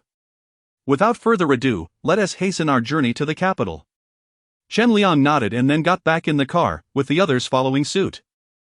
Quickly, the vehicle started moving. Yi Ling, ever vigilant, gazed out the window and asked Chen Liang, "Have you arranged for protection along the way?" Chen Liang nodded, explaining while driving, "Rest assured, Mr. Zheng takes this matter very seriously. Given the loss of life and the significant repercussions, the authorities had to intervene. I've arranged for national security to protect us on our journey to the capital. You need not worry, Dr. Yi, everything will be fine." However, Yi Ling was not entirely reassured. In the presence of martial artists, the firearms in the hands of national security would prove utterly ineffective. On the contrary, involving them could lead to unnecessary casualties. With a sigh, Yi Ling addressed Chen Liang, "Mr. Chen, withdraw the national security personnel you've arranged to avoid adding to the casualties." "What?" "Why, Dr. Yi, on our return to the capital, we are bound to encounter considerable danger. How can we not have some protection?" Yi Ling nodded and explained, "Protection is indeed necessary, but we are up against a group of formidable martial artists. National security personnel, despite their armaments, are still ordinary people and utterly powerless against martial artists. Trust me, let us first arrange for their withdrawal to prevent any civilian casualties." Upon hearing Yi Ling's reasoning, Chen Liang did not hesitate and promptly made the call to arrange for the withdrawal. A moment later, he hung up and informed Yi Ling, "Rest assured, Dr. Yi, I have arranged for their withdrawal." Yi Ling nodded. "In that case, it's up to us now." Before long, the vehicle reached the Cross-Sea Bridge. Although several hours remained until they reached the capital, none dared to sleep or relax their vigilance. Everyone understood that if the Martial Alliance and the Situ family intended to strike, they would likely set an ambush on the Cross-Sea Bridge. This was their only opportunity. After a few hours, Chen Liang, observing the unusually empty bridge, remarked cautiously, "It's unusual for the Cross-Sea Bridge to be so deserted. Traffic jams are typically common here." "It seems someone is planning to ambush us." The group heightened their alertness, and just then, the vehicle's tires struck something, and the tire was instantly punctured. "Seriously? Not again. Can't these 2 powerful factions come up with a better tactic?" And Feng grumbled in exasperation, but ultimately, the vehicle came to a halt on the bridge. Chapter 75 of the fierce battle on the bridge. 5 individuals disembarked from the vehicle simultaneously. Chen Liang drew a pistol from his waist, gripping it firmly with both hands as he surveyed his surroundings with vigilance. Observing this, Ling immediately approached Chen Liang, stating, "Master Chen, if anything truly transpires, you must remember to take refuge behind us and never fall behind." Chen Liang chuckled lightly, appearing unfazed. "Rest assured, Doctor. I, Chen Liang, have navigated through countless trials to reach this position. I am not one to be easily shaken by such trivialities." Ling nodded in response, feeling a sense of reassurance. After all, anyone who ascended to the position of a master was no ordinary individual. In his youth, Chen Liang had undoubtedly faced numerous battles, establishing himself as a formidable force among ordinary people. The group remained stationed by the vehicle until, shortly thereafter, Feng completed his inspection. Rising and wiping the sweat from his brow, he addressed the others. "The tires have been punctured. These scoundrels are quite cunning. All 4 tires have been compromised. Where are we to procure so many spare tires?" Lin checked his phone and smiled. "No worries. We are merely 4 or 5 kilometers from the entrance to the capital. We can walk straight there." With no other options available, the group resolved to proceed on foot. Upon hearing this, Chen Liang hastily approached the trunk and opened it. Ling and the others gathered around, only to be taken aback by the sight within. The trunk was stocked with an array of weapons, from pistols to submachine guns, and even a sniper rifle. Ling, astonished, inquired, "Uncle Chen, as a guardian master, what do you need with so many weapons?" "Of course, they are for targeting criminals," he replied. "With so many firearms at our disposal, surely they cannot withstand them." Chen Liang declared enthusiastically, and Ling began to understand why Chen Liang felt no fear. With such an arsenal, anyone would feel emboldened. Once Chen Liang had secured his equipment, he flashed a grin at the group. "All right, I am ready, let us proceed." Dragon Girl, glancing at the remaining weapons in the trunk, asked Chen Liang, "What about all these weapons? Aren't we taking them with us?" Chen Liang briefly surveyed the armaments and replied nonchalantly, "Do not worry, I will arrange for someone to retrieve these weapons later. For now, we shall leave them here." Reassured by Chen Liang's words, the others felt a sense of relief. After all, should these weapons fall into the wrong hands, it could lead to catastrophic consequences. The group readied themselves and set off toward the capital. As they traversed the road, they encountered no traps or vehicles.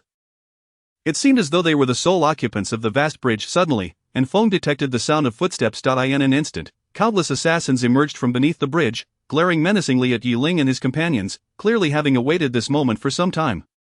"Kill!" Without further ado, the lead assassin barked the command, prompting the rest to charge toward Ling and his group. Seeing this, Ling pushed Chen Liang behind him, and the 4 of them surged forward to engage in battle. Boom!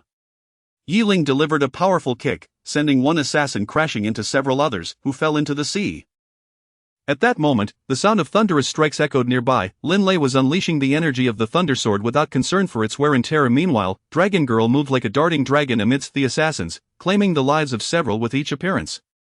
As the highest ranked among them, Feng charged at the lead assassin, engaging him fiercely. Crack! A swift kick aimed at Ling was met with his raised hand in defense, but he was soon countered by a spiraling kick that forced him back.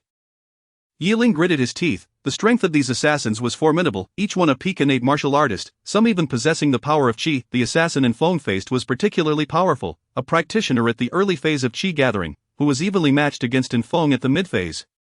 The most pressing concern was the continuous influx of assassins. Given their current fighting capabilities, it seemed they might soon be overwhelmed. At that moment, several assassins seized the opportunity to charge at Chen Liang. Ling prepared to rush to his aid, but Chen Liang swiftly squeezed the trigger, taking down the approaching assassins. Seeing this, Ling breathed a sigh of relief, at least for the moment, knowing that Chen Liang still possessed the ability to defend himself. However, with the number of assassins increasing, he no longer hesitated. He reached into his pocket and produced a scroll, unfurling it with vigor. As Ling forcefully spread the scroll, a breathtakingly beautiful landscape painting unfolded before them. Grasping the scroll, he focused his mind, and the assassins illuminated by the painting were drawn into the vast landscape. The remaining assassins recoiled in horror at the sight. Lin, witnessing this, exclaimed excitedly while unleashing lightning strikes, "Damn! Ling, why didn't you use this sooner? It's incredibly useful." Ling said little, continuing to draw assassins into the painting. As he absorbed more and more, the number of dark spots representing the assassins within the painting increased. Suddenly, Ling sensed a feeling of stagnation. The absorption rate was slowing. Realizing that the painting had reached its limit, he promptly stored it away and re-engaged in the battle. Ling's vast landscape painting had absorbed dozens of assassins, significantly easing the pressure on his companions. The remaining dozen or so assassins were swiftly defeated by the combined efforts of Ling, Lin, and Dragon Girl. Boom! And Feng delivered a punch that displaced the lead assassin's head. He then leapt into the air, trapping the assassin's head between his feet. Performing a backflip, he sent the lead assassin crashing to the ground. Boom! The lead assassin landed heavily, and Feng drew a dagger from his ankle, plunging it into the assassin's heart, ending his life. With the lead assassin dispatched, Feng stood, exhaling deeply. He turned to his companions and declared, "All done, let us continue on our way." Ling and the others nodded in agreement and resumed their journey toward the capital. After traversing the remaining few kilometers, the group finally arrived within the city limits. Lin lay collapsed onto a seat in the service area, resting his head on the table, utterly exhausted. I can't go on. I'm completely worn out. Chapter 76 Clarifying the reasons. Fortunately, we have finally arrived in the capital, Ling remarked as he took out his phone and promptly dialed Mr. Zhang. Mr. Zhang quickly answered the call, inquiring, "Doctor Yi, have you reached the capital?" Ling nodded, responding, "We have just arrived." "Excellent, please make your way to the Qingsong Tea House as soon as possible. I will arrange for the heads of the 8 great families to meet you there, Mr. Zhang instructed. Ling acknowledged and hung up the phone. The group, not daring to delay, searched for the location of Qingsong Tea House on the map and immediately headed towards the indicated site. Before long, the 5 of them arrived at a tea house located within the second ring road. Upon entering the courtyard, they discovered that a number of middle-aged individuals were already waiting there. These individuals were none other than the heads of the 8 great families, all of whom bore expressions of intense anger. Through his spiritual perception, Ling could ascertain that the tea house, both inside and out, was surrounded by countless formidable warriors. If they failed to provide a satisfactory explanation today, they might not be able to leave the tea house at all. Upon seeing Ling and his companions arrive, the heads of the 8 great families could not help but scoff disdainfully. "You brats had better provide us with a reasonable explanation," one of them warned. "Otherwise, the 8 great families will unite to hunt you down throughout the martial arts world, and no matter how skilled you are, you will not escape." Just then, the sound of footsteps echoed as Mr. Zhang entered the tea house. Upon his arrival, the heads of the 8 great families all stood up respectfully. Mr. Zhang smiled and reassured them, "Gentlemen, there is no need to be anxious. If these young individuals were indeed responsible, they would not have returned. I believe there is more to this matter than meets the eye. Let us remain calm and listen to their explanation," he suggested. The heads of the 8 great families nodded in agreement and proceeded into the tea room. Mr. Zhang approached Ling, who expressed his heartfelt gratitude, saying, "Mr. Zhang, I truly appreciate your assistance in this matter." Mr. Zhang sighed, patting Ling on the shoulder in a comforting manner. "This situation is primarily my fault. I am not well versed in the martial arts community and am not familiar with the intricacies of the martial arts alliance. If I had known that it would lead to such chaos, I would never have sent you that invitation." Ling sighed in response, "There is no need for you to blame yourself, Mr. Zhang. After all, who could have predicted the subsequent events? The most important thing now is to clarify the misunderstanding." Mr. Zhang nodded in agreement, his expression turning serious as he asked Ling, "Have you figured out how to explain everything?" "Of course, I have already formulated an explanation during the journey. As for whether they choose to believe it, that remains to be seen," Ling replied. With that, the group entered the tea room. Once Mr. Zhang had taken his seat, one of the family heads spoke coldly, "Since you wish to clear the misunderstanding, we are willing to grant you this opportunity. Please, explain what happened."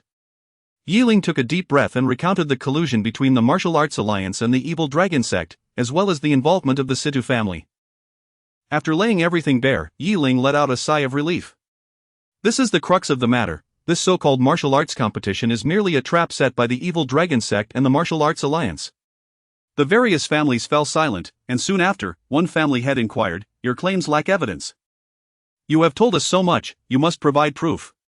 Lin Lei, incensed, couldn't help but laugh. "What kind of evidence do you want? What reason would we have to kill those people who would undertake such a thankless task?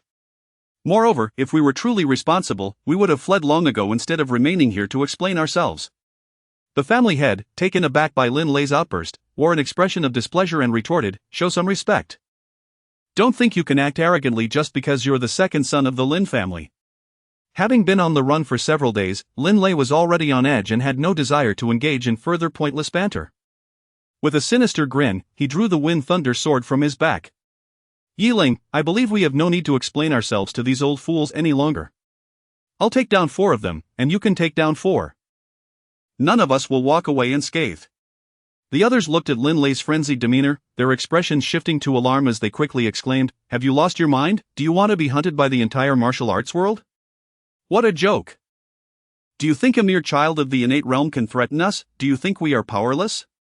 Humph, I have yet to settle the score for the death of several of my subordinates, and now you dare to lay a hand on me. As tensions rose and the atmosphere grew increasingly charged, Mr. Zheng furrowed his brow and slammed his hand on the table. Everyone, sit down. At his command, the heads of the 8 great families exchanged glances but ultimately chose to take their seats. The Dragon Maiden, having noticed Lin Lei's drawn sword, calmly stated, "I am the Dragon Maiden of the Dragon Gate. I am aware of the evil dragon sect's plot to kill the talented individuals, and I have knowledge of the details surrounding this matter, which I can assure you is accurate." Upon hearing that the Dragon Maiden hailed from the Dragon Gate, the crowd was taken aback, contemplating the veracity of her claims. Yi Ling, sensing the moment, added, "While the Dragon Maiden is involved in this matter, she has not participated in the actual killing of the talented individuals.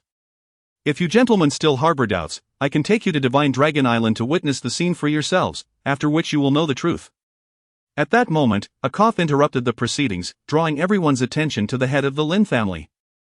The Lin family head shook his head helplessly and spoke softly, "My esteemed colleagues, must we continue to make things difficult for these young ones? I merely wish to ask, which among you can claim to have had no connections with the evil dragon sect? As for why the evil dragon sect has orchestrated this scheme against us, I trust you all understand the underlying reasons." The assembly fell into silence, and seeing this, the Lin family head continued, "It is simple. The evil dragon sect has grown displeased with our desire to break free from their control, hence they devised this massacre. To my mind, we should not make things harder for these young ones. Let us accept this loss with grace, and those who seek vengeance may do so in due course." One family head gritted his teeth, responding with bitter resentment, "It is easy for you to say that. Your children are not the ones who have perished. Can you fathom the anguish of losing the next generation?" The Lin family head shot him a sidelong glance, replying nonchalantly, "Indeed, my children remain unharmed, which suggests that my offspring are simply more astute than yours." "What of it? Are you unwilling to accept that?" Cough, cough. Mr. Zhang cleared his throat once more, and the previously rising tempers of the assembly were once again subdued. Chapter 77 Journey to Kunlun Mountain. Very well, now that the misunderstanding has been clarified, what happens next is up to you all. As long as things do not escalate excessively, the authorities guarantee non-intervention. Mr. Zhang stated in a calm tone that he then rose from his seat, approached Yi Ling, patted him on the shoulder, and departed. The remaining clan heads wore grim expressions, and after a prolonged silence, one of them shouted angrily, "What do we care for the martial arts alliance? What do we care for the evil dragon sect? They dare to annihilate my family lineage. I want them dead." With that, the clan heads collectively stood up and strode out of the Chingsong tea house with resolute determination. Judging by their demeanor, it was evident they were off to exact vengeance. Seeing that the matter had finally been resolved, Lin Lei felt an immense sense of relief wash over him as he plopped down into a chair, exhaling deeply. Well, the issue has been settled at last. We should have no further troubles now. The others also took their seats, and Lin Lei, recalling something, weakly addressed the other 3, "Since you have come to the capital, why not stay a few days for some rest? I shall cover all expenses." The group weakly agreed, having fully relaxed, devoid of any energy to engage in conversation. "You are quite generous, aren't you?" a voice, devoid of discernible emotion, whispered in Lin Lei's ear, startling him into a jolt. Upon realizing it was his father, Lin Lei felt somewhat speechless.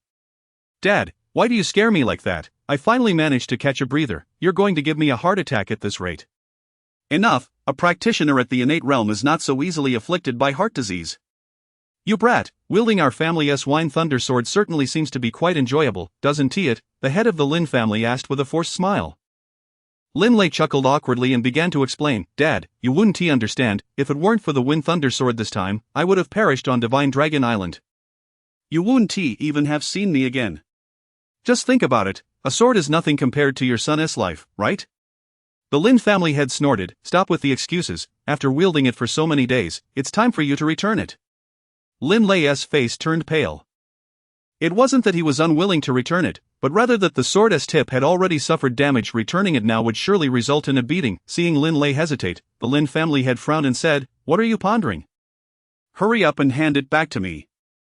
If you want to keep playing with it, wait until you become the family head. For now, return it immediately." Lin Lei chuckled nervously. Of course, here you go." With that, he handed the wind thunder sword to his father and promptly made a swift escape. "What has got into that brat?" the Lin family head murmured in surprise but did not pursue further. Instead, he scrutinized the Wind Thunder sword to check for any signs of wear. However, when he noticed the chip at the sword's tip, his face turned a deep shade of green. Lin Lei, come back here. The Lin family had immediately dashed out, his speed astonishing Yi Ling and the others. After a while, and Feng chuckled, fortunately, this guy runs fast. If his father discovers the chip was your doing, you might just be in for a beating. The Dragon Maiden turned to Yi Ling and Feng, then inquired, now that the matter has been resolved, when will you fulfill your promise to me? What the Dragon Maiden referred to was the commitment Yi Ling made to her during their previous encounter, wherein he promised to assist her during her final attack with the Divine Dragon token. Yi Ling stretched lazily and replied nonchalantly, rest assured, I wouldn't deceive you over such trivial matters. However, if you're not in a hurry, let us take a few days to relax in the capital first. And Feng nodded in agreement. Indeed, it was not easy to resolve this matter. We ought to unwind a bit, or else we won't have the energy. The Dragon Maiden pondered for a moment before finally consenting, very well, let us rest for a while then. In the following days, Lin Lei took Yi Ling and the others on a leisurely tour of the capital. For 3 days, apart from sleeping, they indulged in revelry, their minds barely escaping the clutches of monotony. As the third day drew to a close, the Dragon Maiden observed that it was time to act and addressed Yi Ling and Feng, who were resting nearby. It seems we have rested long enough. Shall we proceed with our tasks now? Before Yi Ling and Feng could respond, Lin Lei, who was aiming at a target with a rifle, interjected, hey, really, we've only had 3 days of rest. Is there any need to rush? The Dragon Maiden shot him a glare, prompting Lin Lei to helplessly lower his rifle and raise his hands in surrender. All right, you call the shots. Yi Ling contemplated for a moment before agreeing, very well, let us book our tickets today, and we shall set off tomorrow. And Feng yawned and casually asked, I almost forgot to ask, where are we headed? The Dragon Maiden took a deep breath and solemnly declared, Kunlun Mountain. On the following day, the four packed their belongings and boarded a plane, embarking on their journey to the western regions of Huagua. During the flight, Lin Lei curiously inquired of the Dragon Maiden, so, you and your kin truly hail from Kunlun Mountain? The Dragon Maiden nodded, her tone icy as she explained, we, the Dragon Gate, originally resided in the Tibet region. However, a century ago, after my ancestors ascended, our Dragon Gate grew increasingly weak, ultimately migrating to reside within Kunlun Mountain to evade the pursuit of other factions. Lin Lei nodded in understanding and continued to inquire, if you live in Kunlun Mountain, how do you manage your identification cards? The Dragon Maiden's expression darkened, and Feng raised his thumb in admiration of Lin Lei's audacity. Your thoughts are quite unconventional. After a moment, the Dragon Maiden spoke tersely, merely residing within the mountains does not imply we are primitive. Local authorities naturally have personnel to assist us with such matters. I see, Lin Lei acknowledged, while Yi Ling, seated nearby, took the opportunity to ask the Dragon Maiden, so, what is the purpose of our visit to Kunlun Mountain? The Dragon Maiden sighed, her voice tinged with melancholy. Most of the people in the Dragon Gate have turned their backs on the mundane world and have chosen seclusion, rendering the Dragon Gate virtually defunct. Yet, for reasons unbeknownst to me, members of the evil dragon sect have sought us out. They sensed the unique power within our bloodline and captured us for experimentation. As if that were not enough, they also threatened me to open the door to the treasure of the Divine Dragon Sovereign, stating that if I did not, they would kill my parents. Reluctantly, I acquiesced, but ultimately I chose to rebel, leading to the subsequent events. What I seek from you is assistance in rescuing my kin. Chapter 78. Arrival at Kunlun Mountain. Rescuing your kin, are you planning to snatch them from the clutches of the evil dragon sect? Lin Lei inquired. The Dragon Maiden nodded, a flicker of hatred igniting in her eyes. Those scoundrels from the evil dragon sect have captured all of my remaining kin for their experiments, and in their pursuit of understanding the uniqueness of our bloodline, they have already slain several of our people. I have come to reclaim the Divine Dragon token, hoping to harness its power to vanquish those miscreants from the evil dragon sect and aid my kin in escaping peril. Yi Ling expressed his surprise, researching your bloodline? What is so special about it? The Dragon Maiden hesitated briefly before sighing and explaining, every member of our clan possesses the mastery level of martial arts. Lin Lei scoffed dismissively, what is so remarkable about mastery? One might as well assume you all are at the level of innate energy. But what if I told you that we have never practiced martial arts since birth? What nonsense! The three of them were instantly unsettled.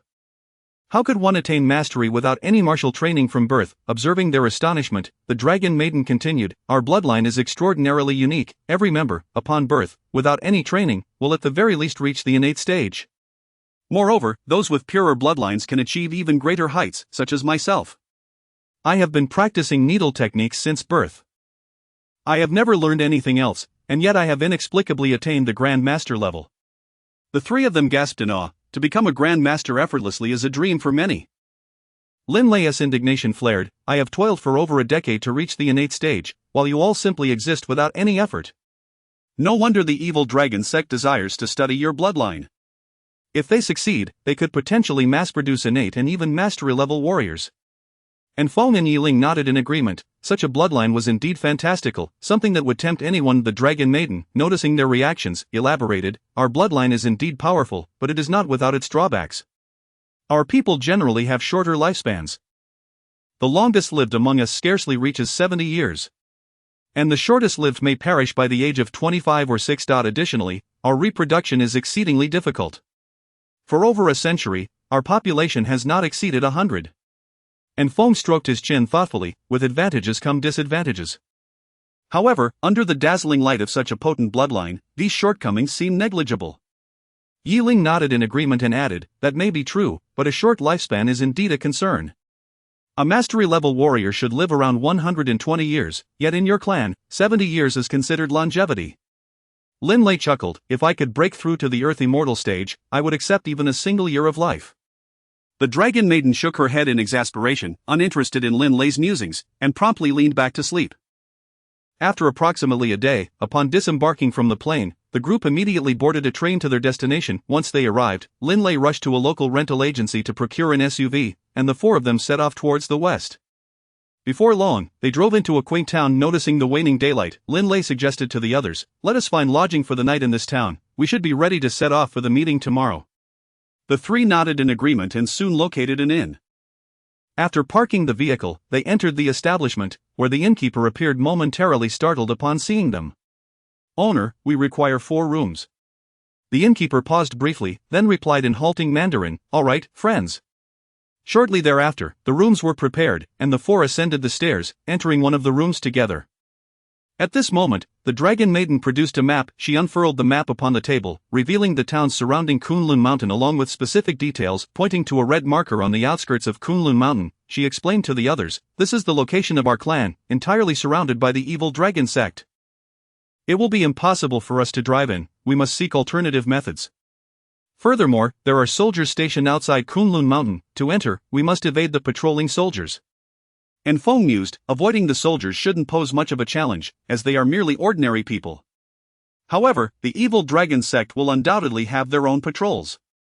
It would be wise to ascertain their schedules to avoid alerting them. Ling nodded in agreement and turned to the Dragon Maiden, asking, "By the way, what is the strength of the individuals from the evil dragon sect who are holding your clan captive?" The Dragon Maiden pondered for a moment before shaking her head. "I am not entirely certain, but it is likely they possess warriors at the gathering chi stage. As for those of higher realms, I cannot say. Our clan leader is a warrior at the energy form stage, yet even he could not resist the evil dragon sect, so it is probable there are gathering chi warriors, and more than one." Lin Lei's expression turned troubled at this revelation. "This is quite a challenge." Ling, however, remained unfazed and casually remarked, "Well, we managed to eliminate Situ Xiangba. Do these fellows pose any greater threat? Let us retire early. The town is still over 30 kilometers from the mountain's periphery, and we must set out tomorrow." The other three nodded in agreement, and the Dragon Maiden folded the map while the others returned to their respective rooms. As dawn broke the next day, the quartet rose early, leaving their vehicle at the inn and heading directly towards Kunlun Mountain. 30 kilometers was hardly a daunting distance for them. Within half an hour, they had arrived. Gazing at the imposing mountain range before them, Lin Lei swallowed hard. "I have heard that Kunlun Mountain is home to numerous exotic beasts, and the military is stationed here to suppress them. Dragon Maiden, have you heard of any?" The Dragon Maiden shook her head. "I have seen few creatures in recent years. Such tales are merely rumors from the outside world." And Feng's ears perked up, and he urgently whispered to the others, "A vehicle is approaching from 600 meters away. Quickly, take cover." The three wasted no time, crouching behind a large rock as a military vehicle approached, carrying several soldiers. One soldier, glancing at the instrument in his hand, scratched his head in confusion. "This doesn't make sense. The device indicates that a creature has arrived here, yet there is nothing in sight." Chapter 79. A Hidden Realm. The older soldier seated beside him shook his head nonchalantly and remarked, "Enough already. What strange occurrences have you not encountered in Kunlun Mountain? It's merely a malfunction of the instrument, nothing to worry about. The soldier holding the device still appeared somewhat perplexed. That shouldn't be the case. I've never seen the instrument fail before, perhaps I should descend and take a look. The veteran surveyed the winding, rugged path and promptly restrained his companion, urging, "Come now, why do you still doubt me? I've been stationed here for 7 or 8 years, how could I not know what might transpire? I suspect it's just some small creatures scurrying up from the valley, let us not waste time. Let us return and enjoy a drink." The soldier with the instrument hesitated for a moment but ultimately abandoned the idea of investigating. "Very well, let us head back." And Feng furrowed his brow and quietly inquired of the dragon maiden, who was concealed behind a nearby rock, "Is there truly no secret passage to your clan? It's far too easy to be detected if we proceed straight ahead." The dragon maiden, equally exasperated, replied, "Of course there are secret paths, but they have all been usurped by those scoundrels from the evil dragon sect. Otherwise, why would I have called you to follow me up the mountain?" "All right, everyone, do your best to suppress your presence to avoid detection," Ling instructed with a hint of resignation. The other three nodded in agreement and quickly adjusted their breathing patterns. Lowering one's presence involved reducing the speed and frequency of one's breathing, thus decreasing the heart's rhythm. This made one's vital signs less detectable. Upon reaching the innate realm, one could slow their breathing significantly, while assassins like Feng and those at the gathering chi stage could lower their heartbeats to 17 times per minute. However, achieving such control over one's heartbeat required countless hours of arduous practice. Once they had regulated their breathing, the four stealthily ascended Kunlun Mountain, following the dragon maiden as twilight approached. During this time, no further incidents occurred, and due to their suppressed presence, they remained undetected. Ultimately, the four arrived at a remarkably narrow cave. Observing the opening, the dragon maiden whispered, "Through this cave, we can reach my clan." Lin Lei, looking at the barely passable crevice, couldn't help but smirk. "You call this a cave? It's merely a crack. As long as we can get through, that's what matters. I excavated this when I was a child, it's certainly shrunk since then." With that, the dragon maiden squeezed herself into the cave. Though she was quite slender, the effort still proved to be quite a struggle. Witnessing this, Lin Lei couldn't resist commenting, "And you still insist on calling it a cave? It's clearly just a crack." "Enough with the chatter. Even if it is just a crack, you must pass through." With that, Feng immediately pushed into the narrow space, followed closely by Ling left standing outside alone. Lin Lei sighed and once inside, Lin Lei found it difficult to breathe, and the protrusions from the walls made him uncomfortable. "Damn, this is a passage. If I didn't know better, I'd think I was being punished here," he grumbled, yet obediently continued to push forward. Thus, the four squeezed through the narrow space for a solid half hour. Despite their lowered breathing rates, they still felt the strain of inadequate air. Fortunately, after half an hour, they finally glimpsed a glimmer of light. The dragon maiden emerged from the cave, landing on the ground, and the other three quickly followed suit. Upon reaching solid ground, Ling and the others were left momentarily speechless by the scene before them. Feeling the soft earth beneath his feet and gazing at the lush greenery surrounding them, Lin Lei marveled, "Are we still within Kunlun Mountain? Where on earth have we arrived?" The dragon maiden, seemingly reflective as she touched the great tree, explained, "Every inch of this soft earth and everything visible to your eyes was painstakingly cultivated by my people over a century ago. This land was carried back here in wooden barrels, the fruits of my ancestors' labor." Lin Lei nodded in agreement. Such perseverance is truly remarkable. "I wouldn't even want to dig with a bulldozer today, let alone back then." Feng looked up at the sky, only to find it obscured by a thick blanket of mist, and inquired of the dragon maiden, "What is the meaning of this white fog? It appears to be dense and artificially created?" The dragon maiden affirmed, "Indeed, to prevent our clan from being exposed to the outside world, our ancestors employed secret arts to permanently conceal this area. However, this also means that those of us living within are forever deprived of daylight, forced to venture outside to see the sun." Ling, somewhat puzzled, asked, "If that is the case, how did the evil dragon sect manage to find you?" A flicker of hatred crossed the dragon maiden's eyes, and seeing her reluctance to elaborate, Ling wisely refrained from pressing the matter further. At that moment, two practitioners from the evil dragon sect approached. The four immediately crouched down, suppressing their presence. Fortunately, the two were merely passing by and had not detected them. They unzipped their pants, causing the dragon maiden to blush and quickly avert her gaze. Unaware of their exposure, the two members of the evil dragon sect continued their jovial conversation. "Hey, I heard that the dragon maiden we were collaborating with has turned on us and killed many of our men." One of the shorter warriors inquired curiously, to which his companion nodded in agreement. "Indeed, on Divine Dragon Island, she directly killed our blood bear and blood blade leaders. The shorter warrior expressed astonishment. No way. The Blood Bear leader is at the Chi condensation stage, and the Bloodblade leader is at the Spirit gathering stage. How could a mere grandmaster like the Dragon Maiden accomplish that? How else? She had assistance. But it's alright, after this incident, the sect master was furious and has issued a worldwide warrant for her capture. Moreover, the sect master has ordered the execution of all those from the Dragon Gate, sparing only a few for research purposes. Hearing the conversation of the two evil dragon sect warriors, the Dragon Maiden clenched her fists silently.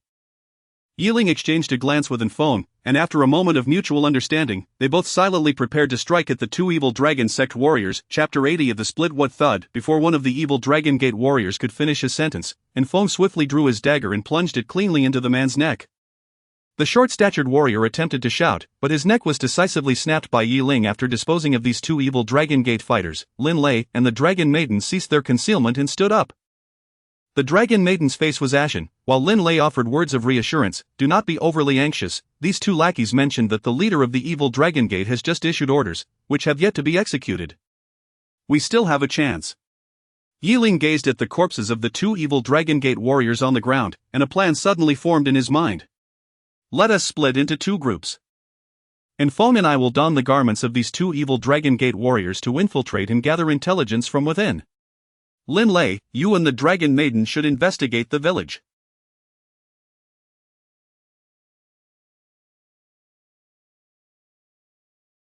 Once you've assessed the situation, return here to regroup.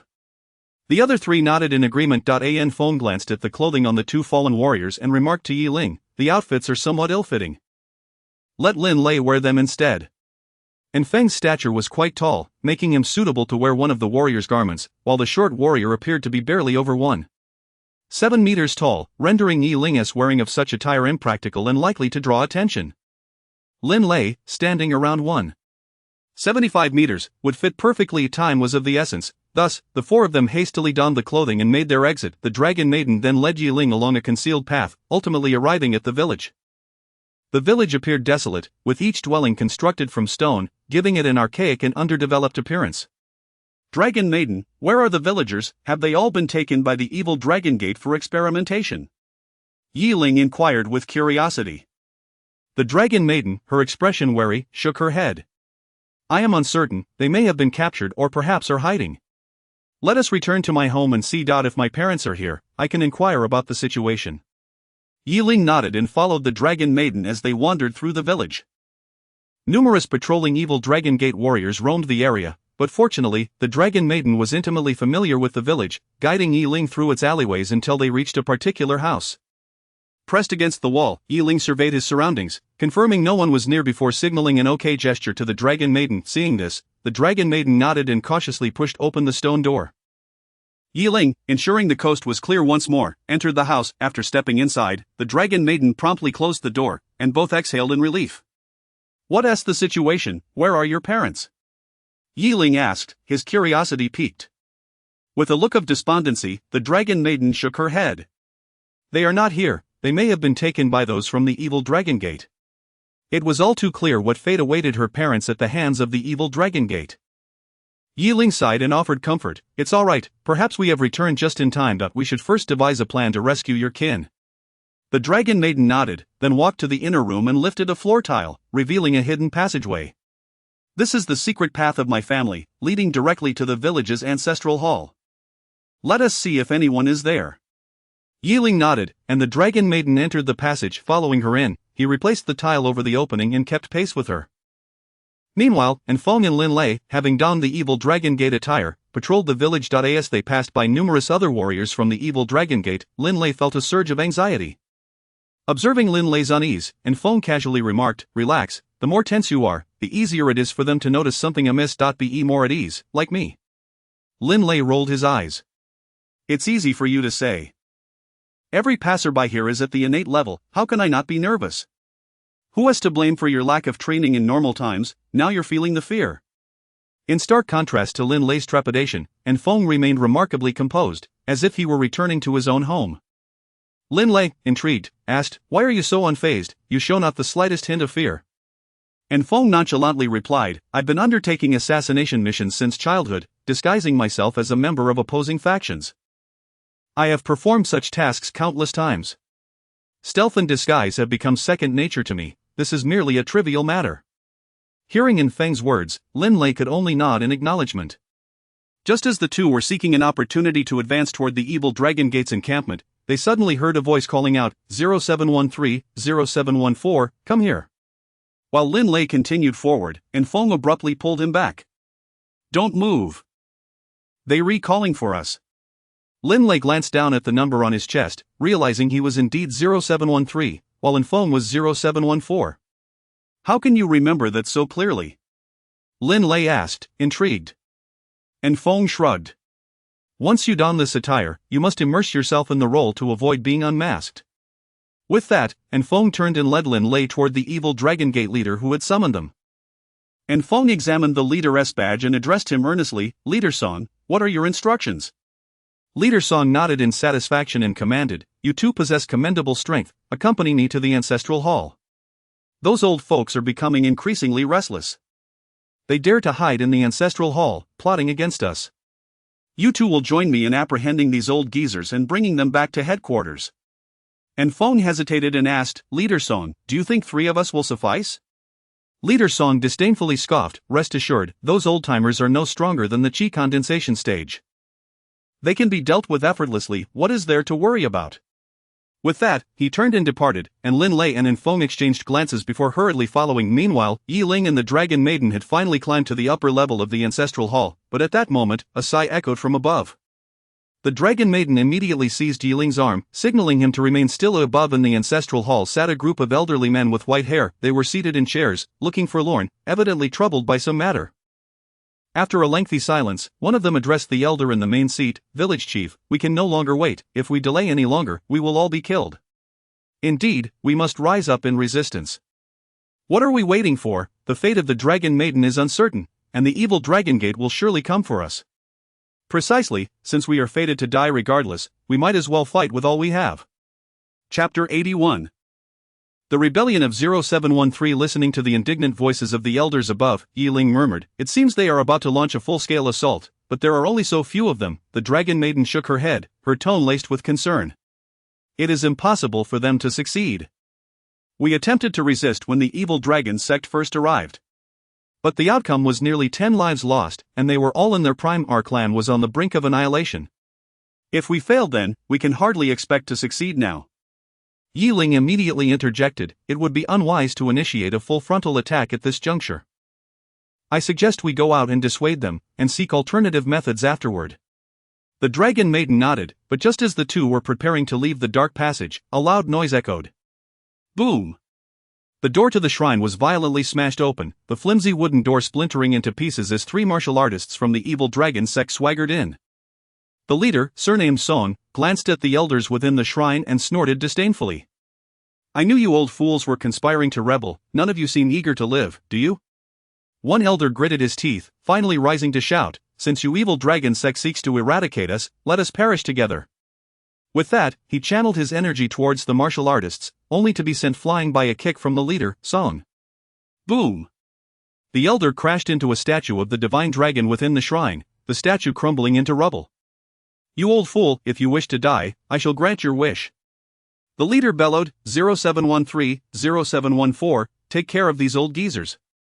Lin Lei and Feng stood frozen in disbelief.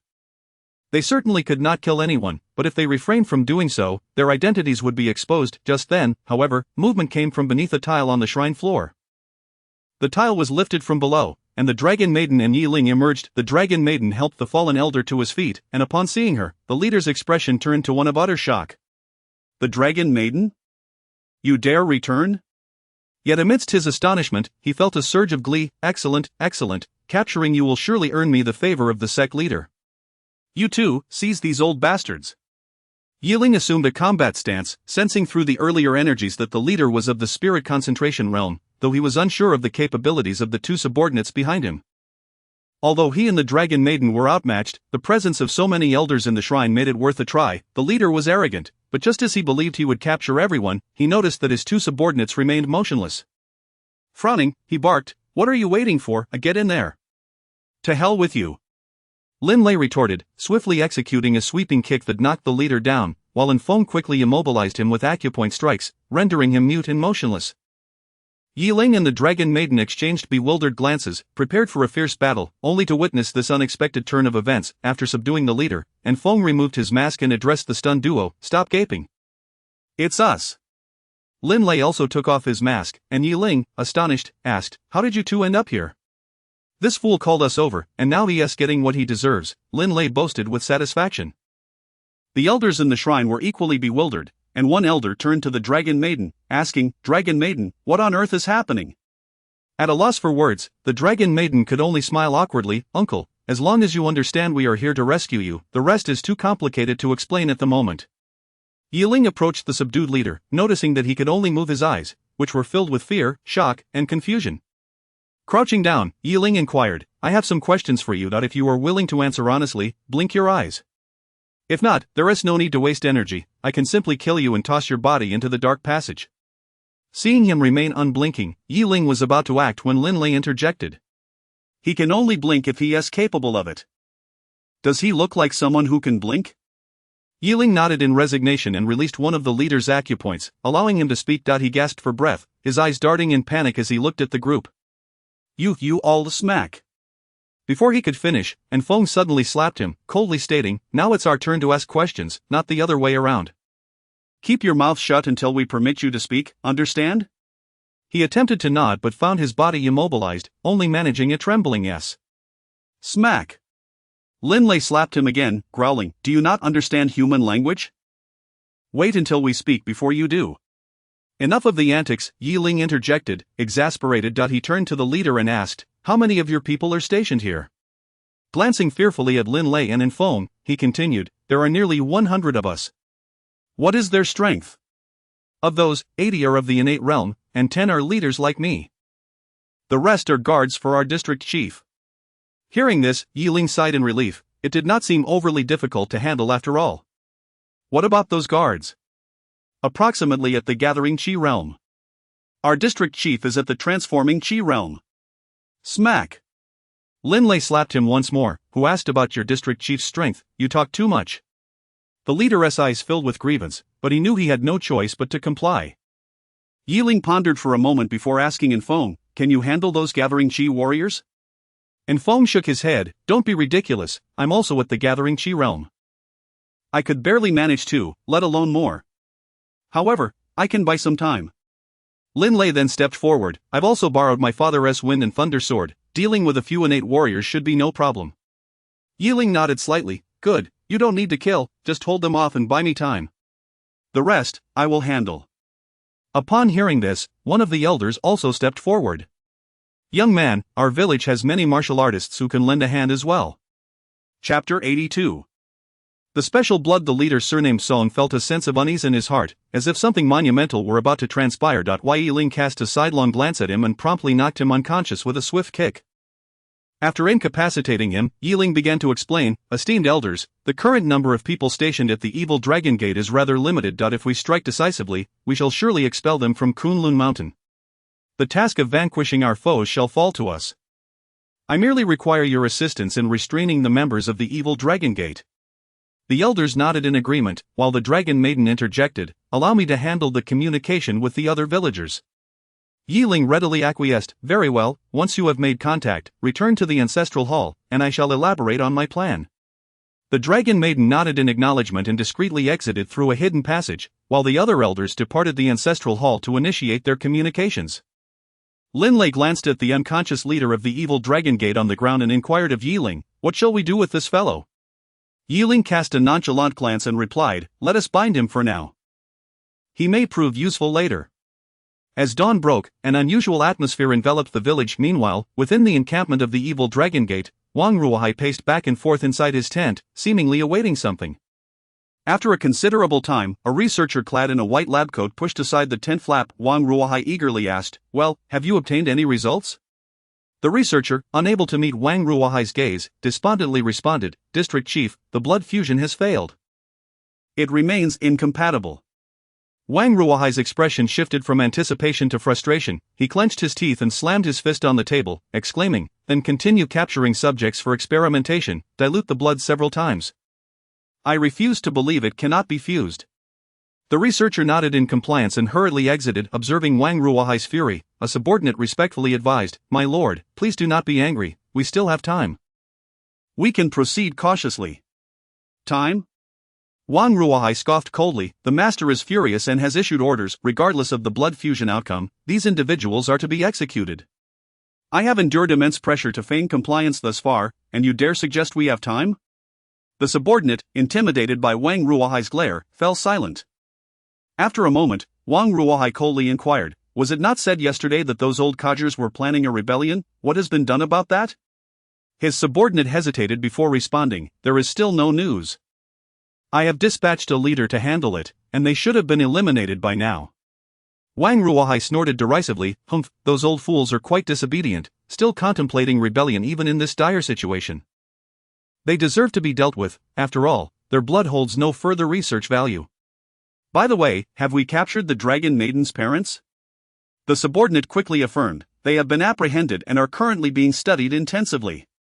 Wang Ruohai nodded in satisfaction, murmuring, "The Dragon Maiden's blood is the most unique among her kin. Her parents must possess special attributes." Simultaneously, within the village's ancestral hall, the four had gathered together. The Dragon Maiden leaned against a pillar, addressing the contemplative Ling. "The remaining strength in the village amounts to 50 individuals, though most are at the innate realm, with only a few at the master level." I inquired, "And all the master level warriors have been captured for research and have yet to return?"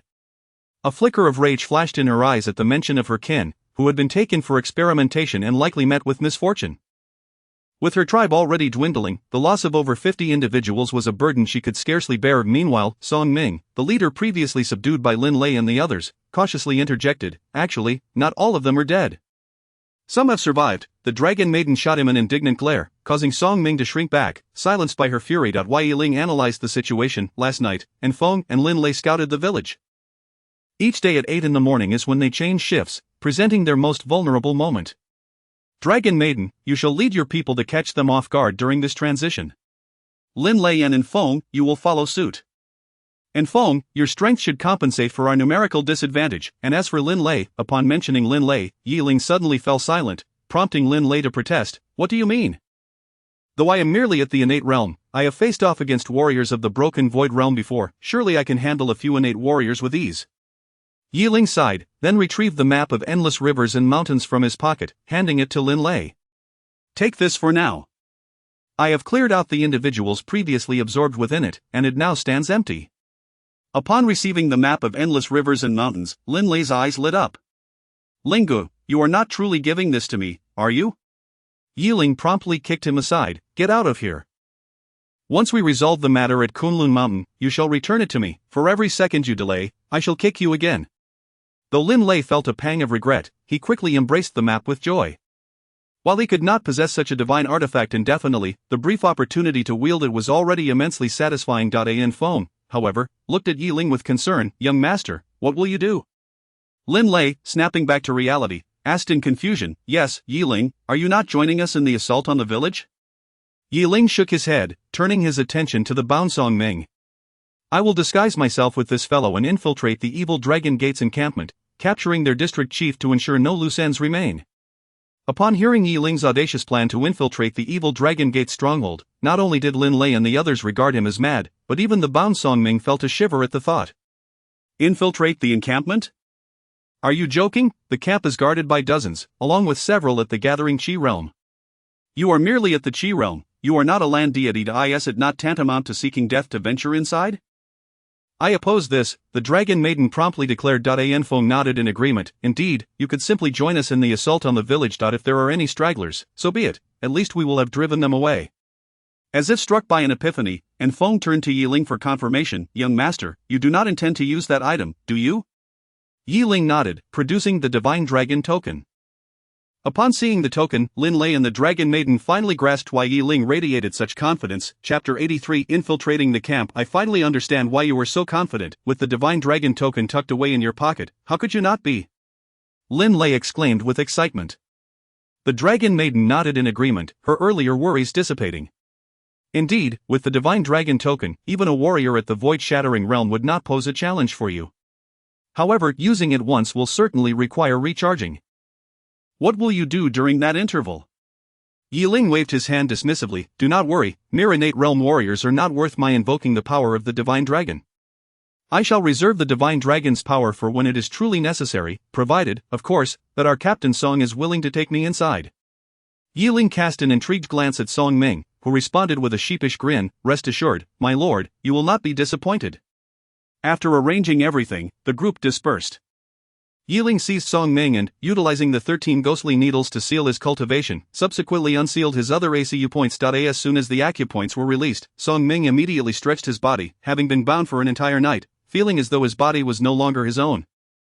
Yi Ling donned the attire of an evil dragon sect warrior and, putting on a mask, whispered menacingly to Song Ming, "Stop dawdling, take me to your camp post haste." Song Ming hesitated for a moment before finally asking, "My lord, if I assist you with this task, will you allow me to live?" Yi Ling, somewhat exasperated, ultimately nodded in affirmation. "Fear not, as long as you help me eradicate the evil dragon sect and leave one survivor, no one will object." Upon hearing this, Song Ming felt reassured and humbly replied, "Very well, my lord, please follow me."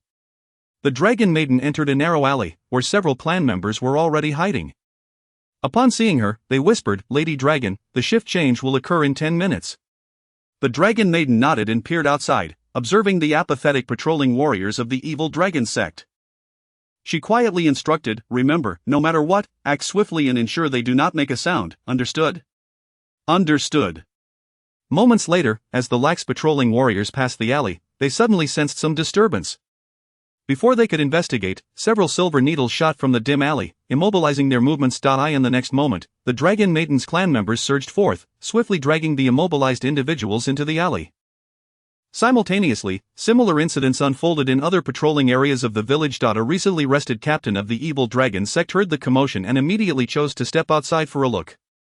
Finding the streets, which should have had patrolling guards, utterly deserted, he felt a twinge of confusion. Just then, Darkblade leapt down from above, and before the captain could react, Darkblade's fist pierced through his heart, extinguishing his life. Having effortlessly eliminated a warrior of the concentration realm, Darkblade dragged the body into a nearby house and, after closing the door, departed. Thus, the first wave of the patrol was easily dealt with, while the others remained hidden, awaiting the arrival of the next shift. Yi Ling followed closely behind Song Ming as they ventured onto a winding, rugged path. Despite the complexity of the trail, various concealed markers guided Song Ming as he led Yi Ling forward. Yi Ling remained vigilant, observing hidden warriors among the trees. Had it not been for Song Ming and the garb of the evil dragon sect, Yi Ling would likely have been discovered by this point. Eventually, they arrived at a grand palace surrounded by numerous tents. Within the vicinity, several relaxed evil dragon sect warriors sat conversing, appearing utterly at ease and lacking any sense of vigilance. Upon bringing Yi Ling to this location, Song Ming quietly explained, "My lord, the dragon maiden's kin are being held in the palace for research. Do you wish to enter?" Yi Ling nodded, exclaiming, "What a ridiculous question. What do you think I am here for?" Song Ming hastily produced his identification card and pressed it against the recognition device at the palace's entrance. Moments later, the device successfully identified him, and the grand doors creaked open, allowing Song Ming and Yi Ling to enter. The pair descended a winding staircase and finally arrived in a long corridor. On either side of the corridor were large transparent glass panels, through which Yi Ling could see the dragon maiden's kin bound to beds. Several researchers stood beside each clan member, wielding instruments as they appeared to be conducting some form of analysis. In addition to the dragon maiden's kin, Yi Ling also spotted individuals dressed like ordinary people from the outside world. Their expressions were pained, and the researchers seemed to be injecting some sort of special serum into them. Yi Ling's heart sank at the sight, while Song Ming quietly explained, "They are conducting blood fusion research, aiming to mass-produce powerful and obedient warriors." A glint of murderous intent flashed in Yi Ling's eyes as he noticed body bags in the corners of each research room.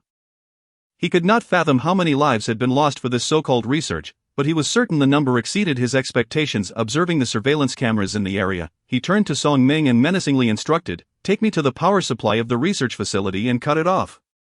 Song Ming nodded eagerly and continued guiding Yi Ling. The researchers who occasionally passed by the two did not pay them much mind, absorbed in their own tasks, as Song Ming's rank as a captain afforded him a considerable level of authority within the stronghold. Eventually, they reached the power room of the research facility. Gazing at the power supply, Yi Ling turned to Song Ming and said, "Remember, once you cut the power, quickly help me subdue those researchers. If you dare cause any trouble, I will be the first to eliminate you." Song Ming's expression was conflicted. "My lord, to capture them, you must first lift the restrictions on my cultivation." Yi Ling rolled his eyes in response, such fanciful thinking. I've seen those researchers, and they are all ordinary people. Even without your cultivation, you could easily handle them. Reluctantly, Song Ming finally nodded in acquiescence to I, and the next moment, Yi Ling focused his gaze on the power box and then smashed it with a punch. Boom! Instantly, the entire research facility was plunged into darkness. Chapter 84 Long Shan. In an instant, the entire research institute was plunged into darkness, and the bewildered voices of the researchers echoed throughout. What happened? Why did the power go out? What on earth is going on? I was just at a critical moment. Why did the power cut off? The evil dragon sect is truly unreliable. Never mind, let us take a break for now. Let us go out and find someone from the evil dragon sect to restore the power. We've all been working tirelessly through the night. Inside the power room, Yi Ling kicked at Song Ming. What are you standing there for? Hurry up and capture them. Song Ming, with a resigned nod, dashed out of the power room. Instantly, sounds of fists and feet striking against flesh, along with the anguished cries of the researchers, filled the air. Yi Ling waited for a moment until the noises subsided before exiting the power room. The corridor was littered with researchers, clutching their wounds and wailing, evidently suffering from significant injuries. Meanwhile, Song Ming was busy binding them. Upon seeing Yi Ling emerge, he grinned. My lord, I've taken care of all of them. Yi Ling nodded in satisfaction and proceeded into one of the laboratories. The laboratory was shrouded in darkness, and the individual bound to the experimental table mistook Yi Ling for a researcher, immediately shouting in fury, useless fools, if you have any guts, just end my misery. Otherwise, once I'm free, the first thing I'll do is wipe out every last one of you from the evil dragon sect. Yi Ling, feeling somewhat exasperated, pulled out a flashlight and directed it toward the shouting man on the table. Stop yelling. I am not one of the evil dragon sect. The man on the table stared at Yi Ling in confusion and asked, Who are you? What are you doing here? As Yi Ling untied him, he replied, Don't worry. I am an ally of the Dragon Maiden and I've returned to rescue you all. Hearing that Yi Ling knew the Dragon Maiden, the man immediately expressed a mix of joy and concern. The Dragon Maiden? You know her? What happened to my daughter? She is alright, isn't she? Realizing that this middle-aged man was the father of the Dragon Maiden, Yi Ling scratched his head, surprised by the coincidence, but he answered truthfully, Rest assured, the Dragon Maiden is safe. We just returned, and she is currently organizing a rescue for the village outside. As for me, I'm here to rescue the remaining individuals and to capture the others from the evil dragon sect. Upon hearing that the Dragon Maiden was unharmed, her father sighed in relief, nodding and murmuring, Good, as long as she is safe. Seeing that the middle-aged man was not in serious trouble, Yi Ling continued, Sir, if you have no further issues, let us move together to rescue the others. Once everyone is safe, you can leave, the rest will be handled by me. However, the Dragon Maiden's father immediately shook his head, No, it's too dangerous here, how can we leave you alone? We old folks can still fight. We can be of some help when we escape. Hearing this, Yi Ling decided not to press the matter further and nodded. Alright then, let us go and free the others. After we rescue everyone, you can escape with me. The Dragon Maiden's father agreed with a nod, and the two exited. Witnessing this scene, Yi Ling teased, Well done, Song Ming, you're quite perceptive. Song Ming chuckled awkwardly and continued to free others. At that moment, a middle-aged woman rushed toward the Dragon Maiden's father, crying out, Long Ji, our child has been taken. We don't know where he has been taken. Long Ji, the father of the Dragon Maiden, changed his expression and quickly inquired, How could this be? Isn't Xiao Shan in the laboratory? He is not here. I searched the entire laboratory after being untied and couldn't find Xiao Shan anywhere. Yi Ling, observing the two, asked curiously, Xiao Shan is your child? Long Ji nodded and gravely explained, Indeed, Long Shan is the younger brother of the Dragon Maiden. He was captured along with us. He is only 7 years old, and now he is not in the laboratory. We have no idea where he could be. Yi Ling pondered for a moment, then turned to a nearby researcher who was pretending to be unconscious and kicked him. Hey, stop playing dead. Where did that 7 or 8-year-old child go from your laboratory? The researcher was jolted awake by the kick and stammered, I think he was taken by the district chief. When did this happen? Just a moment ago. He left to take someone away, and shortly after, you all came in. Yi Ling, upon hearing this, comforted the two elders, uncle and aunt, Don't worry, Long Shan was taken away not long ago. He is unlikely to be in danger. Here is the plan, you two leave first, and I will go rescue Long Shan. Once I'm done, I'll leave as well. Long Ji hesitated for a moment and then firmly nodded, Young man, thank you. Please ensure your own safety. Yi Ling nodded, then set his sights on a researcher of similar build and kicked him. Hey, lend me your clothes. Meanwhile, in the command room, Wang Ruohai gazed at the delicate child before him, his eyes filled with longing. Long Shan looked at Wang Ruohai timidly, wanting to escape, but the imposing walls around him left him uncertain of where to flee. After a while, Wang Ruohai retracted his greedy gaze and asked a nearby researcher, "Report on this child's bloodline concentration and fusion level." The researcher standing by nodded and began to report, staring at the computer screen. Long Shan has a bloodline concentration of 97% from the Divine Dragon Patriarch. He is the closest in bloodline concentration to the Divine Dragon Patriarch in a century, showing signs of regression. Moreover, Long Shan's blood exhibits compatibility with that of ordinary humans, and the strength of the fused blood is 70% greater than that of an ordinary person, with the strength still increasing. Additionally, we have discovered a special factor within Long Shan's blood, but we are still investigating its specifics. Wang Ruohai, listening to his subordinate's report, nodded in satisfaction, regarding Long Shan as if he were a precious work of art. Long Shan felt unnerved under that gaze and attempted to turn to flee, but he was instantly immobilized by Wang Ruohai's internal energy. Protect this child well with him, we can create countless humanoid weapons, and the future holds even greater possibilities. My lord, please take a look at this. Chapter 85. The new type of blood researchers presented a test tube, which contained a shimmering golden liquid. This is a new type of blood produced by the fusion of Long Shan's blood with that of the revered Dragon Lord from a century ago. Clinical trials have yet to be conducted, but research data indicates that this new blood possesses a strength over 1,000. He took the test tube, scrutinizing it for a considerable duration, before inquiring of the researchers, "Is it possible to mass-produce this blood?" The researchers immediately shook their heads. "There is very little of the Dragon Lord's blood remaining, so we can only use it sparingly." Understanding the immense value of the golden blood contained within the test tube, Wang Ruohai promptly returned it to the staff. "Take it back to headquarters and see if it can be replicated. If not, then conduct experiments. If Long Shan's blood can produce humanoid soldiers, then there is no reason this new type of blood cannot do the same." The researchers nodded in agreement, accepting the new blood, when suddenly, a guard rushed in from outside. The guard approached Wang Ruohai and respectfully stated, "District Chief, there is a researcher outside who requests an audience, claiming a significant discovery has been made in the experiments." At that moment, Wang Ruohai's spirit soared, for the success of this experiment would surely earn him accolades upon returning to headquarters, and promotion and honors would inevitably follow. With a dismissive huff, he scoffed, "What discovery could possibly be more monumental than this?" "Never mind, let him in. I am curious to see what this so-called discovery entails." The guard complied and hurried back outside. Before long, a researcher clad in a white lab coat, bundled up tightly, entered without any items in hand. Wang Ruohai frowned and asked, "What discovery do you have? Show me." "District Chief, my discovery is this." In an instant, Yi Ling produced the dragon token from his bosom, which radiated a brilliant red light, as if an ancient ferocious beast were about to emerge. "Wah!" Wang Ruohai was taken aback.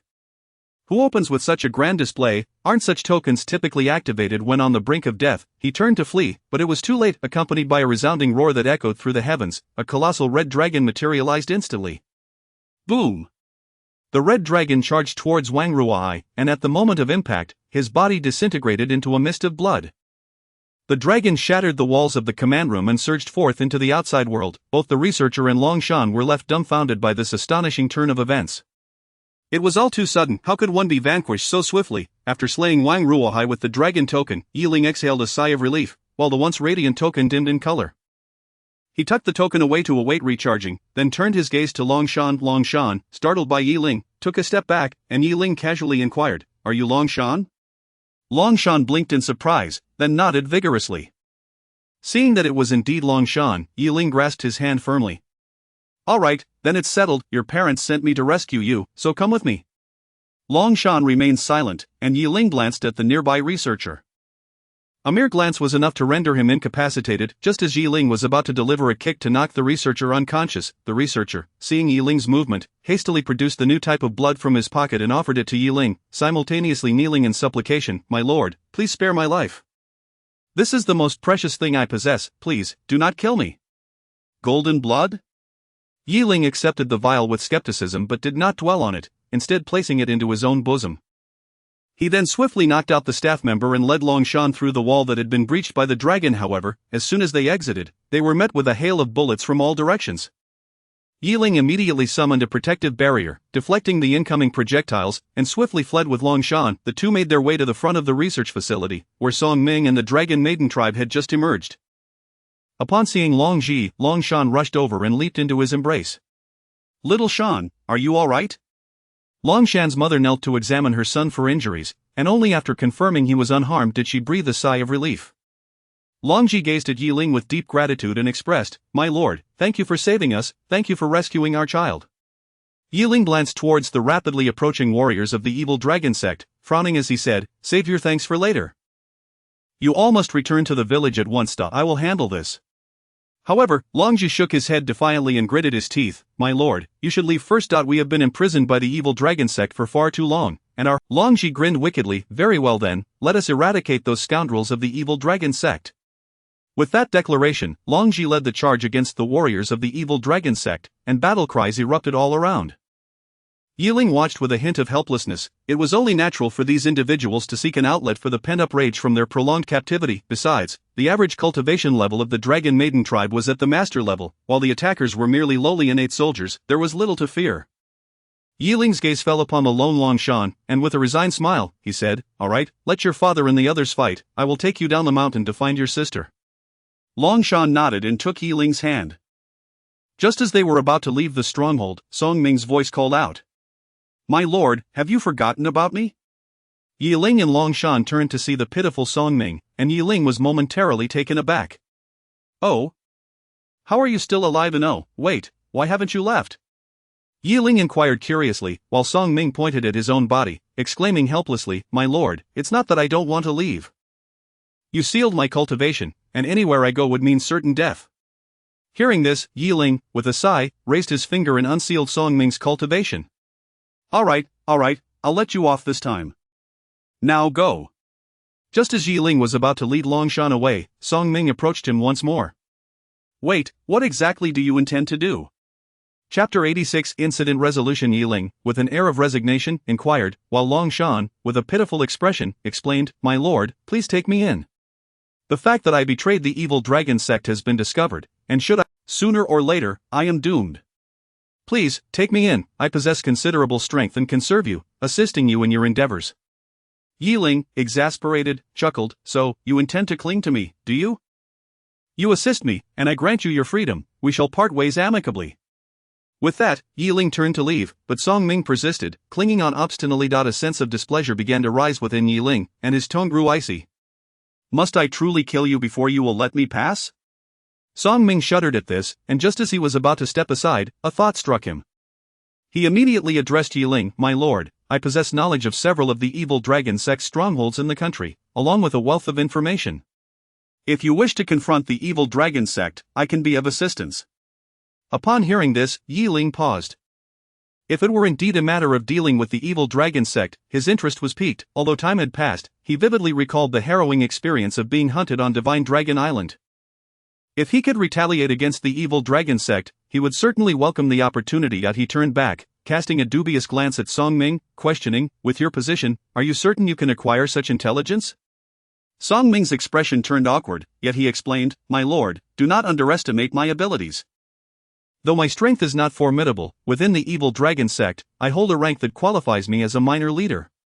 While the headquarters location remains unknown to me, I am well informed about various stronghold details and intelligence." After contemplating Song Ming's words, Ling ultimately nodded in agreement. "Very well, if you truly possess such knowledge, it would be acceptable for you to accompany me. Let us depart from here first." With that, Ling turned and left with Long Shan, while Song Ming's countenance transformed into one of sheer ecstasy. "Thank you, my lord. Please wait for me." Meanwhile, in the village below, Lei sat atop a heap of stark white bones, exhaling heavily in relief upon witnessing this scene, and Feng chuckled and teased, "Well done, Lei. You've truly outdone yourself, eliminating so many foes." Hearing in Feng's jest, Lei huffed with pride, "Of course, do you not know who I am? I, Lei, the second young master of the Lin family?" And Feng rolled his eyes. "You really do take every opportunity to boast, don't you?" Lei pouted, then produced the map of 1,000 miles of rivers and mountains, exclaiming, "This map is incredibly useful. It effortlessly absorbs dozens of innate realm opponents. Not only does it absorb them, but it also manipulates the flow of time, allowing them to age and perish within, turning into mere bones, conquering foes without a battle. This artifact surpasses the Wind Thunder Sword by far. Listening to Lin Lei's praises of the map, and Feng shook his head in amusement. Do not forget, you will need to return that to Yi Ling later. Lin Lei's expression stiffened, and he muttered with a scowl, "Of course I know." Do you think mentioning it would be helpful?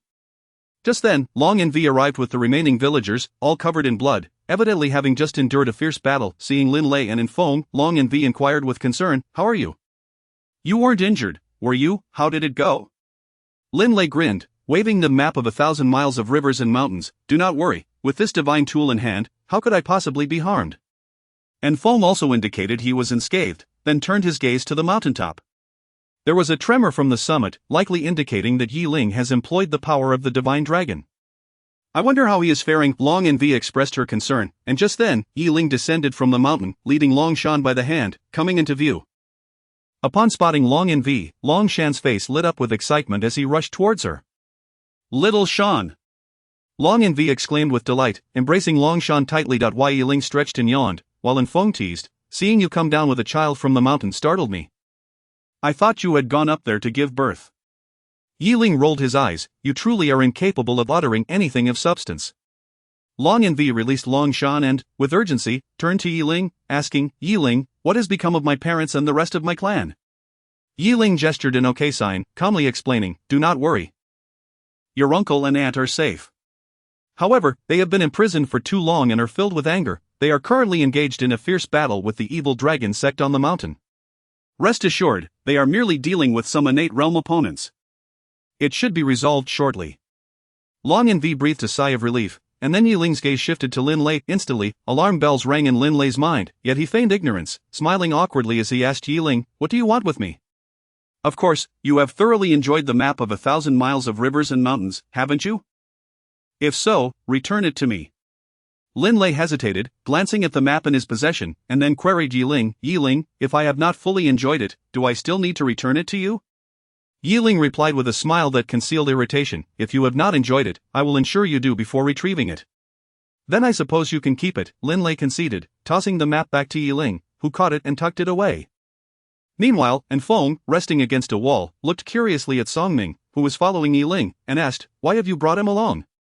Song Ming smiled awkwardly, greeting Lin Lei and Feng, while Yi Ling explained, "This individual is somewhat of a leader within the evil dragon sect and possesses valuable information. Sparing his life may prove advantageous to us when we confront the evil dragon sect in the future." Upon hearing Yi Ling's words, Lin Lei and Feng ceased their inquiries, acknowledging that Song Ming, being merely at the posed little threat. Before long, Long Ji led a substantial group down the mountain, evidently returning from a victorious battle. Once the members of Long and V's clan congregated, those needing healing tended to their wounds, while others recuperated, all returning to the village.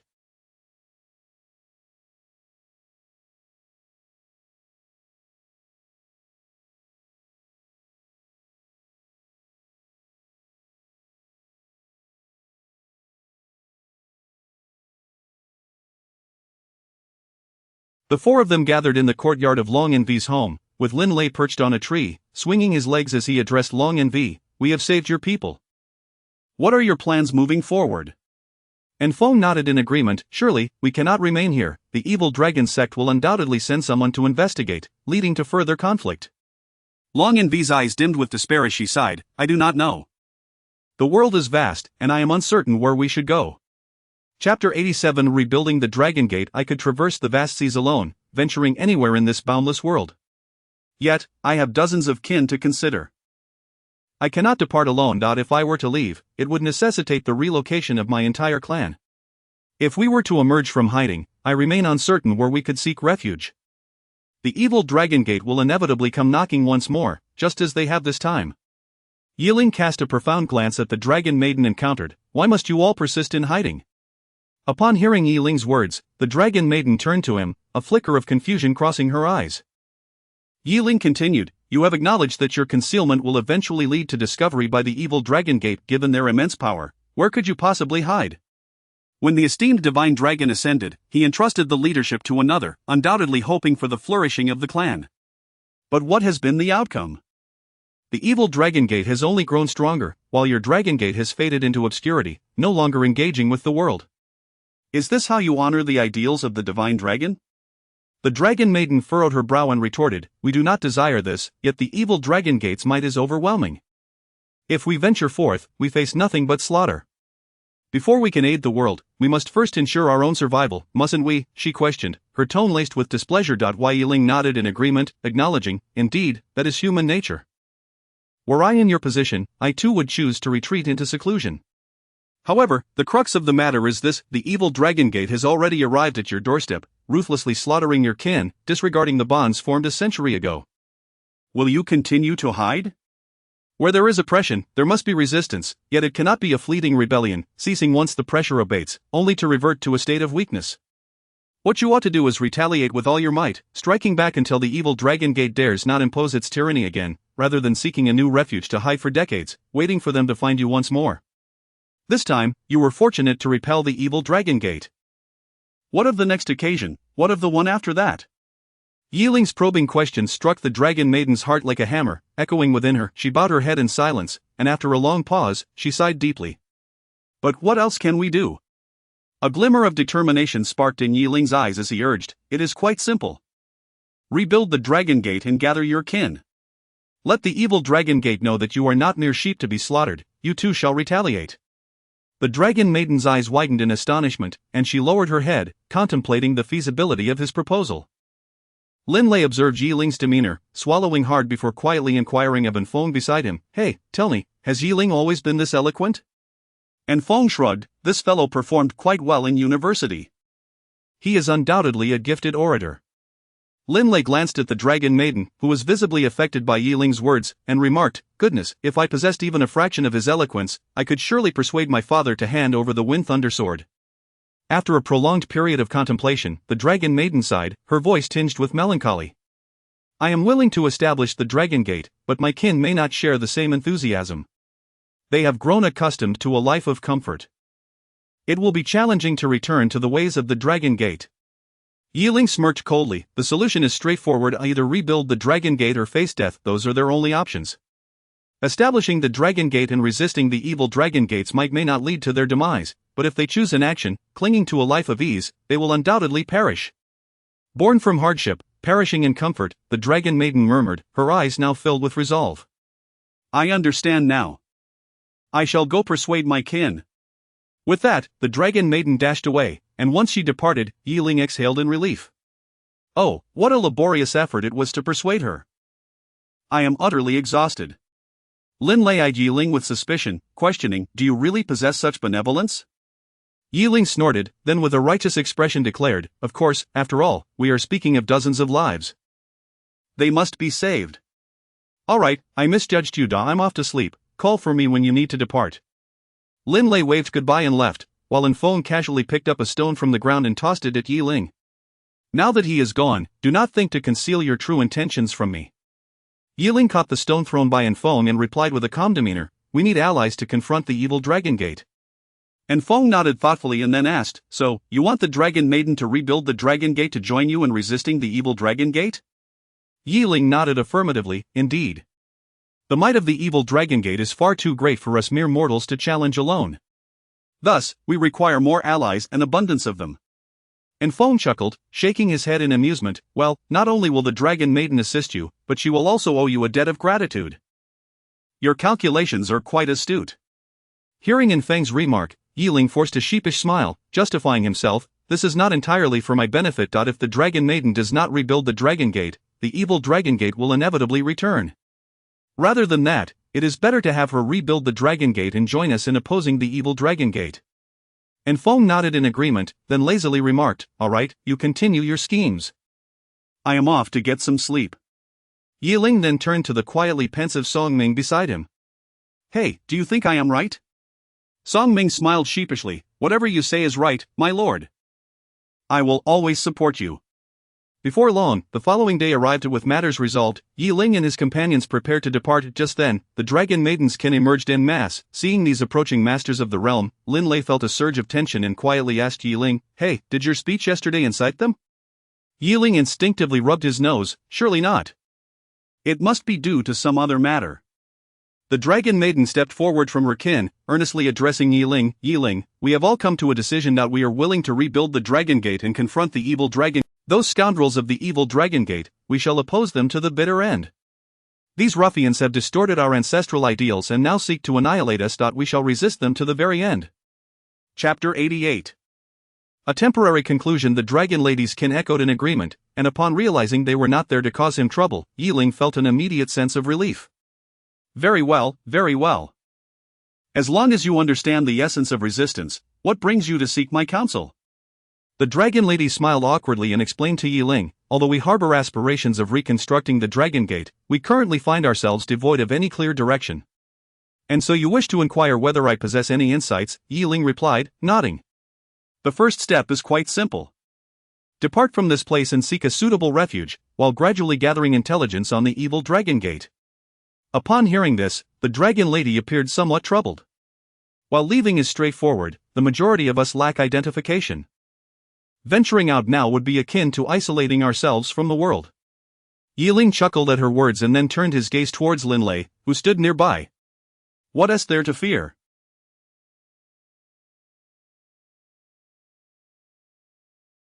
The second young master of the Lin family, Lin Lei, is present. With his extraordinary connections, assisting your kin in obtaining identification should be a mere trifle.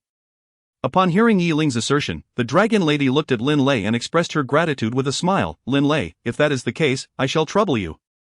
Lin Lei glanced at the throng of individuals behind the dragon lady and felt an overwhelming sense of pressure.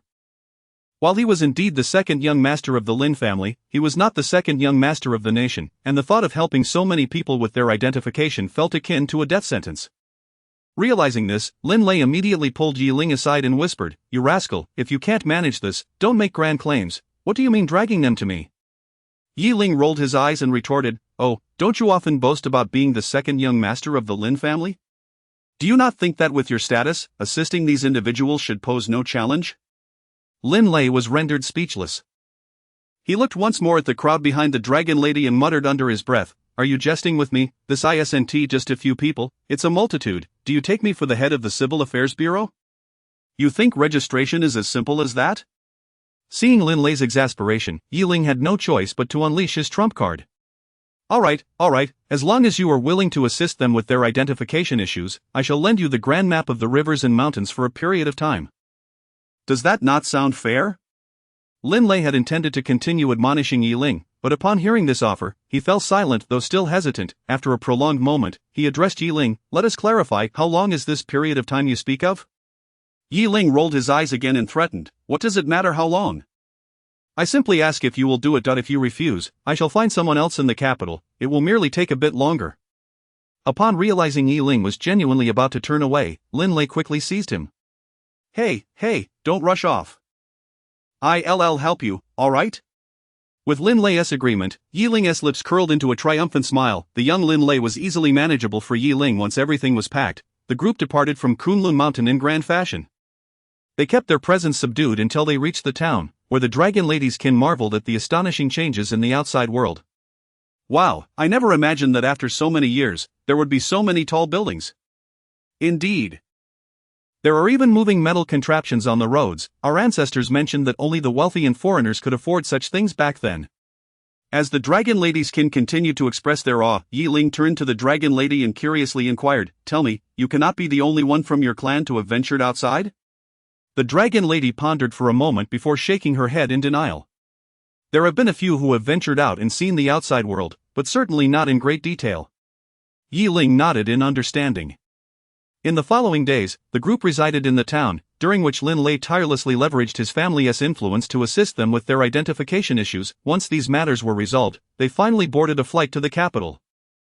After disembarking, as they exited the arrivals hall, Lin Lei spread his arms wide, closed his eyes, and breathed in the air. There is nothing quite like the air of the capital. Just then, a car passed by, and the exhaust fumes were instantly inhaled by Lin Lei, causing him to cough for quite some time. Yi Ling seized the opportunity to mercilessly tease him, So, how is the air now? Lin Lei, still coughing, glanced at Yi Ling, who was enjoying his misfortune, and rolled his eyes. Pfft, what is so funny? And Feng turned to the dragon lady and asked, Dragon lady, what are your plans for you and your kin moving forward? The dragon lady contemplated for a moment before hesitantly stating, I need not worry about finances. There are numerous artifacts in our village, selling just a few will provide us with sufficient funds. However, we are uncertain where to establish our stronghold. Very well, let us head to Zheng City. Upon hearing the dragon lady's intention to go to Zheng City, Lin Lei, who had been playfully sparring with Ling, immediately questioned, why? The headquarters of the martial arts alliance is in the capital. Wouldn't it be more convenient for you to remain here if you intend to confront the evil dragon gate? The dragon lady nodded and replied matter-of-factly, precisely because the martial arts alliance is in the capital, we intend to relocate to Zheng City as our base. We have just emerged into the world and should not draw too much attention. We must first find a location to consolidate our strength. Zheng City is relatively small, making it a suitable choice. Hearing her reasoning, the others did not press the matter further, and Lin Lei took a deep breath, addressing the group, well, since everything has been resolved, I suggest we part ways here. Ling and Feng nodded in agreement, while Lin Lei lingered for a moment longer. Observing this, Feng raised an eyebrow and asked, what is wrong with you, why are you just standing there like a statue? Lin Lei, feeling somewhat at a loss, pointed to himself and then questioned the three of them, hey, after all we have been through together, shouldn't we have a proper farewell? What else with your lack of reaction? Ling, bemused, kicked Lin Lei playfully. Come now, it's only a temporary separation, it's not as if we will never see each other again. Rest assured, should any life-threatening matters arise in the future, I will be sure to call you. Surprisingly, Lin Lei did not retort this time.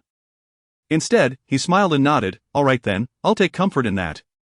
With that, Feng departed, and Ling and the others boarded a flight back to Zheng City. After disembarking, the dragon lady, needing to guide her kin in finding a stronghold, parted ways with Ling, intending to reconnect once they were settled. Feng turned to Ling and asked, well, it seems it's just the two of us again, where to now? Ling's lips curled into a grin as he declared, where else? Home, and sleep for 3 days and nights. Chapter 89. The storm approaches. Thus, a fortnight slipped by, during which time remained tranquil, devoid of any notable events. Throughout these 2 weeks, aside from resting, Ling also accompanied his elders on a short trip, fulfilling his filial duties. Moreover, the Chi-Xin pill and aphrodisiac were increasingly thriving in the pharmaceutical market, and everything seemed to be unfolding favorably. Ding ding ding. On the sandy shores, Ling's phone abruptly rang. Dark Feng, who was sunbathing nearby, called out to Ling, who was playing volleyball with Lin Qianyue and Wang Xuanxuang. Ling, your phone. Upon hearing this, Ling set down the volleyball and handed it to Lin Qianyue. Wait for me. I need to take this call. With that, he dashed away, prompting Wang Xuanxuang to shout, hey, hurry up. Ling reached the lounge chairs, wiping the sweat from his brow with a towel laid on the table. He then inquired of Dark Feng, what's the matter, who's calling? Dark Feng glanced at the screen, frowning as he replied, it's that scoundrel Lin Lei. Isn't that fellow reveling in the capital, how dare he call me? Does he not fear that I might reclaim the map of the vast rivers and mountains? Ling expressed his bewilderment but nevertheless answered the call, switching it to speaker mode. What do you want, you rascal? Missing your grandfather? Lin Lei's voice came through, laced with exasperation, before he turned serious. Ling, we have a major crisis on our hands. Noting the gravity in Lin Lei's tone, Ling furrowed his brow and asked, what kind of crisis? Did those scoundrels from the evil dragon sect learn about the migration of the dragon maiden and her companions? No, this isn't about Kunlun Mountain. Over the past fortnight, the 8 prominent families have been relentlessly besieging the Situ family and the Martial Alliance. Now, the Martial Alliance has drained all the investments and resources of the 8 families, leaving them with nothing. That beast Wang Tianxiong has also gone missing. The Situ family has faced annihilation, with some obliterated, yet Situ Chen, that old fox, is too formidable. Despite the numerous experts sent by the 8 families, they have failed to capture him. Now, both Wang Tianxiong and Situ Chen have escaped. I feared you might be unaware, so I wanted to inform you. Please relay this to the Dragon Maiden, as I lack her contact information. Ling pondered for a moment before expressing confusion. Although we exposed the sordid affairs of these 2 factions, their siege does not concern us. Even if they seek revenge, they should first target the 8 families, shouldn't they? Lin Lei sighed and continued to explain, rest assured, these matters do not implicate us minor players. However, there is one issue that directly concerns you.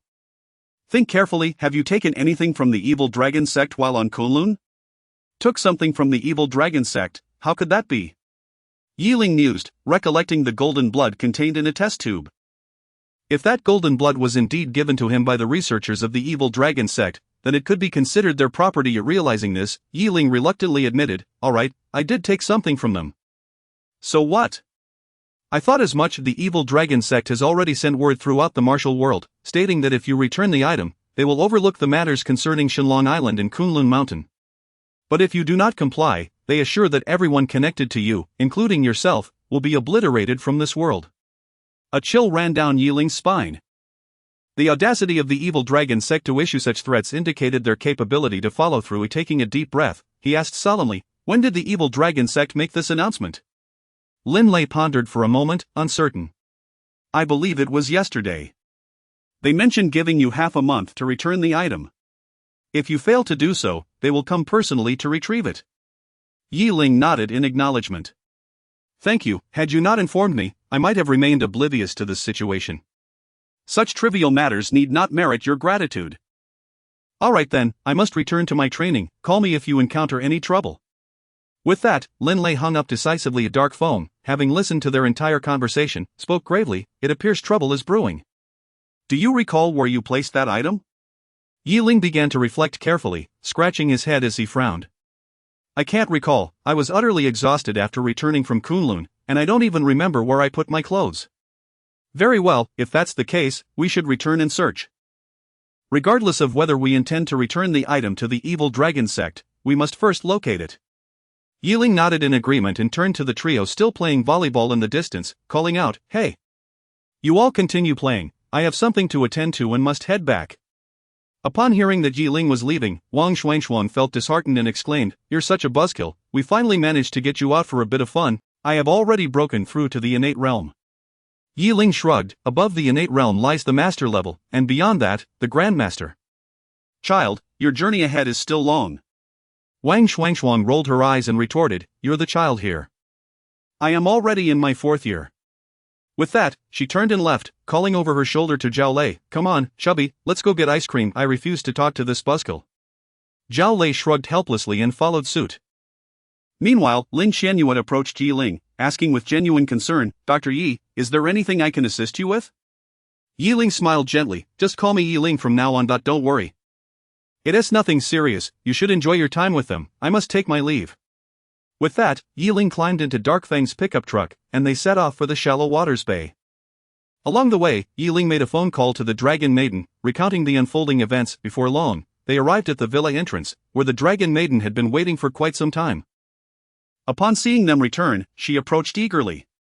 "Did you find the item? Where is it?" she inquired with concern. Ling shook his head and, alongside Dark Phone, exited the vehicle. "Of course not, that's why I came back to look for it."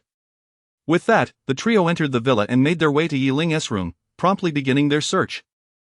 Ling's wardrobe contained only a few garments, and despite their thorough rummaging, they found no trace of the test tube containing the golden blood. Scratching his head in confusion, Ling asked Dark Phone, "Did you happen to wear my clothes?" Chapter 90. Discovering the golden blood, and Feng rolled his eyes in annoyance and retorted, "Why don't you just step aside? I have no clothes to wear myself. What would I do with your garments?" "That's quite curious," Long Nu pondered, furrowing her brow. "I distinctly remember placing the test tube. How could it possibly be missing?" After a moment's thought, she queried, "Could it have been taken for washing?" Upon hearing this, Ling's face turned a shade of green. If that item were to be laundered, it would be irrevocably lost, and he would be at a complete loss as to where to find it. With that thought in mind, Ling dashed downstairs to the backyard, where his parents were resting on deck chairs. He hurried over and asked, "Mom, Dad, did you happen to take anything from my clothes when you picked them up?" Both Yi Shuiming and Wang Shuimei shook their heads in unison. Wang Shuimei then explained, "I have no idea. These days, it's all Xiaoxin who handles such matters. Perhaps you should inquire with her." Upon hearing this, Ling made his way directly to the kitchen, where Xiaoxin was preparing lunch. Seeing him enter, she respectfully inquired, "Young master, is there something you need?" Ling nodded and asked, "Xiaoxin, when you placed my clothes in the washing machine, did you find anything unusual inside?" Xiaoxin thought for a moment, and her eyes brightened. "Oh, young master, you must be referring to the test tube containing the golden liquid, right? When I washed your clothes some time ago, I discovered it. I intended to return it to you, but you were always elusive, so I decided to keep it aside for the moment." With that, Xiaoxin opened the refrigerator and retrieved the test tube, which held the golden liquid. Ling accepted it, confirming that the liquid was intact and breathed a sigh of relief. He then expressed his gratitude to Xiaoxin, saying, "Thank you, Xiaoxin, this item is of great importance to me. If it were lost, it would indeed pose a problem." "Not at all, young master. It is my duty," she replied. As Ling exited the kitchen, and Feng inquired with concern, "Did you find it?" Ling nodded and held up the test tube for their inspection. "If I am not mistaken, this is the very item that the evil dragon sect seeks." Long Nu took the test tube, examined it, and frowned. "Golden blood? I wonder what purpose it serves." "I'm not entirely sure, but it likely pertains to your brother, considering it was given to me by that researcher," Ling explained. And Feng stroked his chin thoughtfully and asked Ling, "Regardless of the circumstances, are you truly going to hand this over to the evil dragon sect?" Without a moment's hesitation, Ling firmly responded, "I wouldn't give them a thing. Those scoundrels have wronged me, why would I ever comply?" "However," he continued, "since the evil dragon sect desires this item, it must possess some extraordinary quality. Let us first ascertain its purpose." Long Nu returned the test tube to Ling. "All right then, how do we proceed?" Ling contemplated for a moment before his eyes lit up with excitement. "I have an idea. Xianyu works in a pharmaceutical company and surely has her own research facility. I'll give her a call and see if she can help me understand the properties of this golden blood." With that, Ling took out his phone and called Lin Xianyu, explaining the situation to her. Before long, she agreed to assist. After hanging up, and Feng remarked, "Wow, that was quick." He stowed his phone and said, "Let's head to the Lin group, Xianyu is waiting for us there." The other two nodded in agreement, and soon the trio climbed into their vehicle, setting off for the Lin group. Before long, and Feng parked the truck at the entrance of the Lin group, where Lin Xianyu had been waiting for a while. "Yishan, Ling," she greeted them. Ling nodded in acknowledgement and then inquired, "Xianyu, is your research facility located within the company?" "Indeed," she confirmed. "Sometimes when research progresses, I find it inconvenient to travel far, so I set it up directly in the company." "By the way, Ling, what exactly is the item you wish to study?" Ling produced the test tube and handed it to Lin Xianyu. "This is it. I wish to uncover what it is and what properties it possesses." Lin Xianyu examined it closely for a considerable time. While studying the test tube, she muttered, "I can't quite discern what this is, but my research team is among the best in the country, so I'm certain they can find a solution." With that, the four of them entered the elevator.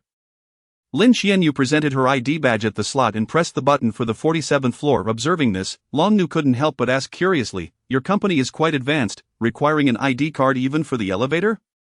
Lin Xianyu chuckled, explaining, "It's not necessary for other floors, but the 47th floor houses our research facility. To prevent sensitive samples or confidential documents from being stolen by corporate spies, we've implemented this security measure." Long Nu nodded in understanding, while Feng reflected for a moment before stating, "I encountered similar security measures while on a mission in Africa, yet I still managed to extract confidential documents." Lin Xianyu was taken aback, expressing disbelief, "How is that possible?" "The security system is highly sophisticated, even attempting to breach it would require a year of effort. I accomplished it in 30 seconds, and Feng shrugged, proudly adding, "I took the company's CEO hostage and had him escort me up." Upon hearing Feng's blunt and forceful method of bypassing the security, Lin Xianyu could only smile sheepishly. Soon, the four of them reached their destination as the elevator doors opened, revealing a dozen researchers engaged in various experiments. An elderly man in a white lab coat approached them, puzzled by their presence. "Director Lin, what brings you here?" Lin Xianyu introduced Ling and the others, saying, "This is Qi Lao, the head of our research facility." She then handed the test tube containing the golden liquid to Qi Lao, instructing, "Qi Lao, please inform everyone to halt their current projects and prioritize the analysis of. Our research team is comprised of the nation's top talent, and our equipment is among the most advanced in the world. If they dedicate themselves to this task, it won't be long before we uncover its secrets." Ling nodded, finally feeling relieved. He then expressed, "I appreciate it, Xianyu, thank you." Chapter 91 Unraveling Clues. After resolving the matter at hand, the trio departed from the Ling group. Upon reaching the entrance, Ling, filled with curiosity, turned to Long Nu and inquired, "By the way, I've yet to ask how your arrangements are progressing." Long Nu nodded slightly and replied calmly, "With the funds acquired from selling cultural relics, I have purchased a residential complex to serve as a resting place for my kin. I have also acquired a building in the past couple of days, intending to establish it as the headquarters and training ground for the Longmen. After all, in order to confront the evil Dragon Gate, our current strength and numbers are insufficient. Yi Ling nodded in agreement and replied nonchalantly, "Very well, should you require any assistance, do not hesitate to inform me. Actually, I do have a request," Long Nu responded without hesitation, prompting Yi Ling to raise an eyebrow. She then stated straightforwardly, "I want him." While Yi Ling's gaze shifted to Feng, who appeared equally taken aback. Regaining his composure, Yi Ling jested with a smile, "Who would have thought, Feng, that you were quite the popular one?" Feng shook his head in silence. "Spare me the flattery." Long Nu, noticing the misunderstanding between the two, sighed and clarified, "What are you two thinking? Although my kin are generally powerful in terms of cultivation, they possess only a rudimentary understanding of combat techniques. In battle, they rely primarily on instinct. When facing lower-tier warriors, it's manageable, but against opponents of equal standing, it's predictable that my kin would lose, and quite embarrassingly at that." Feng pondered for a moment before verifying, "So, what you mean is you wish for me to help train your kin in combat skills?" Long Nu nodded affirmatively. "Precisely, your combat skills are formidable. Among all whom I've encountered, you stand out as exceptionally capable. Thus, I would like to enlist your help in training my kin and imparting combat techniques to them." Yi Ling nodded in agreement. Feng had undergone rigorous training under the Ghost King since childhood and had begun executing assassination missions around the world at the tender age of 14. Now, after many years, he had undoubtedly taken countless lives, and his combat prowess was exceedingly extraordinary. After a moment of hesitation, Feng finally replied. Long Nu, noticing his reluctance, reassured him, "Rest assured, it will not be without compensation. We can pay you, and you may set the price." Feng chuckled ruefully, shaking his head, "It's not a matter of money. I've only just begun to enjoy some respite following Yi Ling, and I truly don't wish to exert myself. How about this? Let us forego payment. I have enough. I can assist with training your kin when I have the time, ensuring at least once a week. How does that sound?" Long Nu nodded in acknowledgement and expressed her gratitude. "In that case, I appreciate your willingness." "Thank you. Don't mention it. We've shared life and death together on this journey, so there is no need for such formalities," Yi Ling replied. Though their acquaintance was brief, each day they spent together was a struggle against death, forging a profound bond. Taking a deep breath, Yi Ling spoke gravely, "We all must intensify our training. We are acutely aware of the formidable strength possessed by the evil Dragon Gate." Upon hearing this, both Feng and Long Nu felt a weight in their hearts. Indeed, as Yi Ling had stated, the evil Dragon Gate was powerful, and the earlier encounter with Sita Xiangba had left them all in dire straits. "Do not worry, we shall face whatever comes our way," Feng replied nonchalantly. After bidding farewell, Yi Ling returned alone to the villa at Qianshui Bay, while Feng accompanied Long Nu to the headquarters to commence training the kin. With the storm approaching, Yi Ling could not avert it, so he resolved to prepare for its arrival. The foremost concern was naturally the arrangements for Yi Xuemin and Wang Xuemei. Observing the elderly couple seated on the sofa, engrossed in laughter while watching television, he found himself at a loss for words. After all, such situations had arisen more than once. The last time Sita Xiangba had visited, it had been similar, and now the evil Dragon Gate was looming. He could hardly inform his parents that their son was being hunted and that they ought to leave for their safety.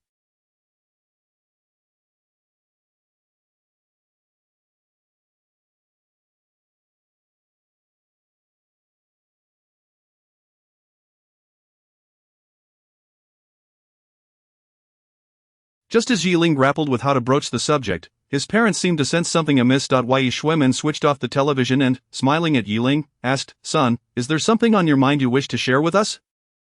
Yi Ling hesitated, ultimately managing a forced smile as he shook his head. "It's nothing, Mom." And as he contemplated finding another opportunity to discuss matters with them, Wang Xuemei interrupted, "Wait a moment, son." Yi Ling turned, gazing at his parents with curiosity. "What is it, Mom and Dad?" They exchanged glances, and Wang Xuemei then said, "I heard from your father that the Maldives is particularly beautiful, and I thought it would be wonderful to visit with him."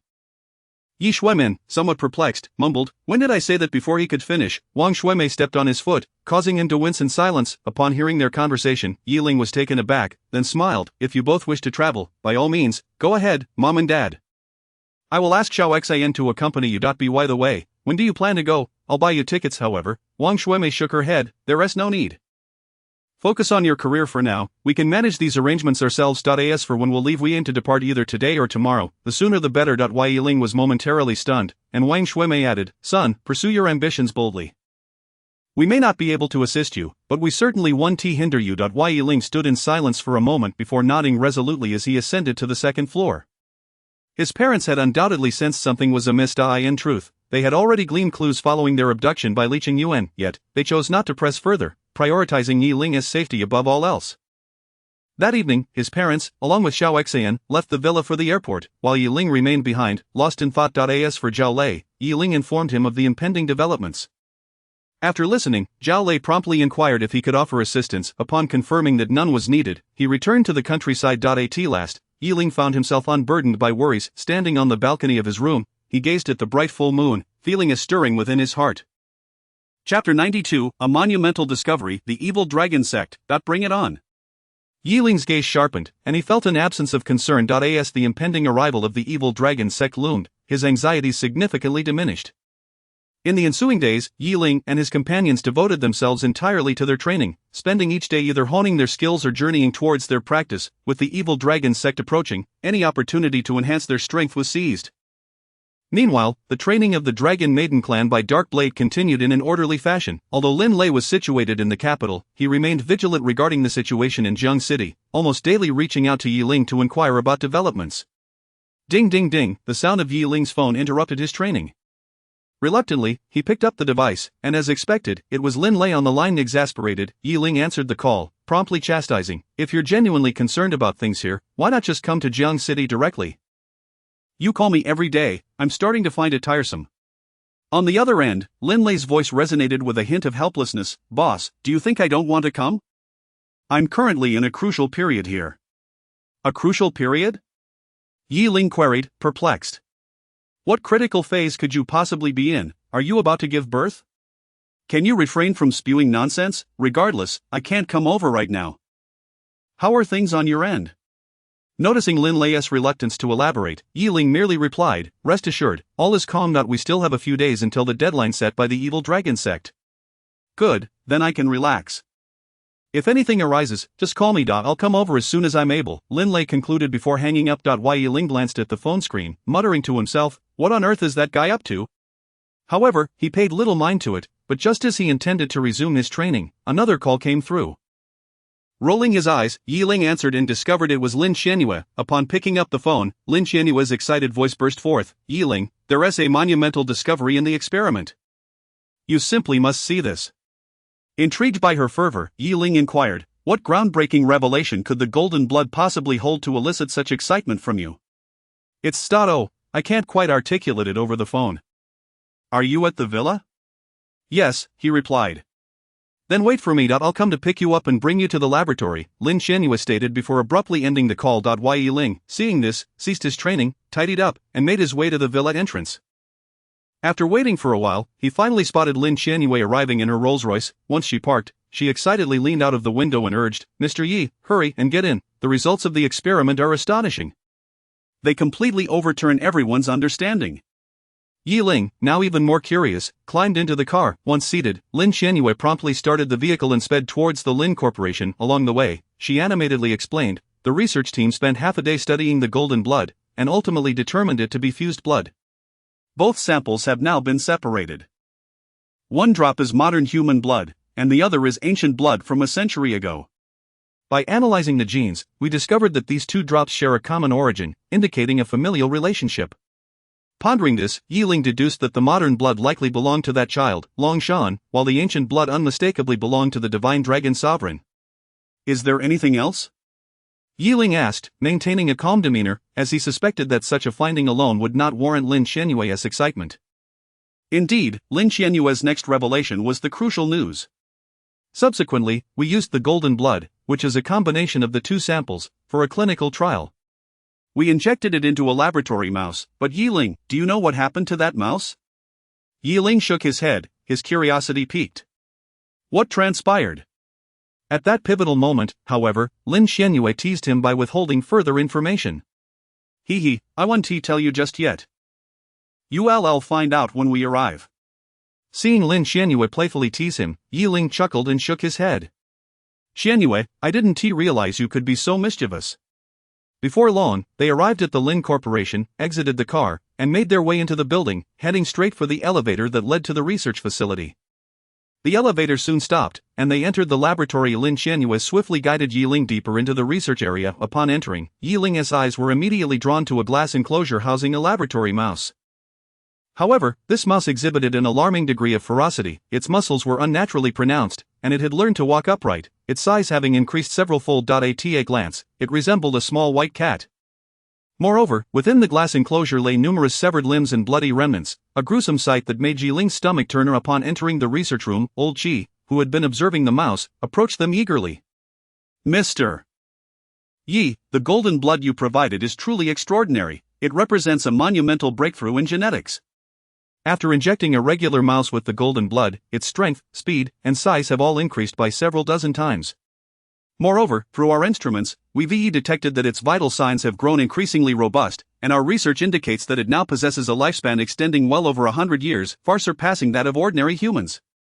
Listening to old Qi's enthusiastic explanations, Ling grasped the true nature of the golden blood. Indeed, it was the very sample the evil dragon sect yearned to replicate for creating humanoid weapons. No wonder they were so fixated on reclaiming it. If this blood could yield the same effects when injected into ordinary people. Ling shuddered to imagine the chaos the evil dragon sect could unleash upon the martial world and beyond with such humanoid weapons. Observing the mutated mouse voraciously consuming the remains strewn about the enclosure, Ling furrowed his brow, suddenly questioning, why are there so many severed limbs? Are there side effects? Chapter 93 The Destruction of Blood. Lin Xianyue smiled bitterly and nodded, explaining to Ling, there are certainly side effects. After the injection of the golden blood, although various physical indicators surged dramatically, there emerged a corresponding adverse effect. That is, one becomes bloodthirsty, frenzied, and irritable. We introduced 5 ordinary white mice into the experiment, and unsurprisingly, each one was torn asunder by the mutated mice and subsequently devoured. Each was eradicated in an instant, and astonishingly, the mutated mice, having consumed the bodies of the other mice, exhibited an increase in their own physical metrics. In simpler terms, as long as this mouse can consume increasingly potent substances, it will grow ever stronger. We are still uncertain where its limits lie, but we dare not explore that, as it is truly terrifying. Upon hearing Lin Xianyue's account, Ling immediately comprehended that this golden blood possessed the potential to threaten the entire world. Should the evil dragon sect acquire it, it would undoubtedly plunge the whole world into catastrophe. Just as Ling pondered this, Elder Qi quickly interjected. However, Mr.Ye, these side effects are merely temporary. Once our research institute eliminates these adverse effects, this golden blood will serve as a stepping stone for all humanity towards evolution. Ling frowned at Elder Qi's words and coldly replied, whether it will become a ladder for human evolution in the future, I cannot say. What I do know is that if it is not properly controlled now, it will pose a grave threat to the entire world. Hearing Ling's statement, Elder Qi forced a smile and ceased to speak further. Lin Xianyue, undeterred, inquired curiously, Ling, how should we handle this golden blood? Ling contemplated deeply but found himself unable to make a decision, finally sighing, never mind, I will call the Dragon Maiden and Dark Edge to consult them. With that, Ling took out his phone and called the two. Upon receiving the call, they promptly made their way to the laboratory. Half an hour later, the two arrived at the laboratory, where Ling began to explain the situation regarding the golden blood. After listening, Dark Edge unhesitatingly stated, it's quite simple, we must destroy the golden blood. If it is so dangerous even in mice, I cannot fathom the consequences of its application on humans. The Dragon Maiden nodded in agreement. Indeed, this substance must be eradicated. Not only would it be disastrous if it fell into the hands of the evil dragon sect, but even the slightest mishap could lead to chaos. After all, the transformation of that mutated mouse was vividly etched in their minds, and none dared to wager what might happen if this substance were applied to humans. Even if administered to an ordinary person, they would likely instantaneously evolve into a master-level warrior. Lin Xianyue, upon hearing the trio's consensus to destroy the blood, asked once more, are you three truly certain you wish to obliterate it? The three nodded in unison, and Ling sighed, let it be destroyed. Overcoming the side effects may allow humanity to progress, but such progress cannot afford even a slight deviation. Should any deviation occur, the cost would be far too great. Upon hearing this, Lin Xianyue ceased her attempts to persuade them and turned her gaze to Elder Qi. Elder Qi, please proceed to destroy all samples and the main body of the blood. Upon hearing Lin Xianyue's request, Elder Qi hesitated, continuing to urge, Chairman, do we truly have to If we could eliminate the side effects, this blood could revolutionize the world. The Dragon Maiden scoffed, oh, why not go tell the evil dragon sect that, let us see if they grant you the time to revolutionize the world. Listening to the Dragon Maiden's sharp tone, Elder Qi begrudgingly fell silent. Subsequently, Ling explained to Lin Xianyue, from now on, if anyone comes to inquire, you must firmly deny any knowledge of this blood. It would be best if you could leave Jiangqing for a while. This is all for your safety. Lin Xianyue, hearing Ling's words, immediately expressed her concern. Ling, is this situation truly that dire? Ling affirmed with a nod, if all goes as expected, it will be even more severe than before. Last time, the mere killing of Situ Feng resulted in the evil dragon sect dispatching a broken Void Realm warrior, Situ Xiangba. Although that was due to their familial connection, it underscored the formidable foundation of the evil dragon sect this time. The destruction of the blood samples could be seen as severing the evil dragon sect's path to world domination. Ling could scarcely imagine what level of powerhouse the evil dragon sect might send this time, even if not of the broken Void Realm. They would undoubtedly be formidable enough to pose a significant threat. Lin Xianyue, after hearing Ling's assessment, finally nodded, rest assured, Ling, I will not become a burden to you. Coincidentally, our group has a medication that is set to launch in the beautiful country, and I must go negotiate with the local agents. Ling, relieved upon hearing this, replied, very well, if that is the case, I can rest easy. The three departed from the Lin group, and Dark Edge, with a solemn expression, remarked, with the blood destroyed, we are now at an irreconcilable state with the evil dragon sect. What shall we do next? Ling calculated the time and sighed, we have 3 days left of the deadline given by the evil dragon sect. Let us focus on training for now. Whatever may come, we shall face it head on. The other two nodded in agreement, and Dark Edge turned to the Dragon Maiden, saying, for safety's sake, I will refrain from helping you train your clan for the next few days. Also, remember to instruct your clan to hide well. If the minions of the evil dragon sect discover them, it would surely create trouble. The Dragon Maiden nodded, bade farewell to the two, and left directly. A Dark Edge looked at Ling and sighed helplessly, being around you has not afforded me a moment of peace.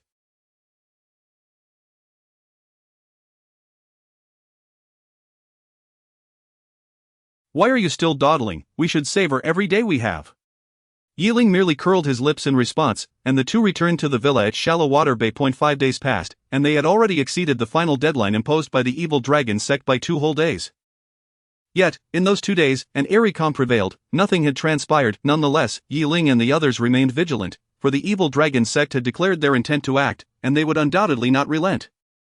Perhaps they were preoccupied with some other matter, but as Ling stepped out of his room, he stumbled upon Dark Edge donning an apron, serving dishes from the kitchen to the dining table. Seeing this scene, Ling could not help but jest, quite amusing, capable of both slaying foes and cooking. Dark Edge, you are truly versatile. Dark Edge shot Ling a glare, would you perish if you simply kept your mouth shut? Chapter 94. The enchanting woman. If it weren't for having to hide from the evil dragon gate these past few days, I would be utterly disinterested in cooking, Ling remarked. Enough of your rambling. Hurry up and eat, Dark Maple replied. Ling shrugged and promptly leaped to the first floor. Dark Maple served 2 bowls of rice and returned to the dining table, handing 1 bowl to Ling. As Ling beheld the exquisite array of dishes before him, he couldn't help but question whether the person before him was truly Dark Maple. My goodness, why do I feel like I am meeting you anew? We've known each other for over 3 years, yet I've never seen you cook.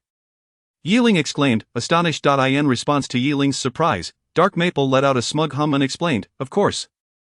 In the past, when I was on missions in the wilderness, once our supplies ran out, I had to forage and cook on the spot. After preparing meals repeatedly, my culinary skills naturally improved. Ling nodded in agreement, then lamented, I must say, our master truly was ruthless. Tossing you into Africa at the age of 14 to undertake missions alone. Thus, you are fortunate to be living quite comfortably now, yet this is also a testament to your talent. Otherwise, our master wouldn't have allowed you to venture out on your own after merely 3 years of training. However, you have the added blessing of having a master of the gathering chi realm like me to safeguard you, Ling added with a proud smile. You should be envious. With that, the two began to eat, but the more they consumed, the more they sensed something was amiss. Ling set down his chopsticks, feeling dizzy, and inquired of Dark Maple, did you poison this? I feel so lightheaded. Dark Maple also placed his chopsticks down, frowning and shaking his head. Don't say that. I feel something is off as well. Suddenly, after a wave of dizziness, Ling was struck by a sharp pain in his abdomen and fell to the ground, crying out in agony. Mere moments later, Dark Maple exhibited the same symptoms. Ling attempted to circulate the energy within him to counter the pain, but to his dismay, the energy in his dantian felt utterly inaccessible, as if sealed. At this point, both men, despite their previous ignorance, understood that their food had been poisoned. Just then, the villa's front door swung open, and a strikingly alluring woman entered, followed closely by a middle-aged man, Wang Tianxiong. The enchanting woman regarded the 2 men sprawled on the floor with keen interest, her voice captivating as she said, this is quite amusing, I've been poisoning the water for 2 whole days, and yet you two have only just succumbed. Had it been ordinary individuals, they would have likely perished at the first sip. Wang Tianxiang scoffed dismissively. I told you from the start to simply storm in and abduct them. Why go through all this trouble? Why wait outside for 2 days?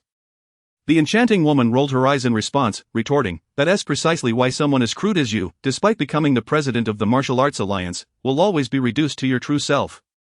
Stung by her words, Wang Tianxiang suppressed his fury and trembled. What do you mean by that? With a dismissive roll of her eyes, the enchanting woman said, I can't be bothered to converse with you. Let me see what these 2 unfortunate handsome boys look like. With that, she crouched down to examine Yi Ling, a smile spreading across her face. Not bad, you're quite handsome. Why on earth did you offend the evil Dragon Gate? The thought of such a charming face meeting its end makes my heart ache. Yi Ling yearned to respond, but the agony in his abdomen rendered him unable to do so. Observing his condition, the enchanting woman released her grip, saying, I can't bear to look any longer, otherwise, my compassionate heart might overflow. She then turned her attention to Dark Maple. Let me see who the other handsome boy is. However, upon seeing they locked eyes for a prolonged moment before Wang Tianxiang furrowed his brow and asked, Poison Crow, why are you dazed? Snapping back to reality, the enchanting woman shook her head, her tone flat. It's nothing. Since there's nothing wrong, hurry and interrogate them to uncover the whereabouts of the dragon blood. We must return to headquarters swiftly. A fleeting glimmer of malice flashed in Poison Crow's eyes before disappearing as she regained her composure and nodded. Understood. Boom. At that moment, the living room window shattered, and a familiar flash of golden lightning struck Wang Tianxiang. Caught off guard, Wang Tianxiang had no time to react and was sent crashing into the wall. Poison Crow sprang to her feet, but unbeknownst to her, Dragon Girl had stealthily ascended to the second floor.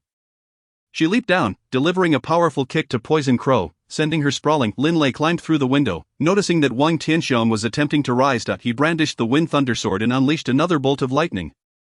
Wang Tianxiang was rendered paralyzed, convulsing uncontrollably, while Dragon Girl and Lin Lei took this opportunity to assist Yi Ling and Dark Maple to their feet. Once upright, the two wasted no time and swiftly led Yi Ling and Dark Maple through the window to escape. The 4 of them fled the villa in an instant, and by the time Wang Tianxiang regained his senses, they had already distanced themselves. Watching the prize slip from his grasp, he furiously punched a nearby marble table, shattering it into pieces. Damn it! We should have acted sooner. Poison Crow remained silent, her eyes vacant. After a moment, she murmured, How could it be you? After escaping the villa, the 4 continued their flight until they reached the entrance of the Dragon Gate headquarters established by Dragon Girl, where they finally halted. Lin Lei was panting heavily, yet he triumphantly turned to Yi Ling and asked, What do you think? Did I arrive just in time? Enough with the banter, hand me the sewing kit from my pocket, Yi Ling replied. Seeing Yi Ling's serious demeanor, Lin Lei quickly retrieved the sewing kit from his pocket and laid it out before Yi Ling. Yi Ling extracted a silver needle and plunged it into an acupoint, feeling an immediate sense of relief. He then took another silver needle and inserted it into Dark Maple's acupoint, causing him to exhale in relief as well. Having temporarily suppressed the toxins within them, Yi Ling looked at the 2 men with curiosity. You 2 didn't install surveillance in my home, did you? Otherwise, how could you have arrived so swiftly when I was in trouble?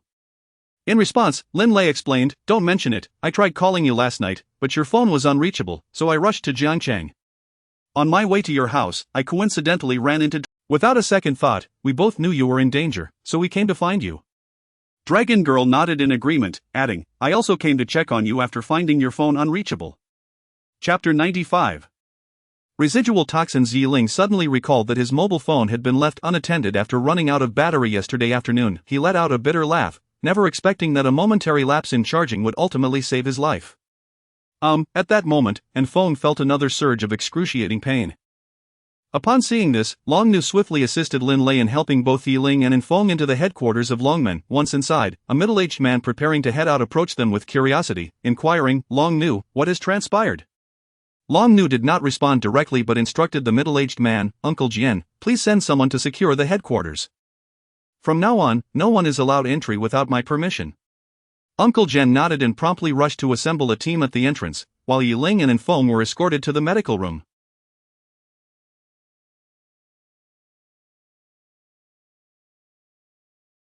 Lin Lei surveyed the vast medical room filled with advanced equipment, exclaiming, Goodness, Long Nu, you've leaped straight from the primitive era into the information age, that's quite a jump. Stop your banter, Long Nu chided as she laid Yi Ling and Feng on the medical beds. She then produced her silver needles and stated, "I possess some medical knowledge, you two lie down while I administer acupuncture." Yi Ling and feng nodded, for in their current state, they were in too much pain to fend for themselves. Otherwise, they would have resolved the issue long ago, before Long Nu had inserted numerous silver needles into the acupoints of both Yi Ling and feng, occasionally replacing them with fresh ones. The removed needles revealed darkened tips. Half an hour later, Long Nu wiped the sweat from her forehead, removed the last of the needles, and breathed a sigh of relief. "Alright, I have temporarily suppressed the toxins. Although some toxins have been extracted, a portion has already penetrated the marrow, and my medical skills are insufficient to assist you further." Yi Ling nodded, sitting up from the bed, shaking his head in resignation. It was a miscalculation. I had anticipated that the evil dragon sect would dispatch warriors to attack us directly as they had before. I never expected them to send a poisoner this time, contaminating the water supply. It was truly insidious. In contrast to Yi Ling's lament, feng remained unusually silent, his gaze cast downward, lost in thought. Lin Lei, shaking his head in exasperation, remarked, "Count your blessings. At least they only sent a poisoner and that useless Wang Tianxiong from the transformation realm. If they had sent two from the fragmented void realm, we would be finished."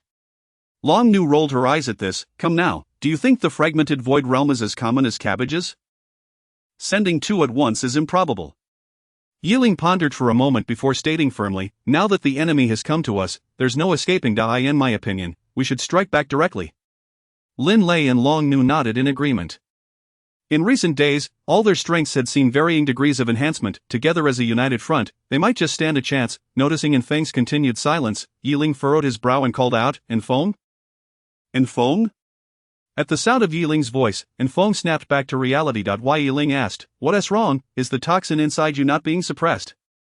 Feng shook his head, his thoughts elsewhere as he murmured, "No, I was contemplating whether we should visit the Divine Physician Valley to completely eradicate the toxins within us."